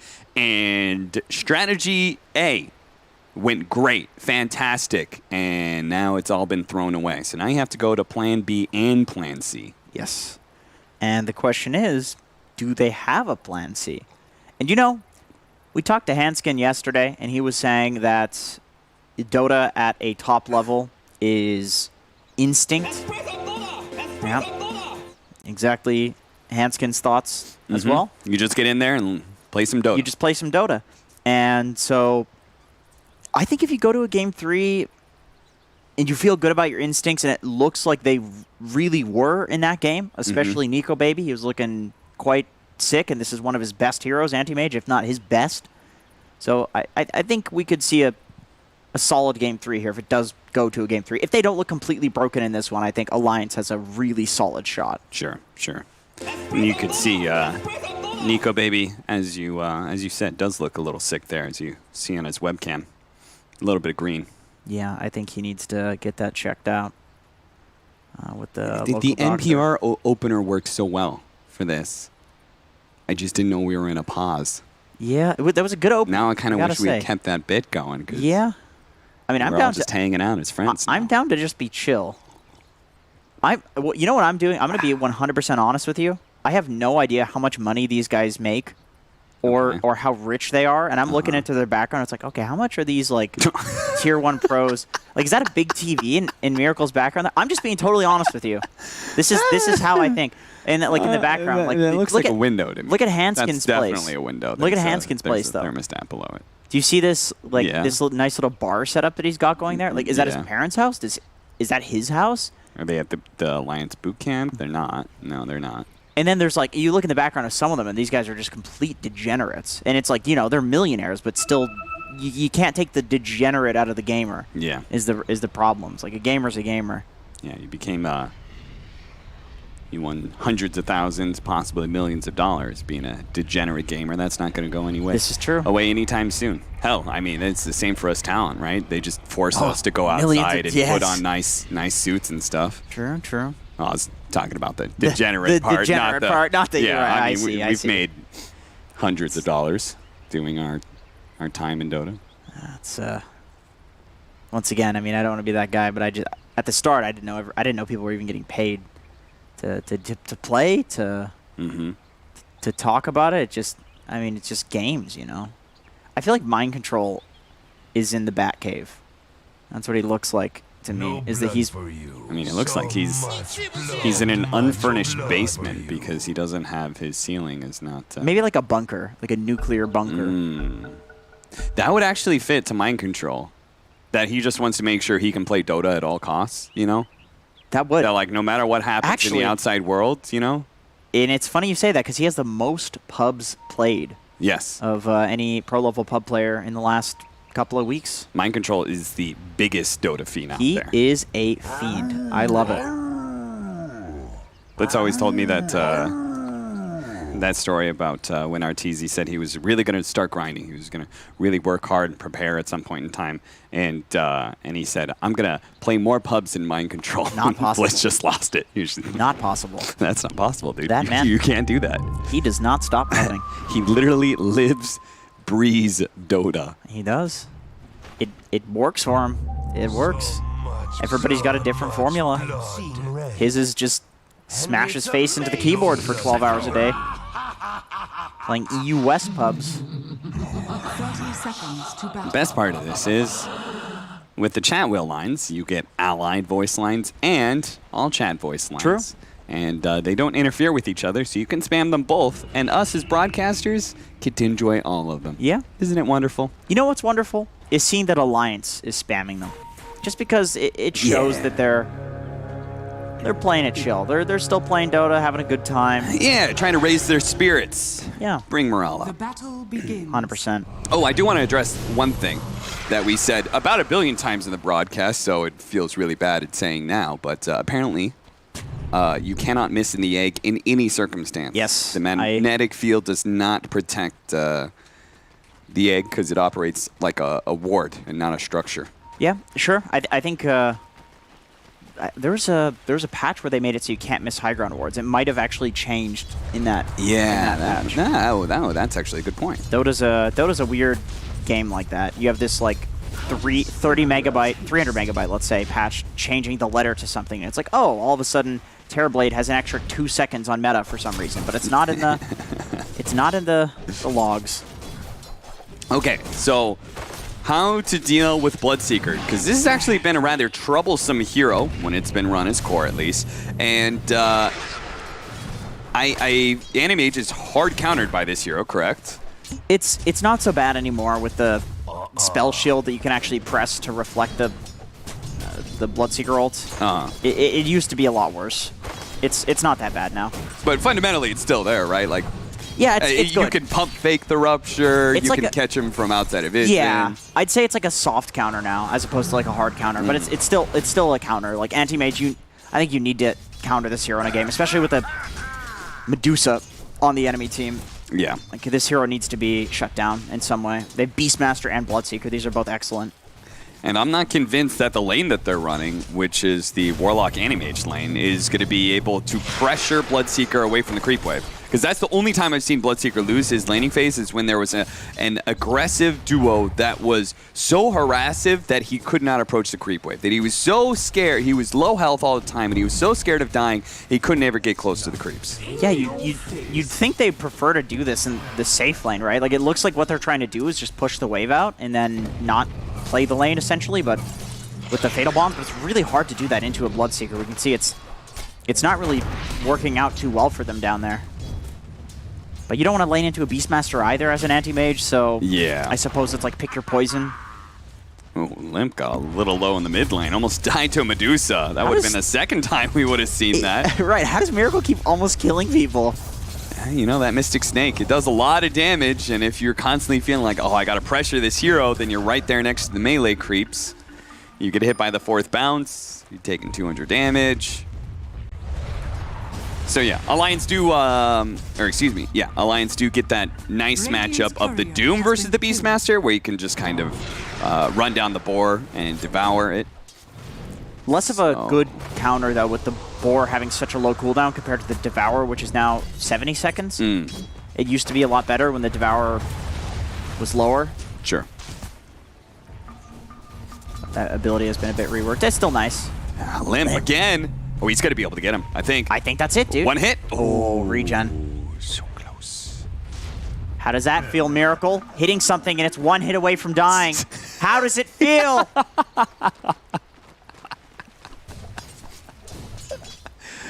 All I know is that Weeha is going to be feeling really good. That thirst is always up right now.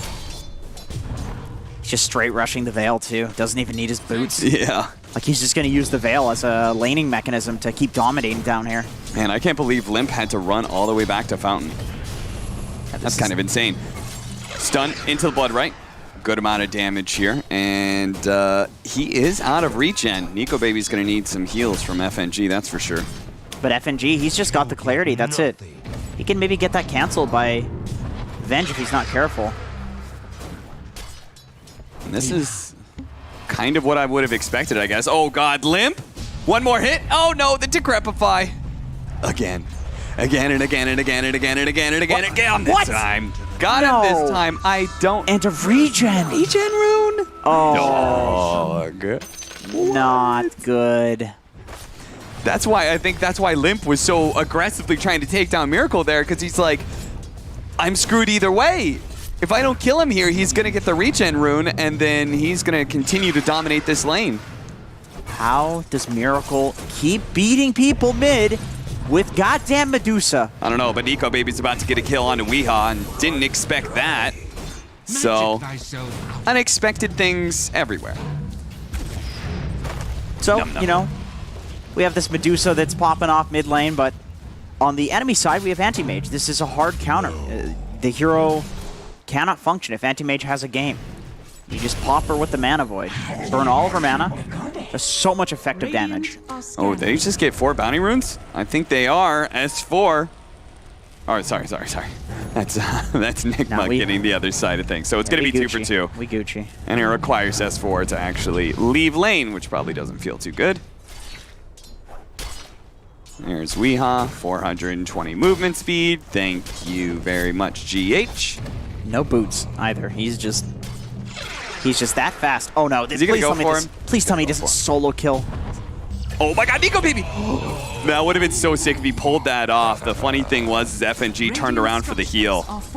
If he'd kept going, who knows? Maybe he gets adequate enough body blocks. S4 is going to be slowed down even more. The boar continues to poison him up. Hanskin deals with the boar really quickly. That was the first thing he addressed. Wasn't going for the heroes there.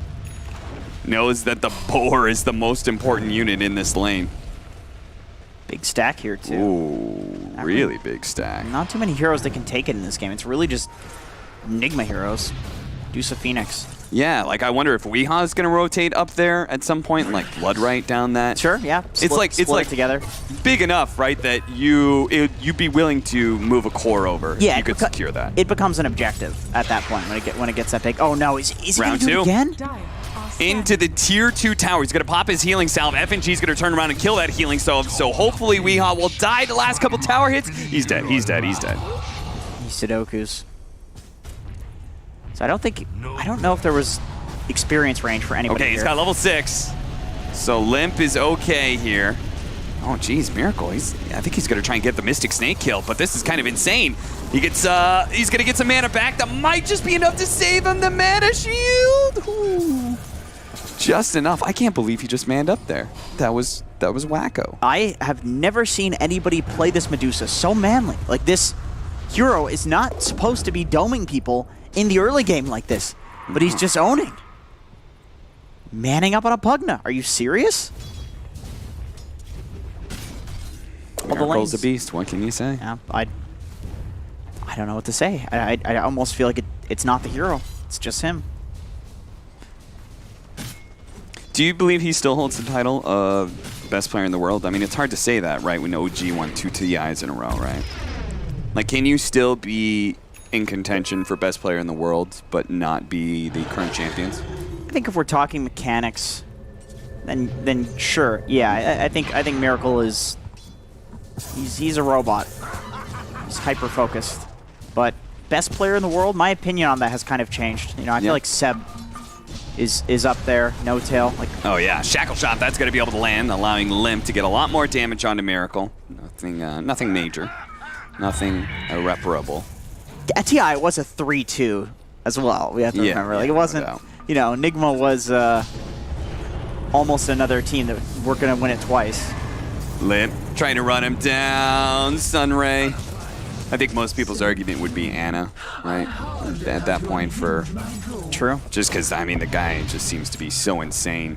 He's showing up and winning TI like that. He's a mystery, that guy. Truly an enigma. Yeah. Ooh, big ol' easy camp stack. That's not theirs, but they're yoinking it anyway. Take that mango tree and run. Very nice on Medusa.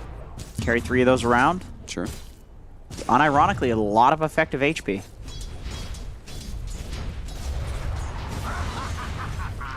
Two-man smoke up here between the two supports. They're going to head up to top lane where the Beastmaster has been pressuring S4 a lot. He's been pushing in the creep wave, doing some damage to the tower. Yeah, they must have the Doom, right? There's no way they do this when he's not 6. Yeah, they're gonna try to run him down. So if they get the shackle shot, it'll be a free Doom. Yeah. So that will... Man, they brought Nico Baby to this. That's very interesting. So I wonder if S4 is going to TP out. Yeah, I think he's trying to get the board tonight. You see this? He's going to go for it. Oh, he mana voids to ensure. That is respect to mind control right there. He's like, I don't want to let this guy make some swagger move on me right now. 100%. I mean, they committed so much for that. And yeah, like you mentioned with the anti-mage rotation, it's more so about the fact that he wants to play up here anyway. So if you can get a kill while making that rotation, it's just 2 birds, 1 stone. You got to be efficient like that if you want to be a top-tier Dota player. So S4 will run across the map. 10-minute bounty runes are coming up here. GH continuing to stack and stack and stack and stack. Did we ever clear through that hard camp? I mean, looks like it has been cleared through, so I wonder who did it. It looks like Nico's farming it right now, so I don't know if it's he's just farming a small... Yeah, I think the stack definitely got cleared through, because there's no way Nico Baby could do it. Probably kited by the beast. It looks like mind control's really high level up here, so I would imagine he probably took it with somebody else, maybe Venge. So if they manage to get their hands on that stack, and then Miracle's going to come through and clean up this hard stack as well. Dirty. They are building a really big net worth lead for this early on to the game. And Animage may be a counter to Medusa. I feel like this counter hasn't been... It's not as potent now as it used to be. It's different, yeah. I mean, it's hard to take these classic counters and Limp on the bot lane. Turn around, trying to get the sounds on a Limp, preventing him from life draining, so Weehaw will be fine. Just the Blood Right is enough to scare him off there. And I suppose he's level 7 on Limp. He is getting dumpstered somehow. 2,800 gold, man. That's the mid laner. He's against a Medusa. Miracle's doubling his net worth. That's insane. Literally doubling his net worth? Actually, literally doubling his net worth, yes. As a Medusa versus Pugna at 11 minutes. Pugna's supposed to have the tower by this point. Oh dear. S4 is going to come in, see if they can kill Mind Control again. He does manage to get the tower here, drawing a lot of tension. They're even going to drop the Golem to prevent Mind Control from juking in the trees too much, as he did have the Hawk over there. Weehaw, okay, they do manage to get that kill. So Alliance, a kill on both sides of the map. Even if they lose their tower, I'm sure they are feeling pretty good about that. Please team, don't feed, I'm farming, says Miracle. PLS, relax, get your pipe. Just chill, just chill. Gonna use the Stone Gaze here and see if he can actually run down Limp, and if he gets in front of him or maybe just right-clicks him to death, he's gonna Decrepify and keep on going, but the Decrepify is only gonna last so long, and he's got another Mystic Snake. Yeah, but he visioned the Mystic Snake would kill him. No. Way into the trees, he's out. The Medusa solo gank towards that very dangerous dead lane didn't work. I can't believe I'm trying to say these things. He's just running down a Pugna at 12 minutes as a Medusa. The guy he was supposed to, he was laning against, right? Yeah. Limp is a support. And Mind Control's running down towers, meanwhile. Yes, he is. He just got another one. Mid lane tower is dead. Necro 2 already. And now he's going to go hunting, and he's probably going to get a kill here. He's going to run into FNG with GH behind him with the double damage, so FNG's very, very dead. And Nico Baby's pressured enough. Can he block this? Can he block this? Spell Shield, it's baited out, goes for the Rupture with a Blood Right. He gets him, but he blinks into the trees and TP's out. Smart move by Nico Baby. That used to be much worse, that counter. It's like, it makes it weird for the Bloodseeker to try to go on him now. Gives you that opportunity to get away. Yeah. Oh, Shackle Shot. S4 does have Doom, but they completely understand how far Miracle is right now. So they're like, okay, this guy's too big to bring down. We'll just kind of force the rotations. That's good enough. And we saw last game, too, how Nigma will rotate if Miracle is getting gone on, where he was dying on the Arc Warden, a much less tanky hero. He was having a much worse game. and still they were responding. Still they were getting return kills. Managed to get the roar out. Sunray over the top. Nico Baby's definitely going to get the chance to blink away, but he's still going to go for the Supernova. Nico Baby, though, he's just going to turn around with Hanskin and quickly kill that egg. Okay. It's not a... All right. You don't need to hold your breath for that one. Yeah, that is just not enough magic damage. Not enough damage to kill the anti-mage. See, what does he have? I think he has, like, probably want treads. Oh, he just rushed Battle Fury. He actually survived that with just Battle Fury Rush. Yeah, and he's got 3 levels of Spell Shield, so... I'm kind of shocked he survived that. Just the Spell Shield was needed, I suppose. Haste.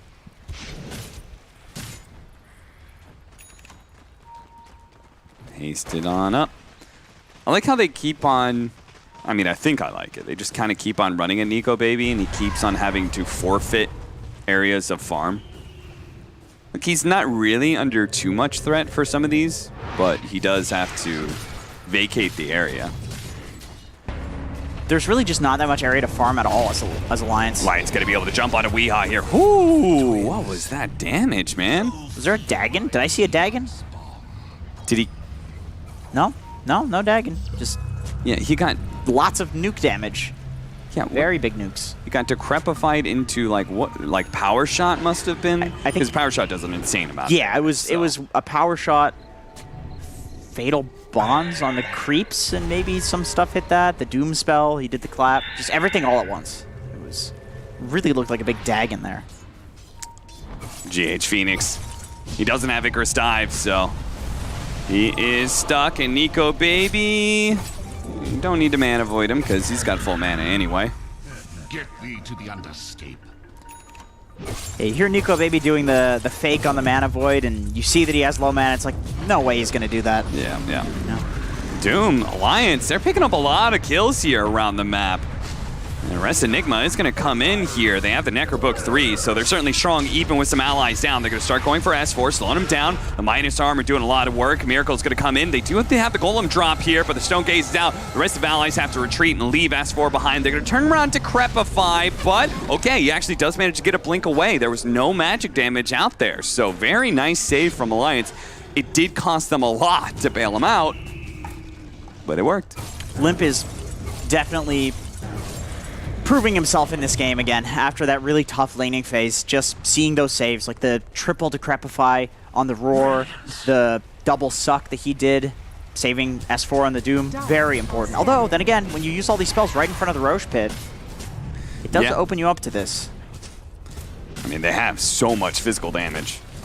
They don't even have the Necrobook out, dude, but just having RMN around is good enough. Roche was hitting Miracle there. Every time he hit, like a tiny little sliver of his HP went away. God damn. Roche is very weak at this point compared to this super farm Medusa. He's got an Arcane Ring too, which is perfect. Miracle, he says, okay, you're gonna come to the pit to fight? Let's fight.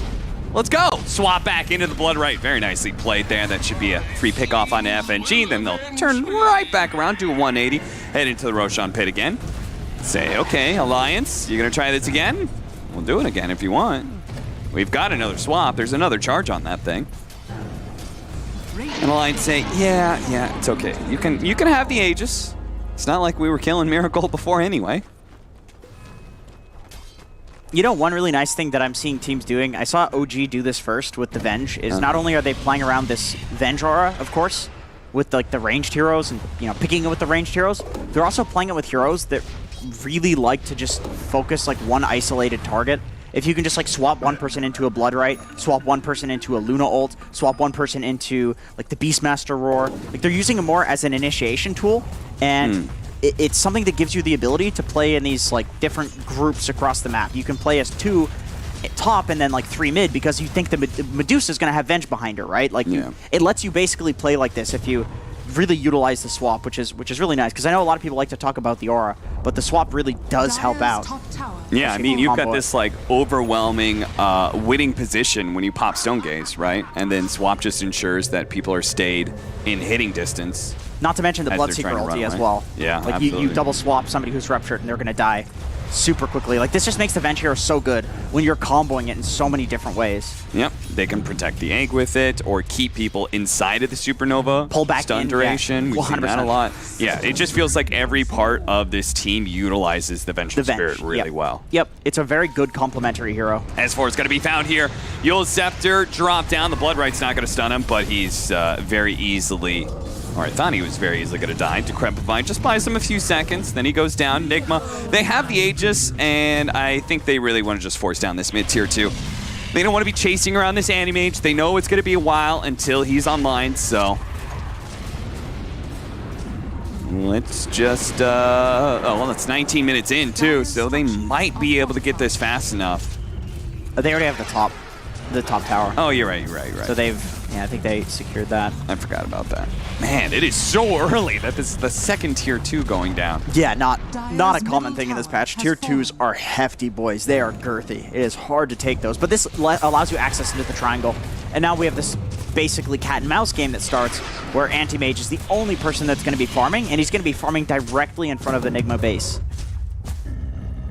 And it's scary too, because there are certainly some heroes that can catch him out. Both the Bloodseeker and the Beastmaster are good hunters of the Anti-Mage, and they have Hawk as well, which is really good for just spotting his rotations around the map. So yeah, definitely. I think they need a blink on the Beast, and then Anti-Mage's game, Nico Baby's game becomes a lot harder. Maybe Bloodseeker can get some sort of pick off. I mean, he's got the Yules. That's something. Okay, Aghanim Scepter. I really like that in this game. So many heroes on Alliance, actually, that you can rupture, that it totally destroys their game. Defensive TP's back. They sandwich in. I think they're hoping to be able to grab the Anti-Mage. Instead, they'll catch FNG here. If you just tuned into the stream at this time, you'd think the FNG was on Radiant. Like, how is this guy at a tier 2 with these towers taken right now? There goes smoke up. Go back in. The speed of this play may catch somebody off guard. Nico Baby's going to be going for a Scotty. Really wants to stat up as much as possible, and he is up against a ranged carry. Yeah, we still definitely can see Nico Baby carry this. It's not insurmountable by any means.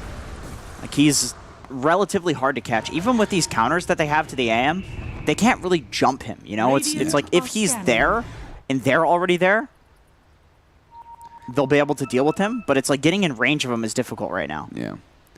Scary part for me is, like, I don't see a very good situation where he blinks onto the Medusa just because the Venge is going to be able to swap the Deuce out. And he'll get maybe roared and ruptured. Yeah. Like, there's a lot to cover the Medusa in this game. Or he's going to be getting Scotty hit by the Medusa, so it's going to be hard for him to reattach himself to the Medusa again. Definitely.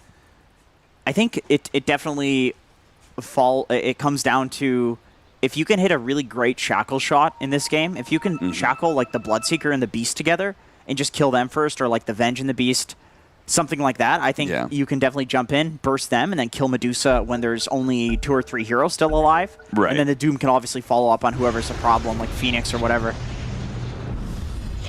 Bloodright and the Meteor Hammer tried to go for the Yule's Meteor Hammer combo, but there's always a little bit of leeway to work with. And that is what you're describing. It's just another classic way to deal with the Medusa, right? Okay, we can't kill her. We can't actually focus her down, so let's kill everybody else around her, leave her for last.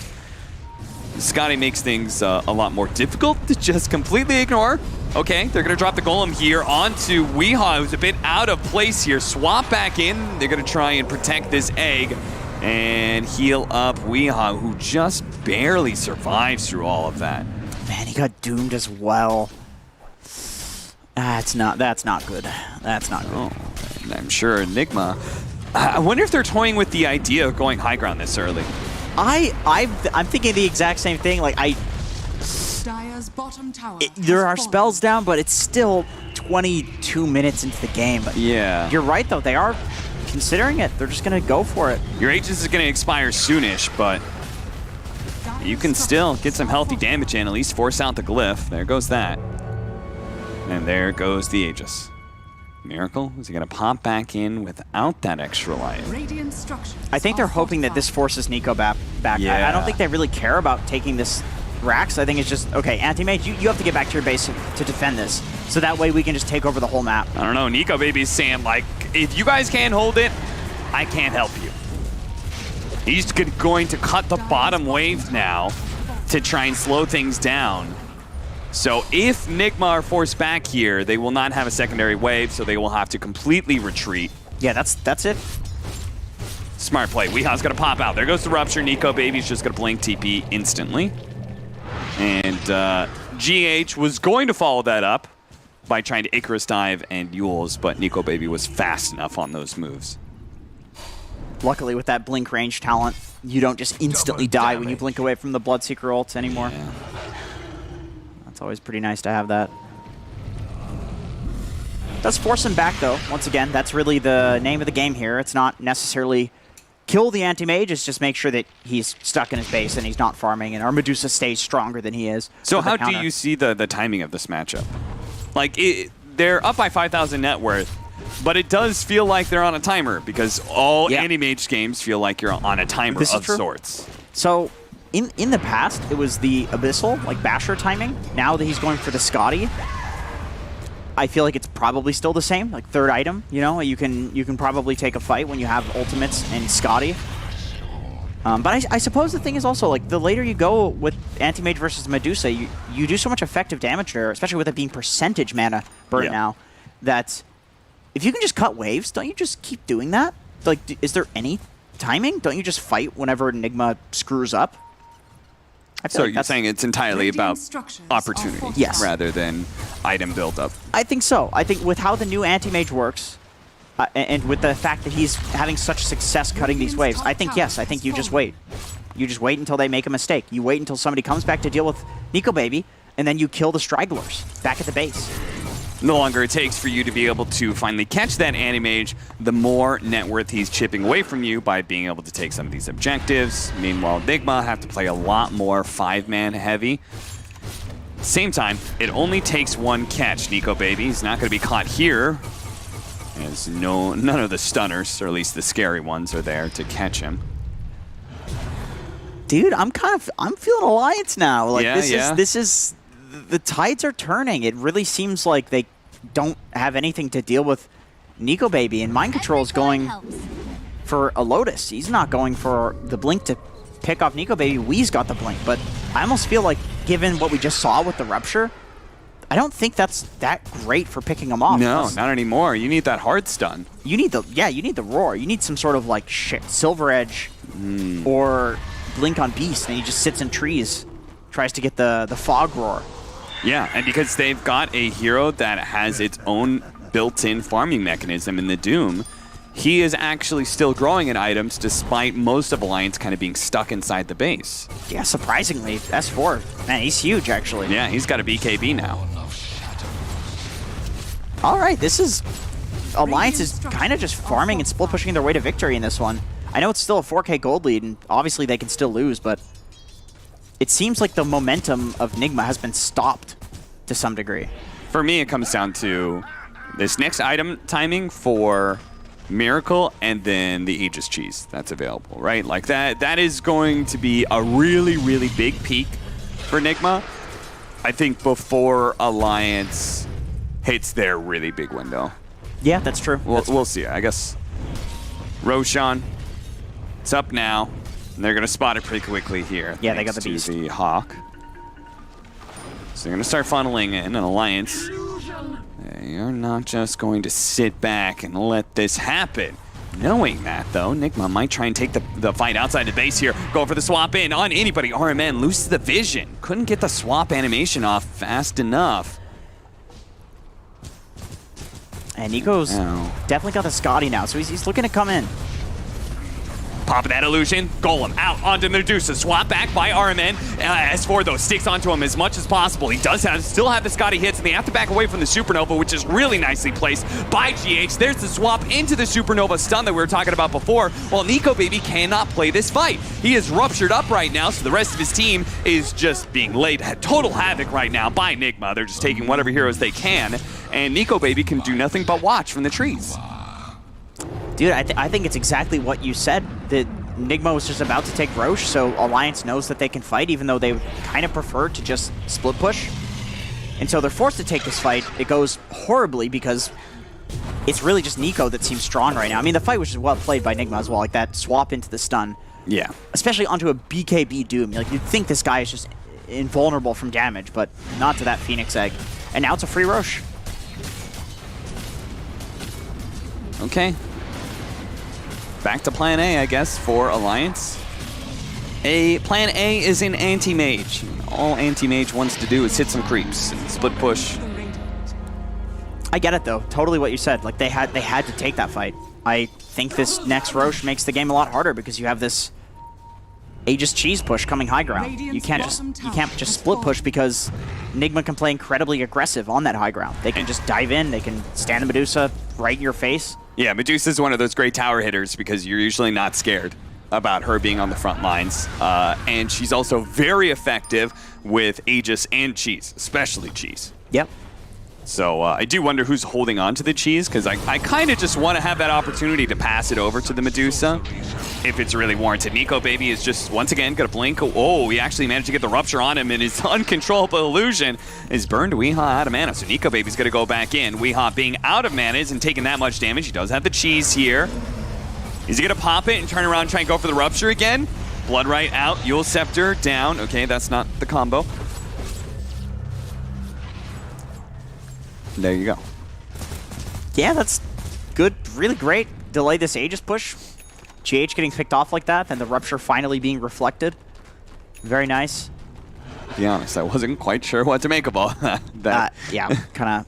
I think Nico's doing a really great job at pressuring. Like, I think you could blame Nigma for that, but it's like, well, why are you going back on GH? Like, why are you dying there? You can just push high ground. Well, you can't because he's knocking at your tier 3s, right? Like, when you're ahead and you have this Aegis cheese push, you don't want to just trade 1 for 1 in terms of racks. Like, you're going late game against an anti-mage with a Medusa. You're countered. You have to take the favorable trade. So just good, really good play from Nico. As usual on this anti-mage. Like, this guy is an anti-mage god. I think this is his best hero. His team, this time, they're going to smoke around him. Nigma is beginning to show that they feel they need to address this hero, so let's go ahead and try and plan out a trap. Now, that smoke does turn into a kill on a GH, nice and easy. They can go for the tier 2 here. Yeah, didn't have to use Doom for that either, because the Doom spells can just set up for that Shackle shot. And what does Miracle do with this? Because I don't think you want to go high ground, because the potential of getting stuck in a bad fight is very high against a Warlock. Yeah, it's a bit risky. Okay, he's gonna poke at him. They're saying like, okay, if you guys aren't gonna back up into us, Weehaw. Bloodright goes out. Mana Void almost finished him off. Is he gonna go back in for the kill though? He's still silenced up. Nico Baby cannot catch up to Weehaw. Mind Control is gonna be forced to TP back. At Alliance, they're gonna immediately sweep in. See if they can catch somebody in the triangle, maybe? Or no? Man, this is just RMN and Miracle here. This could be a big opportunity if they did walk into the triangle, but I think the problem is they can't actually take the fight into the Medusa with an Aegis. So even though it's just 2 heroes, if RMN's just playing way out in the back, yeah, it's essentially just lending Wave of Terror to this Medusa, then I think they might actually lose that fight. You can just double swap them too, right? It's like the fight's gonna last so long that you can actually get there if you're Nigma, even though you're all the way across the map.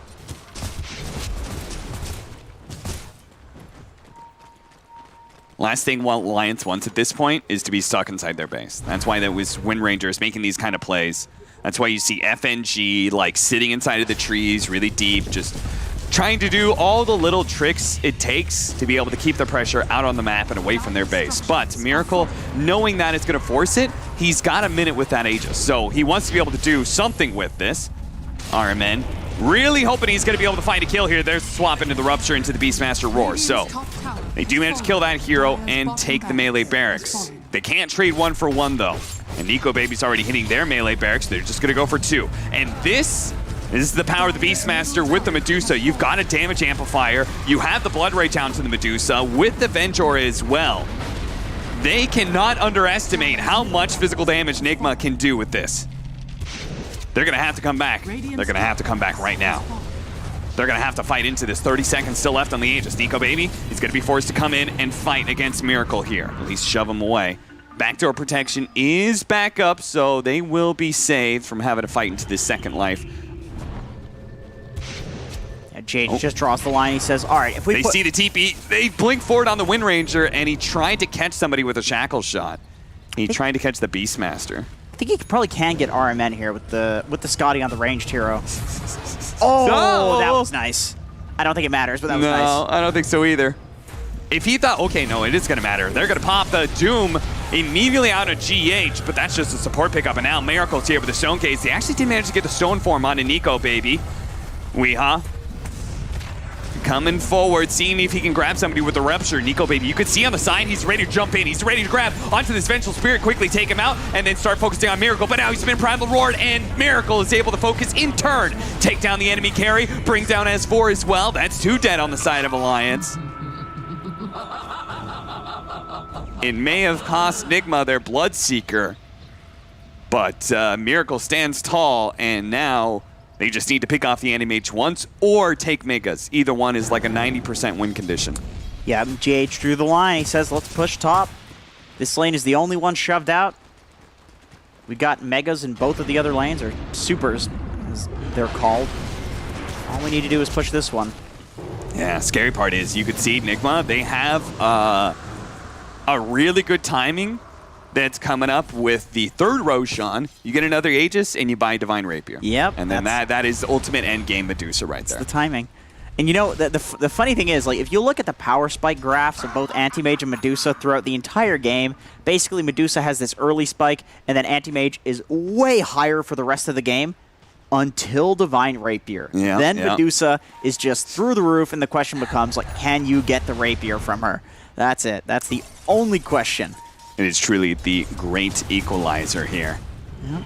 But most of this time, we have not been able to see Nico, baby, stick onto Miracle hardly at all. They've been protecting him really well. The swaps from RMN, the Primal Roars come in, the Supernova, which forces you to retreat.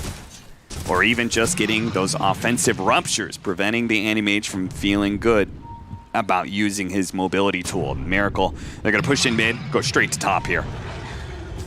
They're going to force Alliance to hold. They're going to force Alliance to fight right now. The Repair Kit is going to make things slightly slower, but Miracle outputs enough damage at this point that Repair Kit is that big of a problem. That's why S4 is going to make his stun. He forces out the Manta and gets the Centaur stun. The swap back though onto the Rupture, and that just quickly takes him out. He's the one with buyback. That's why he was the initiator in the first place. But the Stone Case allows them to be able to take Megas. Man. Blood Rage plus Beastmaster aura means Miracle's hitting for 1 billion shots. That is a snake machine gun right there. Nico, baby, does manage to get away from the silence, but now he's been ruptured again by Weeha. Meanwhile, the Doom placed onto the Medusa doesn't really change a whole lot. Miracle just keeps on pressing forward. They're going to be able to get the dieback here onto S4. It's looking like the Golem slowing things down a little bit. He needs the health, he needs the blink, he needs something to be able to get out. Nico, baby, does manage to bring down the Medusa. He finally sees the opportunity. They ran out of disables, and he was able to stick on top. Gets that kill on the carry. Now the Shackle Shot actually laid out. Meanwhile, Weeha, oh, he bounced back the Rupture onto himself. He thought he was going to be able to kill Weeha, but by rupturing himself, he kills his own escape. He tried to man mode up when he could have just gotten out. 86 seconds on Phoenix, 44 on... Maybe? We can maybe get something from this? We got a DD on Anti-Mage? Yeah, I mean, there's only the mid-tier 2 that's left. I don't... No. Can Miracle hold this by himself? I don't want to talk about it. I don't want to talk about it. We're going to have to talk about it because that is a goddamn double damage Anti-Mage running down mid lane. No. Kyle's coming over like, what's happening? Wait a minute. It can't. Has this game switched again? No. Are we about to go to a game 3, It's Jenkins? just a Phoenix. It's just a Phoenix. You know, we don't need our Phoenix. No I mean, big 20 deal. seconds still left on the Bloodseeker as well. Let's see what Alliance does with this. Tier 3's down. Nico, baby, doesn't make the call. He's like, no, we're going to play this smooth. We're going to go for potentially Megas here, try and even things out, which means that Nigma do get to hold on to their buyback from the Medusa. Oh, and they have a Repair Kit. That helps. Is that Repair Kit going to be enough?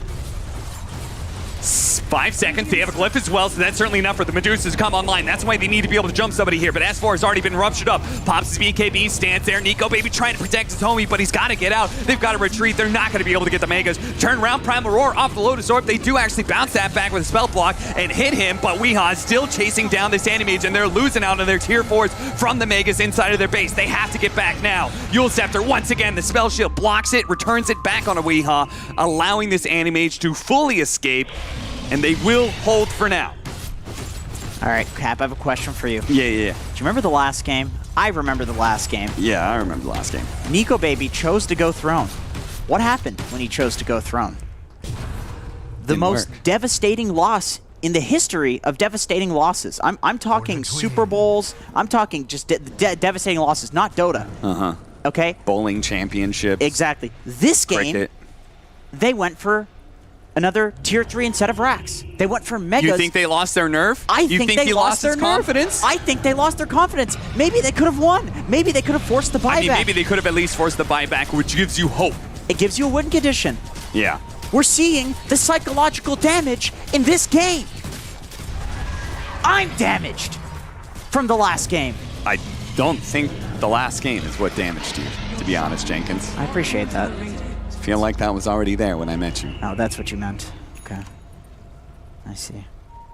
9,000 net worth lead for Nigma as they are going to approach Alliance's high ground. They down mid, boys, are going to show Alliance what it means to control a game, to have a lead, and not throw it. This is how you throne, guys. We'll show you how to throne. Or maybe, just maybe, Jenkins, they're going to be able to formulate a defense. Nico Baby, they're going to pop out with the golem. They're going to go straight to mind control. They know the second life is out onto the Medusa, so let's get on many black backline heroes as possible. And that's why the Medusa is turning back to try and protect that backline. They do manage to kill the Doom. No buyback there, but the Warlock does have the buyback. Meanwhile, the Shackle Shot is just stalling up this Medusa. Megas, they need to be able to deal with Nico Baby, who's playing the edge of the fight right now, trying to catch these heroes. The Repair Kit is onto the throne, and Miracle's going to start working towards it. It's so tanky, Refresher, GH, diving in once again. Limp's gonna come forward, Decrepify, trying to slow it down. Supernova goes down. Mana Void wasn't enough to be able to bring down the Phoenix. He has to focus on the egg, and he will manage to get it, but now he's got to get out. Manta jumping away, but Miracle says, fine, if you're gonna ignore me, I'm gonna hit your throne. Nico Baby actually does manage to get a Weehaw here. Miracle very rapidly, he's been left alone inside the enemy base. Now they're gonna be able to kite him around. He does have the Aegis. Vengeful Spirit is gonna buy back and go to the outpost. This is damn hopeful to see if he can bail out Miracle here, as he's gonna be losing his first life. Second life. Megas and a Miracle. Can he do it? Nico Baby going in. Nearly managed to get the bash. He's burning through his mana so quickly. Miracle's left exposed. He's turning around the damage, and he gets taken out by the Mana Void. Alliance will hold once again. And they should have their Repair Kit up again soon, too. Remember, this is percentage heal and armor on that throne that has really low armor. So it gives this thing insane effective HP. It's effectively a glyph. They have another Repair Kit. They might have a glyph up for the next Nigma push. And remember, which I believe nobody will ever forget if they watched last game, that the Throne's HP regen is 12 now. This is true. So even just naturally, that Throne's going to go up to full pretty quickly. Yep. Straight down mid. I don't know what I'm going to do if this happens 2 games in a row. I seriously don't. I don't so get what do Dota. you, real quick, I don't know Jenkins, anything about Dota. Is Miracle going to buy back or give up Megas? Like, if it comes down to that decision, which I'm not sure it will. I think he might legitimately give up Megas. We're going to see.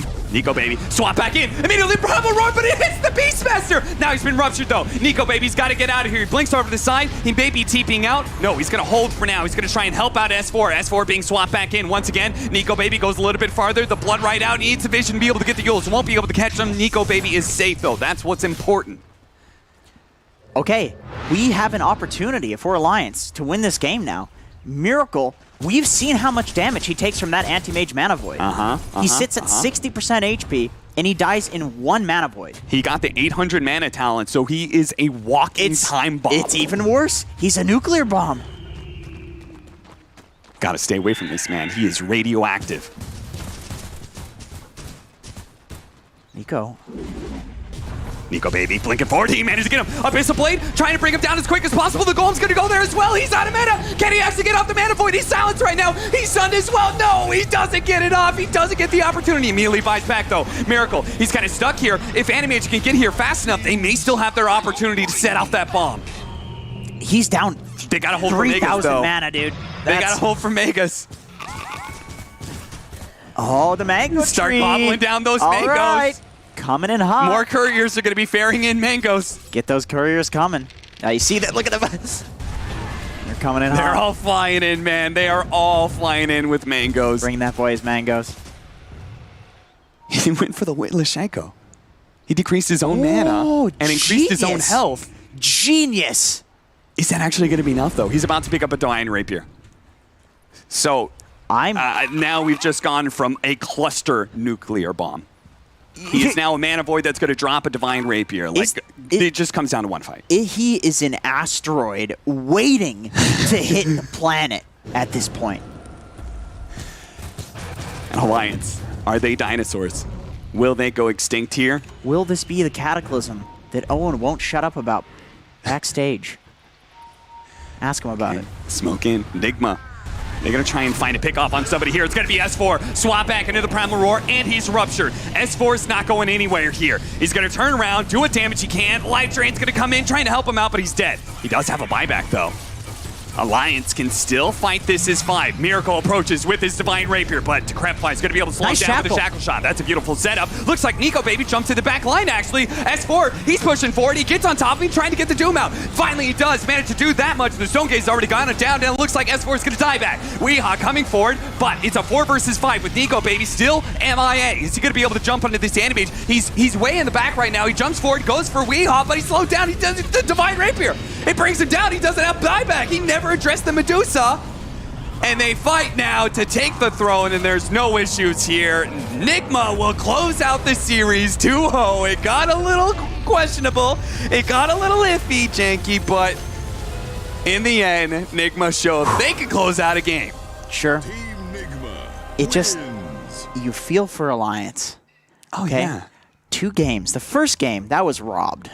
They won that. The second game, you could see the timing against the Medusa.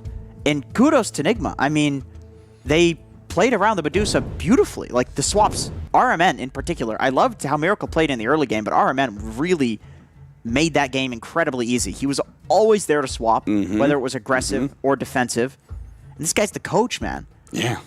His hands, they're probably all jittery and shaky because he doesn't, he's busy using his mouth. He's talking. I don't know what I'm saying. That was an insane series. That was an insane series. It was an absolutely insane series. 43 health. That's what determined a victory for Alliance into a loss. Tragic, rather. But it does mean that Nigma's going to be able to walk away with 2-0 and knock out Alliance. Nigma's going to be moving on, and we are going to be moving on to our panel. Thank you, Captain Jenkins. Indeed, I thought this was going to a game 3 at some point. There's no way that you can have 2 of those games in a row, though. Although, obviously, it would be very fitting if Alliance would be a part of that. I'm here with Kyle and BSJ, and we're going to break down a game, break down a series. You got a very difficult face on you, Kyle. Yeah, I mean, we had to bring Brian in, not even because we broke Slacks. He's done. He just doesn't know what to even think. You can say him. it, though. I mean, he was literally fired. That game, I think we all expected Alliance to win at a point, even though it was like, there's no way. They're mega, like Medusa's alive, and yet, I mean, credit to both teams, really. That's, even if as a 2-0, it's probably the best series I've seen this year. Perhaps, I don't know, since when? Yeah, I almost make a gambling analogy when I'm on Alliance's side there, where you've lost so many hands in a row that you almost believe you have to win this second game because this bad luck streak that, even though it's not luck, it feels like it's luck. The game was not supposed to go that way. The cards all lined up against you in the first one, and that they already talked about it after the first game, right? It's history. I don't want to take anything away from either one of these teams. I thought they both played great. The fact that Alliance even made... I felt they were hard out-drafted. They lose all 3 lanes. They're playing against this Beastmaster Venge Medusa. Nigma take 2 tier 2s by 20 minutes. They should just lose. And yet, this comes down to 2 racks versus Megas, and they, as our casters were saying, like 1 kill on Miracle and this game might just end. Yeah. The Rapier purchase was actually game winning, because otherwise I don't think Nico or S4 are threatened nearly as much. Like, I do also appreciate the attempt from Nico to go in when when we saw the Medusa around the river. Like, that was a play to win type of type of movement. Obviously didn't pay out. He still deserves credit for that point, because ultimately taking the fight in the base like this is just so much more difficult, because the creeps are going to provide so much vision. You can't play any mage the right way anymore on the outskirts of the fight like he wants to. That go on Miracle in mid past river, that could just win you the game. Unfortunately, just didn't get the damage off. But if I'm watching a Dota game and I hear multiple different moments, see multiple different moments where that could have decided the game, that's what makes top tier Dota, man. Both teams playing out of their minds. Like you said, I feel like Alliance had no business even being in this game at this point. Didn't really seem like Nigma made serious mistakes to get it there. Alliance just dragged it out as long as they possibly could with the anti-mage split push, and that's exactly how you have to play that match from behind. And the shot calling, seriously, not many teams are going to just let 2 racks die as AM then trades for 1. But that was the right call. If you take a fight in base there, Alliance take... They just lose. You can't fight into an Aegis Deuce push at that timing, but they extend and you know they don't give up. And yeah, sure, you know, not every game can have a miracle. Not every team can have a miracle, and ultimately a credit to Nigma, who certainly utilized theirs. They get a 2-0, but my God, like, I just wish this was a best of 5. I feel like I haven't seen enough of these 2 teams facing each other. I don't know what it is. This is magic when they play each other. It's just back and forth, even if it looks like you say, a massive outdraft at the end of the draft. But Alliance know how to play it. Well, what's crazy is, you know, it's a full year after TI9. We actually tried pretty hard to get PSG LGD to this tournament, but you know, coronavirus, travel restrictions, etc. It's a little more complicated than you would think. Contract ending mid-tournament. Yep. 1 year later, who do we see in our top 3? Nigma, OG, Team Secret. 3 of the top 4 from our last TI. They just don't lose. You know, they'll take criticism. They got some of the loudest fan bases in our sport, but ultimately it just doesn't matter. When it counts, these teams show up, they perform, and they always find themselves on the podium. Yep, they know what to do on the pressure. I think that's a big one. Alliance is getting there, though. Maybe that first game. Do you feel like pressure might have gotten to them, Brian? I think so. I really do think experience plays a large role in a series like this, because at some point these top tier players, they've been through it all. They've experienced the highs and the lows to the most drastic proportions that you could possibly imagine. And I have to believe that Team Nigma is one of the very few teams in the world that would have been able to pull out that first game. Quite possibly the only one. I'd say them and OG. And what do you know? They're the most successful teams in Dota history. And I don't even know if a team of that caliber could even come back from that first game. Like, I'm not trying to say Alliance is bad or anything. It's just they do lack experience in comparison. And the mental fortitude it would take to play at 100% in that second game, I think, is an incredibly high amount. And they still put on a show. Oh yeah, I think that's what I mean. I don't wanna take anything away from Alliance. Like, sure, you can that first game, like that'll teach them a lesson for life, right? That's not going to happen to them again. But a credit, like you saw their faces after that. They were broken. And to take 10, 15 minutes, come back, draft, lose your 3 lanes, and yet somehow still find yourself in a position to win a game against Mega Creeps, like that's crazy. Yeah, they did really well. We should have had a third game. Keep coming back to that. Should have had a third game if that first one was... only a tiny bit different, 42 HP. Which also why in the event you can't ever say, oh, that game was over, right? If a server breaks, you go new, because ultimately I don't care what the lead is. Anybody can win at any time. Yeah. Kill the Ancient. Especially the man that we are going to talk to right now knows that they can win at any time. We are talking to Miracle. Congratulations, Miracle. Hello, thank you. I want to talk to you about the first game. It's probably no surprise. So the last 5 minutes of that game, walk me through what's happening on you guys' communication devices. Well, the communication went like this. They're here, guys. Got swapped, died. That's pretty much it.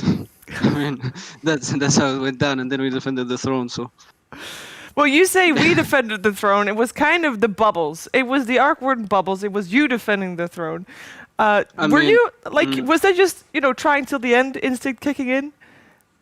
I mean, the Arc Warden bubble is rigged, to be honest.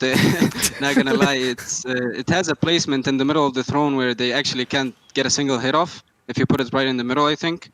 And the cooldown is, I think you almost have it, like the downtime of the bubble is 2 seconds. So you can actually defend the throne like this, which is pretty stupid, but that's Dota. That is Dota. Just in case it does happen in the future, do you remember a time where something you may have done in the game resulted in a direct nerf to a hero or a strategy? Yeah, this is getting nerfed. No, I don't think so. So do you think this will be the first time for that then? I also don't think so. Wow. You don't think it should get nerfed? That it should be like slightly changed? I mean,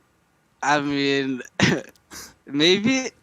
To be honest, it's rigged, but at the same time, it's pretty fun. So. Okay. I'm sure you were laughing your ass off that whole time. I mean.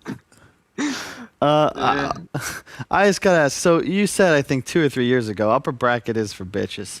What is it that makes you guys so damn good historically in the lower bracket, and how do you keep finding yourself in these situations? You just get better and better throughout the tournament. Like, what makes you guys tick the way that you do? Our legendary captain Kuroki, man, he always helps us go through the lows all the time, and he's always there. So I think, our lower bracket runs without him probably wouldn't look the same if he's not here, let's say. So I think I'll give all the credit to Kuro, because he's very mentally strong in terms of the lower bracket runs too.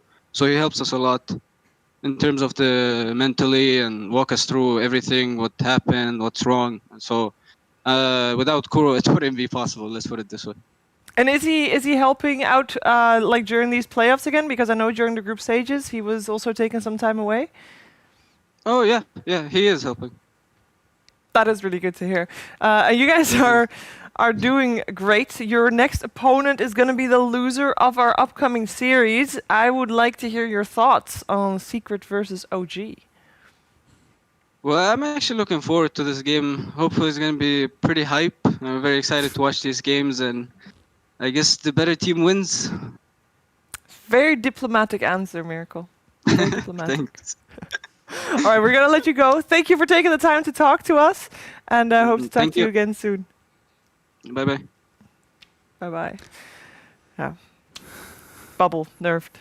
Hereby done. Yeah. That's not going to stay the same. I don't know. I've seen Earth Spirit get nerfed like 17 times because of the likes of Jerax and Crit. I can't imagine this is going to go untouched. Maybe it's not the bubble that gets changed. Maybe it's the hitbox of the throne that gets changed. Just to fit the building structure. Either that, I think that there is something to be said about needing some item that allows for affecting mischance on buildings. Yeah. MKB doesn't work. Rapier doesn't work. Mischance, it's a little silly, but honestly, I don't want to take anything away, and I really want to reiterate, hats off to Alliance. Thanks a lot to Miracle. It's just entertaining Dota 2. That's why we're here, right? Yeah. Top 4 teams in Europe CIS world, because I would calculate PSG LGD there too, but they're no longer a thing. So top 4 teams in the world. And I don't know. I want to talk a little bit about Alliance, because we are going to let them go. They're out in 4th. But they played darn well. Like this entire tournament, I would probably not have put them 4th if you would have asked me before. Nah, definitely not. No. Yeah, even just throughout the group stage, they were looking shaky back and forth, kind of found their identity, found their groove, I would say. Not only when they were outdrafted, they were performing very well in that series. I didn't like their last draft, and that's the sign of a really top-tier team, is when it doesn't look like they have the strategic advantage, and they're also able to make it a game, really, against the best teams in the world. And even though, and we're about to see the best 2 teams in the world match up against each other, it does feel like that gap is getting closer and closer as these months go past. I know Secret's won 5 tournaments in a row, but OG is in spitting distance. I think this is going to be a real competitive series. Nigma on the grind. there's no advantage, people say, in the grand finals coming from the winner bracket, okay, because there's no game edge. But there is a pretty big one. You don't have to go play a match in the loser bracket. I don't want to play this team ever, let alone coming off the back of this victory. And I know you said talk about Alliance. I forgot. I'm just a little awestruck. I'm still in shock from game one.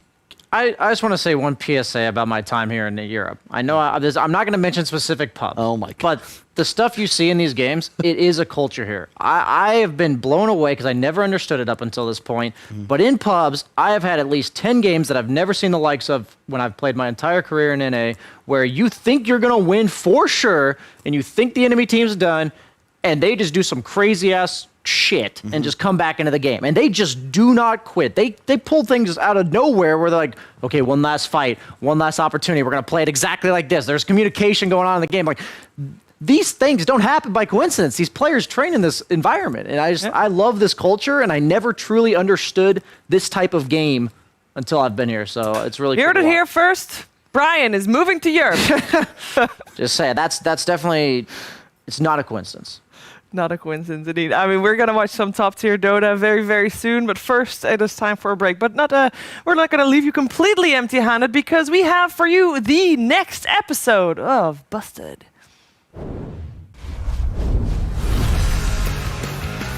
Busted Dota. Hey guys, my name is Kyle. Lizards here, and this is Busted Dota. Show where we break down some of the common myths of the Dota 2 world. Do not try this at home. Anti-Mage has always been an outspoken hater of Magic. But is he your really best counter to Magic-based heroes? This brings us to our next myth. You need Anti-Mage to deal with Magic. To test his magical endurance, we selected some of the best wizards in the game for him to face. Magic shall not prevail. I am the Enigma. Orbs light my path. Wanna play with fire? Demon Witch.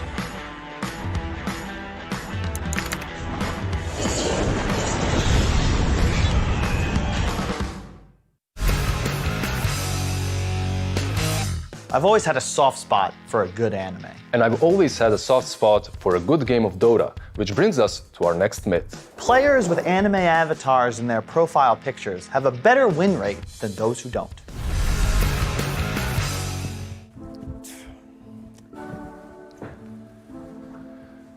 So you ask me what is Dota for me, right?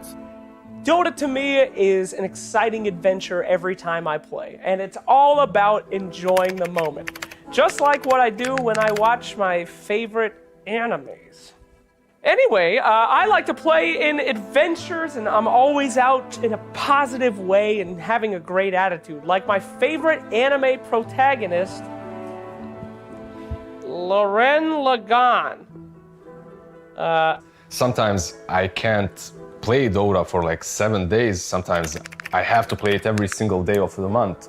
It's the drafting part. It's the unique experience in every single match, designing the strategy that makes you feel like you completed the game. It's just pure joy and unique experience every single time. Oh yeah, right that way. Here we go.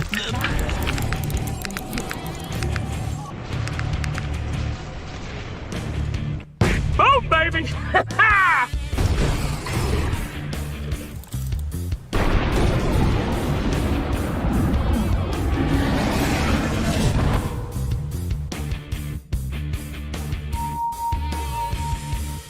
Guys, I need help at Rosh. Go Rosh right now, Rosh!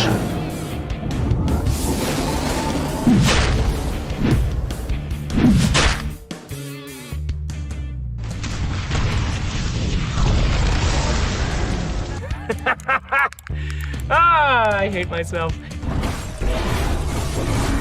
Dire's ancient is under attack. Dire's structures are fortified. Dire's courier has been killed. Dire's ancient is under attack.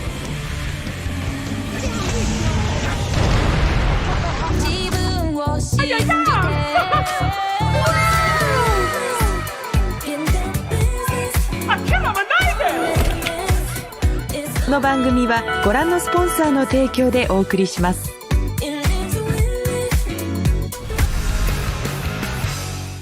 And that's your daily portion of myth breaking. Stay tuned for more busted stuff coming your way. Busted Dota. So I think if there wasn't an online tournament, we would just still be trying to,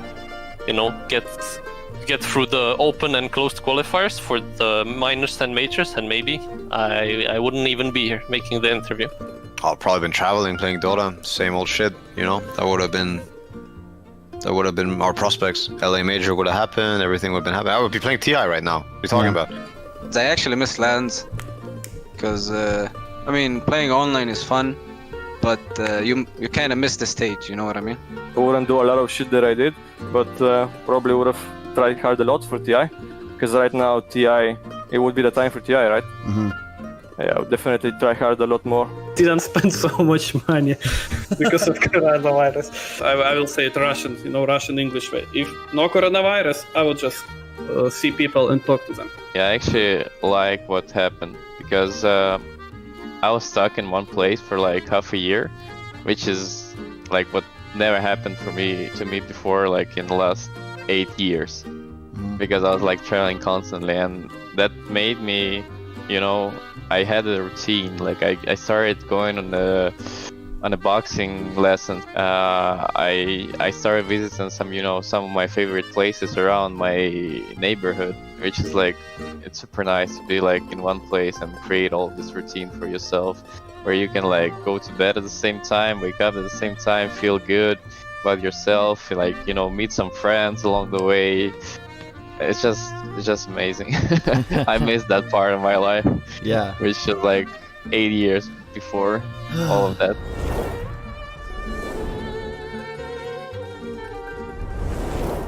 I can't say it's the dumbest, maybe the funniest. My former teammate told me, why do you have a girlfriend if she doesn't cook? There's no global warming. From Mr. President. Earth is flat. I'm just gonna need like 20 more seconds. You going on Twitter right now? I'm going to Donald Trump's Twitter.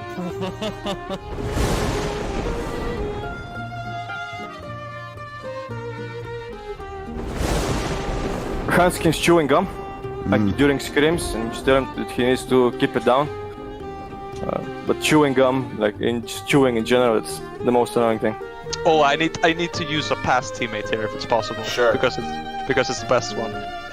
Simon Hanskin. Mm-hmm. His habit of when it's getting stressful, it's getting down to the line. That is itching his his nose. That never changed. But I love the guy. Sorry, Simon, to hang you out on this one, but. One person farts a lot in open space. That's all I have to say. You can make your guesses yourself. I'm sure you guys can figure it out. Some of the guys, they can. I don't know how it's called, but it's not puke, but it's like when you do it after you eat. Yeah. Gagging. Gagging, yeah. Some of them do this, and it's pretty annoying to me.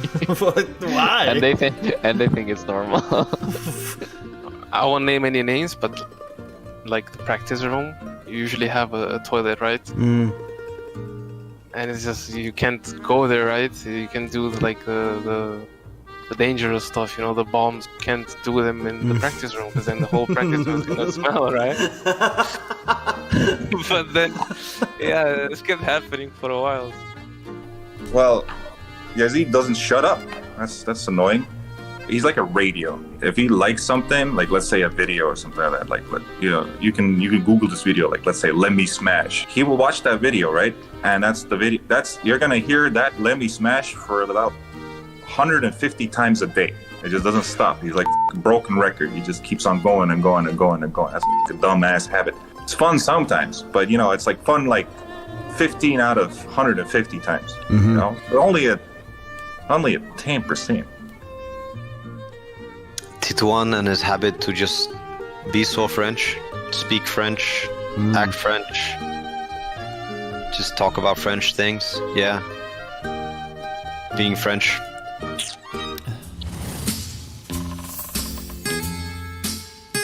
By all means, get on your farming hero. If you find a good support, you'll be happy. If not, you'll become an offlaner. And if everything fails, there's always jungle.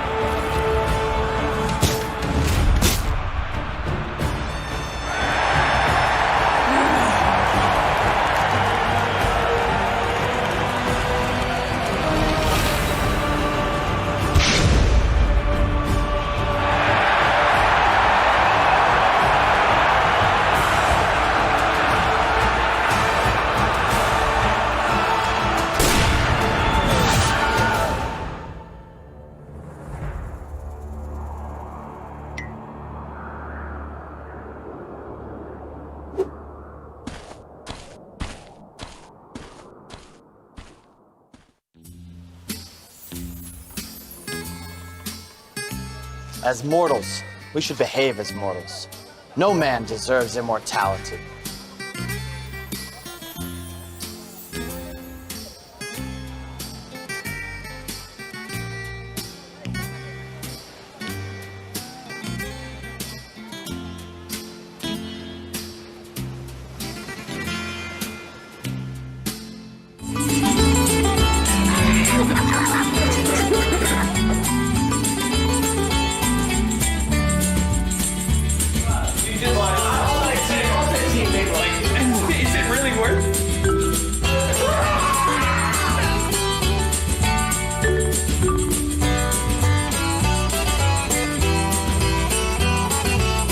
Liquid gets set up here. They're gonna go in. They're gonna go for Taiga. Taiga activates his BKB. The Echo Slam goes out for the black hole. Step. Miracle's down. Overlord's mind control. They go. It's a triple kill for Mid1. Ravage is out from We Are, but there isn't the ball.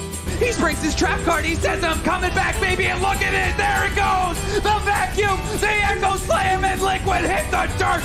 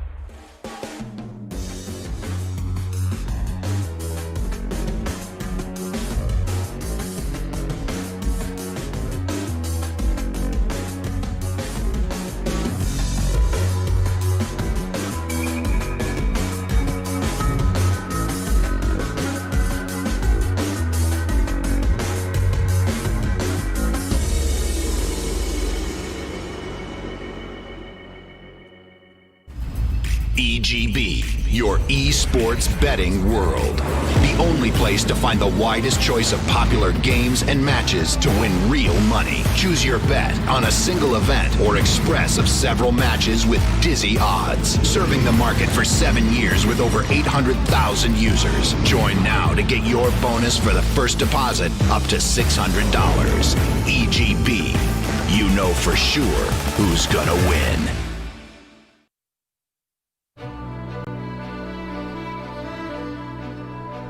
The world has entered a critical state. It felt like time itself had frozen. In the wake of a new hero. But hopes had crumbled. The promised hero didn't lift Aegis above his head until the gods turned their gaze to the earth and sent people hope. The hope that the hero will claim immortality the other way. And people's hearts lit with cheer and their gasps froze in anticipation.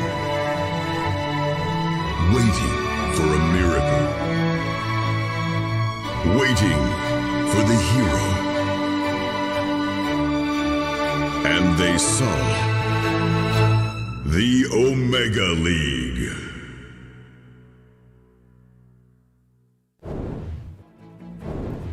A 2 TI champion team versus the best team in the world at the moment. Who would win, you ask? Well, that is a question we're going to have answered for perhaps the second time and maybe the third time tomorrow. We'll see how that goes. It's the upper bracket finals that we're going to watch here for the Omega League, the Immortal Division. And it is OG versus Team Secret. I'm here with BSJ and I'm here with Lacoste. And we're going to break down the game before we head into that draft. These two teams have faced before. And it wasn't very exciting. Well, it was exciting to see the strategies and the execution from one team, but OG in that series couldn't really do much. And I'm curious to see or curious to hear you guys' thoughts on how you feel this time will fare. Last time they faced, it was a game that didn't matter. They were already securing the first and the second spot in the groups. I'm not sure if Team Secret, wanted to show everything. They showed us Bloodseeker, Ember, and Power Shot combination from Windranger. It was super effective. Since then, everyone is just playing Bloodseeker in multiple roles. OG tried some different stuff out. Oracle, Huskar 2 times in a row. Didn't really work out. The game was, pretty much a stomp. You did not really feel like it was OG playing compared to, let's say, when OG was playing against Nigma, where they had, we're going to run at you lineup, the classic OG style. And this time, it could be a more even match, even though, looking back the way Team Secret played throughout the whole tournament, they only managed to lose one game to Team Liquid. I'm not going to lie, that series was one of the most perplexing series I've seen in a long time. Nothing about the meta, nothing about the heroes that are popular right now kind of screamed to me, let's try Huskar. If they were trying something that made a little bit more sense in the given popular hero pool, maybe I would have been like, okay, they're experimenting. I really don't know what OG were doing. There's theories going around. They weren't exactly trying. They were concealing strats. They wanted to try something. They weren't sure. But that question's going to get answered today. That's all I really know, right? Was that an accurate representation of what they bring to the table? And I sure hope not. I don't think it is, but I, as many other people, am clueless as to whether or not it was. If you were OG, you know that Team Secret is the best team in the world right now. You would not want to reveal anything. They still want to win, don't get me wrong, but if you have something prepared, I don't think you're going to show it, especially in this type of a game where the outcome did not matter. Well, then let me ask you a different question. As we are coming into the upper bracket finals, there is definitely a very big chance, based on performances this tournament, that this will be the same matchup as the grand finals. So would you want to reveal something now, or are you still trusting your capabilities that you will make it to that grand finals? No, you go full force right now. Like this is full force This time. is it, yeah. Okay. We have 1.5 days left in this There's tournament. no way Puppy can find a strat against what you're throwing at him. OG is a team that, can bounce back after losing one game. I don't think, and they can learn a lot from just playing a best of 3, a best of 5 after losing game 1. I think they can adapt quickly, even if that happens. So, but I feel like they're just gonna go in with whatever they have, 100%, no doubt about it.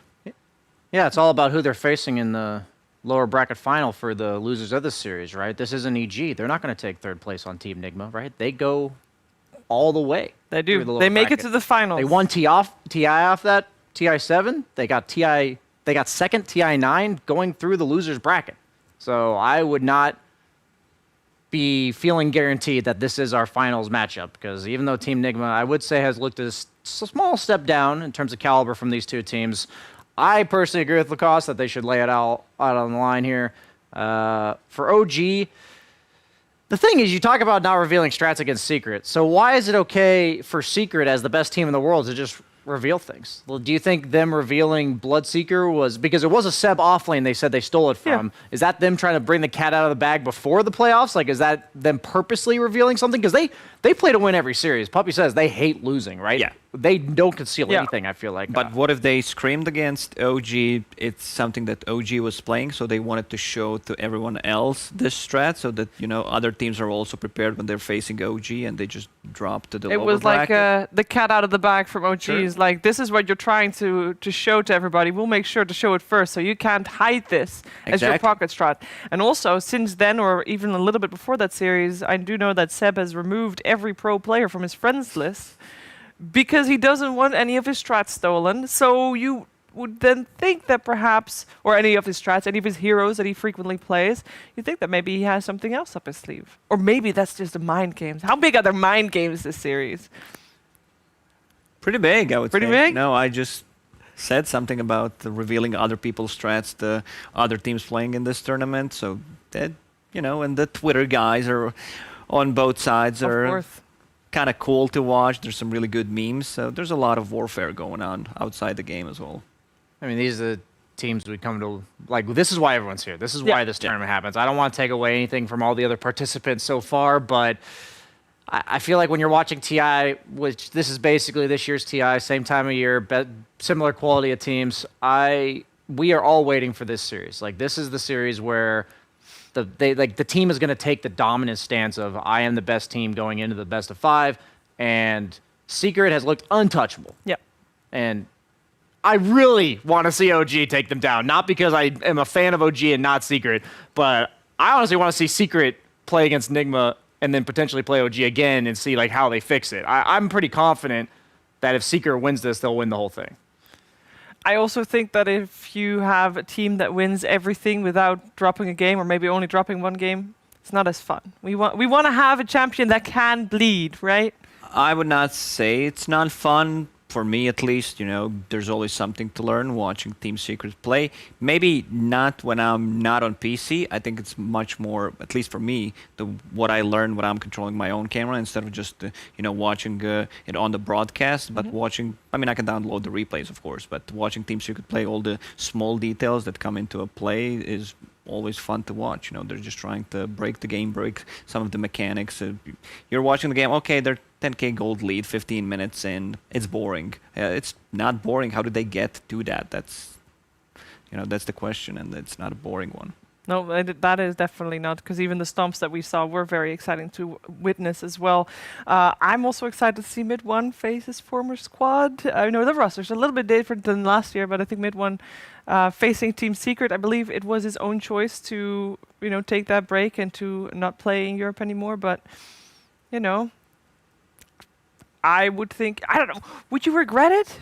I mean, it's also, you don't get to play a TI. I don't think Mid-1 would regret it at all, because there is no TI, and you don't know if you would regret it until TI is passed. Is that a fair thing to say? I just have a hard time believing that someone of his notoriety would look back on his decisions like that and wonder, what if I had done this? I feel like one of the number one skills I've learned from talking to these players and even communicating with them in pubs is that they just, all they care about is what's next. What is the right thing to do? And I'm sure they take that approach inside and outside of Dota. And he's got the situation he's in. I think he doesn't have a chip on his shoulder, but man, I think he would really like to win. Like more so than any other series he's probably played this whole tournament. I mean, he's playing Dota. You're not thinking about, I really messed up 6 months ago when I made this decision. Also, I didn't use stun on time. Like, he's just playing it right here, right now. I think they're very in the zone where they're just, you know, Dota. So let's talk matchups. Let's talk Matu versus Mid-1. What is the difference between these two? What's their play styles, the way they work around the team? Is there like a clear difference? If I had to choose like the best carry in the world, I would still go for like Matu and Miracle, like no doubt about it, without mentioning anyone else. I just feel like they're on a bit higher than everyone else is right now. And I think Team Secret plays really well all around Matu, where they are, you know, actually giving him everything he needs to become the world's best carry. I just think Matu as a carry is more like a rock for the team. Like, he just brings everything together. He holds firm. Like, you know exactly what you're going to get out of him. Probably the most reliable carry in the world, if not the best. Like, let's ignore the debate about that. But if I had to say I need a stable carry that I know he's going to do his job every single game, that's Matama Man for me. Midway, on the other hand, kind of more of a wild card. You know, sometimes you see some crazy performances that just absolutely blow up in the series, and sometimes you see Huskar. You know, it happens both ways. This is what OG is about. It's about chaos. Like, they create so much chaos, and they adapt much faster than anyone else. Like, if you look at their game against Team Nigma, where they had 15-minute Aghanim Scepter Brown boots on Void Spirit, they are managing to control the Tidehunter without a single ability, you know, that actually locks him down, like a Chronosphere, and they're playing so well around it. They're not relying on any cooldowns, even though they have like Sven ulti. All right, that's your damage, but there's also hero pairings like Io, so it allows him to play extremely fast even without having ultis. You know, just no cooldowns, straight up fast Dota. So if you're calling Matu the rock of Team Secret, is it fair to say that Topson is the rock that everything revolves around for OG? Or who would you otherwise I'd probably say use? Seb. I think Topson's kind of on the same boat as Midone. I don't think you can have too many of those. But from Topson, Fill the whole one. Yeah, when I watch Topson, like, when you watch Secret, it feels like they kind of just dissect the opponent with their strategy and the way they move around the map, all the micro movements. With Topson, the way he executes in team fights, he might be the best team fighter in the world. I can't believe it. When we had an interview with No-Tail, like, I asked him what's happening, like, who's calling the shots, what is Topson saying during the team fights when he's going in. Like, he doesn't say anything. He's just, you know, relying on his team that they're gonna back him up, and that's what happens. So great synergy. The best Dota you play is when you don't need to talk to anyone. This is the best kind of Dota. All on the same page, everybody goes. I'm not talking about muting people in public games, you know, but when you have a great chemistry with the other player, everyone knows which spell is going to be used first without saying a word. Yeah, and I guess with Seb coming back to the team, we know from TrueSide, watching TrueSide, Seb was the one to keep people grounded and motivated and on the same page. Yeah. So if everybody is on that same page, more communication is not needed. I have to imagine it's as minimalistic as possible. Without the one dive from Topson as Void Spirit the other day where he just ran in their base, took off half of everyone on the opponent team's health, and died instantly, and then immediately bought back, and they won the game. They were able to end the game against crazy high ground defense. I have to believe the communication went something like, I have buyback, and the entire team knew he was going to do some crazy-ass, like, balls to the wall, and if he dies, so be it. He's coming right back. I'm pretty sure that's all he communicated. If you talk too much, it's chaotic. I think a lot of the people would just prefer a more quiet environment to play in, where you say stuff very easily that everyone can understand without complicating. You know, smoking, let's smoke. And you tell a name who needs to smoke, do this, push the tower, I'm coming from the back lines. No screaming. I mean, you know, when stuff happens, when you see that one guy, two guys are down, you know you're taking that fight, you might start screaming. But overall, I think it's a very quiet environment. I would like to hear from you guys' final thoughts before we head over to the Draft Pantheon. What's important for this game?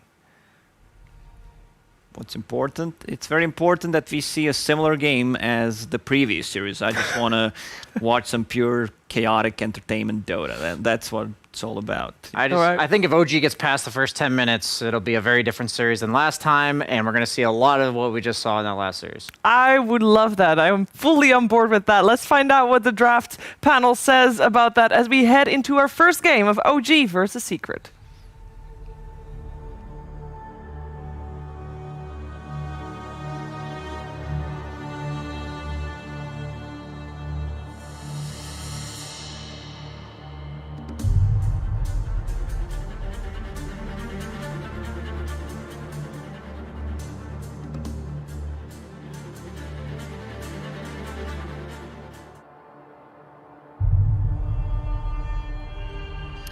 Well, Shiver, I have to say I'm excited, but my expectations are tempered here. I wanted to love the last time these two teams met, but I got burned, Jenkins.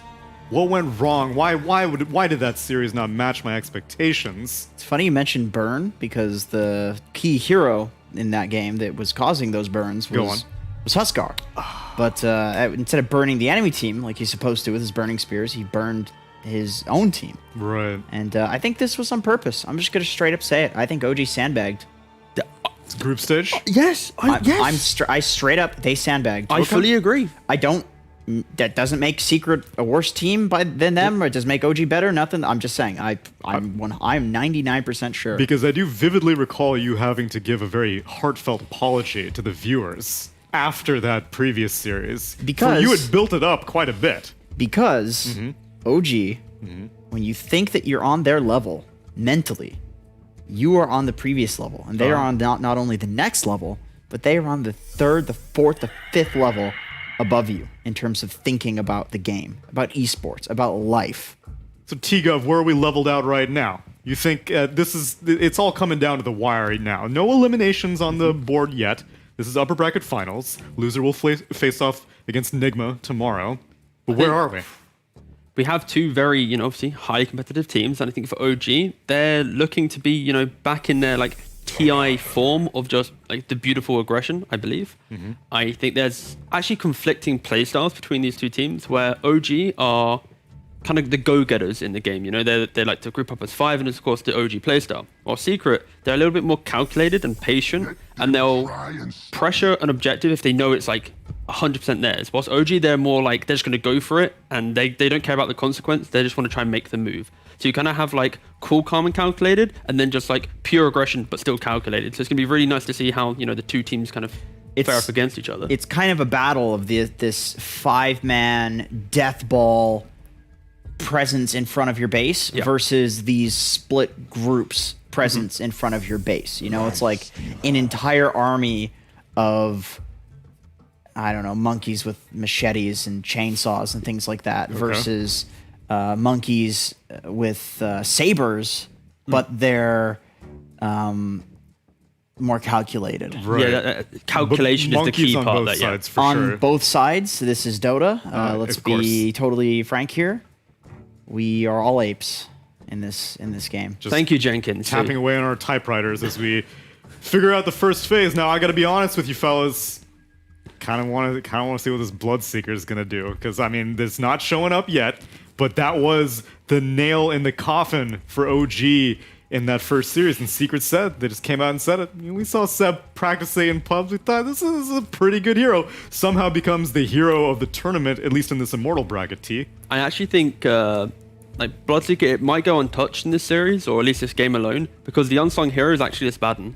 We saw in that EG series and how it kind of rose to prominence, and it's just this offlaner that it has the save, the purge, and we kind of lost it coming into when we had the big patch. Abaddon pretty much died because we're all about big fights, and we valued stuns and just ability to actually convert something, and we kind of lost focus on what was potentially a very valued resource, which is an information gatherer and someone that can just be a true tank, right? So it's interesting seeing this Abaddon come back in because of the team fight, because as you see, OG, Magnus, Phoenix. Yeah. If the Abaddon's running in first, it's hard to do. Totally agree. I was literally about to say, like, the reason this Abaddon hero has such an abysmal win rate in pubs is because that style is not easy to execute. It's with a team. people. It's a team thing. Exactly. Yeah. You have to have the Abaddon going in first, and then some follow up for him baiting, or the information, like you said, that he's providing needs to be utilized by somebody. That's not going to be Abaddon that's utilizing that, right? The hero doesn't do that. Having said that, though, OG have their own style of the Abaddon. They don't really like playing it in the offlane as much. They give it to No-Tail, more typically as a support hero. True. That's true. We could easily be seeing this flex to the 5 as well. Let's be very clear. Like, it's like entering the first phase, we've seen Abaddon. Like, we can't really assume where it's going. But in terms of philosophy, I like how Secret are valuing this lifesteal in the first phase. Again, like, they are second pick. We saw like anti-mages, for example, and the evolution to that core pick is this lifesteal, a hero that can independently, he can be left alone, right, in his safe lane. It opens up the map, and if Abaddon, for example, is an offlaner, he does need help maybe going later on. You can pressure that safe lane tier 1 tower. You think about how OG plays, they're always trying to take away the mid and safe lane tower in their games. So if Secret, on the other hand, they ensure that their laning setup unlocks the heroes, they can always fight against that early kind of that initial move OG likes to make with their playstyle. Sure.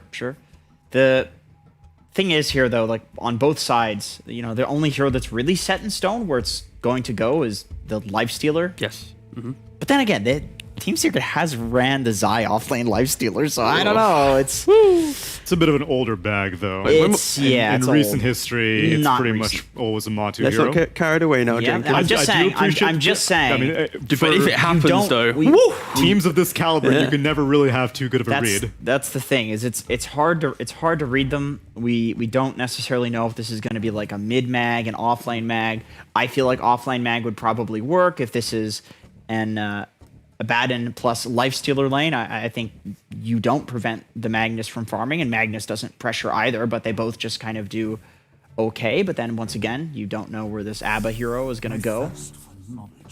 Rubik emerges for Team Secret, unsurprisingly a Yapzor favorite. No one should really be too surprised. And OG snap up of an Invoker quickly thereafter. You know what kills a Lifestealer? Tell me. Cataclysm. Especially if you got a long duration BKB piercing stun like It's an RP. true, but the Abba is a great counter to this RP though. You just press bubble on somebody. You walk into the RP, you press R, you press bubble. Like it's the same thing with this Omni Knight, except single target. This will be an interesting pick from Secret because I kind of think this Abaddon is going to be a core and that they're going to pick up their 5 now, or at least like the 4-5, because normally Secret likes to pick Yapzor's hero early, and I feel against OG, they're respecting the early aggression a lot more, trying to maybe put their support picks later on in the draft, because having a better support matchup allows for like the better earlier fights. So that's why I feel like Secret maybe went for this style of draft, just so that they could actually have a strong 10 to 15 minute timing and get to play out a game. Yeah, that makes sense. Still the Wind Ranger. Right, I'm not crazy. Still Wind Ranger in the pool. Yeah. Team Secret's most picked hero, of course, with Rubik. It's very unlikely to get picked up here.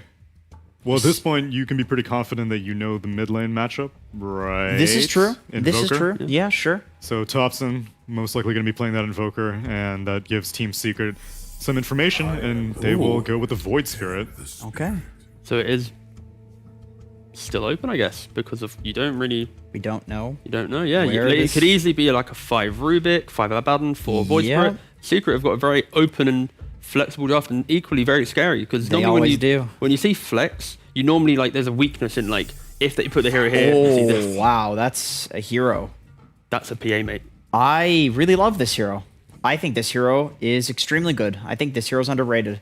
The buff to the Stifling Dagger at level 10, I think is pretty nice, but really the big buff is the level 15 talent, where you get the extra blink cast range. Man, you are in and out of fights. It's like the Ricky talent, where you just feel impossible to catch. And with this Magnus, of course, you have the farming speed, which PA severely lacks. You literally just go Deso BKB at this point. Yeah, right? exactly. It's a very fighting build. That's the problem with this PA hero, is that it's a brilliant hero in the late game because of these new changes that they added, but you're just terrible at farming. Like, you're terrible at getting to that Battle Fury too. With the Mag, it doesn't matter. But for Secret in their response in terms of the itemization, for example, the Lifestealer, we're going to be expecting maybe like the Halberd, Certainly, MKB Rush, for sure. And then after that, you're probably going to pivot towards like an Abyssal straight away. Sure. Obviously, you could slot an Armlet in to start the drop, like maybe, but Yeah.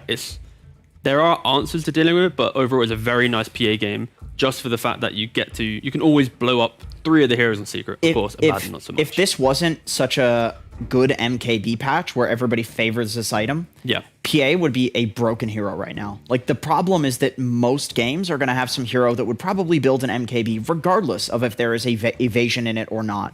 So that is an issue, and I'm super excited to see this tested here by OG. You know, this is a team that I think they can really benefit from the hyper aggression that a PA lets you have. So given all this information, I guess you kind of answered the question I was going for, which is, of the Magnus and Power pairings like Juggernaut or Troll Warlord and now Phantom Assassin, I'm guessing the reason why you like her in this particular case is that she's very mobile, like you said, hit and run style. How's her laning phase fare, though, compared to those other carries? Because, like you said, Secret probably looking for early aggression. Fine, yeah. It depends on the support, really. She's just a regular carry. She has spam. I think Abaddon would also be okay against a PA. You can snowball it. The PA can definitely snowball, but I don't see the Abaddon snowballing against a PA. I don't see how you can kill her when she starts getting the levels in evasion. Yeah, the key thing is like the support pairing, and for OG, you're still pretty much looking for, I would assume, like the 5-4, of course.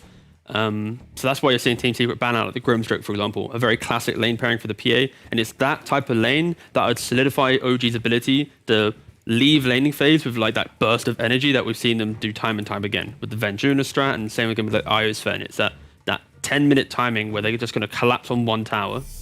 They go for the Beastmaster, just doubling down on the fact that this PA will be so like steroided up. It's going to be very scary for Team Secret to take these early fights, I feel. Lifestealer as a carry naturally needs a lot more time to come online, and it's about him being left alone to basically get the items he needs whilst others are being aggressive. Can't be left alone against a Beastmaster. There we go, exactly. So it's right now Secret, the concept of their draft is slowly being dismantled due to OG just kind of laying down the law and going, you might have last pick, but our strat is very clean to look at. I do really also like the Beastmaster because it gives some sort of persistent fighting and presence. Like this Magnus is going to want to farm, Invoker farms, PA farms, Phoenix farms. Like some of these heroes are totally okay following up. You have the Invoker who has the Sunstrike. You have a Mag who can come in with the Skewer and possibly hit an RP, Phoenix Egg. Like Beastmaster gets things done. He gets stuff started. Like this is going to actually put pressure on the map. They needed a hero like this. They needed like a Sand King Beastmaster, but this one works against, like, because of what you said, the Lifestealer. The issue now for Secret is we kind of praised the Abaddon in theory, but at this point in the draft, it's now, you don't really want it to be 5 because it does nothing in that lane, and an off lane as well. It's not going to do any pressure onto the PA. So no matter where we're seeing this Abaddon go, it's going to pretty much unlock OG to have one free lane, I feel. The nice thing about Abaddon, though, in the game is just the purge on Roar. Sure, like, it's about the game, though. Roar, RP. Yeah, okay, it's a great purge game. And now you got some catch. Kunkka, the final selection for Team Secret. Seems like they're able to somewhat recover as we see the odds very favorable. God. Which No again, way. That's Am I seeing that right? Again, Secret are dominant, and in their previous series, it was a pretty brutal 2-0 for But not Secret. 3.4. I mean, this is also what I said about Evil Genius's odds at one point, and look where that got us. So fine, then let's block the odds out of your mind. Let's just look at these 10 heroes on the board. Which way are you leaning right now, Tigo? Are we blocking the teams as well? Block the teams. Okay. Show respect. This is the upper bracket finals. I honestly really love OG's draft for the cleanliness of it. I think Secret, they're going to have this Abaddon Void Spirit lane, I'd assume, that I don't know how well it's going to work out. And my fear is it's just not as strong as OG's first kind of run at you strat. But we have seen many times again, Secret, they play on the mistakes that teams make. The question is, OG in their current form, unlike other teams that have, won the early game against Secret, do OG really make the same level of mistakes? I don't know. So that's why I'm favoring OG, just because I just love this PA and the way it's slotted into their draft. My answer is that simple. I just think PA is a broken hero when you actually get to the mid to late game. And I think the Magnus will let you do that. I think the draft that OG has will let you do that. So, in terms of heroes, I would say OG, but Secret's looking scary. Okay, sure, OG all the way. OG all the way. Sort yourself out, Jenkins. That's all I needed to hear. That's all I needed to see. I want to see all these buffs. I want to see all this push. I want to see all this fight clash together in game one as we send it over to our casters. Odie Pixel and Fog. Fight! OG.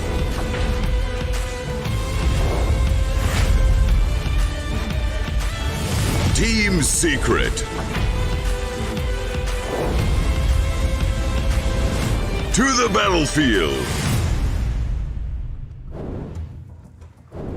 Hello, ladies and gentlemen. Yes, OG versus Secret. I'm Odie Pixel, joined by Fog for this best of 3. As should be a fun one. Well, hopefully, right? Last time round, the series between the two of them was definitely anticipated to be some crazy close matchup.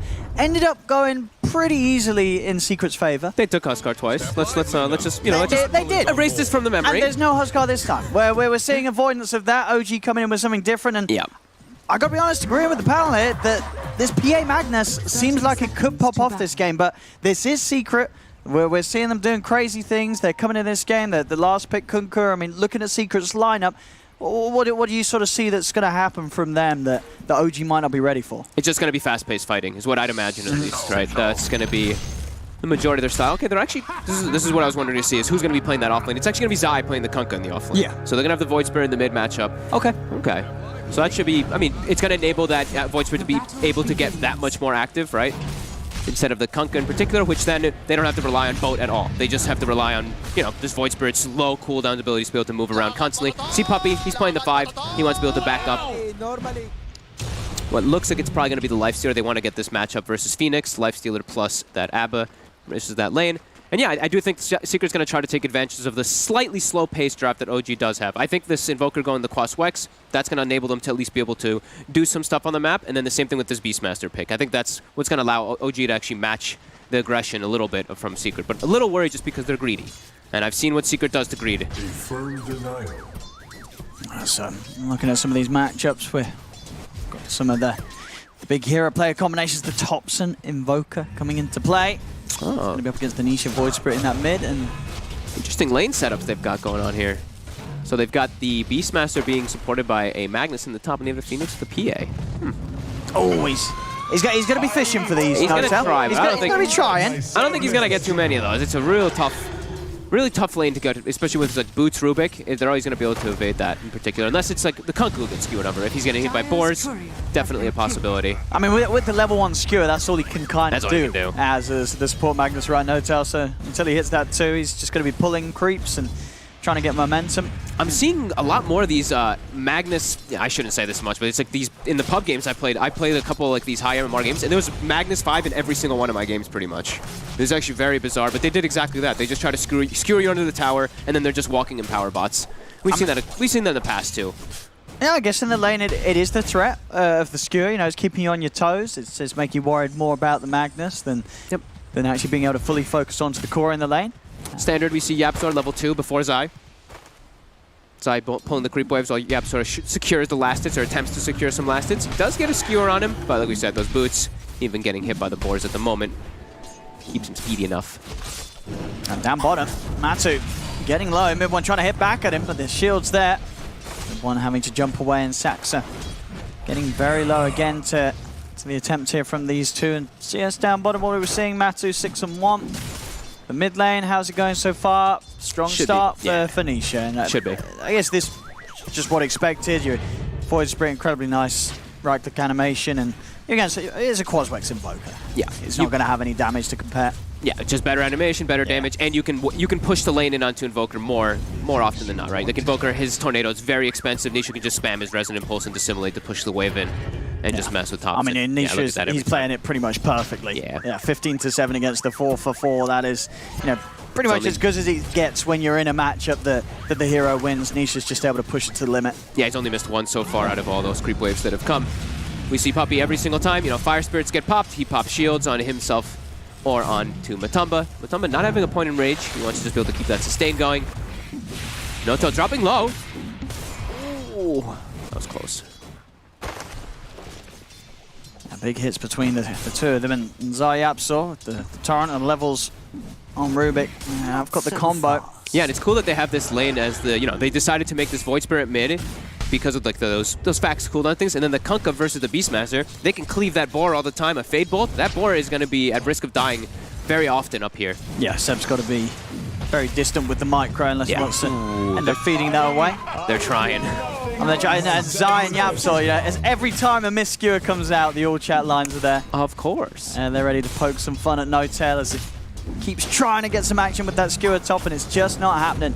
Damn, Nisha's really dominating that mid lane. 19-10 to 10-6. Matu getting pressured here, doesn't have the rage, so he needs the shield to remove these pesky slows and Fire Spirits. We do see the runes coming out. Nisha, he'll get a DD. Oh. Always a bit of a dream one. He's gone for the full... This is the build I personally like to see a lot of times on the Void Spirits in mid, is just this farming kind of style, this farming build, rather than going for any points in your Aether Remnant. Here we go, a skewer, but I mean, it's not under the tower. Zai doesn't care. Careful. And now they are going to try and turn. Seb getting low. Does manage to get away. Zai not quite able to find the angle with the Tidebringer hit. No-Tail does his best to punch back, but some beefy heroes in this top lane. Nobody going down too easily.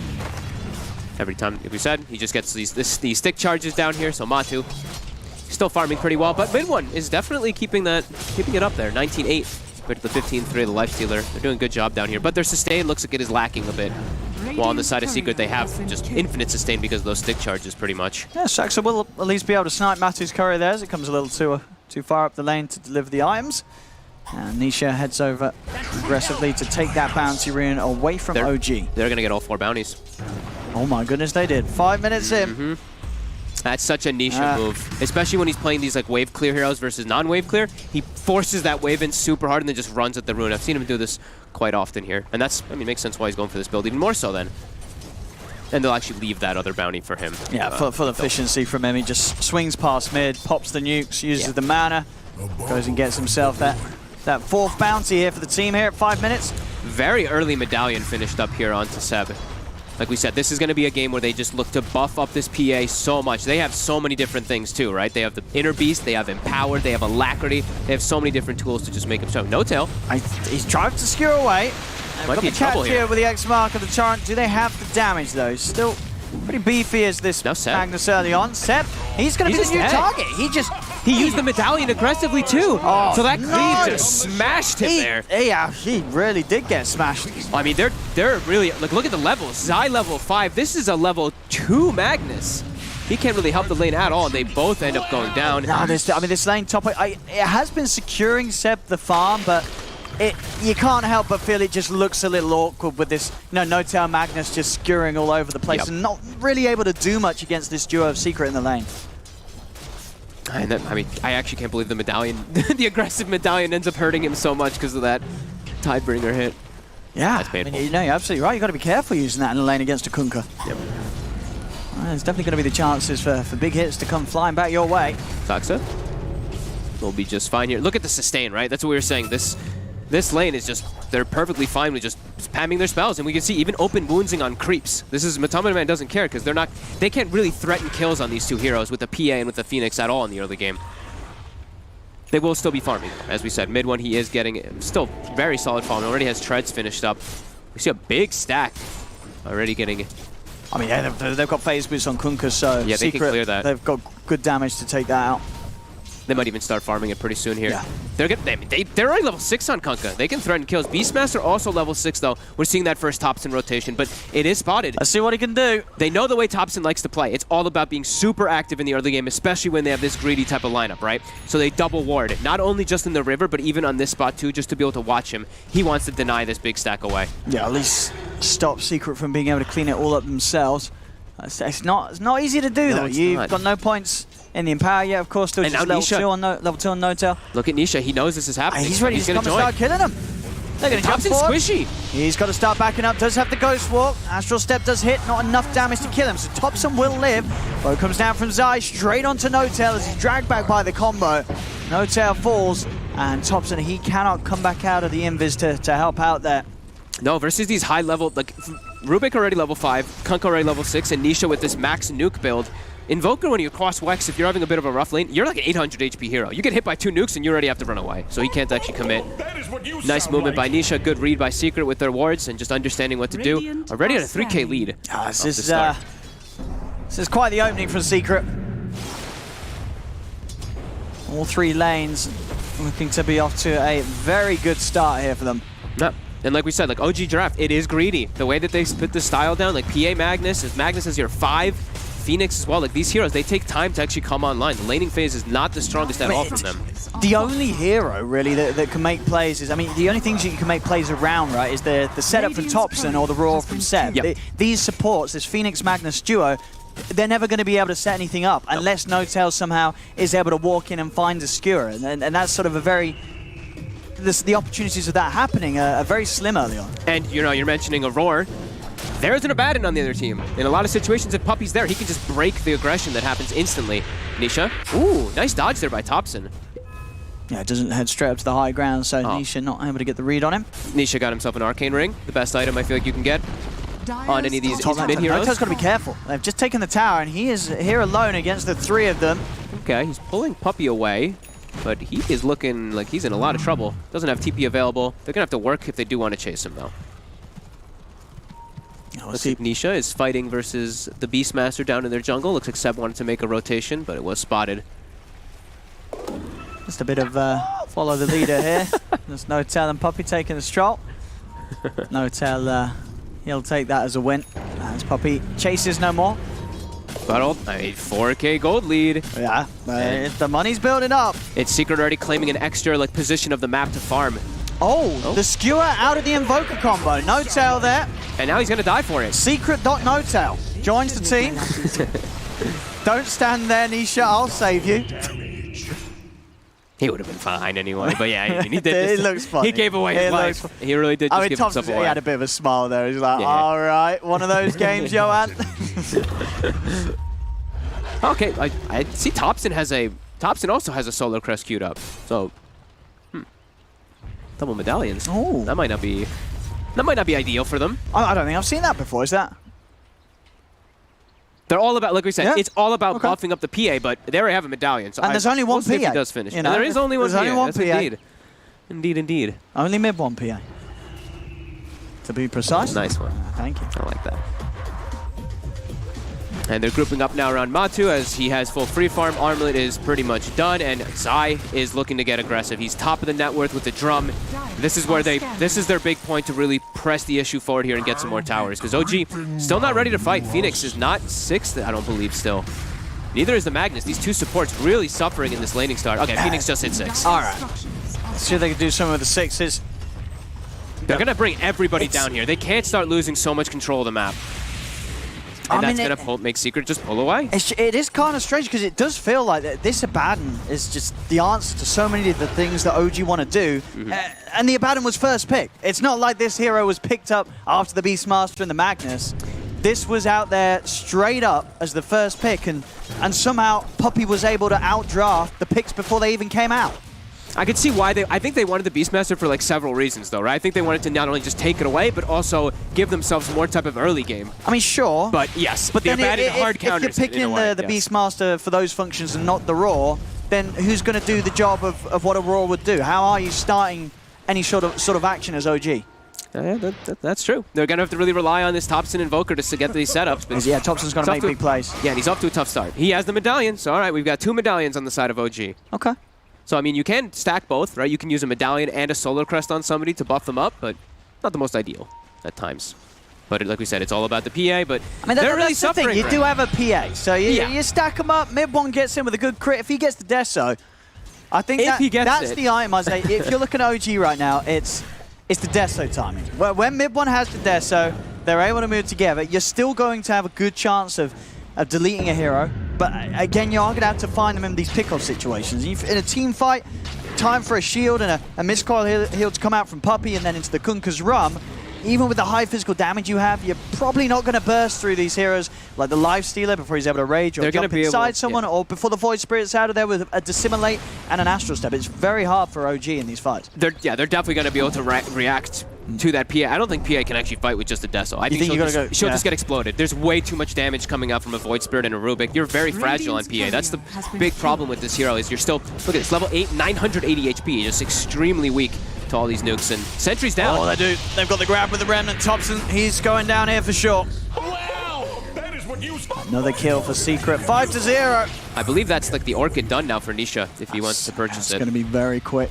I mean, he's had a perfect lane, played it masterfully against Thompson's Invoker, and he's at the top. And he gets, like we mentioned, Arcane Ring, best item pretty much in the game for these early game spirits, and you're versus an Quaswex Invoker. So Arcane Ring, even more value in that sense. What we got going on here? That's out. I mean, 6K gold lead. Secret just full grasp of this game right now. OG, they're going to have to just play for the greed and hope. But this Void Spirit, he's going to... he's already been active, but now with the Orchid, he can threaten kills on every single one of OG's heroes. And you've got to remember as well that the power of this quick Orchid against OG's lineup is just amplified by the fact that OG themselves, where's their save? You get on top of this PA, it's all about just sort of committing with your own team fight, which could put you in a bit of a risky position against a team that's 6K ahead. Yep. There's nothing you can use to just get that PA out of there and avoid being forced to fight Secret when they bring it to you. Absolutely. And there's a lot of ways to keep the PA in the fight, right? Secret, they have this X, which is one of these really annoying spells to play with when you are a little bit of an elusive carry. Great map control, and they know they can just leave Lifestealer completely alone bottom. Now they're starting to make some moves. I think they're starting to expect OG to make an aggressive move as Seb is down here. And they can actually set up on him. All right, let's see what they can do. With the roar. Yeah, they've got just the 2 down here. See, well, not for long. 2 more They're TPs bringing coming everyone. in. Secret's prepared. They know with the way that they're reading the map, a lot of people off it. They know focus from OG is going to be down. They're just going He's going in. to jump in with the silence straight away onto Seb. They've got the slow. The RP will come out. 2 of them. Supernova from the side. Mid-1 jumps over. Looks over towards Matuma around the roar. It's there, but it's removed straight away. Puppy's able to use the Aphotic to keep Nisha safe. They do still lose Matuma, man. That's 1 down. Can OG find anything more? Another silence out onto Mid-1 with the damage. With the Deso, they've been able to take out Nisha as well. Notel turning over, gets the skewer back onto Puppy. Puppy in the midst of it all. He still has the borrowed time. OG, they can slow him down with the Ice Wall, the Shockwave. They're going to be able to go back in again. They've got the damage, the crits, and the Deso, the medallion. It's working. It worked? It's working. Wow. They get the perfect roar there to actually get the setup. They weren't able to burst the Beastmaster before it. It's actually able to get that one off. A little bit of a miscoordination there by Secret, but OG perfectly set up for that there. Kunkka, Zai was late to the party. They really needed him to be there a bit earlier for them to take that fight, but OG, first aggressive move, it works. And it's with the PA getting the big kills. This is the power of the PA with the quick Deso and the itemization. As you said, these buffs, it does get these kills a little quicker than I expected, really, in these fights. And maybe that Secret expected as well. You know, Secret, they were turning up for that. They were ready to prepare for OG's move. But OG coming out on top of that play here and immediately looking for another one as they smoke straight over towards the mid and see if they can catch any members of Secret as they come back out onto the map. Yeah, they just rattled Secret quite a bit there, and they're actually just looking to go for towers here. All right. Secret does have almost everything available. I believe the boat should be up soon. Oh, they find a freebie on No-Tail, it looks like. Or do they? It was there from the Sunray. No-Tail, he's going to be able to get back to the safety of his teammates. Zai is going to look for the lead in. Boat comes crashing down onto Saxa and Thompson. The Remnant as well, pulling them together as Thompson. He's got that Ghost Walk. Do they have detection? They do. Sentries dropped down by Puppy. They'll be able to finish off the kill. See if they can try and chase for more here as Natu jumps into Nisha, but OG, they're backing up. They won't lose anything else, just Thompson. The rest of them able to disengage as Mid-1 makes sure that he continues to farm.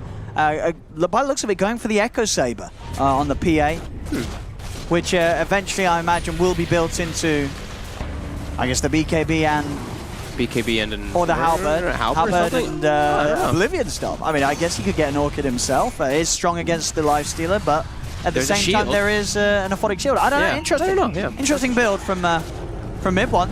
They're looking for the fight. Egg is back available. Let's see, can they take the egg out? Secret's going to try and look towards it. They're heading over. Matu is already too low, though. The physical damage. They got the RP. Mid-1's able to take him off. They've got the lockdown, the roar. It's out on Anisha, the skewer. No-Tail, he gets the 3 of them. Puppy's down. Jump forward from Mid-1. He's committing over towards Zai. Zai being forced up to the high ground. Back in the pit. Roshan goes down. They'll get Roshan and the Aegis. No, Nisha is able to snatch it. The kill went the way of OG. Nisha was able to pick up the Aegis in time. They'll instantly kill him off the once.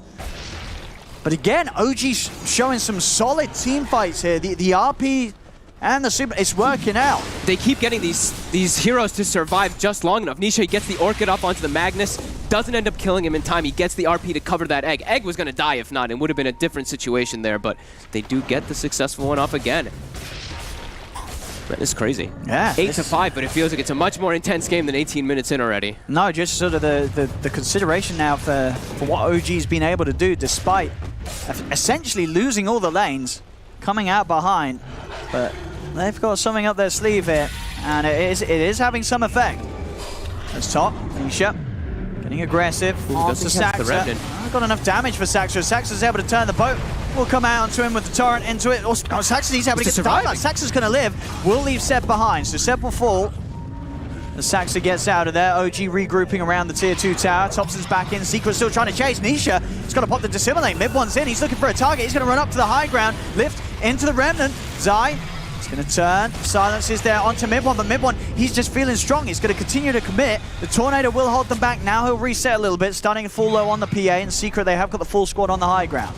So OG's got to be a little careful how they come into their jungle. Looks like it will be an instant D-ward though, as it was already placed by No-Tail before the fight started. And we're seeing these buffs coming out, right? Solar Crest plus Medallion being thrown on the PA so he can hold his ground.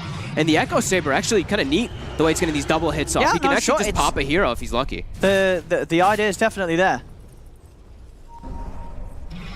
And Saxa just keeps surviving in these situations where I think he'd die, but he's actually saving his wand charge. I think in both situations he was about to die. He had like a 17 wand that makes him survive, and he has a plate mail to make him a little bit tankier too. Straight back over towards mid. Yeah, mid one's just going full greed. He had the BKB queued up for a second there, but instead he's like, nah, you know what? I can go more greedy. I can go for Satanic. That tops him. He's going to look to burn the mana of Puppey inside the river. No tell. It's fine again. Nisha just not able to quite get the kills quick enough with the Orchid. The Sunray sustain's always there in terms of backup. He's coming down onto mid one. Have they got enough damage to kill the two of them? As Saxa dives away, he's got the Supernova. Will pop it. Puppey and Matu turn over towards the egg. Can they kill it off in time? They can. They'll get the egg, but Puppey and Yapzor, they both lost their lives. The buyback comes out from Yapzor. Zai looking for the control on mid one, has the X mark. They jump in again, dissimulate out onto Thompson. Thompson silence, pulled back by the Remnant. Thompson goes down. He's dead. Inside the river, mid one and Seb still happy to fight as mid one tries to turn. They have the control from the Rubik. Can mid-1 get out of it? Starting to fall low, jumps over towards Seb. Zai, he's got the further catch with the X-Mark. He's still alive. The evasion, he's somehow not dying. Finally gets burst out of the game by Yapzor with the Fade Bolt. Nisha claims the kill onto Seb. The Secret, they will fight back hard here. Able to take out the four of them. And she buy back there on Yapzor, but definitely worth it. Him being around, just having that extra bit of burst to take down this PA, which they do need. You know, without that burst, this PA mid-1, he is able to live through quite a lot of the damage that's coming out from Secret. Yeah, and he's got the Vlad's lifesteal that's making him survive a lot of these situations, or almost survive in these situations too. If they didn't get that like halberd and just a little bit of extra, like just lack of damage, then that Void Spirit was probably dying too. Yeah, that was very close. Throwing all the buffs, it's really just mid-1 versus the world just getting buffed up by everybody, which is a little bit of a concern, right? Because the Thompson is starting to fall off quite a bit here. And I think one thing that will be quite concerning in the next few fights for the PA is because mid-1 hasn't gone for this BKB build, right? That Ag's Void Spirit. The Orchid into the 2 pulses, that is a huge duration of silence. And sure, you know, PA you are very reliant on your dagger and your strike to get around and actually have that attack speed burst to kill heroes. If you're not able to press Q or W in the team fights, your damage output is going to be severely limited. And obviously at the moment, OG's lineup, there's no items that's actually going to be able to take that silence off mid-1. So Nisha's going to really mess with how much mid-1's actually doing in the fights. How much mid-1's doing and how much Sox is doing too, because a lot of the time so far Nisha, he's going for these silences on the Beastmaster and the Magnus, but Sox is sitting in the back and getting these Sunrays off. Once this Ag's Void Spirit comes out, he can disrupt the heals, these Sunrays that are really doing so much work from Sox. OG's got to find Nisha. If Nisha's able to sort of run rampant around the fights, it's going to be hugely disruptive for what OG's trying to do. Thompson forcing in the bottom wave as much as possible, trying to force a reaction. OG all positioned in Secret's jungle. OG, finding the opportunity to knock on the tier 2s here. Fortification comes out, and Secret are going to start sweeping over. Good vision, though, from OG around this area, so it's going to give them the info that they need. They know when to start backing off. They give Puppey the Philosopher's Stone. He's trying to get these items, some a little bit of armor to give to his teammates. As we are seeing the Deso, all this minus armor is really doing work. Deso, Solar Crest, medallions, etc. They just need a little bit more. Secret still at the 6k gold lead off of this early game. Yeah, it's gearing up very much as expected for OG to just be this lineup that's all focused on making sure that the PA has farm. Look at Thompson, he's going for a Glimmer Cape too, right? Look, even like Saxa, he's going for Shivas and then he's going back for a Holy Locket. Like, it's literally all about this is classic Thompson, isn't it? He comes out with an item build that you would never see anyone else go for on the Invoker. Are fortified. Yeah, Solar Crest, Glimmer Cape. That's got to be a first. Radiant's courier has lovely. been 3 sentries. All right, yeah. Yeah, but he does farm very fast. It is going to be interesting to see just how much more difficult the fights are for mid-1 if he's being consistently silenced. And now we're seeing Matu, he's starting to get this itemization to be able to hit the PA in general. He's been having a little bit of a rough one, right? 1, 3, and 4, he's getting locked down a lot by these BKB piercing disables, because there's 3 of them, right? He's got to deal with the egg that pops out, a roar, an RP. It's a bit tough for him. Even though they do have the shield, it seems like he's been the main focus a lot of the times in these fights. Yeah. We'll see.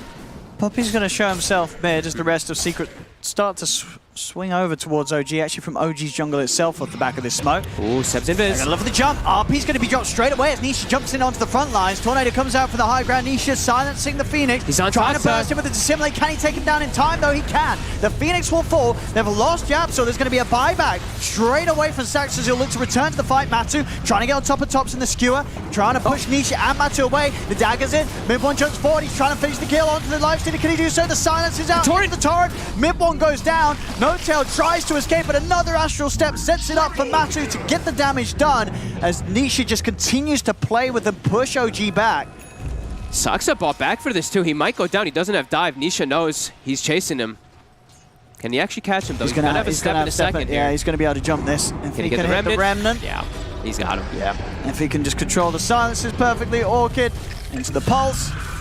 Secret back on track, winning these fights. And as you say, die back there from Saxa. This is gonna start to kick OG back again here in the net worth department. Now down 8K against Secret. Secret take the lead 19-9. And it's the moment that Matu, this time, he shows up with the MKB and bam, he gets a double kill right off the bat. He can actually focus fire this PA a lot easier now with the draft. And also, he's got the money for the Basher. Yep. So now with the MKB and the Basher, you're right. Any of these heroes, like the PA getting silenced, he can just turn and hit them, and they're never going to be able to just stand their ground against this lifestealer. With MKB Basher, Matu hits too hard. The Tops and X tier, are they actually gonna commit for him here? They're not able to. Not quite yet. Nisha is already level 18 though, so that max level Astral Step, actually all 3 core is almost level 18. He's got a lot further catch now on this Void Spirit with that, the cast range increasing per level quite a bit. And they're looking to get aggressive. There's still no Phoenix. OG. Nisha's hunting. Thompson quickly skittering away though. He's got that glimmer. Nisha's still on the prowl though with this infested lifestealer. He's very strong if he does find somebody. And we see the line is drawn. OG, they're aware that this movement's happening. They even spot it now with the ward. They're bailing. Yeah, immediately out of this area of the map. This is that's a very scary lifestealer bomb now with the Basher, with MKB, with these double silences and control that Nisha can provide. Probably 5 sentries. He's going for this de-warding expedition now. Yeah, finally got those ones back from the crow that he lost earlier. Yep. So we do have Mid-1 now with the full Satanic. So he's finished his item. We'll have that status resistance coming into play. And of course, at this stage, 26 minutes, it is very early in the standard PA's item progression to rush such an item. So he's got a lot of HP. He's pretty tanky. It's blurred up. Let's see what they can get started here. Nisha. Quick jump across. Thompson, he's been caught in the boat combo. Will be dusted. Matu is roared, held in position. They'll pop the supernova. The stolen roar from Yap, so it comes straight out onto Mid-1. Mid-1's in trouble. The Deafening Blast pushes back Zai. Mid-1's still good to go. Jumps over towards the Rubik. Takes over 1. Now looks towards Matu. The OP! Johan, he's got the control. He locks down Secret. Mid-1's able to clean up. As No-Tail slides in big time. Gets them all. A beautiful catch outside of the pit, and what a better place to do it. Sets up for the triple for Mid-1. And OG, they'll get Roshan without any questions asked, unless Nisha. Can he make a jump? He's not going to be able to do so, won't try for it. OG, a huge team fight win there. And Mid-1, he's dreaming big, baby. He's got his Satanic, and he's queuing up a Rapier. That was insanely clutch how they get the timings there. We're going to see this one again. Stolen Roar, right? But because he just gets the Satanic, look, the status resist. It's huge for him there. He can actually survive, get the silences off him, get the Roar off him, pop Satanic, turn the whole fight. Egg only pops and connects on a few, but it's more than enough. I mean, and just a beautiful RP there from No-Tail to secure the cleanup. It's just this, they're throwing, like we said, look at all the buffs he's going to be having in those fights, right? Solar Crest, Medallions, Vlads, Alacrity, etc. So many different things. I believe also they dispelled Nisha's Arcane Rune right at the start of the fight, too, with that Tornado from Thompson. Excellent moves here from OG. In a game where moments ago they were nearing 10k behind. But a beautiful team fight in the river. And Mid-1's PA is just, it's excelling. It's getting further and further ahead. Thompson has been found. It's under a ward here. There's only that one sentry that was there for a moment, so not able to further catch.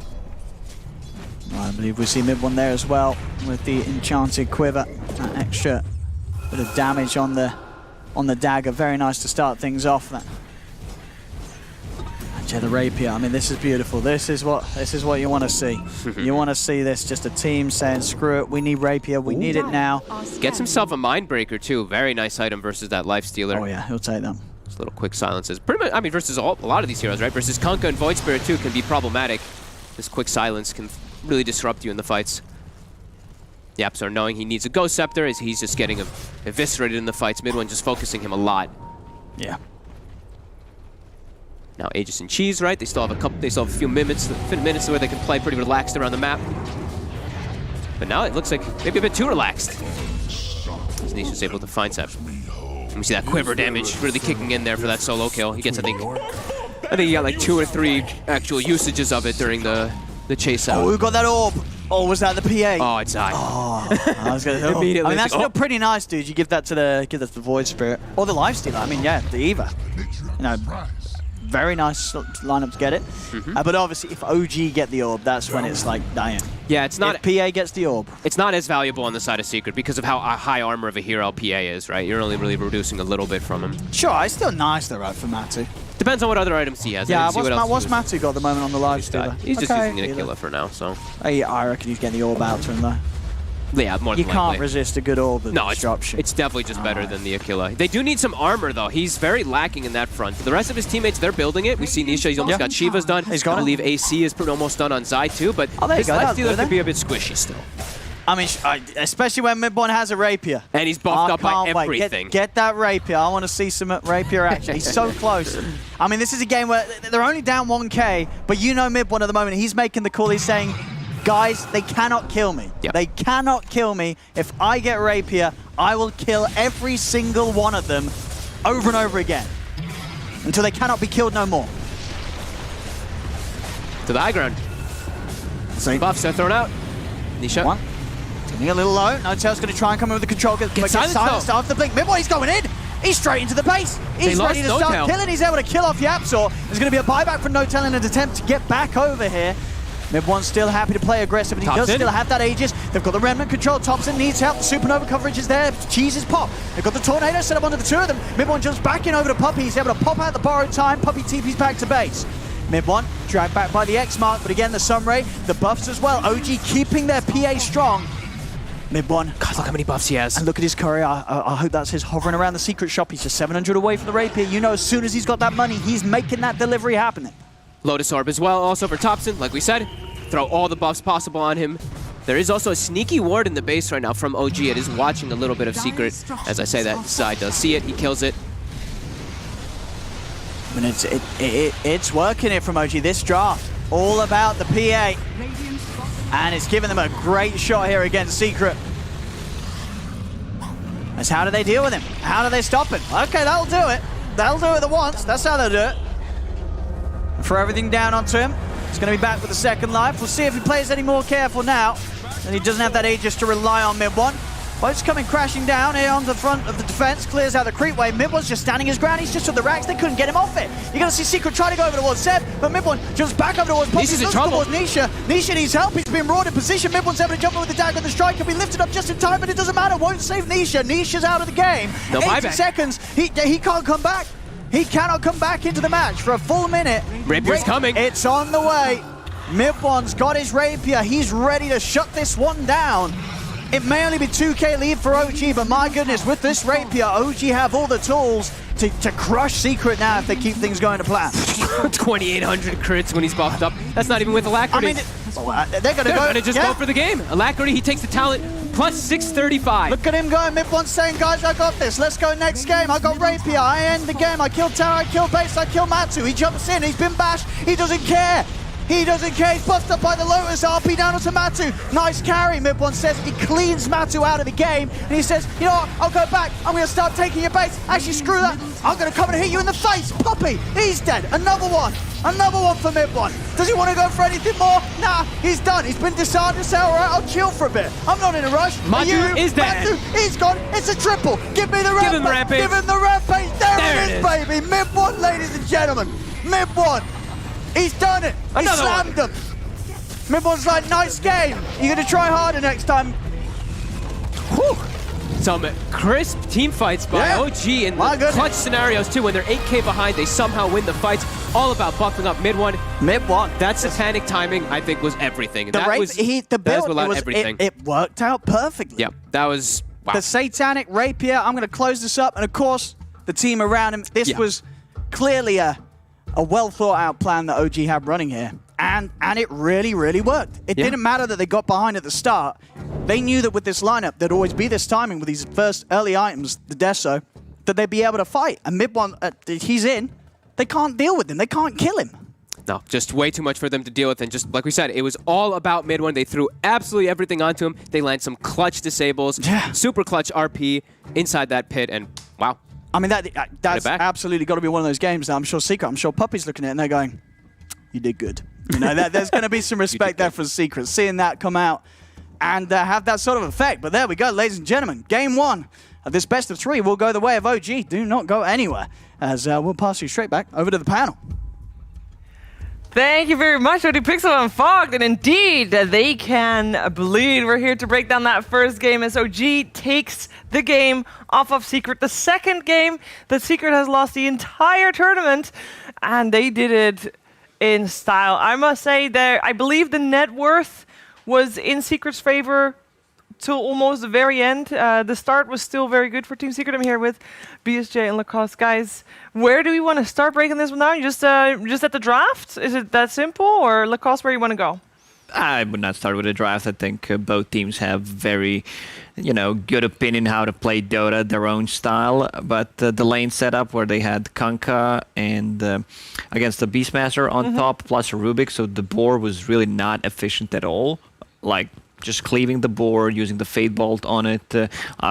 Team Secret, they were ahead, 4K gold lead 10 minutes in. Yeah. Phoenix also, I did not really feel the presence of the Phoenix playing into Lifesteal or Abaddon. Both of the heroes, have way of dispelling the Fire Spirits. One of the reasons why Saxa was not involved so early on in any kills. I mean, OG didn't even have any kills for 15 minutes. They were sitting at 0 for most of the time.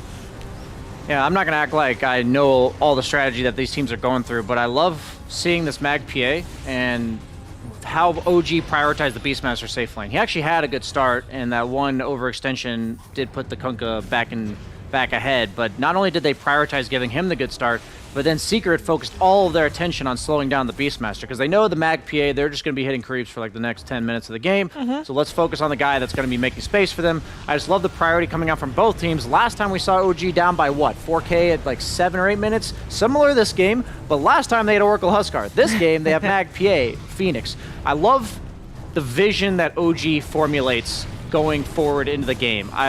Even upstairs, Tsunami was like Glimmer Cape on Invoker, and I was like, that's just another buff for the PA. Like, you put it on the PA, and now he's even got the magic resist, even if they can see him. So everything was, we're going to throw every single buff on this PA, and the natural abilities of our other 4 heroes, the EMP Tornado from the Invoker, the Egg, the RP, these are going to be natural enough threats for the opponent to have to worry about, that if they choose to focus the PA, they will pay for it. And that one fight where he got the Satanic, barely lived, it just shows it all coming into fruition. I love watching it. It's like, man, they're really all in on this PA, right? Are they concerned that she's going to get focused or whatever? And then you watch it play out, and it sets up for amazing RPs. Like, you may say, wow, we got an amazing RP at that Roche pit as a position 5 mag, but I'm not taking anything away from No-Tail. That's part of the game plan. They know the opponent has to cluster around the PA if they ever want to kill him.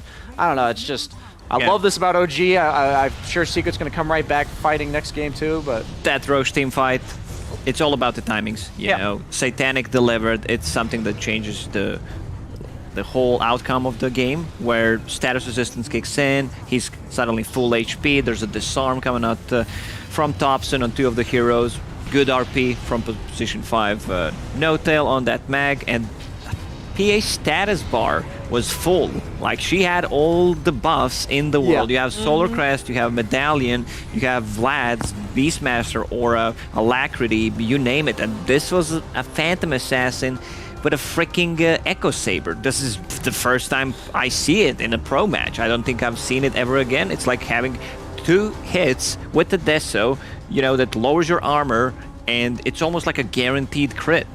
Yeah. You mentioned timings as well. I think there would have been a lot of teams that after taking the bottom lane of Rax that might have gone back, go back to the jungle, take map control. Not OG. They just stuck around. They knew a Rapier was on the way, and they just wanted to end right there and there. And they could. That's amazing to me. I think the thing about PA is she hits a specific window where once she gets 1 or 2 damage items, she just one-shots people, because people aren't quite tanky enough. They don't have all the Yules, the Ghost Scepters, all the supports don't have these ways of protecting themselves yet, potential Eon Discs. And once the game goes long enough, it just becomes that much harder to actually use that damage to kill people. So we talk about the fine timings they have. That rapier just says it all. They know exactly. Maybe didn't need to end the game right there, but this is the strongest PA is ever going to be in this game. Our entire lineup is actually limited by the slots of this PA because they have all in everything on this PA. So we're just going to hit this timing and run with it as hard as you possibly can. And every time I watch teams like this and these caliber games today, it's just so many little things that go little ways. You just think if there was a slightly different item there, a slightly different move there, like it just... If that Satanic was any other item in the game, BKB, you name it, you want to go for SNY, it would still not be enough, and I think the outcome would be different because it would be Team Secret who would take the Roche and just continue to dominate. One of the issues that Team Secret had was Lifestealer into PA matchup, where he does not deal any right-click damage because of the evasion of PA until he gets MKB. He even rushed it, went for Armlet into MKB, but until you get it, you still don't feel very comfortable just right-clicking the Phantom Assassin. It's like you talk about the Satanic as the big item. It's like they had... A mech gives armor now. A lot of people kind of don't realize it replaced Vlad's. I keep forgetting that. Vlad used to be the aura armor item. They also had a medallion and a solar. It's like, imagine if one of those items wasn't in there. Like when he got roared, he probably would have died to the Lifestealer. It's just... I love it. I love Dota. And I would imagine that Team Secret, you see this Mag PA lineup drafted. And I know this case, obviously, Mag is position 5, so a little bit of a twist there, but they know it's going to be a single core lineup. They know that PA is going to be the end-all, be-all.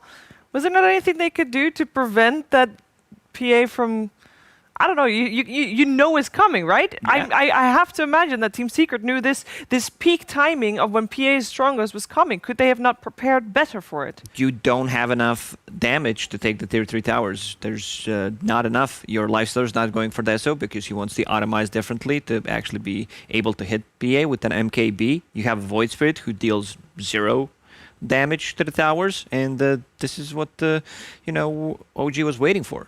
If probably a lot of the viewers at home were like, yeah, they don't have any kills, this game's over, there's 4k gold lead, but they're underestimating the power of Phantom Assassin, who gets all the buffs in the world. And I think we've all been in this kind of situation where PA just completely pops off. The thing about what you're talking about, the weaknesses of Secret's lineup, right?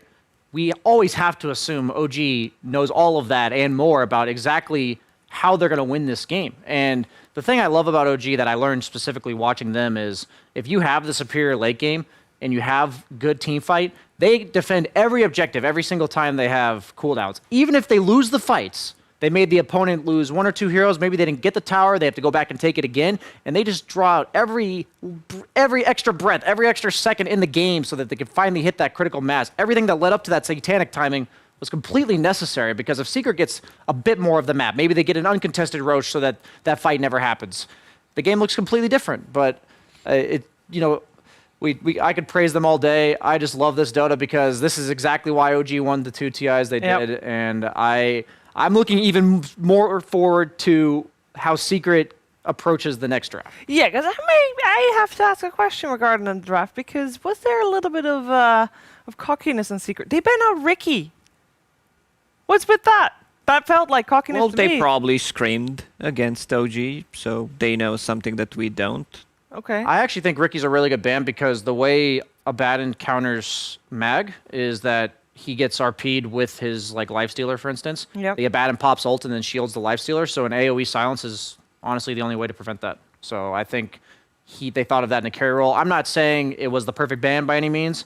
All I'm saying is I don't think... I always assume in the draft that whatever Secret does has a very specific reason behind it, and I don't think anything I've ever seen Puppy do other than sunglasses at TI5 has been out of pocket.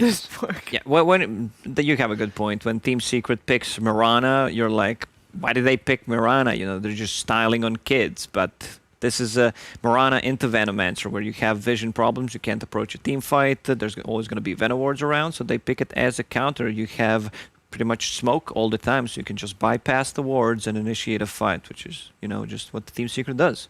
Do you guys feel like that the PA draft from OG kind of was, extra strong because Secret tends to pick their carry in the first 2? Was that abused? Is that something that Secret might look to change, you feel, after this game? Because it kind of got a little bit of exposed. I thought that they're going to go for Rubik anyway. Yeah. Could have just put that in the first phase and let the carry go through, see what the other options are. Yeah. The one thing that I think might have exposed Secret, I'm not 100% sure how many teams have done this, but I wasn't fully I didn't fully understand what OG was banning in the second round. They had a hero like Morphling get banned out. Morphling, Viper. Yes, Morphling, Viper, most notably. We were like, why are they banning Morphling, Viper?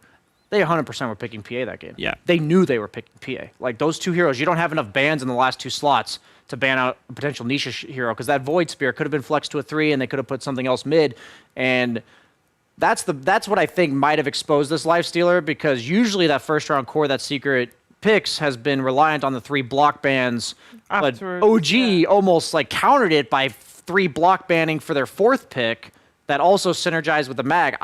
For me, it's like, it's a lot of mind games going on. It is. I know I am not overanalyzing this. That's the crazy part. I'm like, damn, these guys are thinking about... for me, it's easy to see it, right? They're painting the picture for me. It's easy on hindsight. I would imagine that when you're in the draft, that's like... Yeah, when I see the bans, I have no idea what they're doing. But then as the picture becomes more and more apparent, you can see very well all the colors meshing together. So glorious draft. Yeah, this is why Puppy and No-Tail are the captains of their caliber. It's just Dota, every time you think you outsmarted them, Secret's been doing this all tournament. They've been drafting a Matumba Man hero almost every game, first round, block banning it the next 3 bans, and this is the first time they've gotten punished for it. And Agent M was buffed up to the point where he could take down his former squad. I found a little bit of irony there too.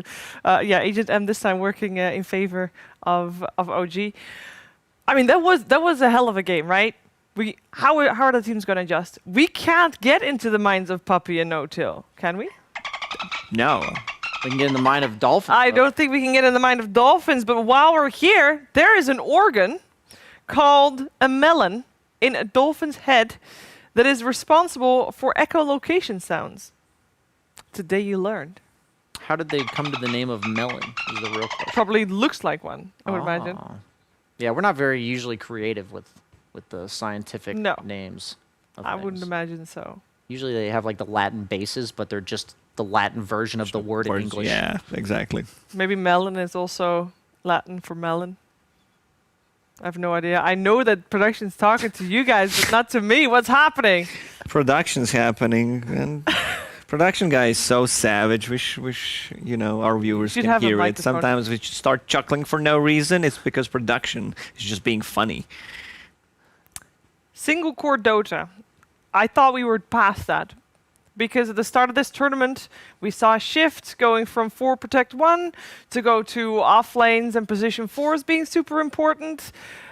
I know that these 2 teams are often the shapers of the meta, so they're kind of in the lead in that. Is this a clear sign, hey, we're going back? Possibly. Just style of the clashes of the styles, different, you know.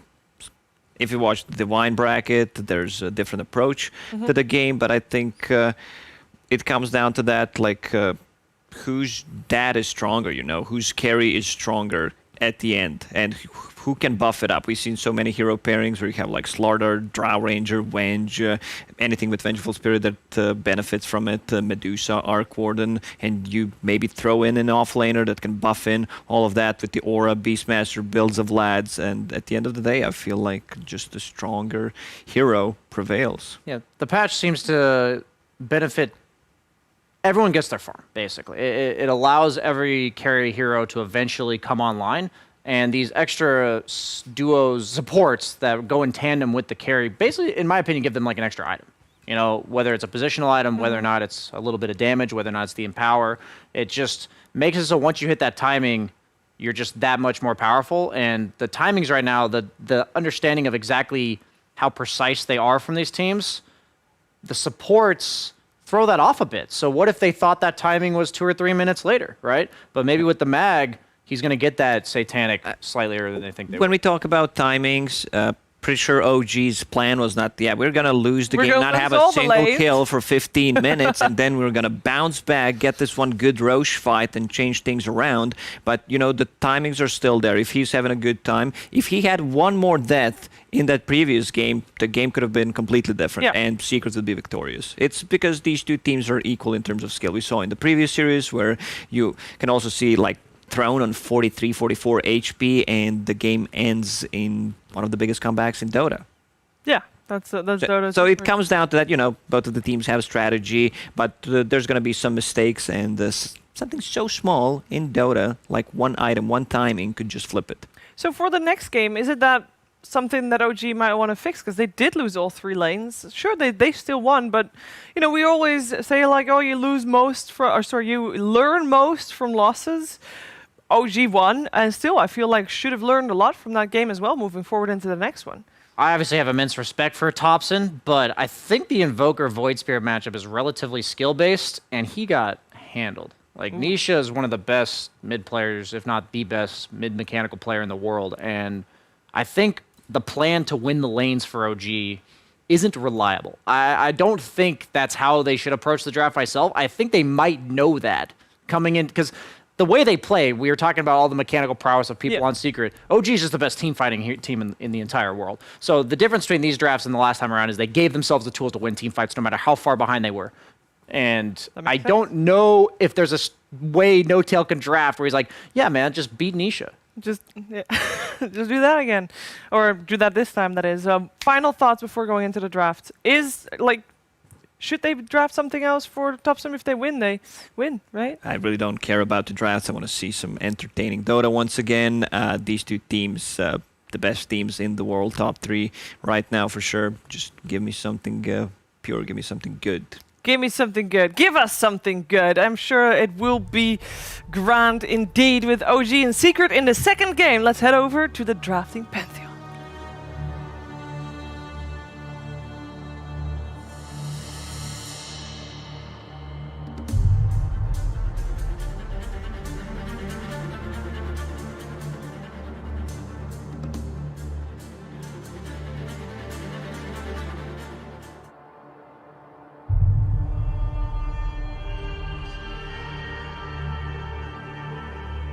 Now, when people tell me about the strategy of 4 protect 1, that's not quite what I typically envision. My man Mid1 was running some AQ40 raid there with all the buffs that he was being given, and OG's plan seemed to all crystallize once he completed that Satanic.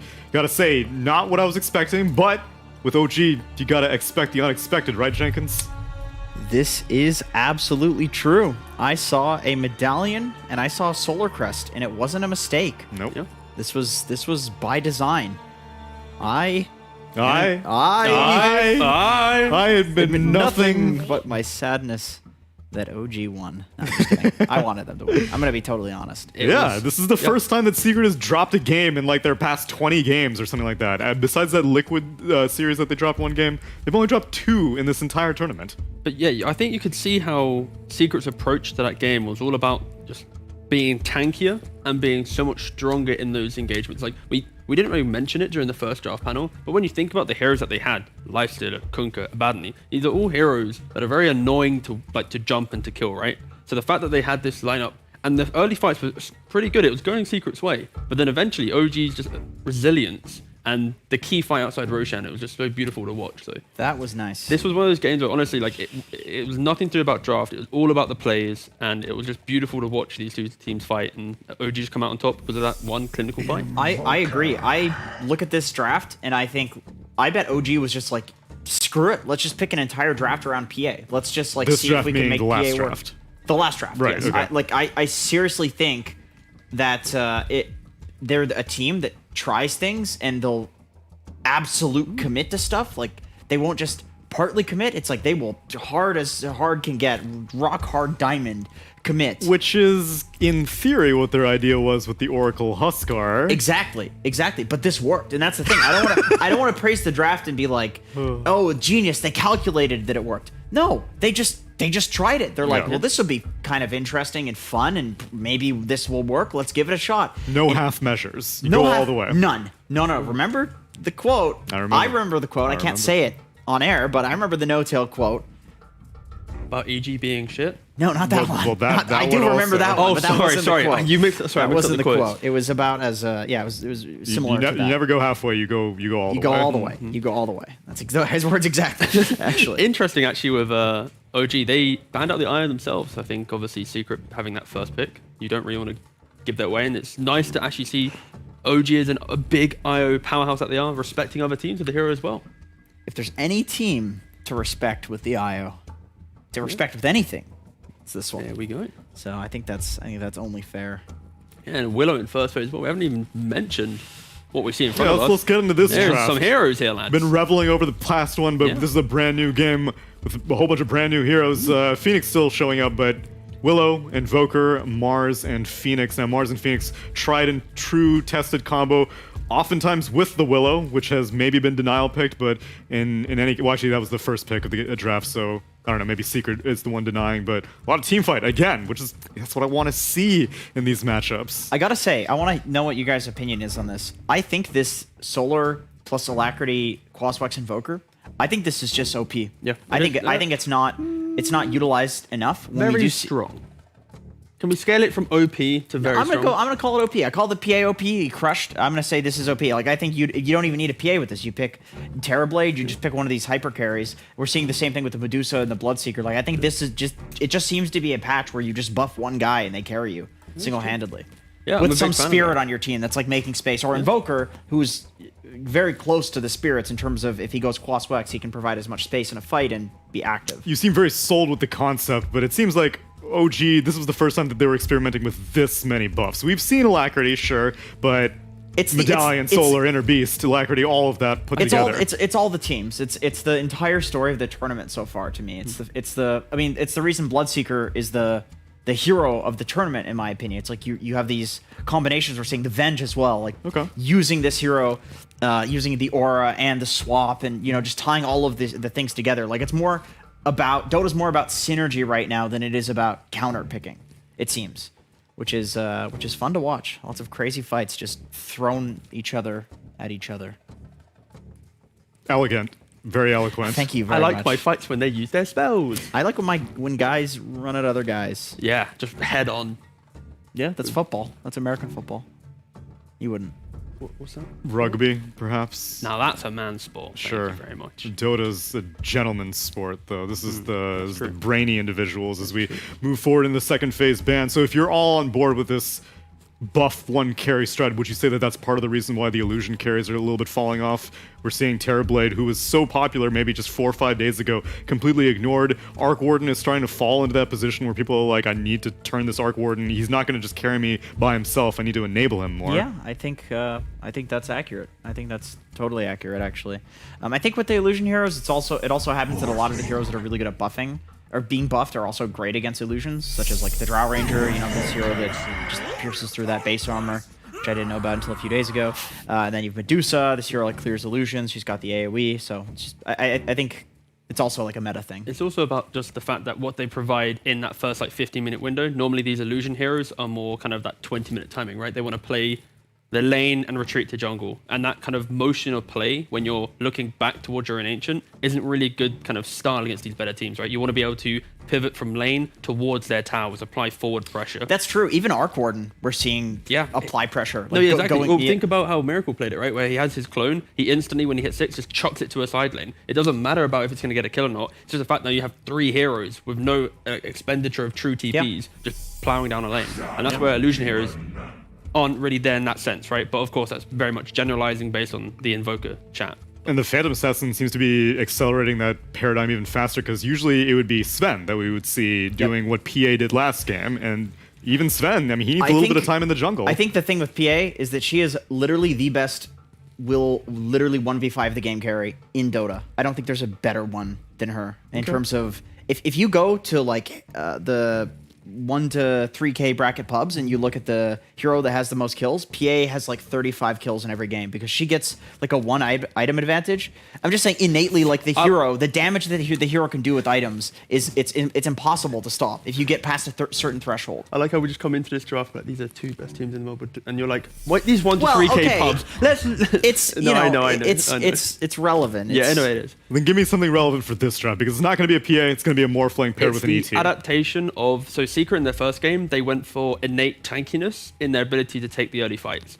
And that didn't really work out for them. So in this second game, they've gone for big team fight opening, obviously Mars, Phoenix, but also that innate save. So now Secret, I think, are pretty confident with these 3 heroes alone that they can kind of rebuttal this OG aggression.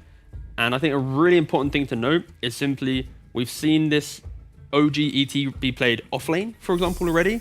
So you have to put some question marks on what OG is really kind of presenting right now with their heroes. We don't really know where they're going to be laning. This is true. And Secret just double down on the fact that it's a first phase Invoker. We know where it is. Yeah. Like, this Invoker is not flexed in any way. Right. They just pick up a solid TA.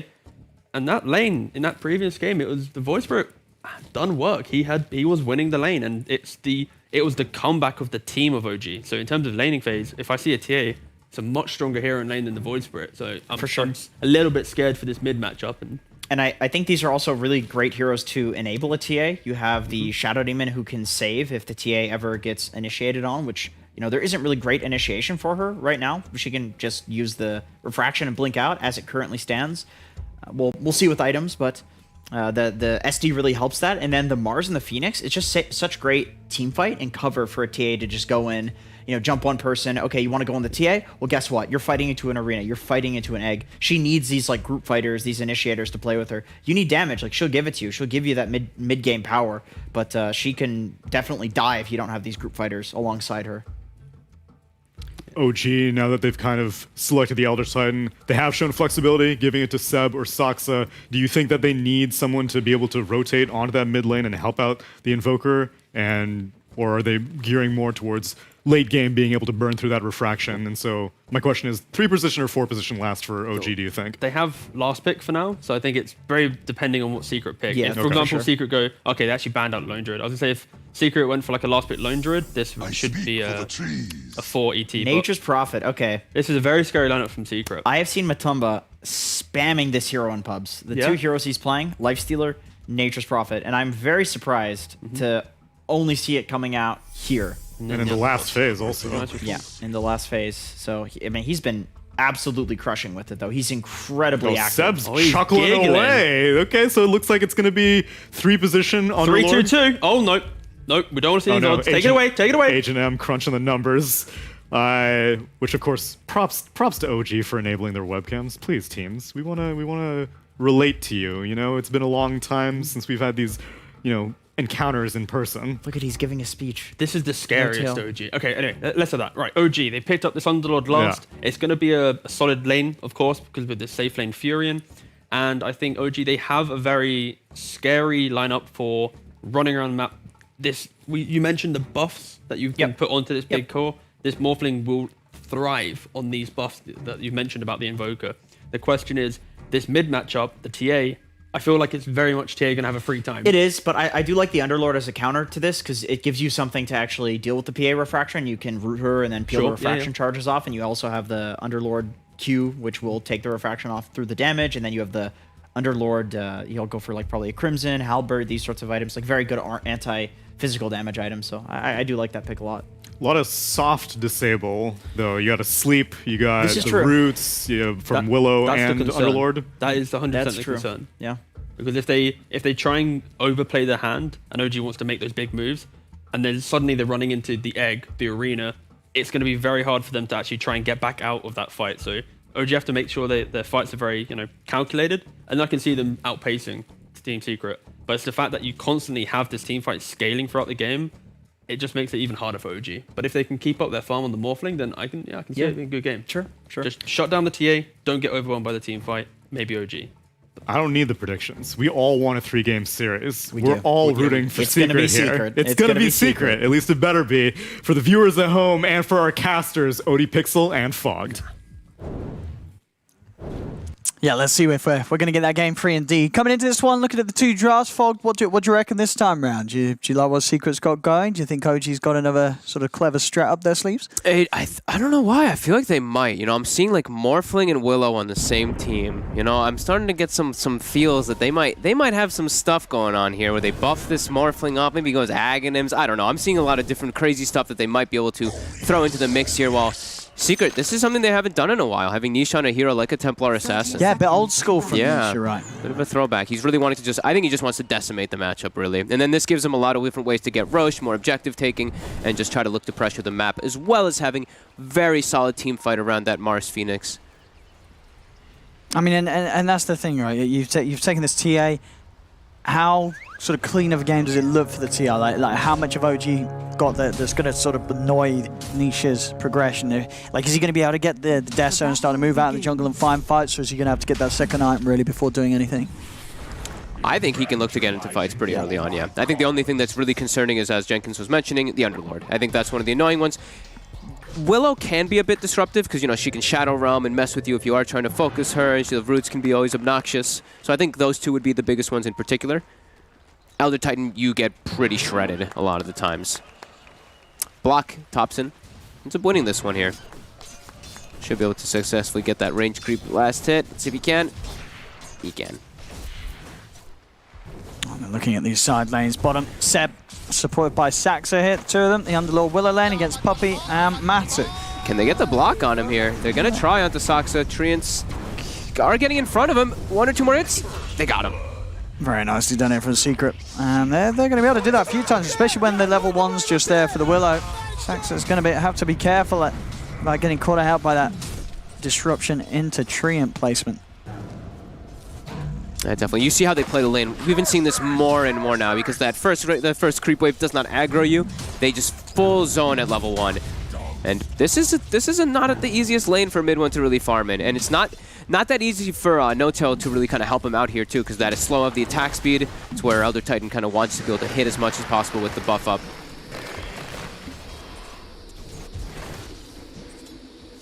We'll see down bottom. Able to trade quite nicely onto Matu, just down to his last tango. Yep. Coming out with the stout build here, the 4 branches and the Blightstone.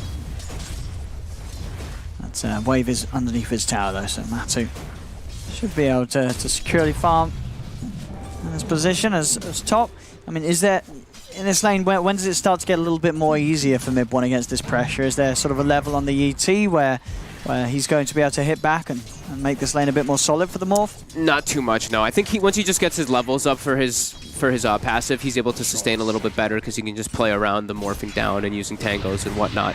But I think it's still going to be a pretty tough one up there because he can just get pressured. If he misplays at all early on, he can just die.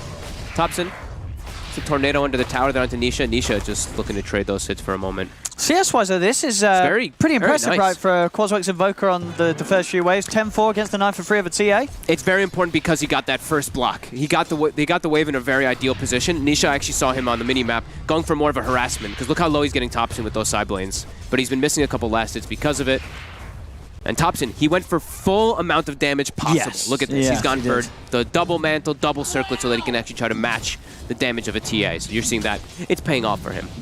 Well, it certainly is. Yeah, I mean, able to just CS is equally in comparison to Nisha's TA in the first levels. Yep. Seeing that Orb of Venom up on Zai. As we said, they really want to pressure that Morphling, but he's still getting a decent amount of last hits. He's very low, though. They're going to have to salve him up. And we do see No-Tail. He brings in that extra regen, of course, for that Morphling. As I think I saw mid 1 go for Gloves of Haste up here, too. So he really wants to try to counteract the Fire Spirits so he can actually hit some creeps. And this is where the lane really starts to get difficult for those invokers. Thompson just a hit away from dying there. Dancing. Whoa! Oh, he played it too risky. Oh, he played it way too risky. Nisha easily able to find that last side blade angle. I'm glad I said it. This is when it starts getting hard and he dies immediately, right? But yeah, it's once that level like 3, level 4, level 5, etc. starts coming out, it becomes quite challenging for the invoker. The damage disadvantage is just massive. You can't break refraction easily either, so we're going to see that really start to turn into Nisha's favor. So it looks like it should be 2 pretty damn solid lanes for Secret coming off the bat here, and bottom is fairly even. I'd say Seb is going to come out ahead on that one there versus the Nature's Prophet. Runes. Oh, that lane just got even harder for Thompson. DD rune on Nisha. And Nisha can now farm the jungle camps next to him as well with that quick. DD very fast, and then just get back to the lane without missing out on anything. So he's going to really surge forward here. As you see, farms the small camp, goes straight to medium camp with the DD. He's going to kill it super fast and then go back to the mid lane.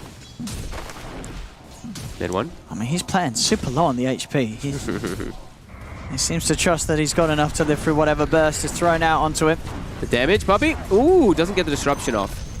Yeah, she tipped it. Oh, that's a wild aggressive tip. Look at that. Seb feeling himself. All right, okay, yeah. Tip's starting to come out. That's what we love to see. A little bit of feistiness between the teams. Sai's trying so hard. Midwin is just... He's not really getting a whole lot of last hits up here now, though. He's been stuck at about 10 to 15 for quite some time now as he's playing just risky. And No-Tail might just die here. All right. One more hit. Oh, he actually is tanky enough under the armor of the the tower. Spirit! Oh, it cancelled the South, though, right? It did. He's not going to die, but that's annoying. It's painful. He's going to run away now. Yeah, very, very nice little Spirit there from YapzOr to push him back to base. I think he actually moved into tower range for the armor AoE, right? That's what caused him to survive. 'Cause I think he was actually going to die to Zai's attack. It looked like it at least there. Mid one. Oh, he's got to be careful, but he's managed to get the strength started. Oh god, he's so... But he's out of regen now. No He's so regen, slow. and that was his last bit of charges popped by the wand. Yeah, the Orb of Venom is paying off for Zai for sure. Yeah. Did have the courage just coming out there, so should hopefully for himself have some regen being sent out there. And down by him, yeah, Seb is just continuing to free farm as this Underlord. Yeah. Matu is trying to put the pressure onto him a little bit here, and it looks like Puppey, he wants to give this lane now to Matu. He wants this level 6 Nature's Prophet. They can make a ton of aggressive moves. Wrath of Nature bounce onto a Morphling who's sitting this low HP, he'll just die. Same thing onto maybe an Invoker and whatnot. So they do want to prioritize that, because it can get them kills in pretty much every single one of the lanes. Even the Underlord can get threatened to die because of that high magic damage that will come out. And speaking of Underlord, Puppey is making the move over. Seb does have a lot of damage built up, though. He's trying to turn onto Matu. One more hit, and he nearly has it in front of the Firestorm. All right, Seb gets the kill. Can he live, though? Disruptions there is very low on the Underlord, and Seb, he'll go down. But with Saxa, they will get the cleanup on Puppey. OG finding the 2-for-1 down there. Very nice turn there by Seb. Another tip coming out from Seb. Oh, he's ready to roll, Seb, this game. He's feeling himself for sure. They're still getting very He's got to make sure he don't use all his tips up at the start, you know. You got to save some. Yeah. Still getting very pressured, though. These two other lanes are not going well. Morphling and Invoker not farming much at all. We see a 2k disparity right now already. Secret having that lead. But slowing down that level 6 on Nature's Prophet actually very important. It's already 7 minutes and he's not 6. Now he gets it. So we're going to see Puppey make the move top. They can definitely get a kill or even a double kill here. Disruption into Spear.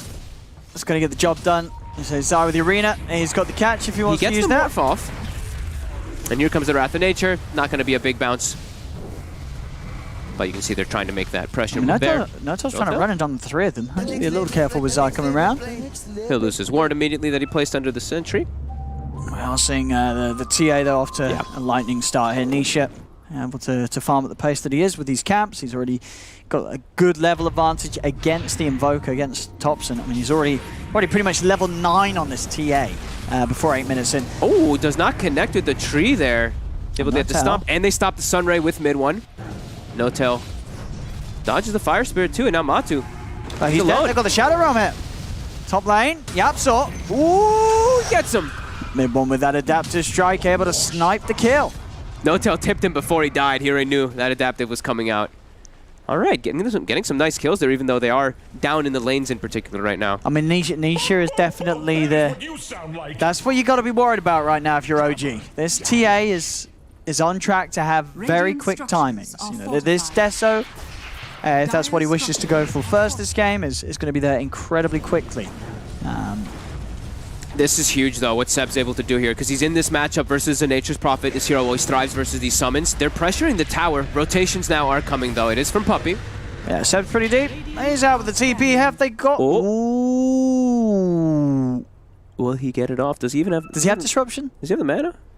If I judge by the proportions of his mana bar, he's probably got approximately 134 mana right now. All right, click him. I want to see now. Can we click on the Shadow Demon?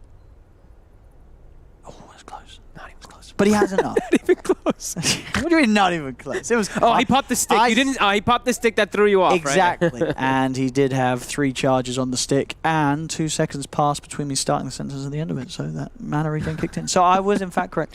He has, but yes, he does have disruption, and he's going to be able to disrupt Seb, right? How long is left on the TP? I think he needs to get like another Zed's step still, in. He's still... He's got... He has to get 0.7. He has to get a step like right onto where those initial stumps are right in front of him, and then he can get the disruption. Well, I think he should be able to, but it's going to be close with the animation. Actually, no, I don't. No, the animation's too long. I don't think he's getting it. It's going to be real I close. think he might be disrupted in the fountain. It will be that close. Well, you know when that can happen, right? Or Puppy disrupts himself. I don't think so. That's not one of the ones that can. Let's see. Oh, okay, I wasn't close to him. He's out. He's away. He does not TP to fountain either. He TPs to the tower, so he can still apply this pressure. And Thompson makes the move down. Yapzor. Cold snaps in. Yapzor's out. Puppy. He's going to try and turn, but the Curse Crown is there. Thompson. He's under the tower, and they're going to come in with the arena. Zai's in with the counterplay. He's managed to trap the turn and spear out onto Seb. Thompson goes down, and so does Seb. And that, of course, is that's a dead Seb without TP. Yeah, that's, so he's going to have to take a walk back to the lane.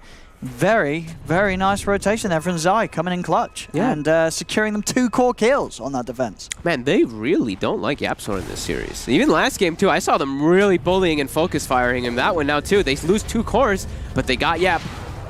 Mid 1 TP's mid. You have to be a little bit cautious versus TA. Gets the refraction, though. Yeah, he's going to try and turn. He's going to wait for him in aggressively over onto the walls, but Timmerman, there's a lot of them here. He's going to start building up the strength. He's got backup. They got Matu. Tornado comes out. And one's going to be fine. Nice play by mid one there. Look at that. They're definitely going to tip him that. Super aggressive. It's coming in against the fourth. Yeah. I mean, it's sort of a semblance of what we saw from mid one in his playstyle in game 1. He knows when he's able to just run in against the full lineup of Secret and come out on top. Love that play turning into the TA. Zai. He's going to lose his mana. Puppy. Warning back, Thompson with the disruption. Tornado won't quite catch him though. Zai's able to escape and traps her down, so Nisha can stop them going any further into the jungle. A jungle that Nisha does continue to farm up very nicely. Yep. It's going to be a very, very quick Desolator. Trying to apply some pressure onto mid one here while farming with that Wrath of Nature bouncing through. I think this is where Zai's going to just look to run around the map and be the space maker. I really do think they want to give Yapzor some levels. The Phoenix, he is suffering. Matumba, though, his priorities, just hitting towers. Look at this. Immediately TP's top, even though he's died a couple times here. He just wants to take out these buildings, get themselves some map control. And who have you really got to sort of D-push on? It's just Seb? It's just really Seb. Yeah. Like, no tail, he's not high level enough to really slow it down at all.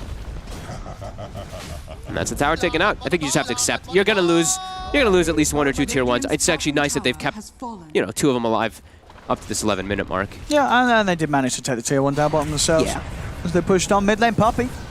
Trying to see if he can get the setup there for Zai. Thompson was quick with the cold snap, and Puppy can't quite finish that disruption animation with that.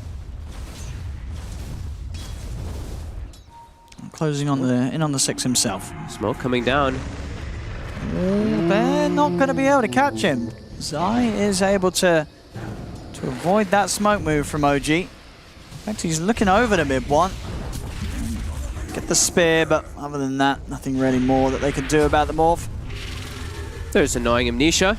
Getting slowed up, but he's still perfectly fine. Yeah, Nisha has already spent the gold though. So got the Deso. Yeah, the 11-minute Desolator. Yep.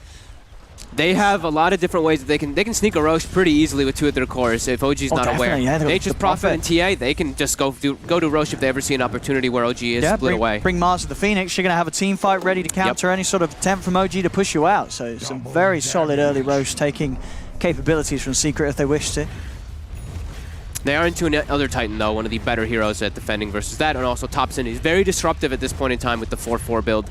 This Tornado EMP will limit a lot of, Secret's mana pools, they're not great. They don't really have anybody who can build Arcane Boots or anything like that either, so those EMPs are really gonna hurt. No stick either on Nisha, so he doesn't have any way to restore his mana. That's definitely going to be irritating for Nisha to find too. Yeah, did they find it? They didn't find like an Arcane Ring or anything this time, did they? Just a jelly. Oh, Matu, they find Saksu down bottom. Just with some right clicks, it looks like there. As a disruption must have set it up there. And they're giving Yapzor the space. Of course, FC did have a bit of a struggle, letting him farm the lanes while Zai pushes out. And what would you sort of say so far? 13 minutes in, we're seeing a 3k lead for Secret. Is this something you would expect from their lineup with the way that the lanes were, or is this Secret just genuinely having a better start to this game than OG is? No, I think you'd expect this. You would sure. expect to lead here with Secret's heroes? Just the TA versus Invoker, that's pretty much the majority of that disparity, and then the Morphling was in a lane that pressures him pretty hard, so definitely tough. Oh, this for the kill earlier. Spear. All right. Finding Sax around his own. And it was a killing spree too, so Matu definitely going to like that, as he, like we said, he's been struggling a little bit. Now that's going to help his Orchid timing. He might even almost have it done. He's about to be finishing that one up. Orchid versus the Morphling so early on, even versus Invoker, that can be very disruptive again this game. Yeah, another game where they have a lot of heroes to sort of fight and enable the Morphling, but no one with any sort of saves. So mid one will be vulnerable. Tons of counter initiation though, right? Like if they do get gone on, there's pits, there's a fear from the Willow, there's Elder Titan stomps, tornado combo. Yeah, a lot of different things that they can do to dissuade and push away Secret from doing aggressive plays. But Secret, they're on the hunt, but at the same time, so is OG. Looks like Puppey will just get a D ward out of their first movement though. Trying to get some Vessel charges up though for Topson, as he has it finished up already here. We have Nisha with the he's got the blink already. The blink done, but still very low mana. I don't know if he's got some sort of mangoes or clarities coming out, but he doesn't have any mana to fight with. And they're going to be able to start the fight upon him. Cursed Crown, and he's down to the pit. This is a lot of damage. He needs help. He's not going to get it in time. Zai drops the arena. They do have the silence of the Evoker for the counter player. Saxa will try to push the two of them away. Puppey still punching into Saxa. Saxa goes down as well as Puppey cleans up with the double kill. But definitely still seeing the vulnerabilities of the TA when caught out in the front. And Nisha maybe just a little too willing to step up there. Didn't have any mana anyway, so regardless of how farmed he is, it's kind of impossible for him to do anything with a Blink Deso when he's just zeroed out in mana. That was definitely a big concern that he stepped up so far there. And this is the other thing is the Willow. You can break those refraction charges pretty easy with the Bedlam, but he only had the initial. He didn't have the secondary one because of that lack of mana. We did say, that's definitely going to be a little bit of a problem that they do have to address. Mid one, rushing that Manta, needs it as fast as possible, as we saw that first Orchid usage in the mid lane onto the Invoker this time around. Mid lane. Oh, gee, they're going to... Oh! Tornado clip. He blinks it, and his Nisha jumps straight in. I don't know if he's just dead. Did he see them there? I think he was just trying to blink out. No, he had a trap on top of them. He jumped them. He chose to. I don't think he was expecting to get caught in the tornado. Were they not smoked or something? Did he just blinked in on them? I don't believe they were they? It seemed like a weird blink. It looked like he just sort of blinked out of the lane and... I saw him blink and pop the trap immediately. It looked like he was trying to make it a move onto them, but maybe you're right. I didn't see it initially. And now Puppey, he's just sort of like, where am I? And they're going to just lose their tower too. Uh-oh. Secret slipping up. Yeah, some definite mistakes there. The OG were immediate to punish. Tornado will clip onto Zai. It's a little too far to commit upon. But now they're in this very aggressive stance, and they're not cooldown reliant this time at all. Their lineup can just constantly make these moves. Taking out that mid tower is so important too. Yeah. Especially when you're looking with the TA drafted. Well, see here, look. I guess you were right. He did have a trap down, so I guess it was a blink to go. But an incredibly ambitious one there. It's bottom Matu. He's dead. He's been caught. OG making moves now, and Secret, they're a little all over the place. Puppey's dropping the ult on Topson. Tornado clips Zai. Very nicely done as soon as he jumps in. Zai does still have the arena. Seb, he's already looking to take them out. Won't be able to get Topson out. There's too much damage. That's the power that Nisha was trying to use earlier, just jumping in. He knows that if he can get the chance to hit with his quick Deso, he still shreds the heroes. So Secret able to get back in with a good pick there. Combination of Zai and Nisha. And it's going to be very hard for OG to deal with when they are outnumbered. It's those kills, yeah. It's going to open this up in this, as we talked about the other strength from it here. Nice instant reaction there from Topson with the Tornado.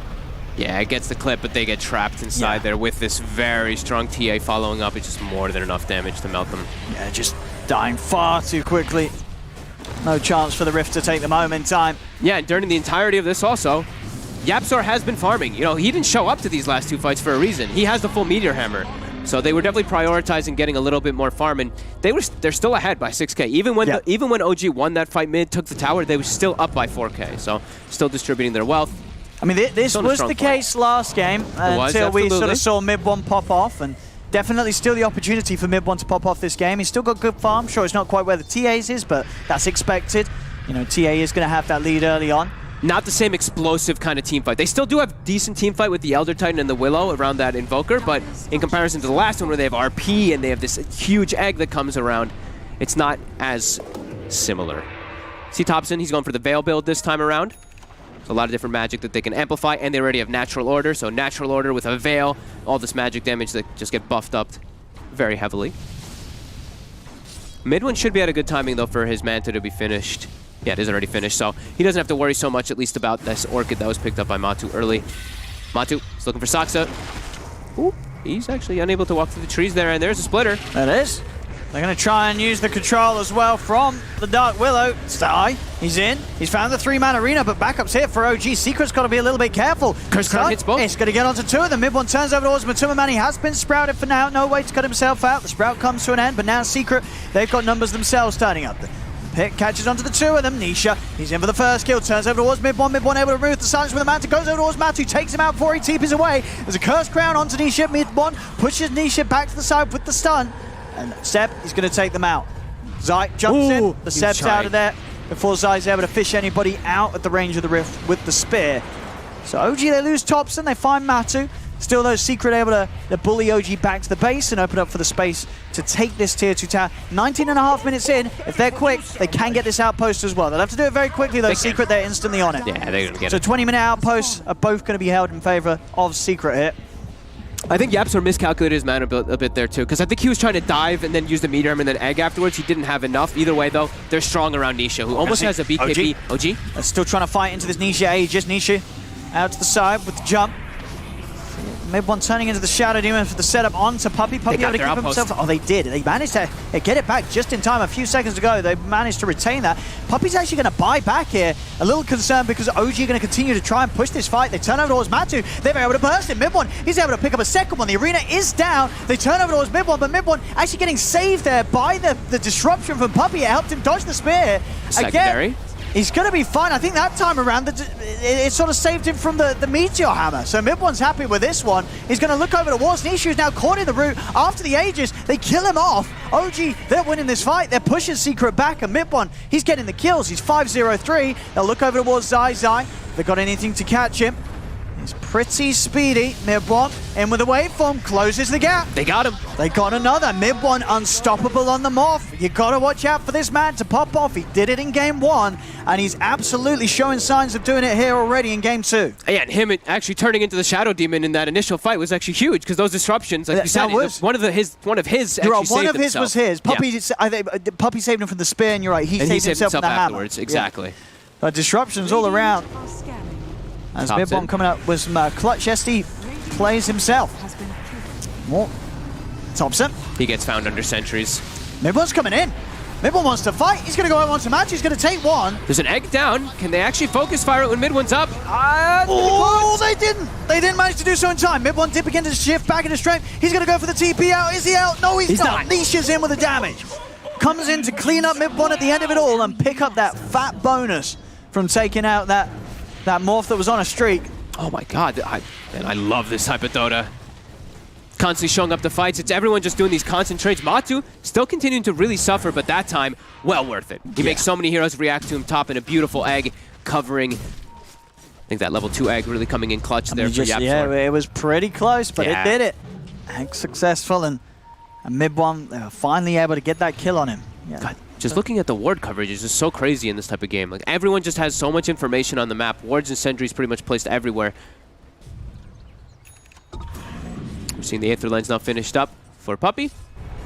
And yeah, this TA, now BKB is finished. So yeah, these that's scary. Slightly pesky roots that were going on versus him are now going to be very heavily countered. He can stick on those targets a lot easier. I mean, what's Mid one going to go for after the Manta? What type of game is this? Can he go for the E-Blade? Does he go for I think it's the Axe. Yeah, I was pretty sure it's the Willow strat. I was pretty sure it's because they had the Will. That's why I think they were smiling so much. That's why I said it initially. I was like, there's something going on here, because they have to have something that they're thinking about. Because you were talking about this to me the other day, because we did see a game where the morph was against a Willow and didn't necessarily use that.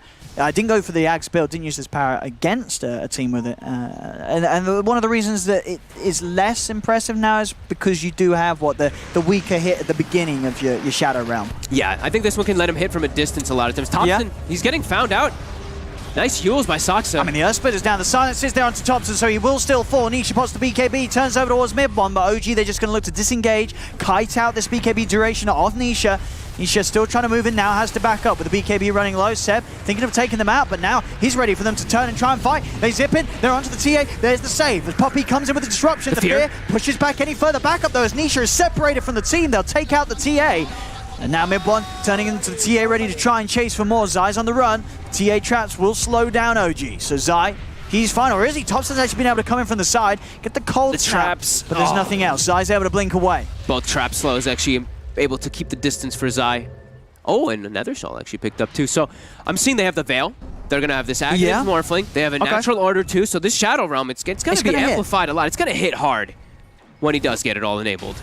And they have Alacrity to throw him on him too in some situations. If he does it beforehand. You can't Alacrity unless you do it before the Shadow Realm, of course. Sure, because you can't actually target him. Yep. So I mean, there's potential, and I'm wondering if it's I'm wondering if it's gonna work. BKB does counter that quite a bit there, but definitely curious to see it, because like we said, we saw them smiling, we saw them laughing. They had some plan up their sleeve. The plan. It was to go, as you said, for the Ags Morph Willow. And he's already very up to... excited to see, and he's getting good. He's already level 18, because that is one of the key points. What is it? It's the level 20, right, where you get the extended morph. You get the CDR. The CDR. If he does choose to go for it, at least. Can we actually see which talents? I'm being a little bit rusty on my Morphling talents. Can we check out the Morphling talents? Thank you. Yeah, he takes the morph duration and then that cooldown reduction. And then that's when you're able to make the plays. You can even start doing it once he's 18 with this morph duration talent. It ends up being like the majority of the time you will be able to spend morphed as the other hero. So, but he does need, of course, the Aghanims to be able to turn into his ally. So, defending their ancients here, trying to get these bounties here as well. They will be able to claim 2, as well as secret kits 2 for their side.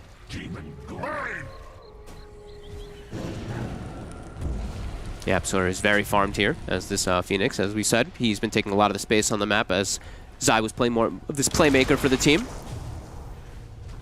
He's already got that Halberd. That can be a big one to deal with these pesky ranged heroes versus the Ag. Yeah, he's just got to make sure that he gets it onto mid one before he changes into the Shadow Realm. I actually just noticed how poor Thompson was. I guess it just looks like he's a lot poorer just because he's just under those other two 7.6k heroes, but still not having the best time this time around. It's just one of those invokers, right, that's sort of played. He's purely looking for plays. He's hardly ever hitting creeps. He's only looking for action, and as things have gone so far, we've seen the last few times Matu's done a great job of getting on top of Thompson with the silence and taking him out of the fights relatively early on.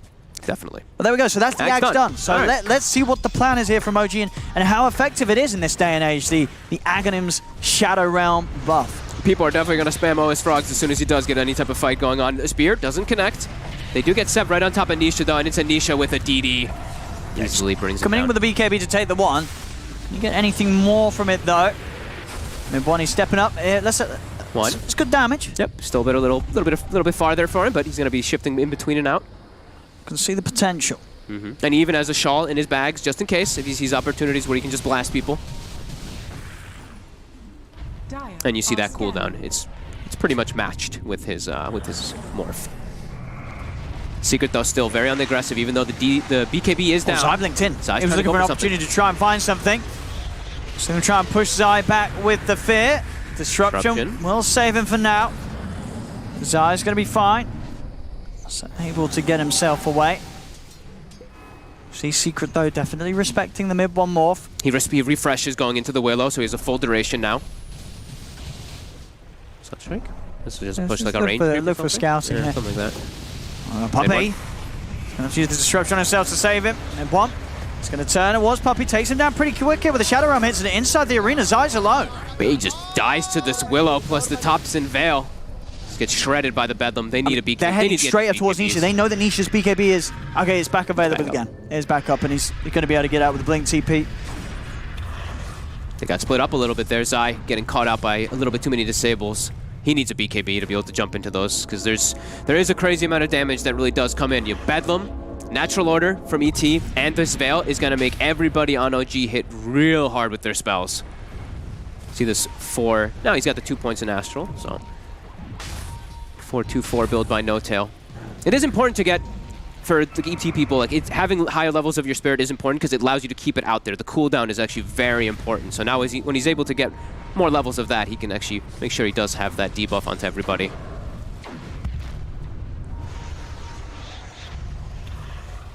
Still Secret controlling the game for the most part here with this 7K lead, but if, last game was anything to say, we know that gold lead doesn't mean much of anything. It's all up to those execution and fights.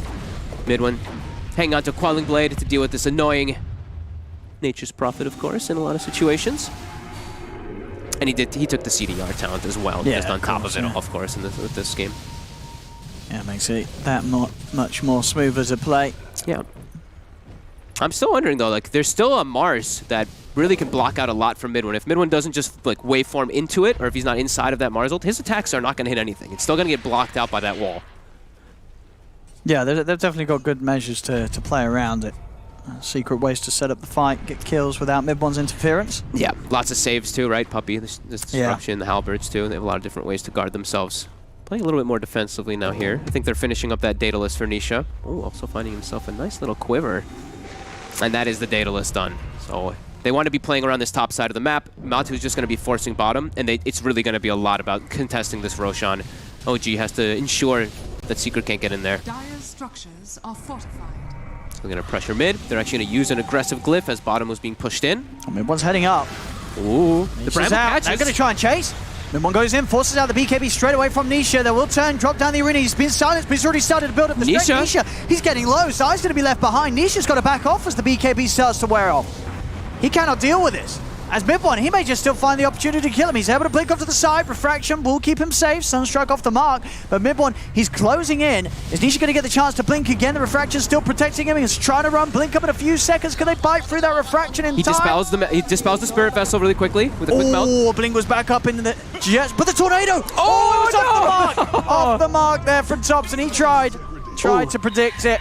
Couldn't quite find the angle as Nisha able to only just, but he does. He makes it away. And that's literally just like that little slight meld dispel that he did there to get rid of the Spirit Vessel allows him to actually get away there because of that blink. Very nicely done, keeping those refractions alive. He's looking for the setup on Matu. Who have we got TPing over? It's going to be the Willow.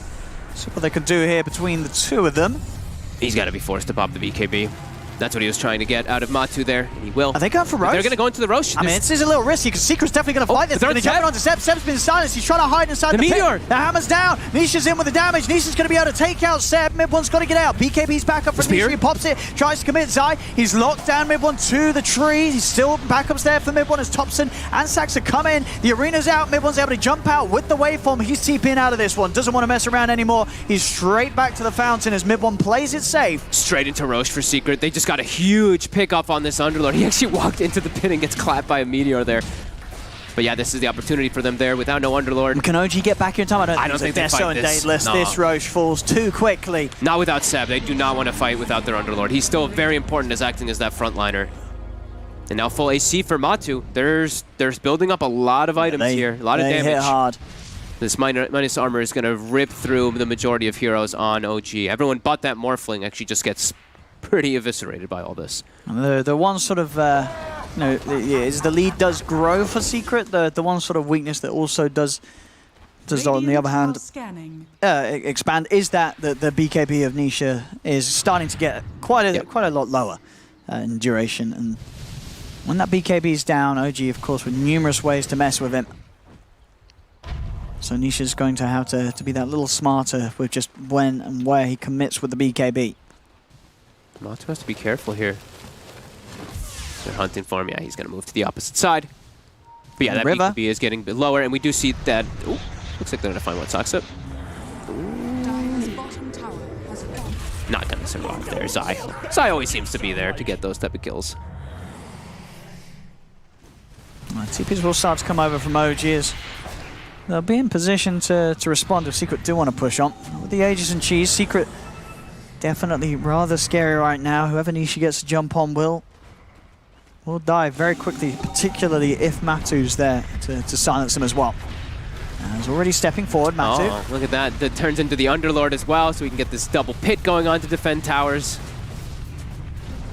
Oh, yes, he also builds up the atrophy damage. He keeps it when he shifts. Nice. And again, yeah, these extra pits and Firestorms have been pretty refracted. He's in. He's managed to find 3 of them here for the arena. The egg's out. Can OG do anything about the Supernova? I don't know if they can. Thompson's already gone out. Seb's trying to TP back. Matu's focusing him. Nisha's got the follow-up damage. They come in with the meld hits. They've taken out Thompson and Seb. Add to that No Tail. As Mid1's just got to try and escape from this. He's going to turn into the Prophet. TP out. Mid1 will live, but again, Secret winning these team fights very confidently. Excellent execution there. Zai finding a brilliant opportunity to get in with the arena. And we're seeing the classic combo there. The arena and Supernova. If you're able to catch them by surprise, it works every time. And it was right on the edge of the wall too, and there's no way that Mid1 can actually get in there to hit, as he trapped pretty much, I think he trapped the most ideal 3 heroes. He got the ET, the Underlord, and the Invoker. And not only that, Thompson was the one who got speared. So Thompson's just dead because he's so fragile in this game. Now they go high ground. Things are looking a little grim here for OG. This Willow Morphling Aghanim's not kind of paying off so far here, but Puppey the damage does get slammed a little bit. I mean, you do see how quickly Puppey dies. There's definite meme potential here, but I don't know if memes are going to help you win against Secret. We'll see. Mid1, he's going to chase. It's a lot of damage. The BKB, they have the halberd. But now he's getting silenced up. He's got a Manta. Oh, he's trying to run. It's a lot of damage. Mid1, he's gone. No buyback on Mid1. He spent his gold on the double ulti orbs. Nisha, quick dispel there with the meld again to get rid of that cursed crown that comes out from Willow. And Mid1 overplaying his hand there. Almost getting Matu, but that Cheese counteracting the damage very quickly there. That's a lot of time without your Morphling, and it's a 4 protect 1. Yeah. Where this is just going to give Secret so much time to dominate the map and claim all 4 bounty runes and also a DD rune top. This is looking very troublesome. OG, they're going to look to try to get something here with the smoke. Try and catch him by surprise. Well, you're not with Mid1. Maybe Secret won't expect this. They see the ward, though. They see the sentry placed down. They're going to know this smoke is going. Zai's going to play it careful. And OG are going to continue to try and chase. Okay. As you say, Secret's going to be aware. They get themselves 2 bounty runes just because of that smoke move. Because Secret, they split up all around the map to farm and get as much as possible. So they didn't want to take a fight without the numbers. Bottom. Look, there, they've got the catch. Puppey's hunting in the trees. Saxa has been split off Matu. He's found Thompson in the trees. Wow. Matu takes another life. Double damage. Thompson's having a rough one this game. Saxa, no TP. Should be a kill here. There's nowhere for him to run. Nope. And Saxa making him work for a little bit. He certainly is, but the poison, far too much for him to deal with. 22k gold lead now for Secret, getting into very comfortable territory for them. And we'll see it here. Thompson die to right clicks because he doesn't have much farm. He's a level 16 Invoker to a level 24 TA and a level 22 Nature's Prophet. Nisha's got a Hex. I mean, he is just massive. Now that Morphling is a lot easier to kill. No Manta gonna save you anymore. Nope. Telescope as well, of course, so Nisha has that increased attack range too as this Templar Assassin. They gotta buy back. I mean, they have to. He needs to morph into the Willow. Can't morph into the Willow that is dead. Very true. All their lanes pushing in though. 90% of the map dominated by Secret now. They can just play it however they please with this type of an advantage. OG in a troublesome spot. He's got his Skadi now, Mid1. Okay. So at least extra chances to sort of continue to get hits onto the heroes without them being able to run away. Honestly though, with the way that this game's going, do you think Mid1 he's thinking about it the same way he thought about game 1 and saying, guys, I got to get a Rapier if we want to win this one? Ooh, I don't know if that. I mean, he might be thinking it, but I don't know if it's really the best decision for him as a Morphling in this one. There's way too much to deal with. Yeah, it's not a PA who gets so much value out of it. It's a Morph. But the damage, the range with Shadow Realm. But you're right. He's playing it the safer. It feels that he can't play without the BKB. Yeah, Gordon, if you just you use your Rapier hits into just a bunch of refraction charges, and you're like, oh man, that was underwhelming.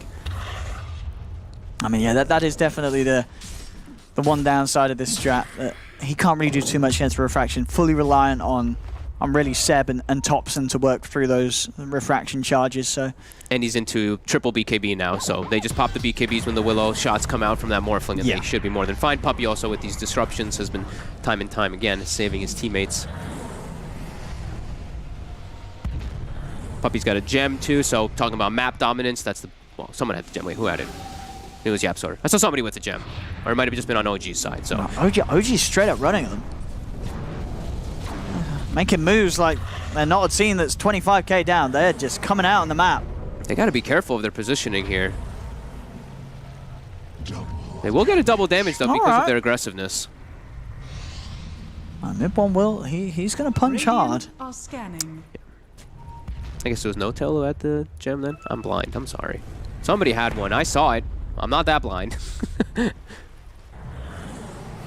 you go. It was Zai. Oh, okay. I thought it was Secret who got it, but yeah, I thought that it was No-Tail initially bought it. But Puppey, he's jumping forward. I mean, Seb's has been hexed. Nisha's on him. Seb, trapped. He's dying so quickly to the damage of this TA. He's gone. They don't even need the egg on top. Seb and No-Tail's out of the fight, and the rest of OG, they just got a split. There's no chance taking this 3 versus 5. They might be forced to though. Zai, he's found Thompson, jumps in. I mean, it's getting messy now, this game too. Very, very messy. 28k lead. There we Secret, go. They're not leaving OG any chances in this one. No, and they finally start doing their chat wheels a little bit more here. They're starting to feel that dominance. Double hexes finished up on their 2 cores. Level 25 also for Nisha. How can OG hold this high ground with such an underfarmed Invoker? Thompson continuing to suffer. Mid one with the Scotty turning into Dark Willow. It is a frustrating thing that they have to deal with. I mean, it really is just the fact that Secret have got so many answers to what OG's trying to do with this morph Dark Willow. Yeah, look, refractions. Yum, yum, yum, yum, yum, yum. Oh, He eats most of it. When it does come out after the refraction, it is a lot. The hex is that he's in trouble. He's dead. All right, dead without buyback. Secret, they could turn over towards the rack. Seb, he's going to take him home. Oh, no, he's not. They're still home. They are home already. It's not much of a home, though, as it's getting destroyed by Secret. The top racks are taken. It's too much for mid one to deal with. These double hexes, too much control. Zai always finding the right spears, the right arenas as well. On to the next set. OG trying to somehow spam and push Secret back. Buy time for mid one to come back in. But they are 35k down, nearing the 1,000 a minute. And Secret looking very, very strong and solid here in this game too. Puppey, aggressive disruption. There's messing with No-Tail. I mean, they just don't have anything here, OG. Nope. Nothing at all. These BKBs just hard counter them. Yeah, their one piece of power is mid one. And again, it's just not working out. I think this one, how OG sort of planned it in the strategy room. Not at all. Nope. This one might be back to the drawing board. We got to see it though, you know. Yeah, you gotta appreciate when they try something that's a little bit of fun. Yeah. They clearly had an idea that they wanted to go around. Yeah. I think they started to fall too far behind it. Zai, he's really been so clutch with all of his arenas. He's catching pretty much everybody, catching the right targets every time. And they keep getting this firm control around the Roche that there's just no way OG can contest. And now it's everything. They got the Ags, they got the Aegis, they got Who's the taking the Ags here? Who did take the Ags? Oh, Yapso did. Yapso, okay. Oh, okay. Maybe this is how they lose. If he eats somebody. If he eats someone, I think you don't use it. I think for the most part, just use it for yourself. Oh no, you don't even need to grab don't people throw. too much. Mid one on high ground. They've got the jump there with the Hex on the set. Mid one's going to turn, start beating towards between man, but 2-man pots the BKB. Mid one's still trying to stand tall against them, but he's getting outdone in damage. The spear comes out. Mid one's been stunned. He's been silenced. Can OG get him out? They're trying to push him back with the fear. He's been sprouted. Matu continues to punch on. The waveform's back up as Mid one is able to jump out to the side. Thompson goes down. He buys back. A spear pushes Mid one back into the reach of Yapso. Mid one incredibly low. Waveform's back up, but he doesn't get the chance to jump out. Zai blinks over, cleans him up with the final smash. They're just too strong in the fights now at this point. Oh man, it's a 50k gold lead, 50k. Oh my goodness. Thompson. Oh, he's got the tornado. Nice little blink catch there. Another the flicker. Ice Wall, they got the damage. To Zai, he's off to the side. He's got the blink if he gets out. Oh, he does not. And that's the gem hitting the deck again. I mean, we have seen some crazy things today, but if OG's able to come back in a game where they're 50k down, I'd have to say this would be the craziest. Obviously, the chances of that happening, if you look at the numbers, the statistics are incredibly low. Yeah. But who knows? The game continues. They still have a set of racks. Would you shave your head if they came back? No. Okay. Come on. You're not that confident? I mean, it's OG. You know, there's been many times before where it's looked like it's over and then something happens. This is very Not true. to say this game is going to be one of them. No, it doesn't look like it will be one of them, but it could be. There's a chance. You never know. I just don't know what they can get that can make them stronger, because I feel like they've been stuck. Rapier Morphling. They've been stuck at the same point of strength for such a long time, but Secret just keeps getting stronger and stronger and stronger with each one of these items they pick up. Everyone on Secret's just so farm right now. Yeah. I mean, Yap's pretty much taken over. Yep. Look at this guy's farm on the Phoenix. He's like, give me the tome. I want 25. All right, I got a. We'll have another hex, so 3 hexes. Oh my goodness. And there it is, 25. Oh, Thompson. Oh no, they're gonna find him. He's playing the distance. Puppy's hunting. I mean, OG's coming in on this. All right, Thompson's going to try and start things onto Puppy. Nisha's there by the side. Yours will send him up. The Eon Disc is there for Puppy to start things on. Midone comes in. The Hex is down to Thompson. Thompson goes down. Midone turns over towards Puppy. Beats it over. The arena comes out. And Midone, he's been trapped against the wall. Zai finds the catch. No-Tail attempting to TP out. Will make it back to the base. Seb, is he able to get out as well? Will be able to do so with the rip. Taking the buildings, though. He is. They got Puppy, though. Can they kill Matsu? He's got a Satanic and a BKB. I'd be pretty... He's got Nisha. Sure he's not. Nisha's in. Nisha, he's cleaning up. And it's probably time to call it. But you know what? They smoked and got Puppy. You know, mid one is probably like... he's definitely chuckling to himself for that one there. But yeah, they will inevitably lose this game. GG is called. GG is called. 55k.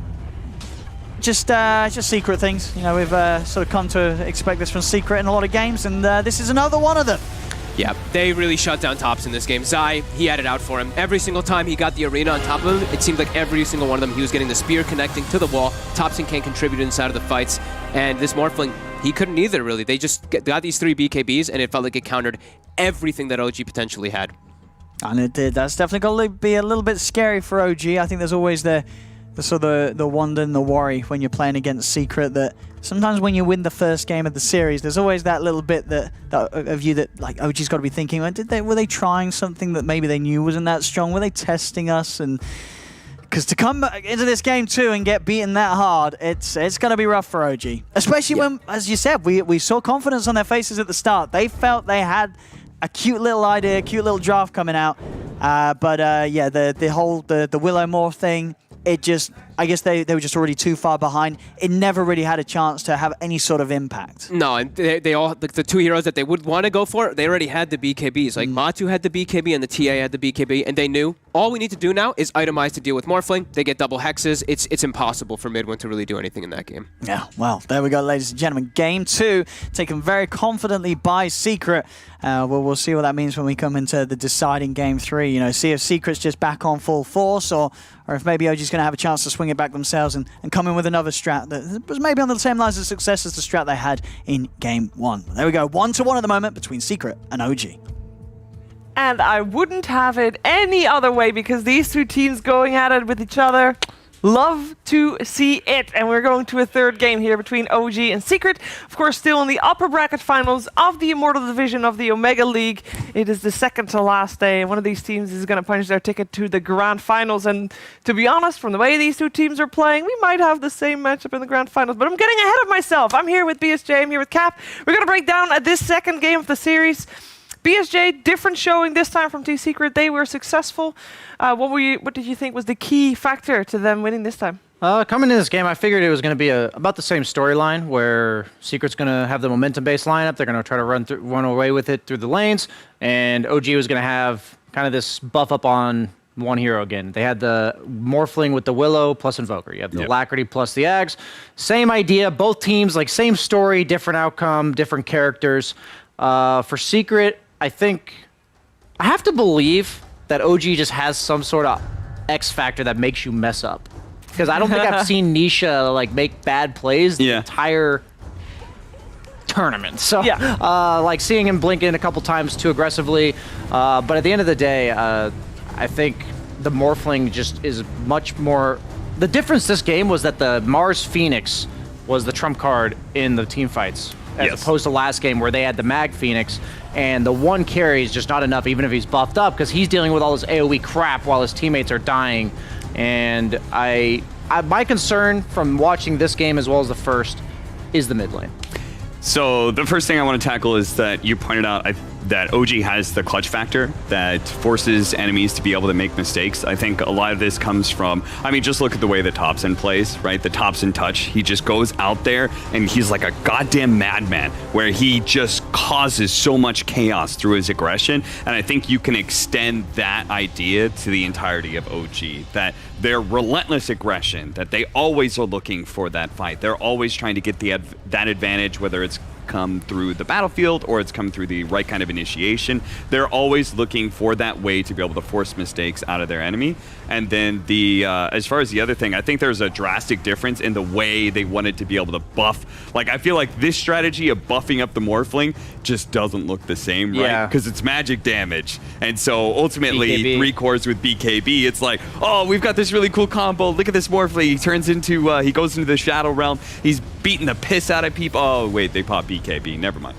Whereas a PA, it's like, well, how do you itemize against that? Like armor? Like, okay, it's still 1,800 damage crits coming your way. Like, you can't actually fully mitigate that damage as much as you would like to. So, I actually think a few of the highlight plays for me this game were OG, just because for me, when I watch this game, I'm like, yep, Secret doing Secret things again. When they're ahead, this is where they shine. This is where they put themselves every single game. And the real question for me when I've been watching Secret is, how are you supposed to fight your way back into the game? And the first game was really the only game we've seen so far that somebody's done that. And OG had some glimpses of that this game. And a couple of highlight plays I wanted to make was, first off, when mid one had his TP on cooldown for 10 seconds at the end of the fight, he morphed into Prophet, then waveformed out, and then global TP'd out of the fight. I thought that was like one of the craziest heads-up plays I've seen in a while. And then also, Secret oftentimes finds themselves trapping people in their base, or the opponent's base. Yeah. And I've always wondered, like, how do you actually get this back? And an interesting move that OG made was when mid one was dead, they smoked out to get wards on the map as well as get bounty runes at the 35-minute mark.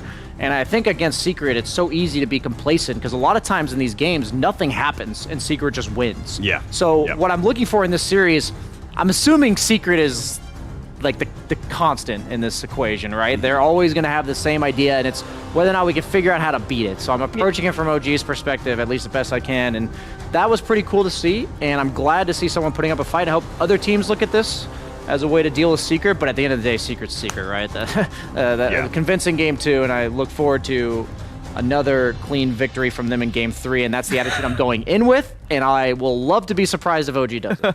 Yeah, I think that I like to compare these two teams. I think they're really fun to watch because I feel like they have different fighting styles. If you were to compare it to like a traditional sport, it's like I feel like Secret, they try and choke you out. So they're more like a wrestler type who lets you, like, they want to be able to perform the takedown and then just slowly submit you, right? Whereas OG, they're the type who's just always pushing forward into their enemy. They're always looking for that knockout punch. And I think it makes it the clash really interesting because most people aren't going to be able to, like, they're not going to be able to out-wrestle Team Secret. They're just superior in all that regard, right? They're going to be able to control the map better than you. They're going to make more efficient movements around the maps. They're going to do the same things that you're supposed to be good at, just a bit better.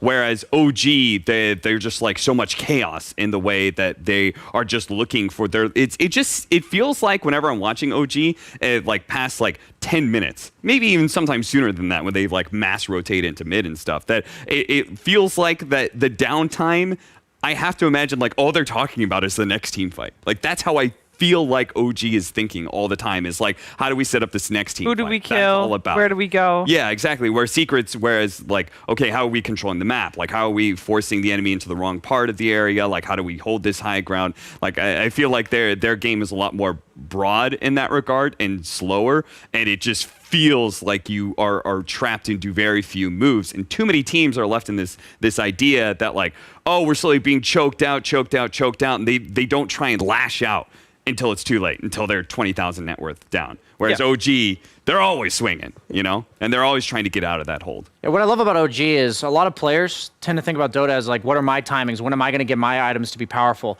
Yeah. And against Secret, when they're choking you out like that, you can't wait for your timings because it's like by the time you farmed up that 3 or 4K gold item, they've taken a 10K gold lead, right? Yeah. And the way OG likes to think is, at what point is our best opportunity, irregardless of anything else we're doing, right? Yes. Like, Yeah. okay, it's not going to get any better from here. Might as well go now, even if we have we're 1,000 off of our next item. We just got to do it now, and that's the kind of mentality I think that is required to keep up with Team Secret. And I don't even know how you replicate it though. It seems like a lot of teams against Team Secret so far, they don't even realize the game's over before it's over. They're like, okay, we've hit our timing. Oh, we're at our base. Their laner Axe is already gone. What? You know, that's how it feels. It looked a lot better for OG this time around in the laning stage compared to previous game, though. They didn't let Secret get as far ahead as they did in game 1 in terms of net worth. They had their own kills on the board as well. We talked about how they lost all 3 lanes in the first game. This game, I don't think they really won the lanes, but they definitely put up a bigger fight, so they did adjust. For me, I think that comes down to Secret making sure they drafted like a very significant, probably superior teamfight combination, right? In just the Mars Phoenix. It's very difficult to be able to beat that in 5-on-5s, and I think that's part of the way they were able to stave off OG from hitting that really good like mid-game timing where they just like are looking for those fights and beat you out. It's hard to be able to do that against this Mars Phoenix that felt like, to me anyway, a good opener against OG. What I did like, though, is that OG's lineup, if you look at their first 4 heroes, it's just all damaged. It's Invoker, Willow, ET, and Morphling. And I think the way Secret chose to approach it with their last 2 picks was really cool. We're going to pick 2 farm-heavy cores that are going to get their item timings really early, pretty early BKB timings as well. Yep. And they are forced to react to these picks with their last pick, because what OG did lack prior to that last pick was wave clear and tower defense. Yeah. And it's funny because I was like, I think they need a hero that defends towers, and they go for Underlord, which in this meta and probably any other meta is one of the best heroes in the entire game for doing that. But then at the same time, you're against Shadow Demon. Soulcatcher incredibly good against that. Yep. TA almost all plus damage, doesn't really get mitigated. Phoenix really good against all these strength offlaners. So they're forced to react to the game plan of Team Secret. And as much as I don't want to talk about the draft in the sense that the teams have to play the drafts the way they do, I still feel like every time I watch Secret Draft, they're putting the opponent in this weird corner that similar to the actual game itself, where you have to specifically address how they're putting you in that corner. And oddly enough, a lot of teams don't do that. And even though Underlord to me was like, okay, in team fights and in game, it's not the perfect hero against what Secret has, but they need this type of hero to function in the game. So I like OG's approach because they have that vision of the game, but at the same time, I think by the time you get to that 10th pick sometimes against Secret, there's no hero that's actually going to solve the problem. Very often, I feel like teams have to, in their first 4 picks, get like a little bit of everything. Yeah. You know, otherwise, Secret goes, oh, they need this. We're going to pick this hero, block out these 2, and they've got a serious problem in their hands, right? So Secret's it's so good at that. Yeah. Because you guys are saying that Secret's playing the same style, choking out the opponent, which we've seen throughout the entire group stage and playoffs as well. But I felt like this draft was fairly different. We didn't have a Matu hero in the first 2 picked.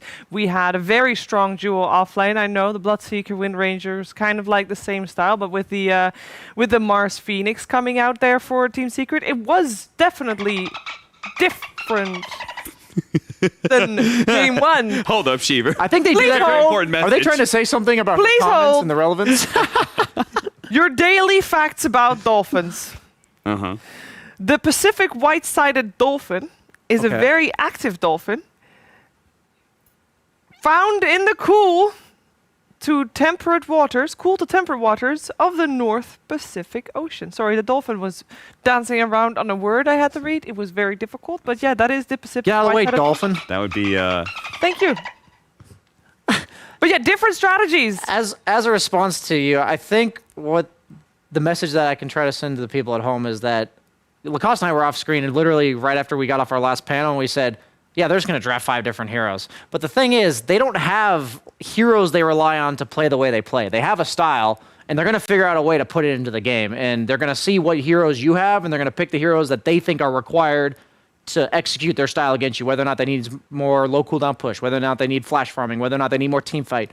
They're going to pick the heroes to do the job, and it doesn't matter what heroes they are. They're going to accomplish a specific game plan, and that's the cool part about these two teams is they have identities, but it's not linked to heroes. I think that's very rare. Yeah, it's in more Dota like in general. archetypes where they have like general concepts that they work around, and there's a plethora of heroes that they can work in at any point in time, just based on sometimes the meta or like sometimes just the game. Hell, like again, that secret Omni-Knight game where everyone was just like trashing this hero's garbage, but if it fits the game, it fits the game, you know? Yeah. So game 3, how is that gonna change things? Because OG knows all these things, right? They've faced OG before. They've seen so they've faced Secret before. They've seen Secret play before. Vice versa is the same way. Team Secret knows what OG likes to do. We all know that they love to fight. But at this second game, it felt like Secret kind of wanted them to try to fight because they were way more prepared for that than previous game as well. I'm just not as convinced by the Morphling Dark Willow combination, just because it does have that significant falloff factor compared to the PA, where it felt like that was always just going to get stronger and stronger. So for me, I would rather have a carry that plays faster with the rest of the team, or I want a combination that doesn't have like the clear weak points of just like, oh, 3 BKBs, we're in trouble, you know? Well, usually when I envision a good Morphling game, like especially when Nisha plays it, is when they have a pretty decent start, and then at like the 10 to 15 minute mark, they're kind of just pushing towers, running down lanes, and just being very unkillable. And I don't think Morphling likes to play on the back foot, and I'm almost certain that OG is going to be on the back foot for the first 15 to 20 minutes of this game. Can they not change that? I mean, is this just I really don't think it's like, okay, you play against Secret, just know that you're going to lose the first 15 minutes of the game. Just don't lose too much. I don't want to take anything away from No-Tail today, but even yesterday when PPD was on panel, his first highlight he wanted to mention in the Secret Series was how good mechanically as a position 5 Puppey is. That's something that most people don't think about, including myself, as from the support roles. When you have support, it feels like they're just mechanically better across the board in the laning stage than everyone. And for me, that's not overcomable in a draft. I don't actually think you can do anything about that. But I do believe that there's balance in all things in Dota, and OG has their own strengths, and they can play to them. They have to just weather the storm, weather that first 10 minutes. They have to be in a playable position within 2 to 3K gold, where if they get a fight on their own terms, they're back in it. In this game, I really think they gave themselves that option, but as you said, Morphling is just, I don't think it's the hero for this specific team. I don't think OG always needs to draft like this, but again, specifically Secret, have they lost a laning stage this entire tournament? I think the so. only Maybe game the that they Liquid. lost was against Liquid, and I think that Lone Druid did do really well. I think Koikfa did win his lane, but I can't remember. What other team can you say that about, though? That you're just like, I think I found one game out of the 20 that they lost the lanes.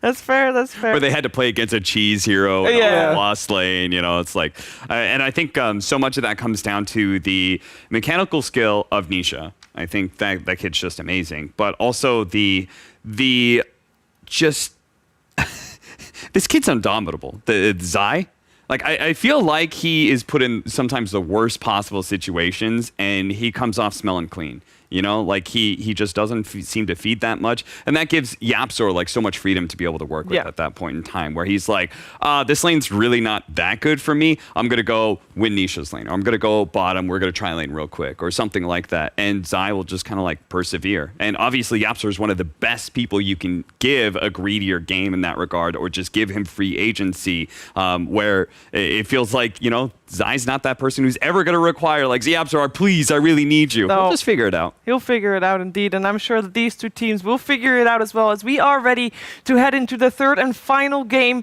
of this upper bracket finals of the Immortal League for the Omega League. By the way, keep in mind that afterwards we also will have the grand final of the NA Divine Division. So it's Dota all night for all of you, but OG versus Secret, Game 3, that's the one we go to first.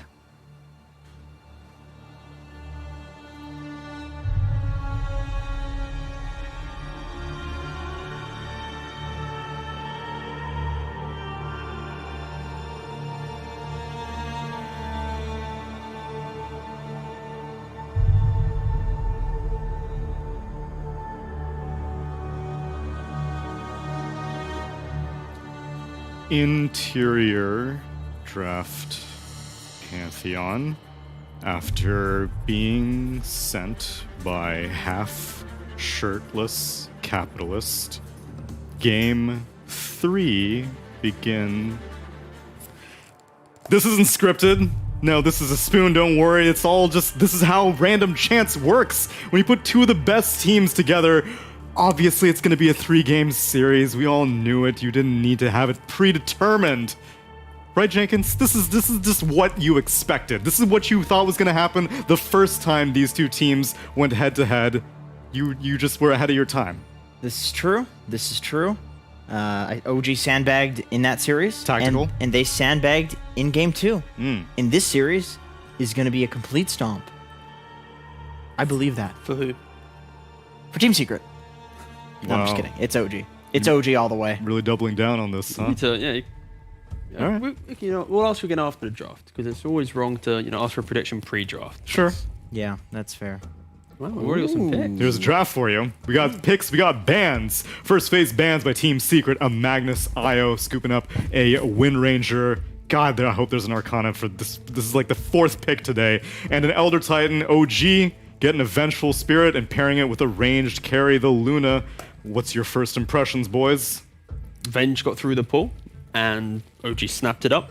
It fares well into their philosophy that they're playing. They mentioned it on the previous panel about how the teams have philosophies in their approach to the game, and they're not really tied into heroes specifically. And it's pretty much what we're saying. OG, they have what they need to have a good, strong start. And same for Secret. I like both openings. I love this OG opening. I actually did a replay analysis of this for my own personal use. This particular these duo? two heroes on OG, they picked this duo, and I gotta say they played like Secret plays.